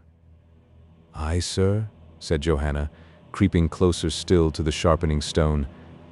"Yes, villain you. At least, I think so, I am pretty sure. But mark me, if I were quite sure, you should suffer for it." He closed the door again, and then when he was alone, he placed his two hands upon his head for a few moments and said, "What does it mean? A boy brought him a letter. I saw him come and go. At least it looked like a letter. Could it be the bill he spoke of, and then the sudden upset of that chair which prevented me from hearing if the piece of catgut I had fastened to the handle of the door had been moved before I touched it or not? I will kill him. That is safe. It is the only plan. I will kill all who is now in my way. All, yes, I will, if needs be, wade up to my neck in blood to the accomplishment of my wishes." Todd went to a cupboard and got out a large knife, such as is used by slaughtermen in the shambles, and hid it under the table cover, but in such a place that he could lay hold of it and draw it out in a moment. "Charlie," he cried. "Charlie." "Yes, sir." "Step in here a moment. I want you, my boy." "Shall I or shall I not?" thought Johanna. "Is this danger or only the appearance of it? Heaven direct me now. Oh, what shall I do? What shall I do?" "Charlie, are you coming, my boy?" "Yes, sir, I am coming. God protect me." "The barber at home?" cried a voice at the door, and in another moment a man with a ruddy, jolly-looking countenance made his appearance in the shop. "Barber at home, eh, my little lad?" "Yes, yes." Johanna heard a bitter execration come from the lips of Todd, and then with quite a serene smile upon his face, as though he were in the most unruffled mood possible, he made his appearance. "Could you make me a wig?" said the man, taking off his hat, and showing that his hair was closely cropped. "Certainly, sir. If you will sit down and allow me to measure your head, I shall have great pleasure, Charlie." "Yes, sir. You can go to LOVETT'S in Bell Yard and get your dinner now. There's 2 pence for you, my lad, and if you have not yet tasted Mrs. Lovett's pies, you will say when you do that they are the most delicious things in the whole world of cookery." "Shaved, if you please," said another man, walking into the shop and pouncing down upon a chair as though it were his own property. "Ah, dear me, I'm tired, rather." "Don't hurry yourself, Mr. Todd. I can wait while you are doing what you have to do for that gentleman."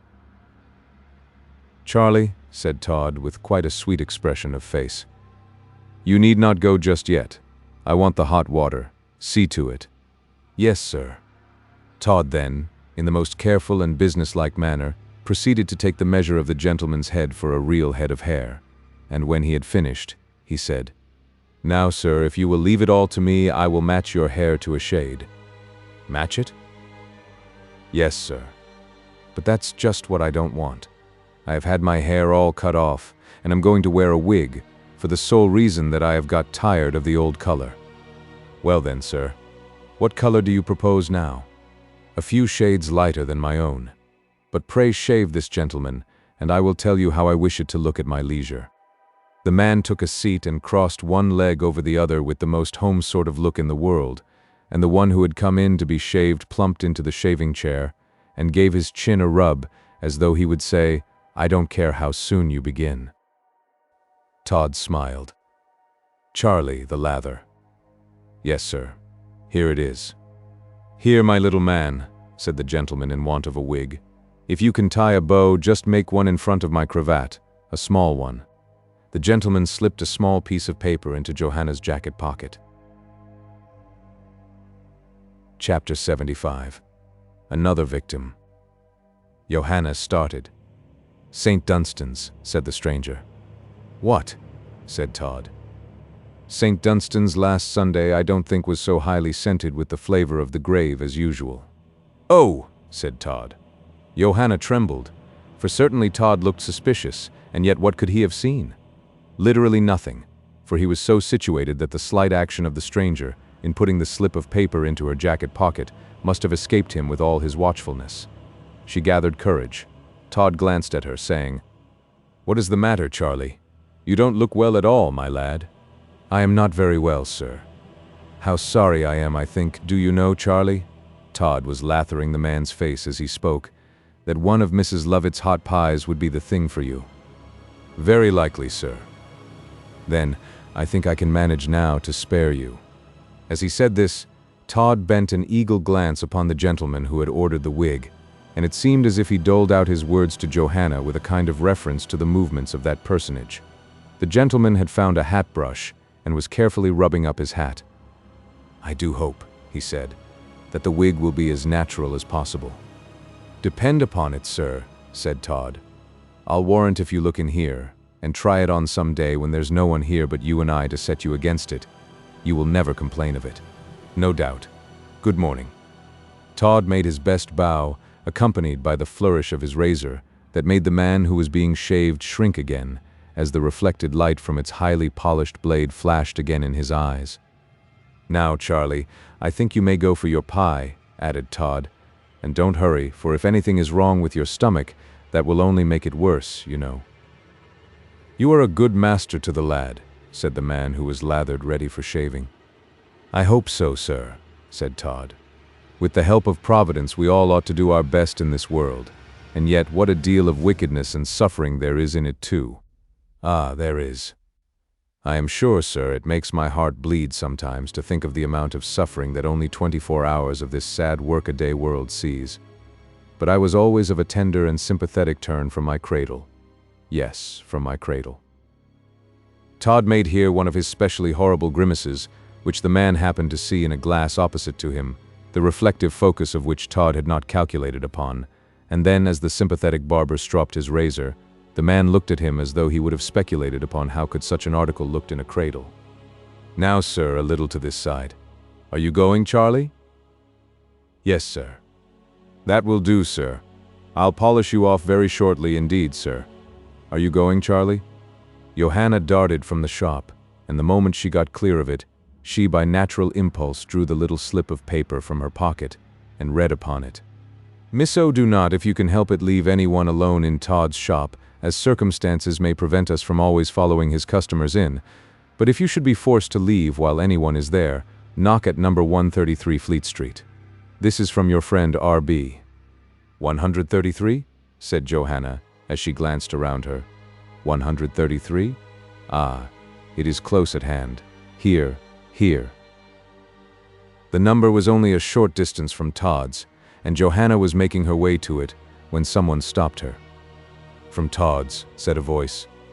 Yes, a man is there." "Alone?" "Yes, and—" Before she could say another word, the stranger darted from her and made his way into Todd's shop. Johanna paused, and shrinking into a doorway, stood trembling like an aspen leaf.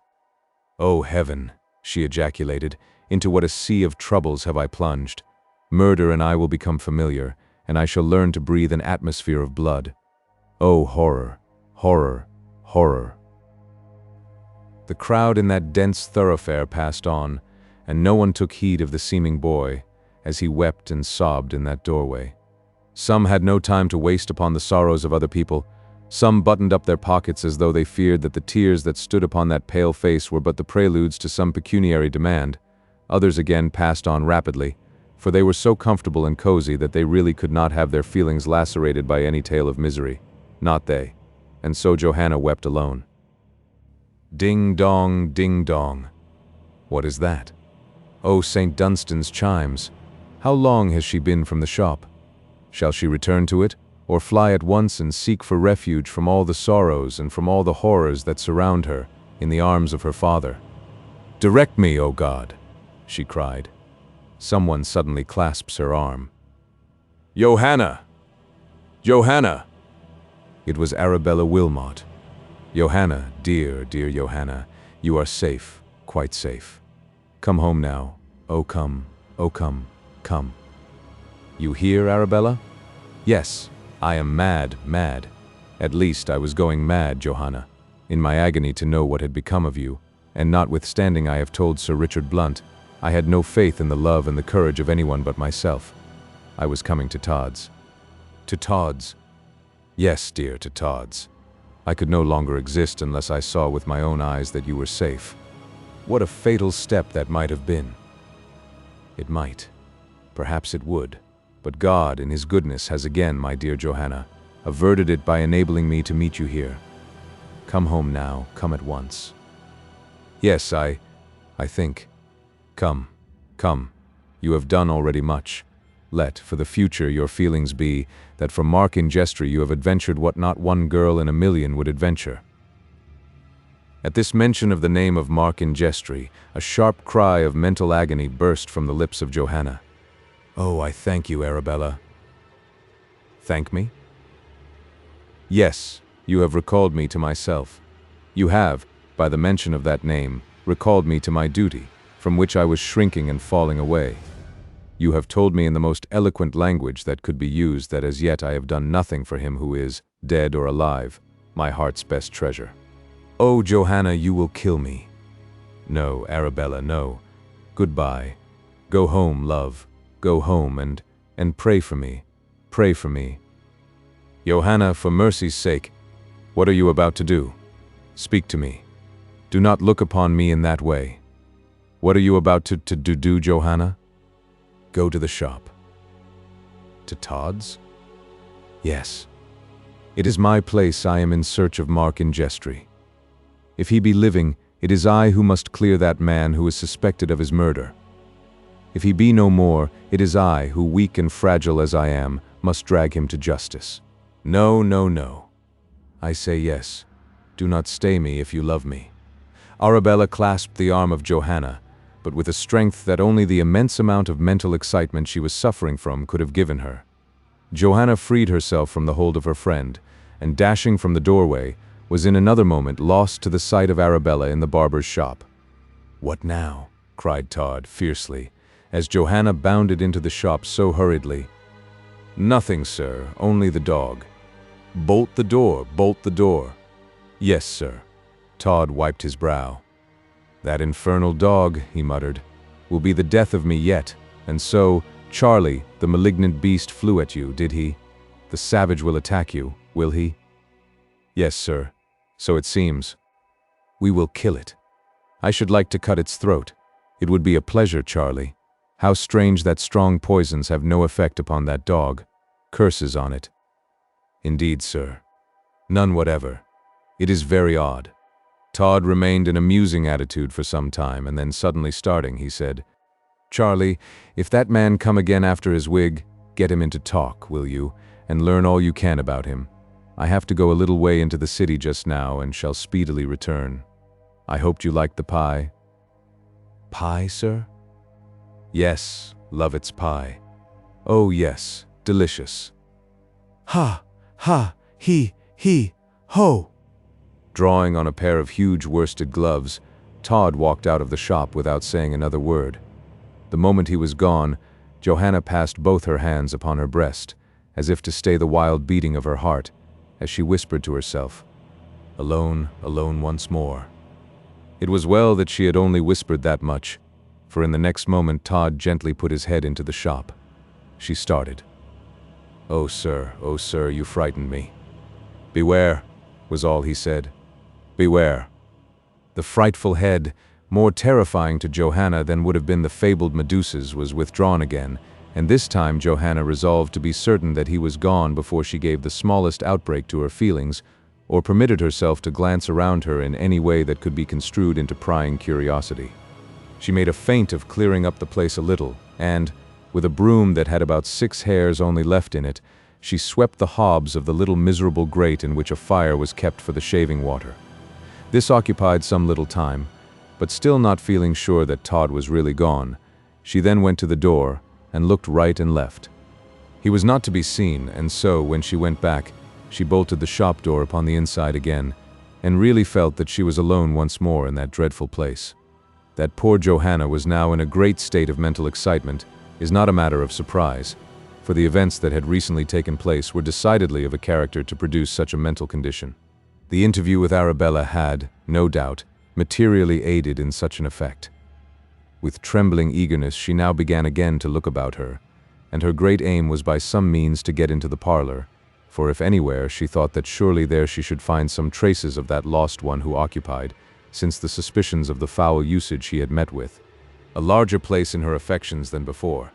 Feeling how surrounded she was by friends, probably Johanna was a little more reckless as regarded the means she adopted of carrying out her intention. The parlor door was quite fast, but surely in the shop she thought she might find some weapon, by the aid of which it could be burst open, and even if Todd should suddenly return, it was but a rush, and she would reach the street, and if he intercepted her in that, as God knew he might, she could take the means of summoning assistance pointed out to her by Sir Richard Blunt, and cast something through the window into the street. Full of these thoughts and feelings then, and only alive to the mad wish she had of discovering some traces of her lover, Johanna hunted the shop over for some weapon with which to attack the parlor door. She opened a cupboard. A hat fell from within at her feet. One glance at that hat was sufficient. It was of a peculiar color, she remembered it. It was the hat of the man whom she had left being shaved when she was sent ostensibly to purchase a pie at Mrs. Lovett's, in Bell Yard. Johanna's hurry was over. A sickening feeling came over her as she asked herself what was the probable fate of the owner of the hat. "Another victim! Another victim!" she gasped. She tottered back, overpowered by the thought that there had been a time when, opening that cupboard door, the carelessly cast-in hat of Mark Ingestry would have fallen to her feet, even as did that of the stranger who, no doubt, now was numbered with the dead. She sank almost in a state of fainting into the shaving chair. "Oh yes, yes," she said. "This is horribly, frightfully conducive, my poor Mark. You have gone before me to that home where alone we may hope to meet again. Alas, alas, that I should live to feel such a truth." She burst into tears and sobbed so bitterly that anyone who had seen her would have truly thought her heart was breaking in that wild paroxysm of grief. What a mercy it was that Todd did not come in at such a moment as that, was it not? The sobs subsided into sighs. The tears no longer flowed in abundance, and after about 5 minutes Johanna arose, tottering and pale. She drenched her eyes and face with cold water, until the traces of the storm of emotion were no longer visible upon her face, and then she knelt by the shaving chair, and clasping her hands, she said, "Great God, I ask for justice upon the murderer." She rose and felt calmer than before, and then, sitting down by the little miserable fire, she buried her face in her hands and tried to think how she should bring to justice the man who had been the blight of her young existence, the canker in the rosebud of her youth. You would have been shocked if you could just for a moment have looked into Sweeney Todd's shop and seen that girl in such an attitude, without a sigh and without a tear, while all her dearest hopes lay about her heart in the very chaos of a frightful wreck. Chapter 76. Startling Events. Business at Mrs. Lovett's was brisk. During the whole of that day, that most eventful day upon which the fair Johanna Oakley had gone upon her desperate errand to Sweeney Todd's, the shop in Bell Yard had been besieged by customers. Truly it was a pity to give up such an excellent business. The tills groaned with money, and Mrs. Lovett's smiles and pies never appeared so perfect as upon that day. At about 12:30, when the Lord Chancellor suddenly got up from his chair in the great hall of Lincoln's Inn, and put on his furry-looking hat, and when the curtain which shuts in his lordship from invidious blasts was withdrawn with a screaming jerk, and a gentleman was stopped in the middle of an argument, what a rush of lawyers' clerks there was to the pie shop in Bell Yard. Then was it that the anxious solicitor's fag, who must know something and have some brains, smiled at the prospect of the luxurious repast he was about to have, and jingled the twopence he had kept in a side pocket for only one pie, and grudged it not out of his hard-earned pittance. Then was it that the bloated barrister's clerk, who had grown shining and obese upon fairs, and who is not required to know anything but the complete art of insolence to his brothers, nor to have any more brains than will suffice him to make up his book in the long vacation, smacks his lips at the thought of Lovett's pies, and sends the expectant boy of the chamber, the snob of a snob, for 3 twopennies. Lean and hungry-looking young men start into Bell Yard from the Strand, producing crumbled pieces of paper, bag their twopenny, and retire to eat it in some corner of the old temple. All is bustle, all is animation, and the side counter, that one, you know, which ran parallel to the window, was lined by clerks, who sat eating and driving their heels against the boarding and joking and laughing, ha ha ha. How they did laugh. And then what stories they told of their governors, and how such an one was going out of practice, and how such another one was a screw, and so on, to the great delight of the mere boys, who hoped one day to wear their hair long and gray, and to dress in an outrageous caricature of the mode. As the machine that let down at the back of the counter to bring up the pies went down for the 1 o'clock batch, it was noticed that Mrs. Lovett looked a little anxious. The fact was that the cook had been so prompt upon that day in his movements that she began to think there must be, as folks say, something in it, and she was beginning to terrify herself with the idea that he had some scheme of redemption for himself in view that might most unseasonably develop itself before the customers. "Ah, Mrs. Lovett," said one young gent, while the gravy ran down the sides of his mouth from the pie he was consuming, "you don't seem at all yourself today. Indeed you don't." "Who do I seem then?" "Ha! Ha! Upon my life that's good," roared another. A small amount of wit did for Lovett's pie shop. It was like the House of Commons in that particular, and loud laughter was sure to welcome the smallest joke. Mrs. Lovett's eyes were bent upon the abyss, down which the trap had descended but a moment before. "Ain't they a-coming, mum?" said one. "Oh, don't I sniff 'em," said another, working his nose like an ex-chancellor. "Don't I sniff 'em? Delicious," cried another. A feeling of relief was visible upon the face of Mrs. Lovett as the trap slowly ascended, bringing with it the 1 o'clock batch in all their steaming glory. The whole shop was in a moment filled with the fresh, appetite-giving aroma of those bubbling hot pies, and as the French newspapers say, when a member of the extreme right, or halfway to the left, or 2 degrees from the center, swerves, there was a sensation. 5 minutes, only 5 minutes, and the whole batch was cleared off, not one was left. "Another batch of 100, gentlemen, at 2, said Mrs. Lovett with a bland look. "At 2, mum?" cried a customer. "Why, what's to become of the 1/2-past-1 batch?" "We are rather short of meat," said Mrs. Lovett, with one of her strange metallic smiles. "The devil you are! Ain't there butchers enough?" "Oh dear, yes, but we could not get such meat as we put in our pies at the butcher's." "You kill your own, mum, then, I suppose?" "We do," replied Mrs. Lovett, with another smile more metallic than the former. "And where is your farm, mum?" "Really, sir, you want to know too much. I appeal to those gentlemen if any of them know where my farm is." No, damn it, no, nor don't care," said all the lawyers' clerks. "Don't know anything about it." "And don't care," said another. "Sufficient for the day is the pie thereof." "Very good." "Ha! Ha! Very good." The crowd gradually dispersed. Mrs. Lovett put a placard in the window announcing, "A hot batch at 2 o'clock." She then closed the shop door and retired to the parlor. She cast herself upon a sofa, and hiding the light from her eyes with one of her arms, she gave herself up to thought. Yes, that bold bad woman was beginning to have her moments of thought, during which it appeared to be as though 1,000 mocking fiends were thronging around her. No holy thoughts or impulses crossed her mind. Solitude, that best of company to the good and just, was to her peopled with countless horrors, and yet there must have been a time when that woman was pure, and her soul spotless, a time when it was free from the black engraved spots, which now deformed it. And yet who, to look upon her now, could fancy that she was ever other than what she seemed? Who could bring themselves to think that she had not been placed at once by the arch-fiend as she was upon the beautiful world, to make in the small circle around her a pestilence, a blight, and a desolation? There are persons in the world that it would be the greatest violence to our feelings ever to attempt to picture to our imaginations as children, and as such, surely were Sweeney Todd and Mrs. Lovett. Was she ever some gentle little girl, fondly clinging to a mother's arms? Was he ever a smiling infant, with pretty dimples? Was there at his or her birth much joy? Did a mother's tears ever fall upon his or her cheek, in sweet gratitude to God for such a glorious gift? No. No. We will not believe that such persons as Sweeney Todd and Mrs. Lovett ever came into this world otherwise than ready-made man and woman. Any other belief concerning such fiends in human shape is too repugnant.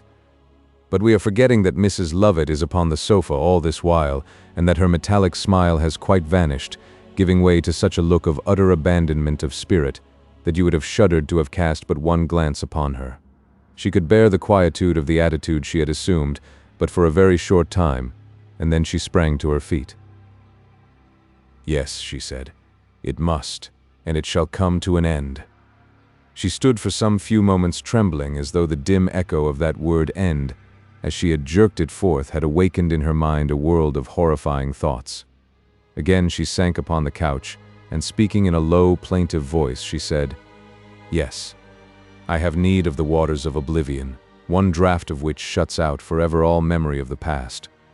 Oh, that I had but a cup of such nectar at my lips." "Not a doubt of it, Mrs. Lovett. It is the memory of the wicked that constitutes that retribution, which is assuredly to be found in this world as day follows night." I must have this," she muttered. "Let Todd be dead or alive, I must have it. I am going mad, I feel certain that I am going mad, and the only way to save myself is to flee. I must collect as much money as I can and then flee far away. If I cannot quite obliterate the past from my memory, I can at least leave it as it is, and add nothing to it. Yes, that man may live. He seems to bear a charmed life, but I must flee." She rested her head upon her hands and in a softer voice said, Let me think of the means, now that I have yet a little time. What do I dread most? The man below? Yes.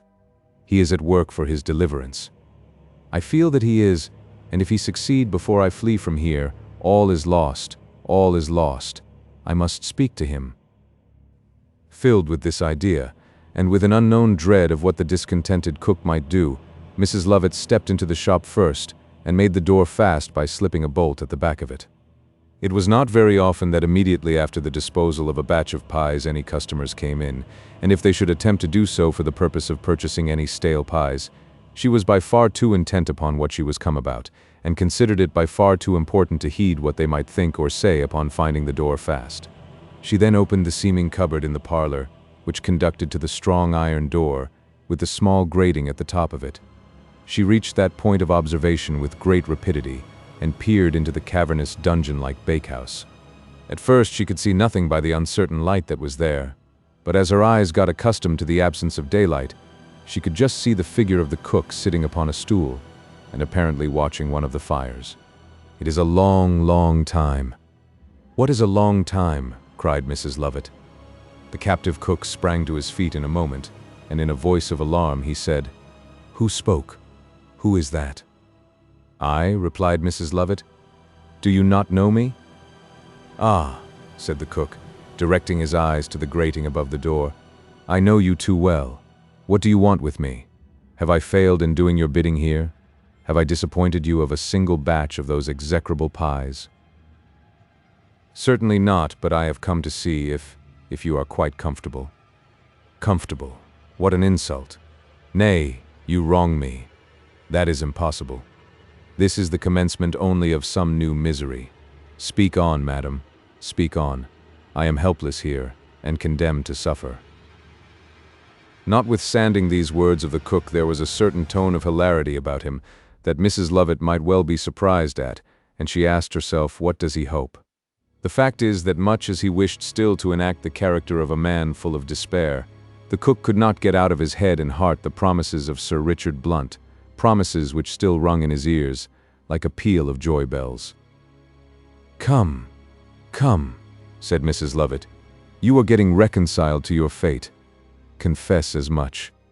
"I reconciled? Never. But you are not so unhappy?" "Worse, worse. This apathetic condition that I am now in, and which to you may look like the composure of resignation, will end in all likelihood in raging madness." "Indeed?" "Yes, madam. I feel already the fire in my brain. Be calm." "Calm, calm! Ha! Ha! Calm! It is all very well for you upon that side of the iron door to talk of calmness, madam, but upon this side the words sound strange."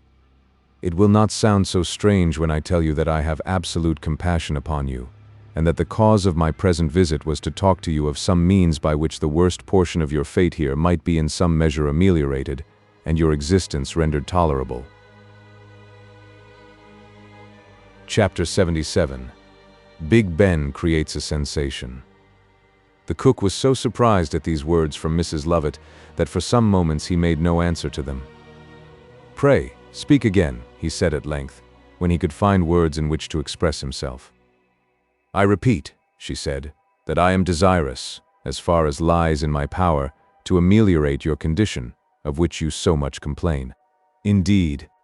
Ah, you are too suspicious." "Humph!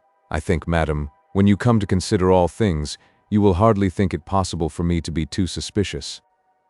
"You are wrong again. I dare say now, in your mind, you attribute most of your evils to me." "Well, madam, candidly speaking, should I be far wrong by so doing? You would be quite wrong. Alas, alas. You what, madam? Pray, speak up." "I am the victim of another. You cannot suppose that, of my own free will, I should shut up in these gloomy places a person of your age, and by no means ill-looking." "I have him there," thought Mrs. Lovett. "What human heart is proof against the seductions of flattery? Oh, I have him there." The cook was silent for some few moments, and then he said, quite calmly, as though the tribute to his personal appearance had not had the smallest effect, "Pray go on, madam. I am quite anxious to hear all that you may have to say to me." This composed manner of meeting her compliments rather discomposed Mrs. Lovett, but after all, she thought, he is only acting in indifference he is far from feeling. With this impression she resolved to persevere, and she added in a kind and conciliating tone of voice, "I grant that circumstances are such that you may well be excused for any amount of doubt that you may feel regarding the honesty of my words and intentions towards you." "I quite agree with you there, madam," said the cook. "Then all I have to do is, by deeds, to convince you that I am sincere in my feelings towards you. As I have before said, I am in the power of another, and therefore is it that, contrary to my nature, I may seem to do cruel things at which my heart revolts." "I cannot conceive anything so distressing," said the cook, "except being the unfortunate victim as I am of such a train of circumstances. That is what I am coming to." "Are you? I wish you were." There was a tone of irony about the enforced cook which Mrs. Lovett did not at all like, but she had an object to gain, and that was to fully persuade him that the shortest way to his freedom would be to remain profoundly quiet for a day or two, and then she would be able to make her own arrangements and be off without troubling either him or Todd with any news of her departure or her whereabouts. "You still doubt me," she said. "But listen, and I think you will soon be of opinion that although I have wronged you as yet, I can do something to repair that wrong." "I am all attention, madam." "Then, in the first place, you are quite tired of eating pies, and must have some other kind of food." "You never said a truer thing in all your life, madam." "That other food, then, I will provide for you. You shall, within an hour from now, have anything to eat or to drink that you may please to name. Speak, what is it to be?"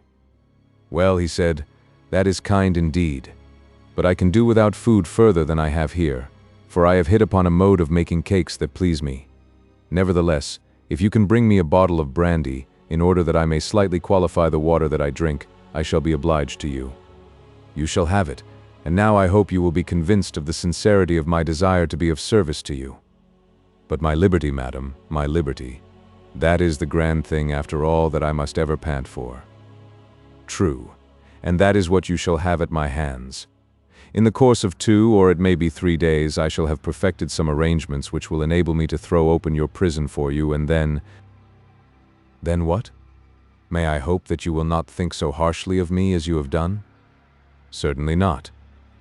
"Then I shall be repaid for all I do. You must believe me to be the victim of the most cruel circumstances, of which some day you may be informed. At present, to do so would only be to involve both you and myself in one common destruction." "Then don't mention it." "I will not. But beware of one thing." "What is that?"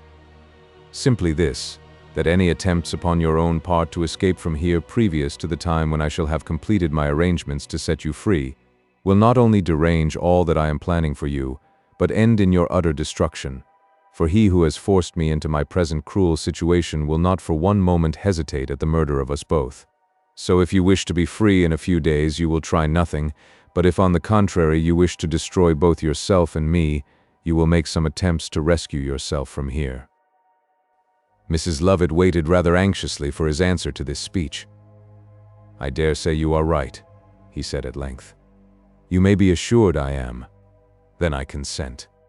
Mrs. Lovett drew a long breath of relief as she muttered to herself, "It will do. I have him in the toils, and come what may, I am free from the torturing thought that he may achieve something that may have the effect of delivering me up to the hands of justice. When I am gone, he may remain where he is, and rot for all I care. You have done wisely," she said aloud, "and if anything could more powerfully than another incite me to the greatest exertions to liberate you, it would be the handsome manner in which you have placed confidence in me." "Oh, don't mention it." Again there was that tone of sarcasm about the cook's voice, which created a doubt in the mind of Mrs. Lovett if, after all, he was not merely playing with her, and in his heart utterly disregarding all that she said to him. It is quite questionable if this doubt was not in its bitterness worse than the former anxieties that had preyed upon the mind of the lady, but she found she could do nothing to put an end to it, so she merely said, "Well, I feel much happier now, so I will go at once and get you the brandy that you ask for. I hope he will drink it freely. It will aid him in drowning reflection." "Thank you," said the cook. "I shall expect it with impatience. Confound her, she can't very well put anything queer in the brandy. I will take care to taste a very small portion of it first, for Sir Richard Blunt has cautioned me particularly to be careful of poison." "I am going," said Mrs. Lovett. "Goodbye, madam. I only hope you will be able to carry your benevolent intentions into effect and," added the cook to himself, "that I may some fine morning have the pleasure of seeing you hanged." "Farewell," said Mrs. Lovett, and she too had her aside as she ascended the stairs, for she muttered, "If I were only a little better assured than I am that you meditated something dangerous, I would steal upon you while you slept, and with a knife soon put an end to all trouble regarding you." Now it happened that when Mrs. Lovett reached her shop, she saw 3 people outside the window. The actions of these people attracted her observation. One was a big stout man of such a size as was rarely seen in the streets of London. The other was a young girl, nicely attired, but with a look of great grief and agitation upon her countenance. The third person of the group was a gentlemanly-looking man, attired in a great coat which was buttoned up to his chin. The big stout man was making a kind of movement towards the door of the pie shop, and the gentleman with the great coat was holding up his hand and shaking his head, as though forbidding him. The big stout man then looked angry, and then Mrs. Lovett saw the young girl cling to him, and heard her say, "Oh, no, no, I said I wanted nothing. Come away." Then the gentleman with the great coat pulled his collar down a little, upon which the young girl sprang towards him, and clasping his arm, cried in tones of intense interest, "Ah, sir, is it indeed you? Tell me, is she saved? Oh, is she saved?" "She will be," was the reply of the gentleman in the great coat. "Come away." The big stout man appeared to be getting rather furious at the idea of the gentleman with the great coat dictating what he and the young girl should do, but she by a few words pacified him, and then, as if they were the best friends in the world, they all walked away towards the Strand, conversing very seriously and rapidly. "What does this mean?" said Mrs. Lovett. Terror overspread her countenance. "O conscience, conscience, how truly dost thou make cowards of us all!" What could compensate Mrs. Lovett for the abject terrors that came over her now? What could recompense her for the pang that shot across her heart at the thought that something was amiss in the fine-drawn web of subtlety that she and Sweeney Todd had drawn? Alas! Was the money in the Bank of England, upon which she expected to enjoy herself in a foreign land, now any set-off against that shuddering agony of soul with which she said to herself, "Is all discovered?" Her strength forsook her. She quite forgot all about the cook and the brandy she had promised him. She forgot even how necessary it was, in case anyone should come, for her to keep up the appearance of composure, and tottering into the back parlor, she sunk upon her knees on the floor, and shook as though the spirit of 20 eggs possessed her. So it will be seen that Todd was not quite alone in his sufferings from those compunctious visitations, which we have seen at times come over him in his shop. But we will leave Mrs. Lovett to her reflections, hoping that even she may be made a little wiser and a little better by those soft whisperings of awakened sense, and that she may find someone among the invisible hosts of spirits of another world who may whisper to her, "Repent, repent, it is not yet too late." Let us look at those three persons whose mysterious conduct at the shop windows had, like a match applied to gunpowder, at once awakened a fever in the breast of Mrs. Lovett, which she was scarcely aware slumbered there. These folks made their way, then, into Fleet Street, and as the reader has probably guessed already who they are, we may as well make a merit of saying that the big one was our old friend Ben, the beef-eater, the gentlemanly-looking man was Sir Richard Blunt, and the young lady was no other than Arabella Wilmot. Poor Arabella. Of all the personages concerned in our dramatis personae, we have no hesitation in saying that your sufferings are the greatest. From the moment that Johanna had started upon that desperate expedition to Sweeney Todd's, peace left the bosom of her young friend. We have already traced the progress of Arabella to Sir Richard Blunt's office, and we have seen what was the result of that decidedly judicious movement. But notwithstanding she was assured over and over again subsequently by Sir Richard that Johanna was now well protected, she could not bring herself to think so, or to leave the street. It was by her lingering about in this way that she became in the company of our friend Ben. The fact was that the kind of statement or confession that Johanna had made to Ben on that occasion of his visit to her father's house, when she found herself alone with him in the parlor, had made such an impression upon the poor fellow, that he described it himself in the most forcible possible language by saying, "It interferes with my meals." Now, everything that had such an effect as that must to Ben be a matter for the most serious consideration indeed. He accordingly, finding that the peace of the Tower was fled, so far as he was concerned, had come into the city upon a sort of voyage of discovery, to see how matters were going on. As he was proceeding along Fleet Street, he chanced to cast his eyes into the entrance of a court, nearly opposite Sweeney Todd's, and there he saw a female form crouching. There was something about this female form which Ben thought was familiar to him, and upon a close look, he felt certain it was Johanna's friend, Arabella Wilmot. Full of surprise at finding her there, Ben paused and stared at her so long that she at last looked at him, and recognizing him, immediately flew to his side, and grasping his arm, cried, "Oh, pity me, Mr. Ben, pity me." "Hold," said Ben, who was not, as the reader is aware, the fastest thinker in the world. "Hold, easy does it." Ben tried to look very wise then. "Oh, you will hate me, Ben." "Eh?" "I say you will hate me, Ben, when you know all." Ben shook his head. "Shan't do any such thing," he said. "Lord bless your pretty eyes, I hate you. I couldn't. But. Come, come," added Ben. "Just take your little bit of an arm under mine. Easy does it, you know. Always think of that, if anything goes amiss. Easy does it, and then you will find things come right in the long run. You may take my word for it." Chapter 78. Colonel Jeffrey opens his eyes. Arabella was weeping, so that for some little time she could say nothing more to Ben, and he did not, in the profundity of his imagination, very well know what to say to her, except now and then muttering the maxim of "easy does it," which Ben thought singularly applicable to all human affairs. But this was a state of things which could not last, and Arabella Wilmot, nerving herself sufficiently to speak in a few minutes, said to Ben in a low, self-deprecatory tone, "Oh, sir, I have done something very wrong." "Eh?" said Ben, opening his eyes to their utmost. "Yes," added Arabella, "very wrong indeed." "Humph! You would not probably have expected it of me, Mr. Ben, would you now?" "Well, ahem," said Ben. "Easy does it. I am a wicked, wicked girl." Oh dear, said Ben. "You cannot guess, Mr. Ben, what I have done, but I feel I ought to tell you, and it will be quite a relief to me to do so." Ben shook his head. "I tell you what it is, my dear," he said. "Your best plan is to go and tell your mother, my dear. That's the proper person to tell. She is sure to find it out somehow or another, and you had better tell her at once, and then easy does it." "My mother? Tell my mother? Oh, no, no, no." "Well, if you have got any respectable old aunt now, who is a good, kind old soul, and would not make too much fuss, you had better tell her. But goodness gracious, my dear, what puts it into your head to tell me? Because I think you are kind-hearted. Well, but... And then, of course, as you are mixed up, you know, Mr. Ben, in the whole transaction, it is only proper that you should know what has happened at last. Ben turned fairly round and looked down into the face of Arabella Wilmot with such a coarse expression of alarm upon his face that at any other than so serious a time she must have laughed.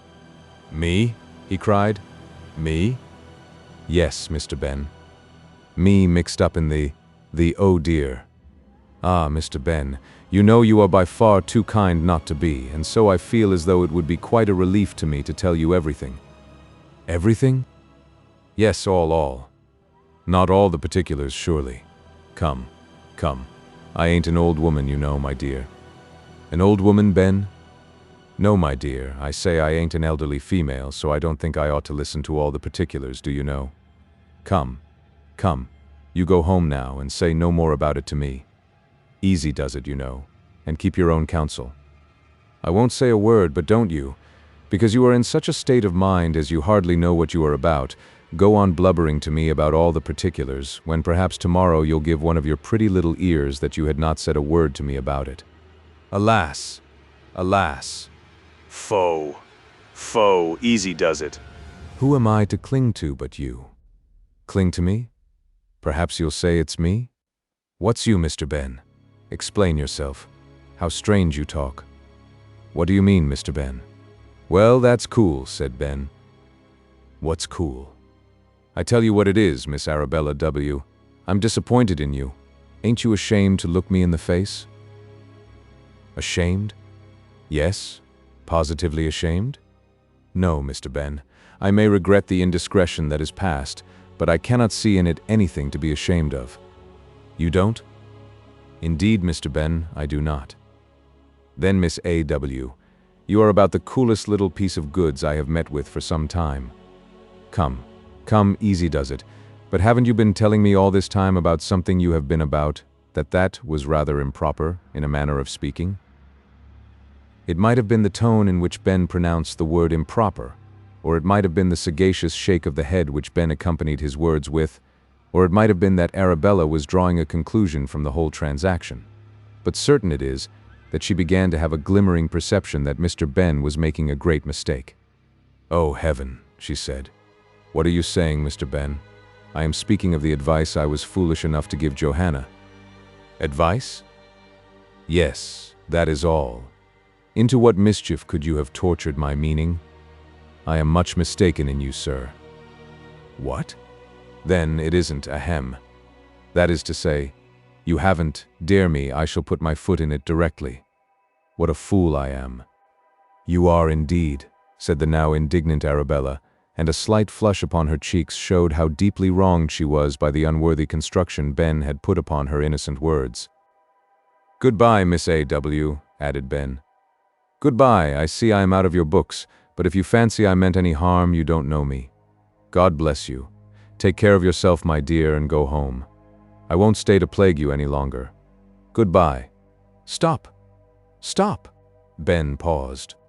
"I am sure, Mr. Ben, you did not mean to say a single word that could be offensive to a friendless girl in the street. Then, easy does it. Let us be friends again then, Mr. Ben, and I will tell you all, and you will then blame me for being so romantic as to give Johanna advice which has induced her to take a step which, although my reason tells me she is now well protected in, my imagination still peoples with horror." Ben's eyes opened to an alarming width. "You recollect meeting us in this street, Ben?" "Oh, yes." "When Johanna was disguised?" "Yes, Miss A, when she had on them. Ahem. You may depend upon it, my dear. There's no good comes of young girls putting on pairs of thingamies. Don't you ever do it. But, Mr. Ben, hear me." Well, I was only saying. You stick to the petticoats, my dear. They become you, and you become them, and don't you be trusting your nice little legs into what-do-you-call-ems. Mr. Ben? I've done. Easy does it. Now go on and tell us what happened, my dear. Don't mind me. Go on. Then Johanna, in boy's clothes, is now... Now? Oh, the little vixen. Didn't I tell her not? is now filling the situation of errand boy at Sweeney Todd's opposite. Can I be otherwise than wretched, most wretched? Errand boy? No, not errand boy, errand boy. At Todd's opposite in boy's clothes? Oh, just you wait here, and I'll soon put that to rights. I'll, only you wait in this doorway, Miss A. W, just a moment or two, and I'll teach her to go and do such things. I'll. No, Ben. You will ruin all, you will, indeed. I implore you to stay with me. Let me tell you all that has happened and how Johanna is protected. In the first place, Ben, you must know that Sir Richard Blunt the magistrate has her under his special protection now, and he says that he has made such arrangements that it is quite impossible she can come to any harm. But, nay, listen me out. He says that nothing can now expose her to any danger, but some injudicious interference. I ought not, you see, to have told you, Mr. Ben, but since I have, I only ask of you, for Johanna's sake, for her life's sake, to do nothing. Ben looked aghast. And how long is the little lamb to be left there? He asked. Only a few hours, I think now, Ben. Only a few hours. Where are we now, Mr. Ben? Why, this, my dear, is Bell Yard we have strolled into, and that is the famous pie shop of which they talk so much. They say the woman has made an immense fortune by selling them. As Ben made a kind of movement towards Mrs. Lovett's window, it was then that Sir Richard Blunt, who had followed him and Arabella Wilmot from Fleet Street, and who had in fact overheard some portion of their conversation, stepped up in the manner that Mrs. Lovett had remarked from within the shop. We have before stated that the three personages consisting of the magistrate, Big Ben the beefeater, and Arabella Wilmot walked to Fleet Street together from Bell Yard. Sir Richard Blunt shook his head at Arabella Wilmot as he said, "Miss Wilmot, I cannot help saying that it would have been better in every respect, and possibly much more conducive to the safety of Miss Oakley, if you had gone home quietly and not lingered about Fleet Street. I could not go, sir. But yet a consideration for Miss Oakley's safety should have induced you to put that violence upon your own feelings. I felt that when once you, sir, had pledged yourself for her safety, that safe she was, and that my weeping perchance in a doorway in Fleet Street could not be so important as to compromise her." "I am fairly enough answered," said Sir Richard Blunt with a slight smile. "But what say you to coming with me to the Temple?" "The Temple?" Arabella cast a lingering look towards Todd's shop, which Sir Richard at once translated and replied to it by saying, "Fear nothing for your young friend. She knows she is protected, but even she does not know the extent to which she is so protected. I tell you, Miss Wilmot, that I pledge my own life for her safety, and that, although to all seeming she is in the power of Todd, such is not the case. Indeed, I have a force of no less than 25 men in Fleet Street now, one half of whom have their eyes upon Todd's shop. By heaven, I would not have a hair of that young and noble girl's head injured for the worth of this great kingdom." "Bravo!" cried Ben, as he seized Sir Richard by the hand, and gave it a squeeze that nearly brought the tears into the eyes of the magistrate. "Bravo! That's what I like to hear. All's right. Bless you, sir. Easy does it. You are the man for my money. Will you both come with me, then?" "To be sure," said Ben. "To be sure, and as we go along, I'll tell you what a sad mistake I made about Miss Arabella here. You must know that I met her crying in Fleet Street, and she—" Arabella shook her head and frowned. And she, nothing. "Well," said Sir Richard, "I must confess I have heard anecdotes with a little more point to them." "You don't say so," said Ben. "I think I will go home," said Arabella gently. "If you will," replied the magistrate. "Of course, I cannot say anything to stay you, but I think it will be a great disappointment to Colonel Jeffrey not to meet with you today." "Colonel Jeffrey!" exclaimed Arabella, while her face became of the color of a rosebud. "Colonel Jeffrey?" There was just the ghost of a smile upon the face of Sir Richard Blunt as he calmly replied, "Yes, I am on my way to meet that gentleman in the garden of the Temple, and I am sure he would be glad to see you." "Glad to see me?" "Yes, as so true a friend of Johanna's, he will be more than glad. He will be delighted." "Delighted? Do you doubt the Colonel's friendly feeling towards you?" "Oh, no, no, certainly not." "Then let me beg of you to come." "No, Not now. I will go home. It will look particular for me to go to the garden to meet him. It will look much more particular to refuse, I think, Miss Wilmot. You are with me, and with your old friend and Johanna's relative, Mr. A. They calls me Ben. Mr. Ben, and so you cannot refuse, he said, to go to meet Colonel Jeffrey, you know. Come, come, I pray you come. Indeed, I know the Colonel wishes to speak to you, and as it would be obviously out of order for him to call upon you, I think you ought, seeing that you're not alone, to give him, as a gentleman of wealth and honor, this opportunity of doing so. You say, he wishes to speak to me? He does, indeed. What do you say, Mr. Ben? Don't you think Miss Wilmot might as well come with us? Easy does it, said Ben, and that's my opinion all the world over. Then allow me to look upon it that we have prevailed with you, Miss Wilmot. Pray do me the favor to take my arm. Arabella trembled, but she did take the arm of Sir Richard Blunt, and made no further opposition to proceeding to that Temple Gardens, where already such affecting interviews had taken place between the Colonel and poor Johanna. The gardens appeared to be empty when they reached it, but from behind some shrubs Colonel Jeffrey in a moment made his appearance, for Sir Richard, in consequence of his meeting with Ben and Arabella, was considerably behind his time. Chapter 79. Arabella and the Colonel. If anyone had been looking at the face of Arabella Wilmot at this particular juncture, and if the party so looking had chanced to be learned in reading the various emotions of the heart from the expression of the features, they might have chanced upon some curious revelations. It was only one glance that Arabella gave to the Colonel, but that was sufficient. A word slightly spoken, and in due season, may say more than a volume of preaching, and so one transient glance, fleeting as a sunbeam in an English April, may, with most eloquent meaning, preach a sermon that would puzzle many a divine. But we have become so familiar with the reader, and put ourselves upon such a cordial shake-hands sort of feeling, in particular with you, miss, who are now reading this passage, that we will whisper a secret in your ear, and the more readily, too, as to whisper we must come particularly close to that soft, downy cheek, and almost be able to look askance into those eyes in which the light of heaven seems dancing. Arabella Wilmot is in love. Yes, Arabella Wilmot is in love with Colonel Jeffrey, and small blame to her, as they say in Ireland, for is he not a gentleman in the true acceptation of the term? Not a manufactured gentleman, but one of nature's gentlemen. You will have promised, my dear, what's your name, that Arabella to herself even has hardly confessed her feelings, but still they are creeping upon her most insidiously, as such feelings somehow or other will and do creep. To be sure, if anyone were to stop her in the street or anywhere else to say, Arabella, you are in love with Colonel Jeffrey, she would say, no, no, no, many times over. But yet it is true. You read it in her glistening eyes, and thus alone should love be read. She says it in her gentle sighs, and thus alone should love be said. After this, who will be hardy enough, my dear, to dispute the fact with you and I? And now we will watch her, aye, that we will, and see how she will behave herself under such trying circumstances.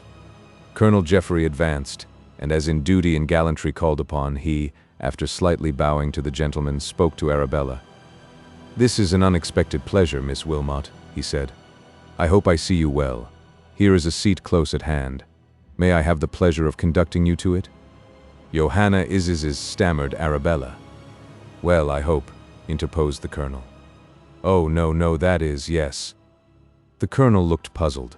He was not a conjurer, and so might look puzzled if he looked like any ordinary man who hears anyone say no and yes in the same breath, without any injury to his reputation. Mr. Ben, said Sir Richard Blunt, I have something for your private ear, if you will just step on with me. My private ear? Said Ben with a confused look, as if he would have liked to add, which is that? Yes. This way, if you please. Ben walked on with the magistrate, and Colonel Jeffrey was alone with Arabella Wilmot.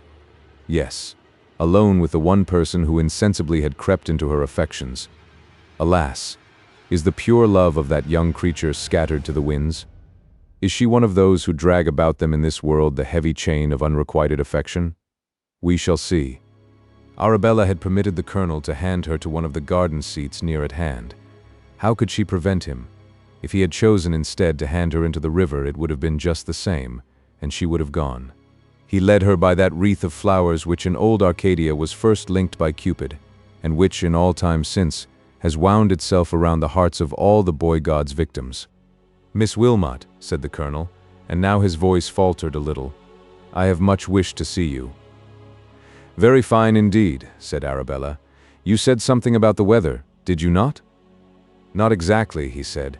"I had much wished to see you." "Me?" "Yes, and to begin at the beginning, you know, I loved Johanna Oakley." "Yes, I loved her." "Yes, yes.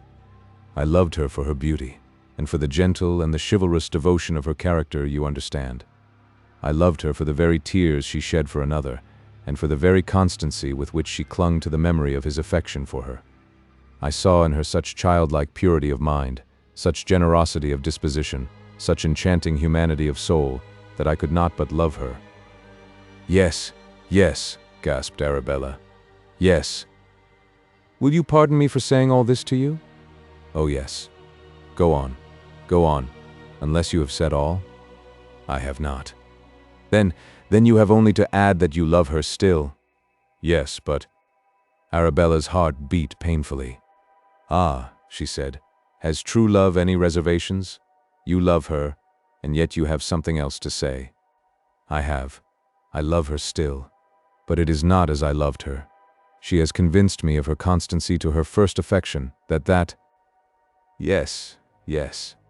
That being so convinced, I now love her, but with that love a brother might feel for a dear sister, and I almost think it was a kind of preparation to try to awaken in the smoldering fires of her lost love a new passion. She has made me feel that the love of woman once truly awakened is an undying passion and can know no change, no extinction. True. Oh, how true. I have learnt from her that when once the heart of a young and gentle girl, one in whom there are no evil passions, no world-wise failings nor earthly varieties, is touched by the holy flame of affection, it may consume her being, but it never can be extinguished. Arabella burst into tears. "Love," added the colonel, "may be trodden down, but like truth it can never be trodden out." "Never, never," sobbed Arabella. "Let me go now. Oh, sir, let me go home now." One moment. She trembled, but she sat still. "Only a moment, Arabella, while I tell you that man's love is different from this. That man can reason upon his affections, and that when the first beauty and excellence upon which he may cast his eyes is denied to his arms, he can look for equal beauty, equal excellence, equal charms of mind and person in another, and—" Arabella tried to go, but somehow she felt spellbound and could not rise from that garden seat. "And," added the colonel with as pure a passion, "man can make an idol of her who can be his, as he approached her who could not. Miss Wilmot, I love you." "Oh no, no, Johanna." "I do not shrink from the pronunciation of that name. I have said that I love Johanna. If she had been fancy-free and would have looked upon me with eyes of favor, I would have made her my wife. But such was not to be, and for the same qualities that I loved her, I love you.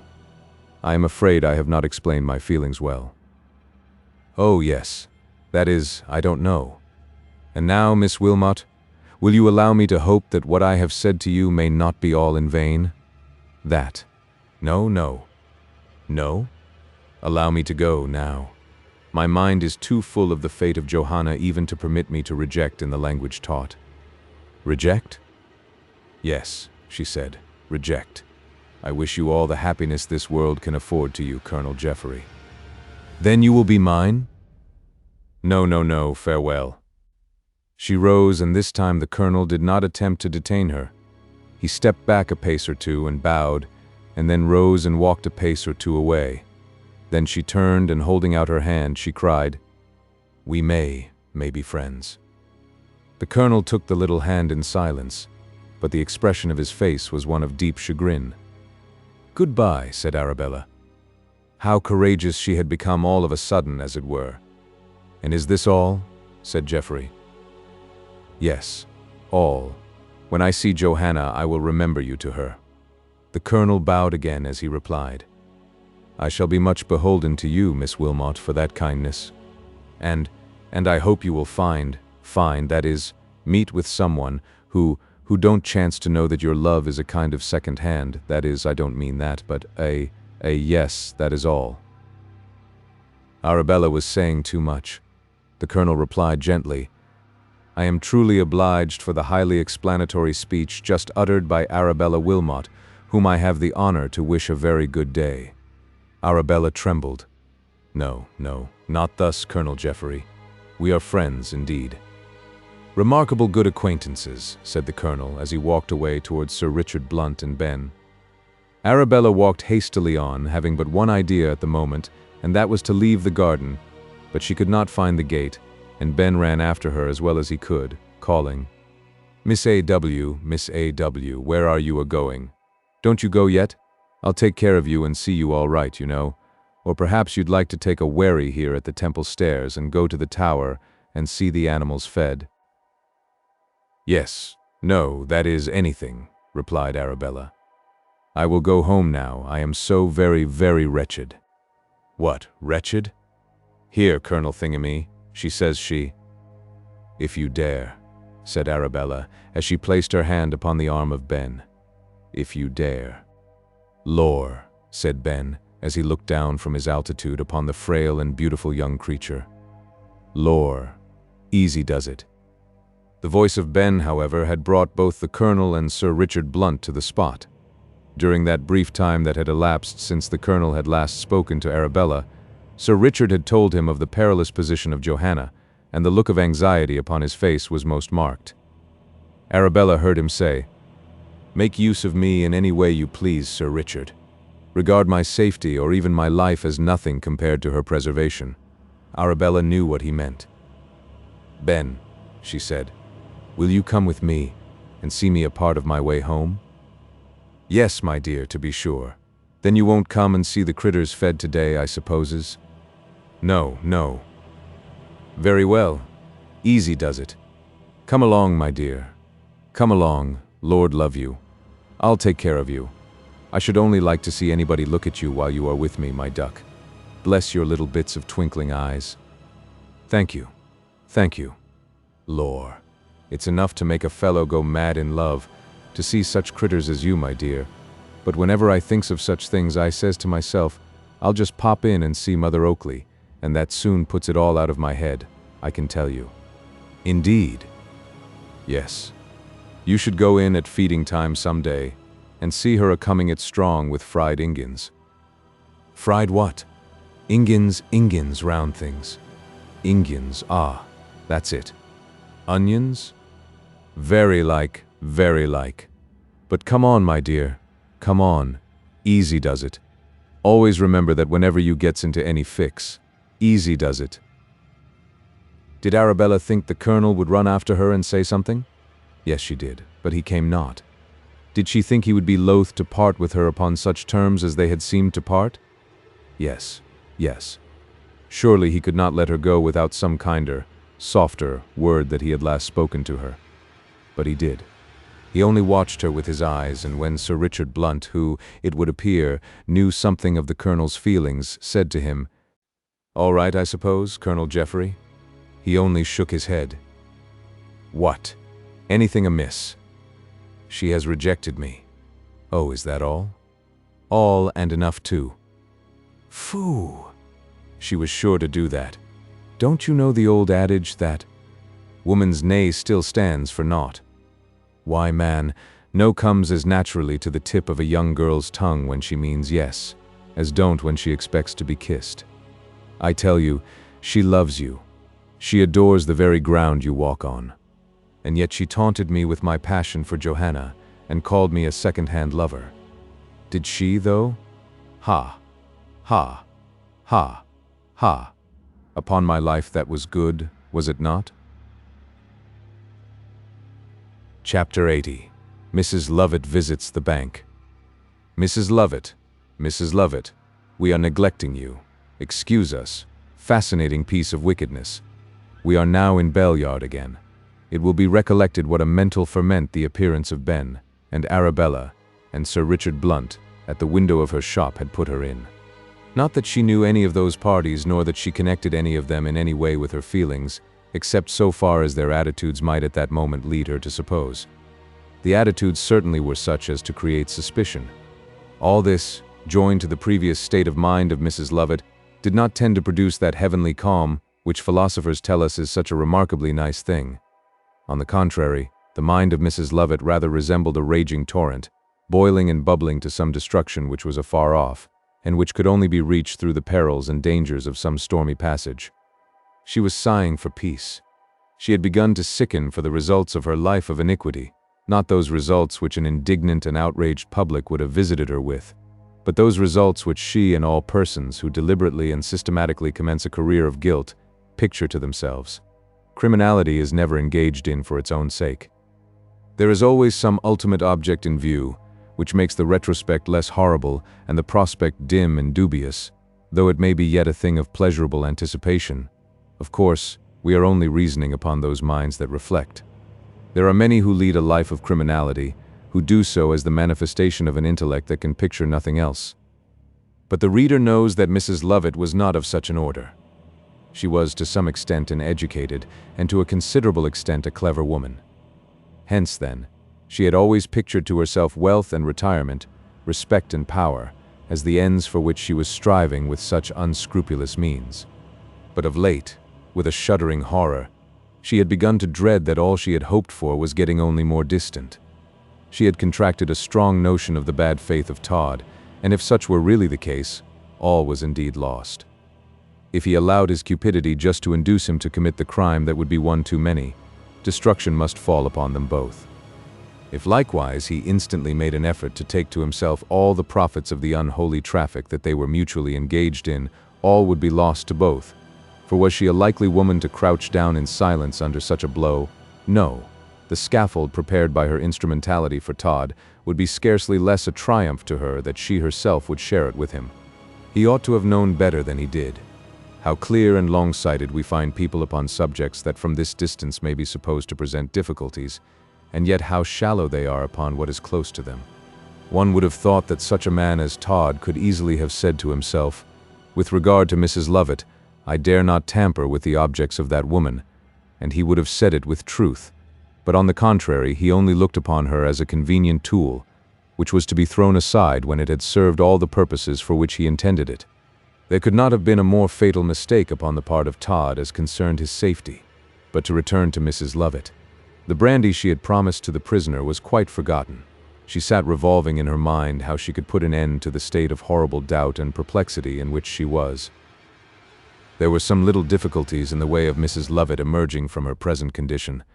It has been before hinted at that Todd and the fair lady of the pie shop had between them accumulated a large sum of money, and that the money was duly deposited in the hands of a stockbroker, who was by no means to part with it to either of them, except upon an order signed by both. So far all looked fair enough, and as they were likewise bound together by such a bond of mutual guilt, it did not look likely that either would make an endeavor to get the better of the other. Suppose there was £40,000 in the hands of the stockbroker, it did not seem, we say, under all the circumstances likely that Todd, being fairly entitled as between them to £20,000, would peril the safety of both their necks by getting up a quarrel about the division equitably of the spoil. The same reasoning will apply to Mrs. Lovett. But these unlikely things are the very things that do come to pass to upset the finest plans. Todd never from the first, whenever that was meant that Mrs. Lovett should share with him, no, he thought that he, as the superior genius, the greater villain, would manage to cheat her, and that she would, for her own safety's sake, be obliged to put up with what he chose to give her. That would have been only such a pittance as to keep her constantly in a state of dependence upon him. Now, to do Mrs. Lovett justice upon the old equitable principle of giving the devil his due, she never had any intention, until she saw symptoms of bad faith in Todd, of attempting to act otherwise than fairly by him. She loathed him, and all she meant to do was, when the division of the spoil should take place, to ascertain where he was going, and then to get as far off him as possible. Of late, however, finding that Todd was getting lucky, and feeling quite convinced that he aimed at her life, other views had dawned upon her, as we are already well aware. She did not so much care for all the money as she would have liked in her retirement, wherever it was, to have felt sure that Todd was not an inhabitant of the earth, and hence she had taken the pains, all of which had been frustrated, to put him into another world. But a feeling, superstitiously consequent upon her failure, had started up in her mind that he bore a charmed life, and hence she bethought herself of flying from England. But the money, how was she to get the money to do so? How was she, without his cognizance, to get her share of the funds which had been placed in the hands of a stockbroker? Now, since she had begun to feel uncomfortable regarding the faith of Todd, Mrs. Lovett had kept what cash she saved at home. Therefore, some weeks had elapsed since she had paid a monetary visit to the city. If she had gone as usual, she might have got some news. To a woman of lively and discursive imagination like Mrs. Lovett, a plan of operation was not long in suggesting itself. Why, she asked herself, should she hesitate to put Todd's name to the document necessary to get her half of the money from the stockbroker? What a natural consequence from this question it was to ask herself another, which was, if I am forging Todd's signature at all, might I not do it for the whole amount as for half, and so take the only revenge upon him which he would feel, or which I dare offer myself the gratification of exacting from him? When such a question as this is asked, it is practically answered in the affirmative. Mrs. Lovett felt quite decided upon it. She was a woman of courage. No faint-hearted scruple interposed between the thought and the execution of a project with her. The recent scene that had taken place in front of her window decided her. Now or never, she told herself. Now or never is the time to escape. I have nothing to encumber myself with. Let Todd keep his jewels and trinkets. All I want is the money which is in the hands of Mr. Anthony Brown, the stockbroker, and that I will have forthwith. Mrs. Lovett did not know the exact amount, but as it was a joint account, such an amount of ignorance need not appear at all surprising to the stockbroker. So she drew up an order for the money and signed it with both Todd's name and her own, leaving a blank for the amount. She then carefully locked up all doors but that of the outer shop, and having procured the services of a young girl from a greengrocer's shop in the vicinity, to mind the place for an hour, as she said, she considered she was all right. The girl had attended to the shop before for Mrs. Lovett at times when no batches of pies were expected from the regions below, so she did not feel at all surprised at the call upon her services. "I shall be an hour," said Mrs. Lovett. "You can take a pie or two for yourself if you feel at all hungry. And if Mr. Todd should come in, say I'm gone to call upon a dressmaker in Bond Street." "Yes, mum." Mrs. Lovett left the shop. At the corner of Bell Yard she turned and cast a glance at it. She hoped it was a farewell one, she shuddered and passed on, and then she muttered to herself, "If I am, which assuredly I shall be, successful in the city, I will take post-horses there at once for some seaport, and from thence reach the continent before Todd can dream of pursuit, or find out what I have done, or where bestowed myself." She was not so impudent as to pass Todd's shop, but she went down one of the streets upon the opposite side of Fleet Street, and came up another, which was considerably past the house which was so full of horrors. A lumbering old hackney coach met her gaze. It was disengaged, and Mrs. Lovett got into it.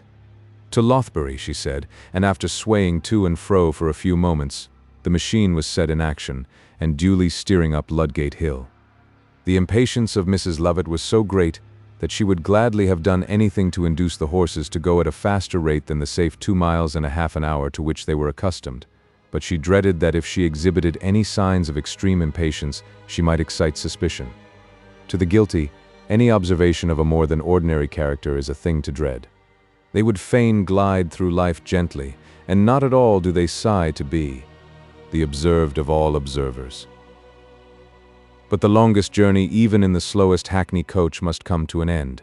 As Ben the Beefeater would have said, "Easy does it," and as Mrs. Lovett's journey was anything but a long one, the gloomy precincts of Lothbury soon loomed upon her gaze.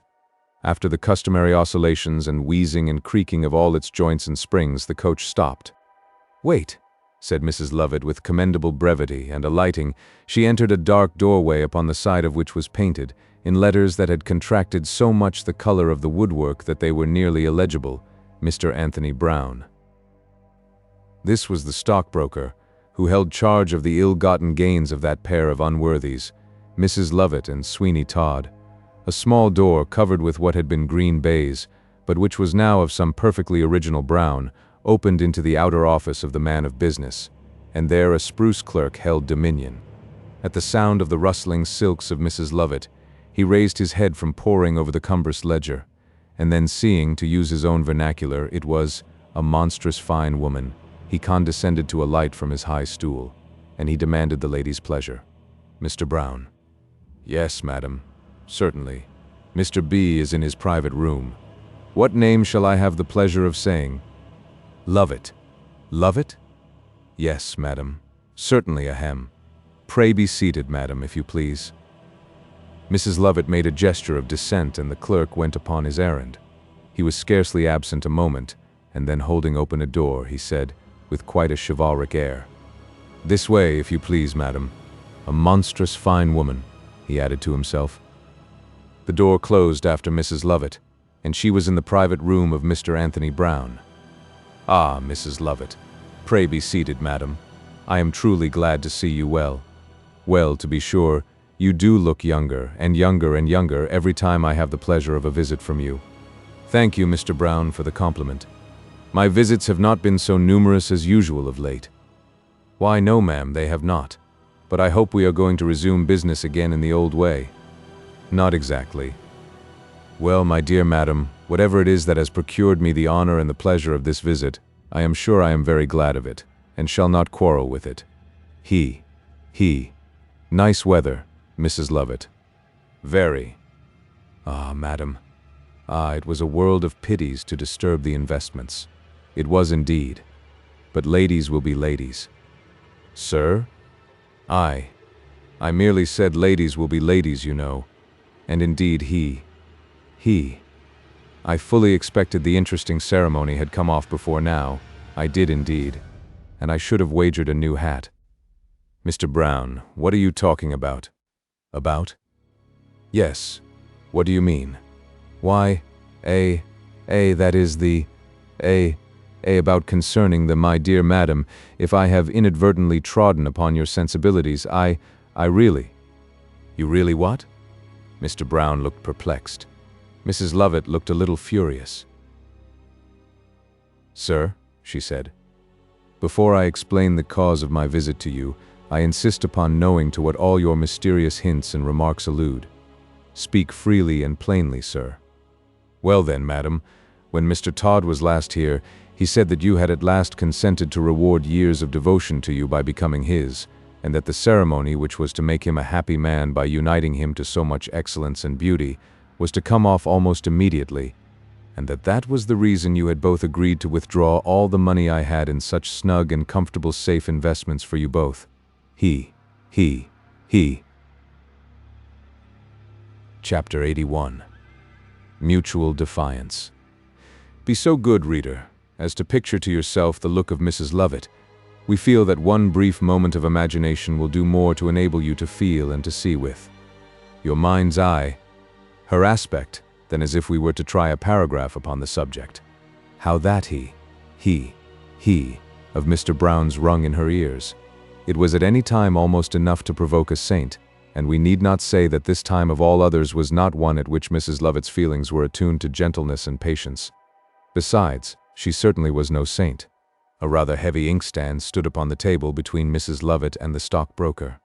The next moment it narrowly escaped his head, leaving in its progress over his frontispiece a long streak of ink down his visage. "Wretch," said Mrs. Lovett, "it is not true." "Murder!" cried Mr. Brown. Mrs. Lovett covered her face with both her hands for a moment, as though to enable her to think clearly it were necessary to shut out the external world, and then starting up, she advanced to the door of the room.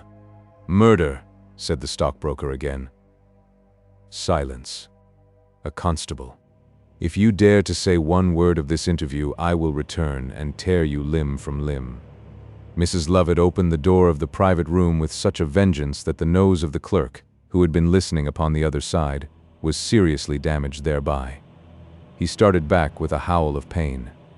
"Fool," said Mrs. Lovett, as she passed him, and that was all she condescended to say to him, not by any means an agreeable reminiscence of his last words with a lady to a gentleman who prided himself upon his looks rather. Mrs. Lovett reached the street, and walked for some distance as though street it was not. She was only roused to a sense of the world in which she was by hearing the sound of a voice calling, "Mum, mum, here yer is mum, mum, woo." She turned and saw the coach in which she had come to the stockbroker. "Going back, mum?" said the man. "Yes, Yes. She stepped into the vehicle, looking more like an animated statue than aught human. The man stood touching what was once the brim of a hat, as he said, "Where to, Mum?" Mrs. Lovett looked at him with an air of such abstraction that it was quite clear she did not see him, but she heard the question that came to her like an echo in the air. "Where to, Mum?" "To Fleet Street." Wheeze, creak, sway, sway, and the coach moved on again. Mrs. Lovett sunk down among the straw with which the lower part of the vehicle was plentifully strewed, and then, with her head resting upon the seat, her throbbing temples clasped in her hands, she tried to think. Yes. She called upon all that calmness, that decision, that talent or tact, call it which you will, that had saved her for so long, not to desert her now in this hour of her dire extremity. She called upon everything for aid but upon heaven, and then, to ease her mind, she cursed a little. Somebody says, "Swearing when the passions are at war, and light the chambers of the brain with anger's flash," has an effect quite moral, a kind of safety valve, sparing what might be a tremendous crash. And so Mrs. Lovett got cooler, but not a whit the less determined, as the crazy vehicle conveyed her to Fleet Street. She fully intended now to measure conclusions with Todd. The distance was so short that even a hackney coach performed it with tolerable promptitude. Mrs. Lovett did not wish to alight exactly at the door of Todd's shop, so she was rather glad upon finding the coach stop at the corner of Fleet Street by the Old Market, and the driver demanded what number. This will do. She was in the street in another minute. It took a minute to get out of a hackney coach. It was like watching the moment to spring from a boat to the shore in a heavy surf. And yet, oh, much vilified old hackney coach! How much superior wert thou to thy bastard son, the present odious rattling, bumping, angular, bone-dislocating, horrid cab. The driver received about double his fare, and a cabman of the present day would have gathered a mob by his vociferations, and blackguarded you into a shop if you had treated him in such a way. Nothing less than 3 times what he's entitled to ever lights up the smallest spark of civility in the soul of a modern cab driver, but the old hackney coachman was always content with double, so upon this occasion Mrs. Lovett got a "thank ye, Mum," and a long straw that had taken an affection for the skirt of her dress was arrested by Jarvey and restored to the coach again. Mrs. Lovett walked to all appearance composedly up Fleet Street. Alas, in this world who can trust to appearances? She had time, before reaching the shop of Sweeney Todd, to arrange slightly what she should say to that worthy. Of course, he could know nothing of her visit to the city, of her interview with Mr. Brown, and she need not blurt that out too soon. She would argue with him a little, and then she would be down upon him with the knowledge of his knavery and treachery. She reached the shop. No wonder she paused there a moment or two to draw breath. You would have done the same, and after all, Mrs. Lovett was mortal.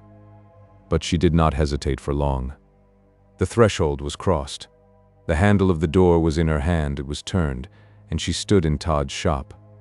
Todd was looking at something in a bottle, which he was holding up to the light, and Mrs. Lovett saw, too, that a pretty genteel-looking lad was poking about the fire, as if to rouse it. "Ah, Mrs. Lovett," said Todd. "How do you do? Some more of that fine grease for the hair, I suppose, madam?" Todd winked towards the lad, our dear friend Johanna, as though he would have said, "Don't appear to know me too well before this boy. Be careful, if you please. I have something to say to you, Mr. Todd." "Oh, certainly, madam. Pray walk in this way, if you please, madam, to my humble bachelor parlor, madam. It is not fit exactly to ask a lady into, but we poor miserable single men, you know, madam, can only do the best we can. Ha, ha, this way. No. Eh? Not come in? No, I have something to say to you, Mr. Todd, but I will say it here." And now Mrs. Lovett gave a sidelong glance at the seeming boy, as much as to say, "You can easily send him away if you don't want him to listen to our discourse." Todd saw the glance, and the diabolical look that he sent to Mrs. Lovett in return would indeed have appalled anyone of less nerve than she was possessed of.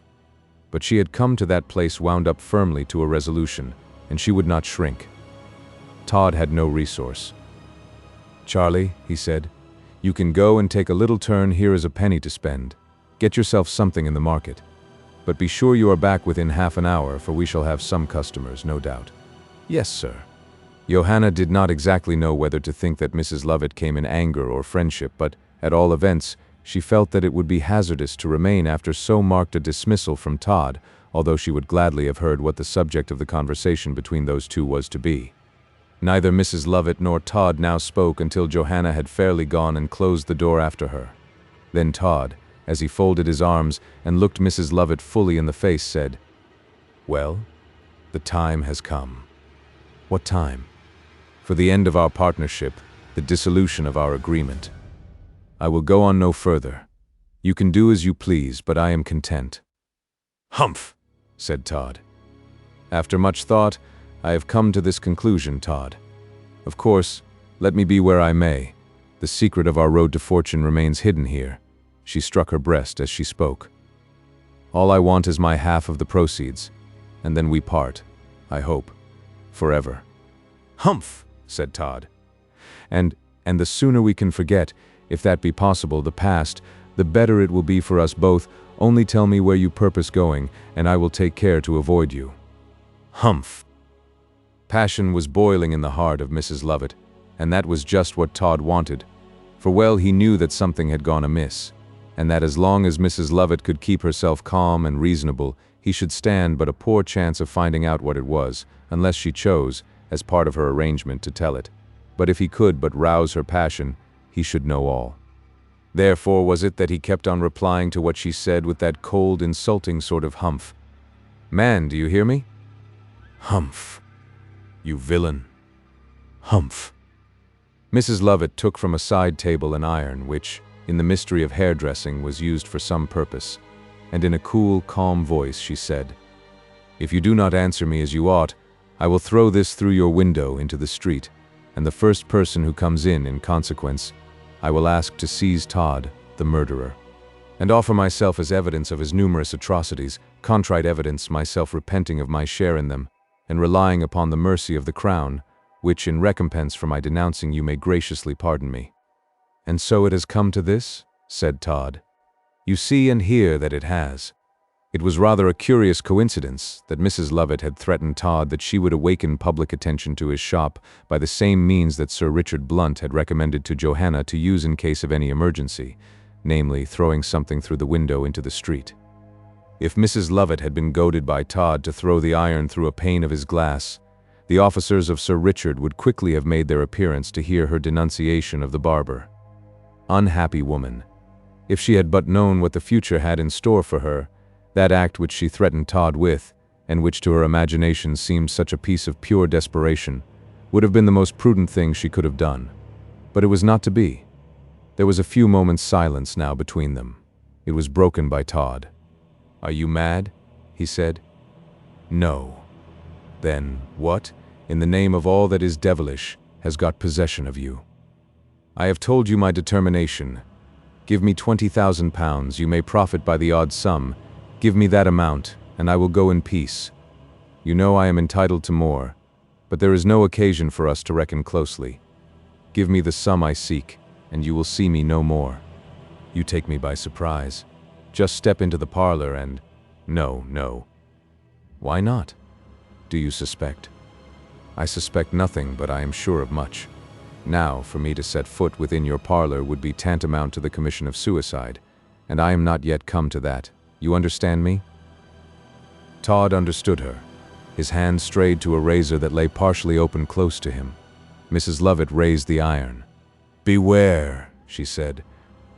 Todd shrunk back. Foe. This is child's play," he said. "You and I, Mrs. Lovett, ought to be above all this, far above it. You want your half of the proceeds of our joint business, and I must confess at the moment that the demand rather staggered and distressed me. But the more I think of it, the more reasonable it appears." "Very well. Give it to me, then." "Why, really now, my dear Mrs. Lovett, you quite forget that all our joint savings are in the hands of Mr. Brown." Todd glared at her as though he would read her very soul. She felt that he more than suspected she knew all, and she adopted at once the bold policy of avowing it.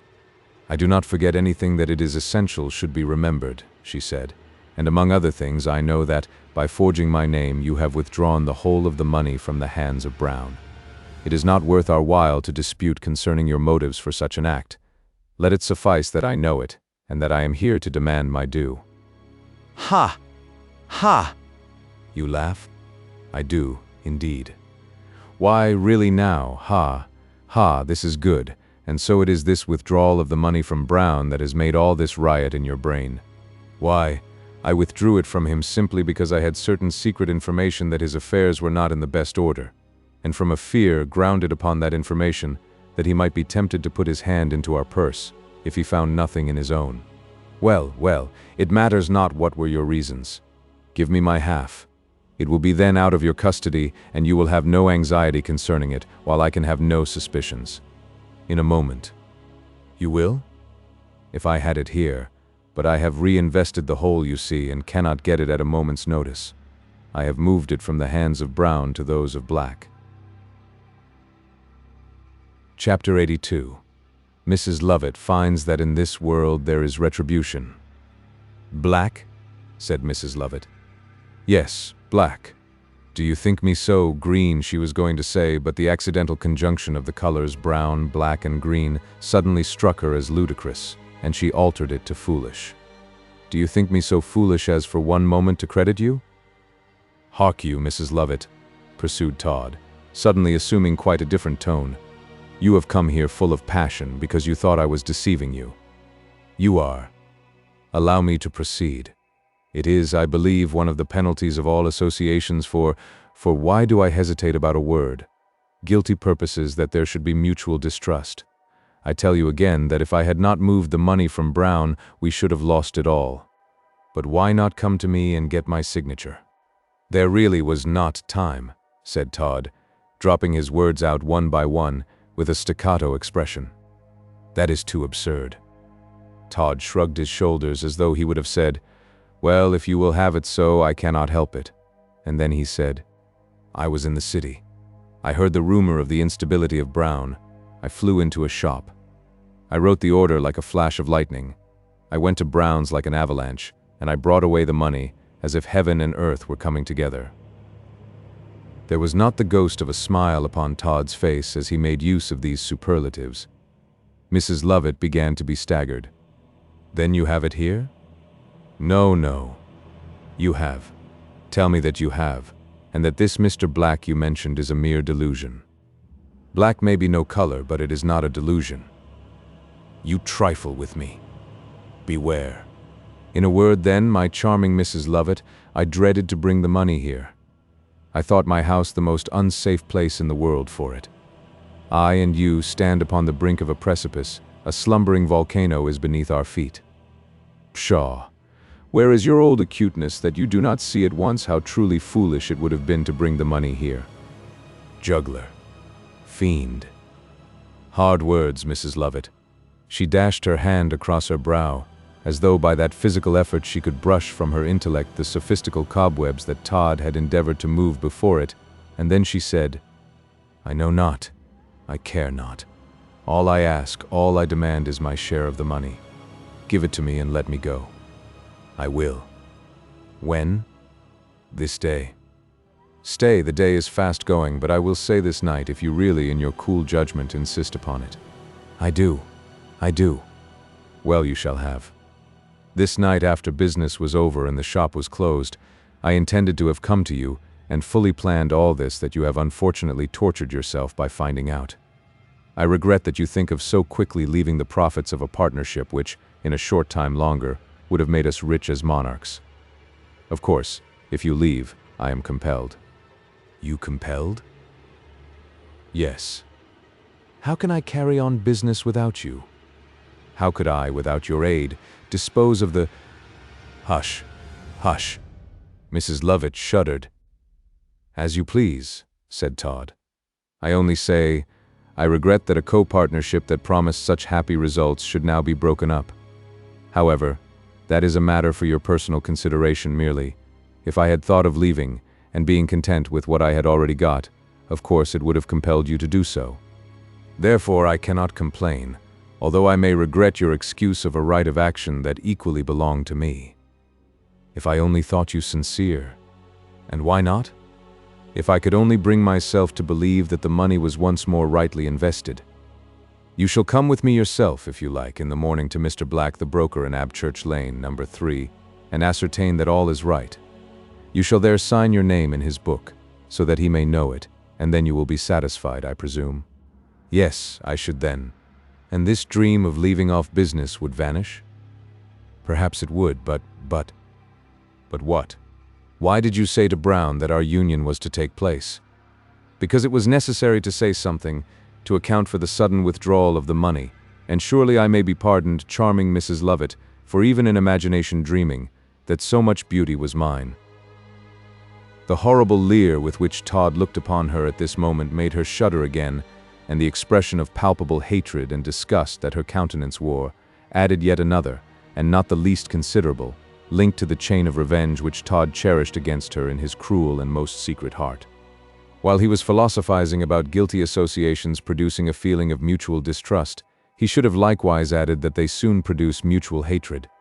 For a few moments they looked at each other, that guilty pair, with expressions that sought to read each other's souls, but they were both tolerable adepts in the art of dissimulation.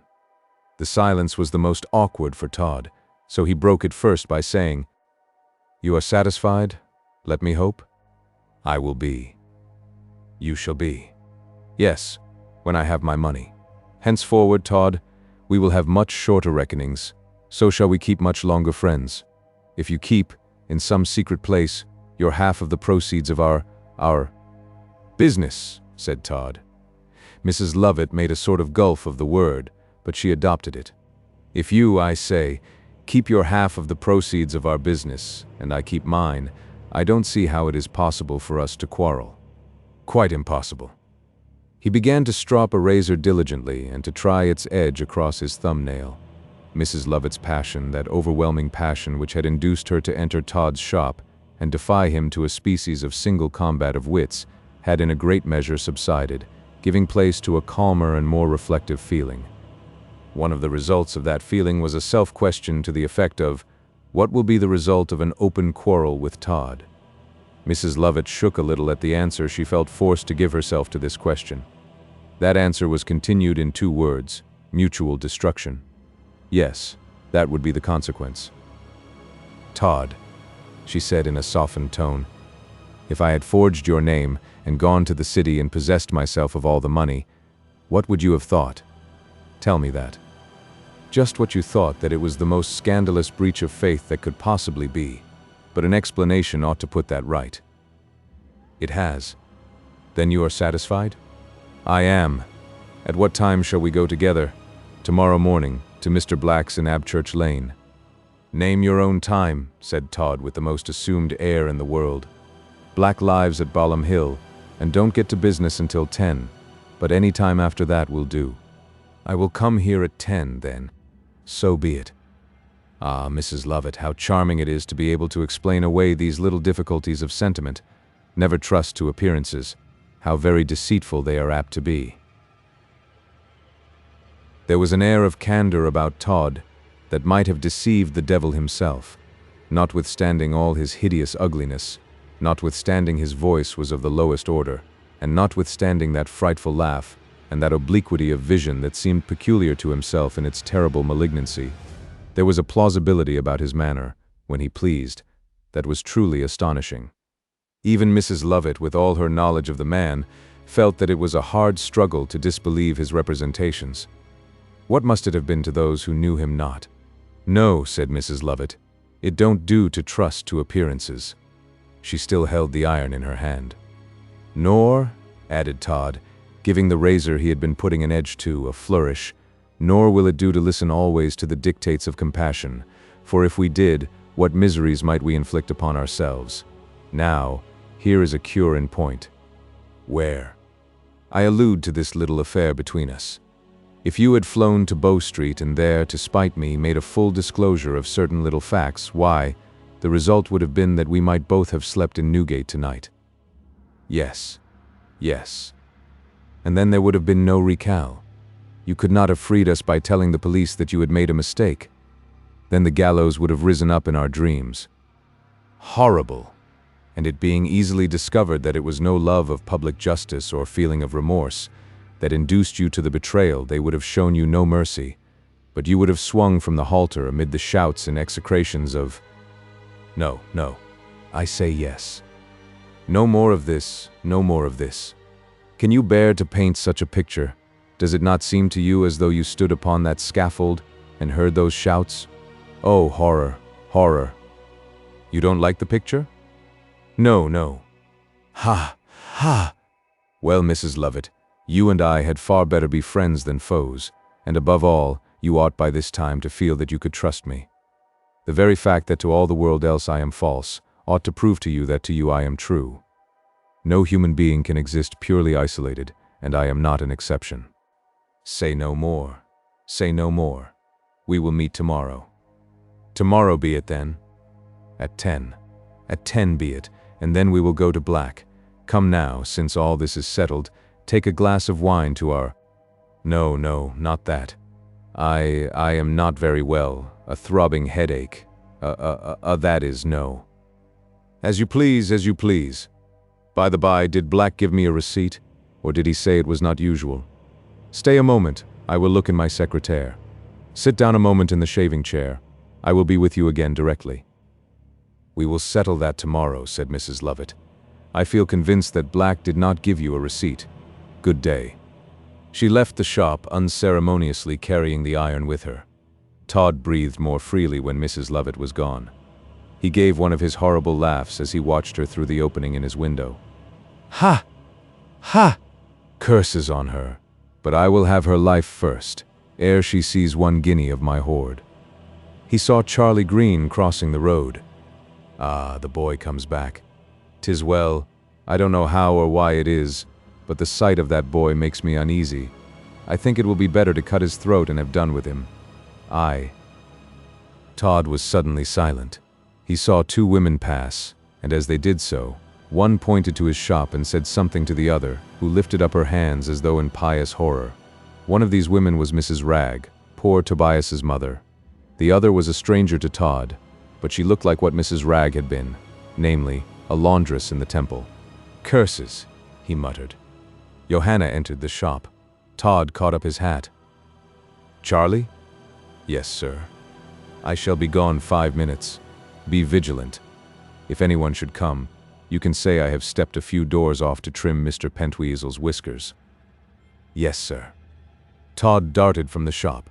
Mrs. Ragg and her friend were in that deep and earnest course that is a foe to rapid locomotion, so they had not got many yards from Todd's door. He was rarely seen, however, for either to paint a moral or adorn a tale. Mrs. Ragg turned suddenly and pointed to the shop, and then both the ladies lifted up their hands as though in horror, after which they resumed their deep and all-absorbing discourse as before. Todd followed them closely, and yet with abundance of caution. Chapter 83. Todd takes a journey to the temple.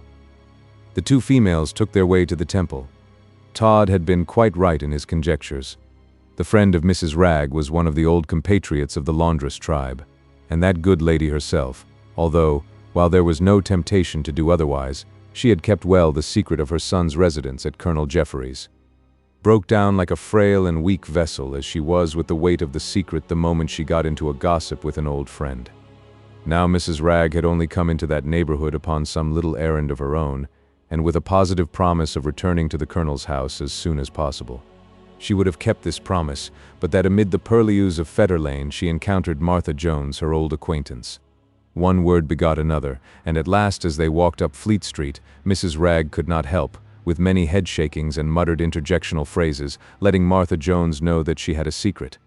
Nay, as she passed Todd's shop, she could not help intimating that she fully believed certain persons, not 100 miles off, who might be barbers or who might not, would someday come to a bad end in front of Newgate, in the Old Bailey.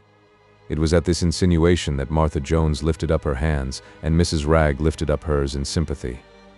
Todd had seen this action upon the part of the ladies. To overhear what they were saying was to Todd a great object.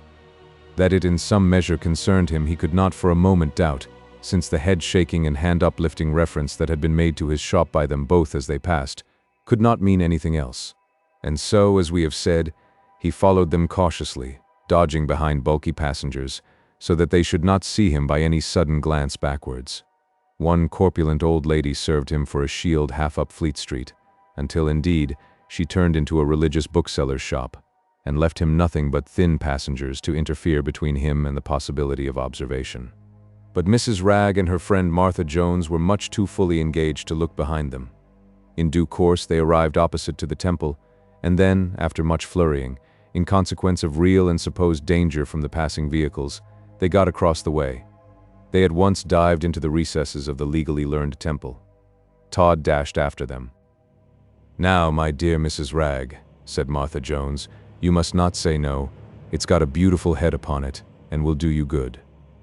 "No, no, really. Like cream. But really, Come, come. It ain't often you is in the temple, and I knew very well he don't miss a bottle now and then, and 'twixt you and me and the pump, I think we has as much a right to that beautiful bottled ale as Mr. Juggis has, for I'd take my Bible oath he don't mean to pay for it, Mrs. Wragge." "You don't say so?" "Yes, I does, Mrs. Wragge. Oh, he's a bad un, he is.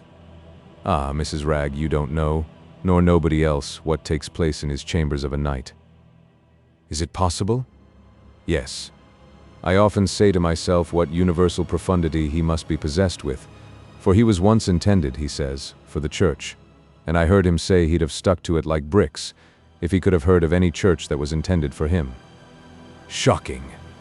"Yes, Mrs. Wragge, there's profundity for you." "Did Martha Jones mean profanity?" "Ah," interposed Mrs. Wragge, "we live in a world." "Yes, Mrs. Wragge, we does.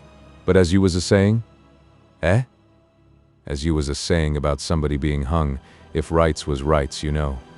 "Oh dear, really you must not ask me. Indeed you must not." "Well, I won't. But here we are in Pump Court."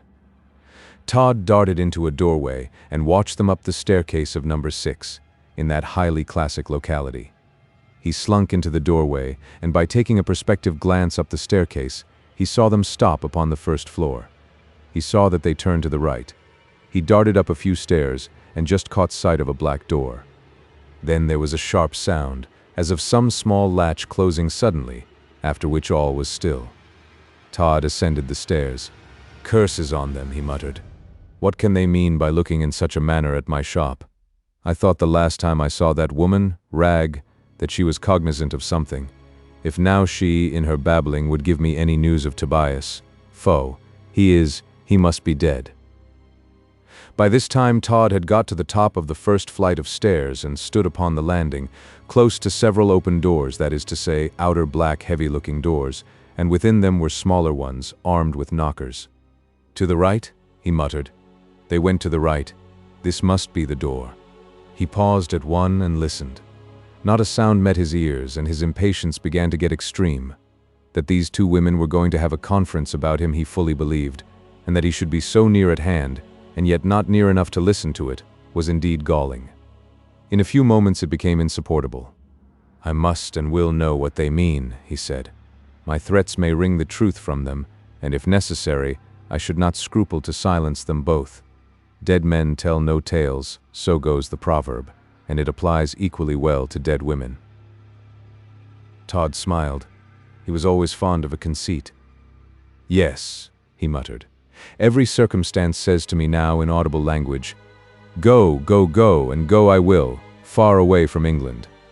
I feel that I have not now many hours to spare. This fracas with Mrs. Lovett expedites my departure wonderfully, and tomorrow's dawn shall not see me in London. But I must ascertain what these women are about. Yes, and I will do so at all risks." A glance showed him that the act of temerity was a safe one. The door opened upon a dingy sort of passage, in which were some mops, pails, and brooms. At its further extremity there was another door, but it was not quite shut, and from the room into which it opened came the murmur of voices. There were other doors right and left, but Todd heeded only that one which conducted to the room inhabited. He crept along the passage at a snail's pace, and then, having achieved a station exactly outside the door, he placed one of his hands behind one of his elephantine-looking ears, and while his countenance looked like that of some malignant demon, he listened to what was going on within that apartment. Martha Jones was speaking. "It is good indeed, Mrs. Wragge, as you may well say, and the glasses sticks to the table when they is left overnight, showing, as Mr. Juggis says, as it's a glutinous quality, this ale is. Sticks to the table, said Mrs. Ragg. Yes, mum, sticks. But as you was a-saying? Well, Martha, in course I know that what goes to you goes no farther, not a step. And you won't mention it to no one? Not a soul? Another glass? No, no. Only one. Nonsense. It don't get into your head. It's as harmless as milk, Mr. Juggis says. But ain't you afeard, Martha, he may come in? Not he, Mrs. Ragg. Chambers won't see him again till night. Oh, he's a shocking young man. Well, Mrs. Ragg, as you was a-saying? Well, it is good. As I was a-saying, Martha, I don't feel uneasy now about Tobias, poor boy, for if ever a poor lad as was a orphan in a half-and-half kind of way, seeing that I am his natural mother, and living, and thanking God for the same, and health, leastways, as far as it goes at this present moment of speaking, I, bless me, where was I? At Tobias. Oh, yes, I was at Tobias. As I was saying, if ever a poor body was well provided for, Tobias is the Colonel. The who? The Colonel, Martha, the Colonel as has took the care of him, and who sooner or later will have all the truth out of him about the toddy sween. Who? Who? Bless my poor head, I mean Sweeney Todd. Dear me, what am I thinking of? The barber? Yes, Martha, that horrid barber in Fleet Street, and between you and me, there isn't in all the mortal world a more horrid wretch living than he is.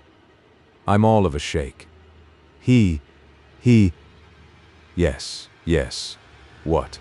He takes folks in and does for 'em. Kills 'em? Kills 'em. What? Why, what? You don't mean to say why? Take another glass, Mrs. Ragg. You don't mean to say that Tobias says that Todd the barber is a murderer. My dear Mrs. Ragg, take another glass and tell us all about it, only look at the cream on the top of it. You'll excuse me, Mrs. Jones, but the truth is, I ought not to say more than I have said, and if the Colonel only knew I'd said as much, I can tell you, I think he'd be like a roaring lion. But Tobias is quite a gentleman now, you see, and sleeps in as fine a bed as a nobleman could have for love or money. The Colonel is very good to him, and there never was such a kind good.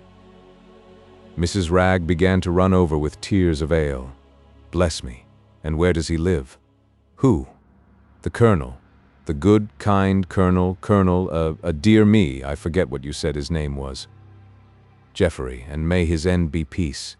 He will get the reward of all his good actions in another world than this, Martha.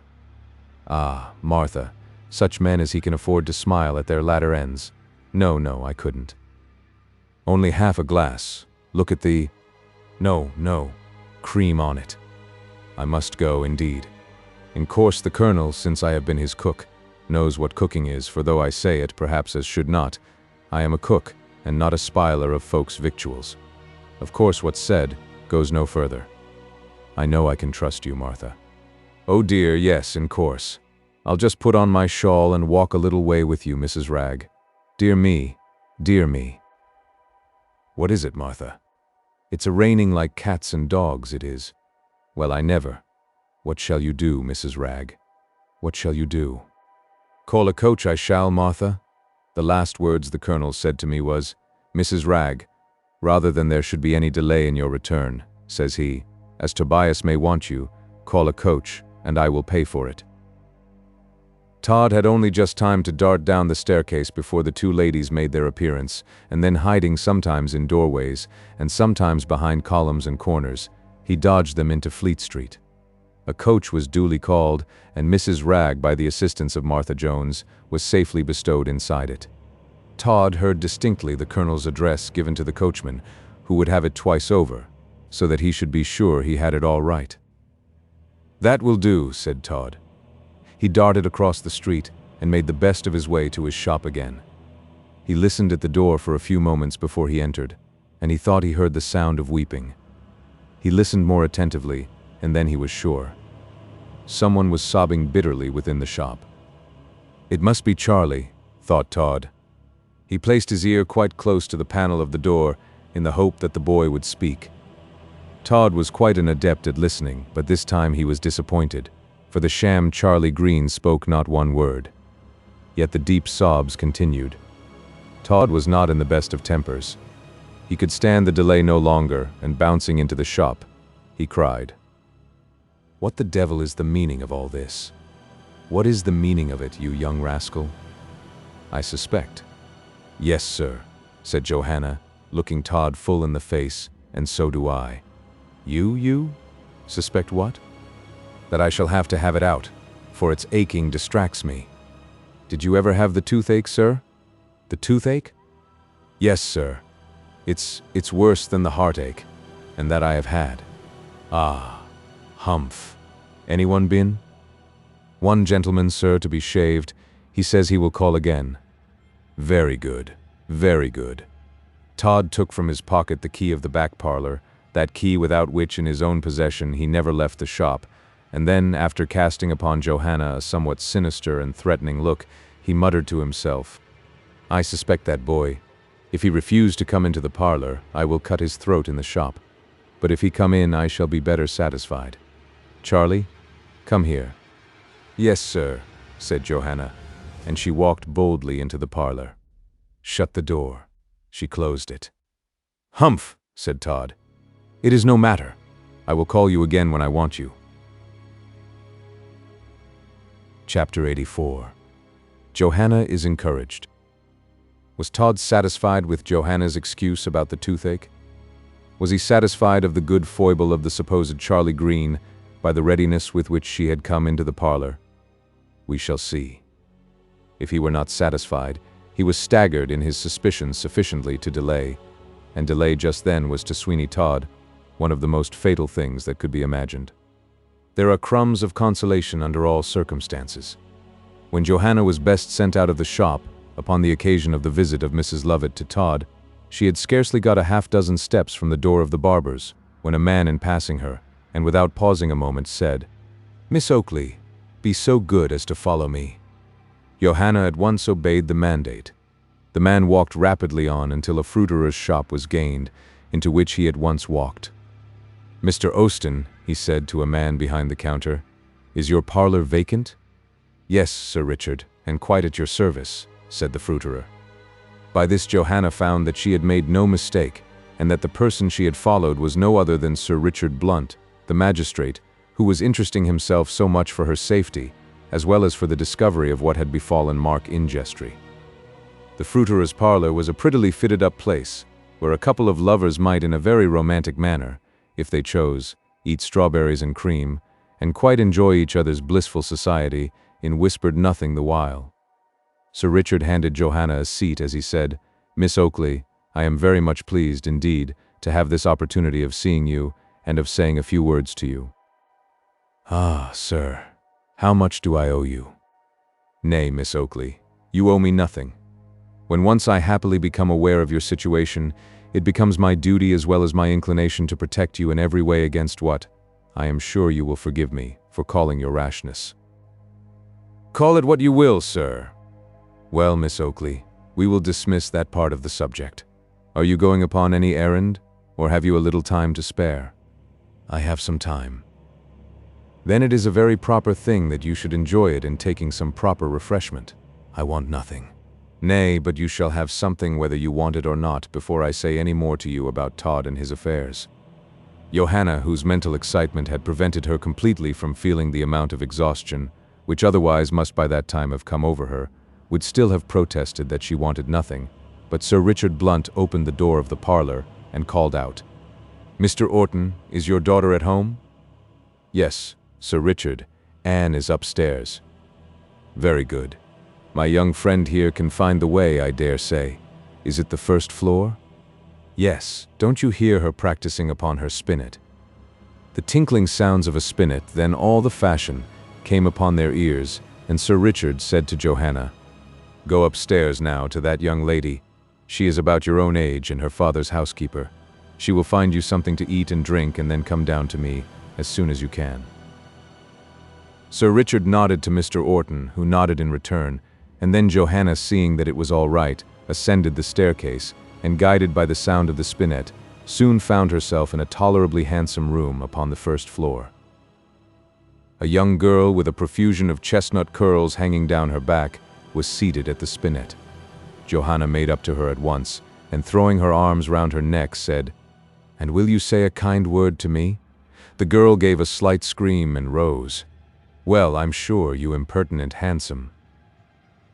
"Girl," said Johanna. "Boy," faltered Miss Orton. "No, girl," added Johanna. "Your father sent me to you, and Sir Richard Blunt suggested it. Shall I leave you again?" "Oh, no, no," said Anne Orton, as she sprang towards Johanna, and kissed her on both cheeks. "You are Miss Johanna Oakley. How is it that you know me? My father is an old friend of Sir Richard's, and he has told us all your story.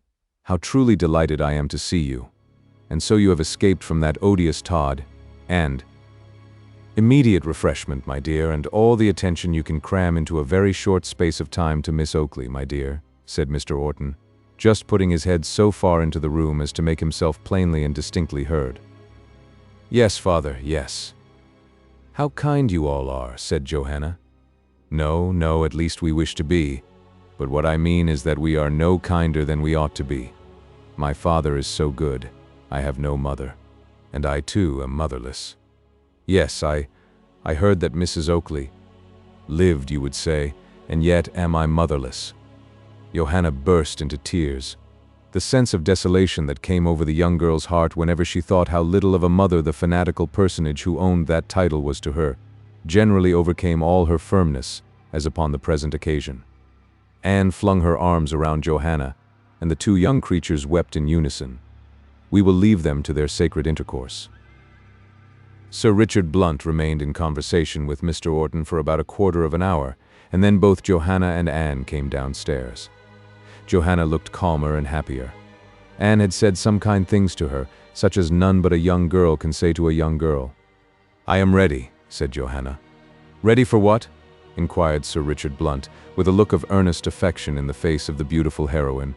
For if ever there were a heroine, we really think Johanna Oakley was one, and we are quite sure that you agree with us. "For my mission," said Johanna, "I am ready. And can you really find courage to go again to that? Sir Richard could not find a fitting name for Todd's home, but Johanna understood him, and she replied gently, "I may not pause now. It is my duty." "Your duty?" "Yes. Oh, Mark, I cannot restore you from the dead, but in the sacred cause of justice I may bring your murderer to the light of day. It is my duty to do so much for your memory." Anne turned aside to hide her tears.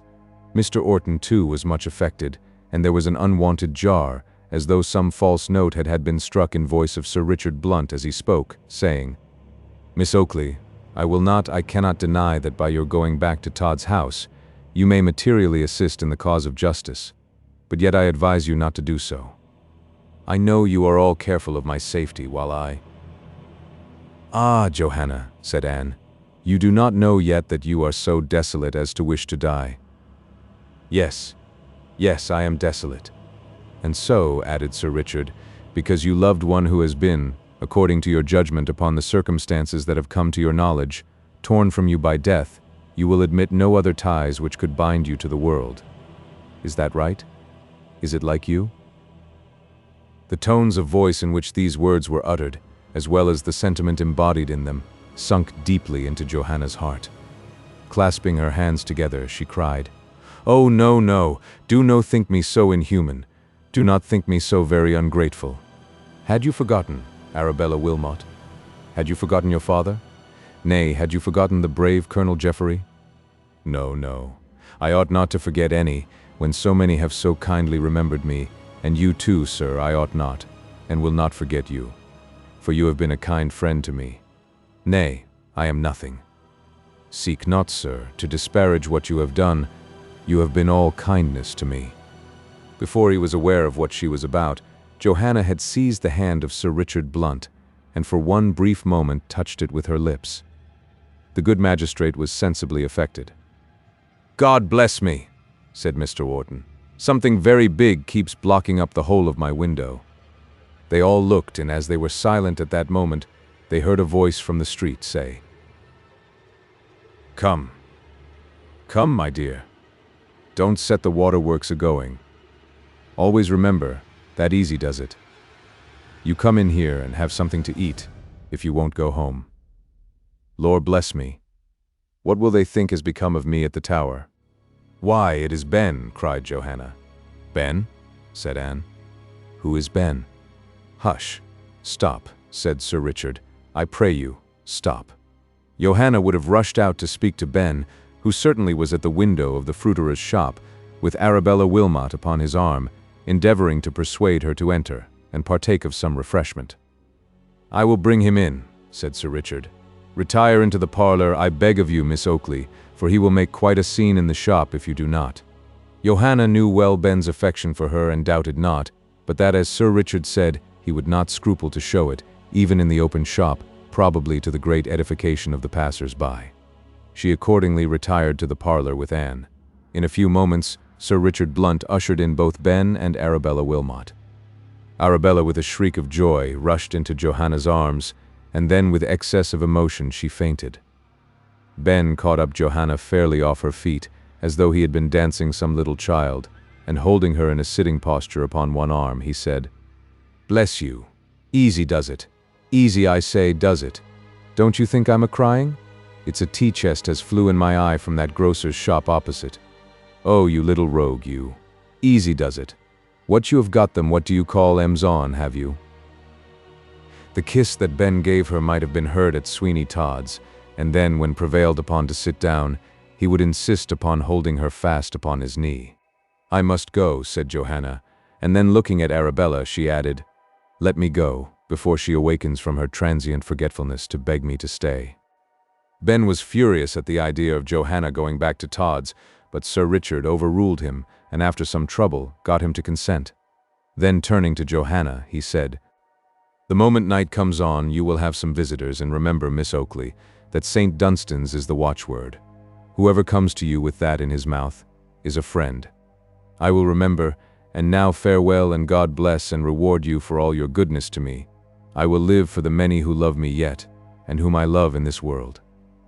Was it not a world of wonders that amid all this, Johanna did not go mad? Surely something more than mortal strength must have sustained that young and innocent girl in the midst of all these strange events. No human power that she possessed could have possibly prevented her mind from sinking, and the hideous fascinations of an overcharged fancy from breeding rude riot in her brain. But there was a power who supported her, a power which from the commencement of the world has supported many, a power which while the world continues will support many more, strengthening the weak and trampling on the strong. The power of love in all the magic of its deep and full intensity. Yes, this was the power which armed that frail and delicate-looking girl with strength to cope with such a man. Man, shall we call him? No, we may say such a fiend as Sweeney Todd. If it required no small amount of moral courage to go in the first instance upon that expedition, so fraught with danger, to Todd's shop, what did it require now to enable her to return after having passed through much peril, and tasting the sweets of friendship and sympathy? Surely any heart but Johanna's must have shrunk aghast from ever again, even in thought, approaching that dreadful place. And yet she went. Yes, upon her mission of justice she went. To be sure, she was told that as far as human means went, she would be upheld and supported from those without. But what could that assure to her further than that if she fell, she should not fall unavenged? Truly, if some higher, some far nobler impulse than that derived from any consciousness that she was looked after, had not strengthened her, the girl's spirit must have sunk beneath the weight of many terrors. With a sad smile, she once again crossed the threshold of that house, which she now no longer suspected to be the murderer's haunt. She knew it. Continued in the next part.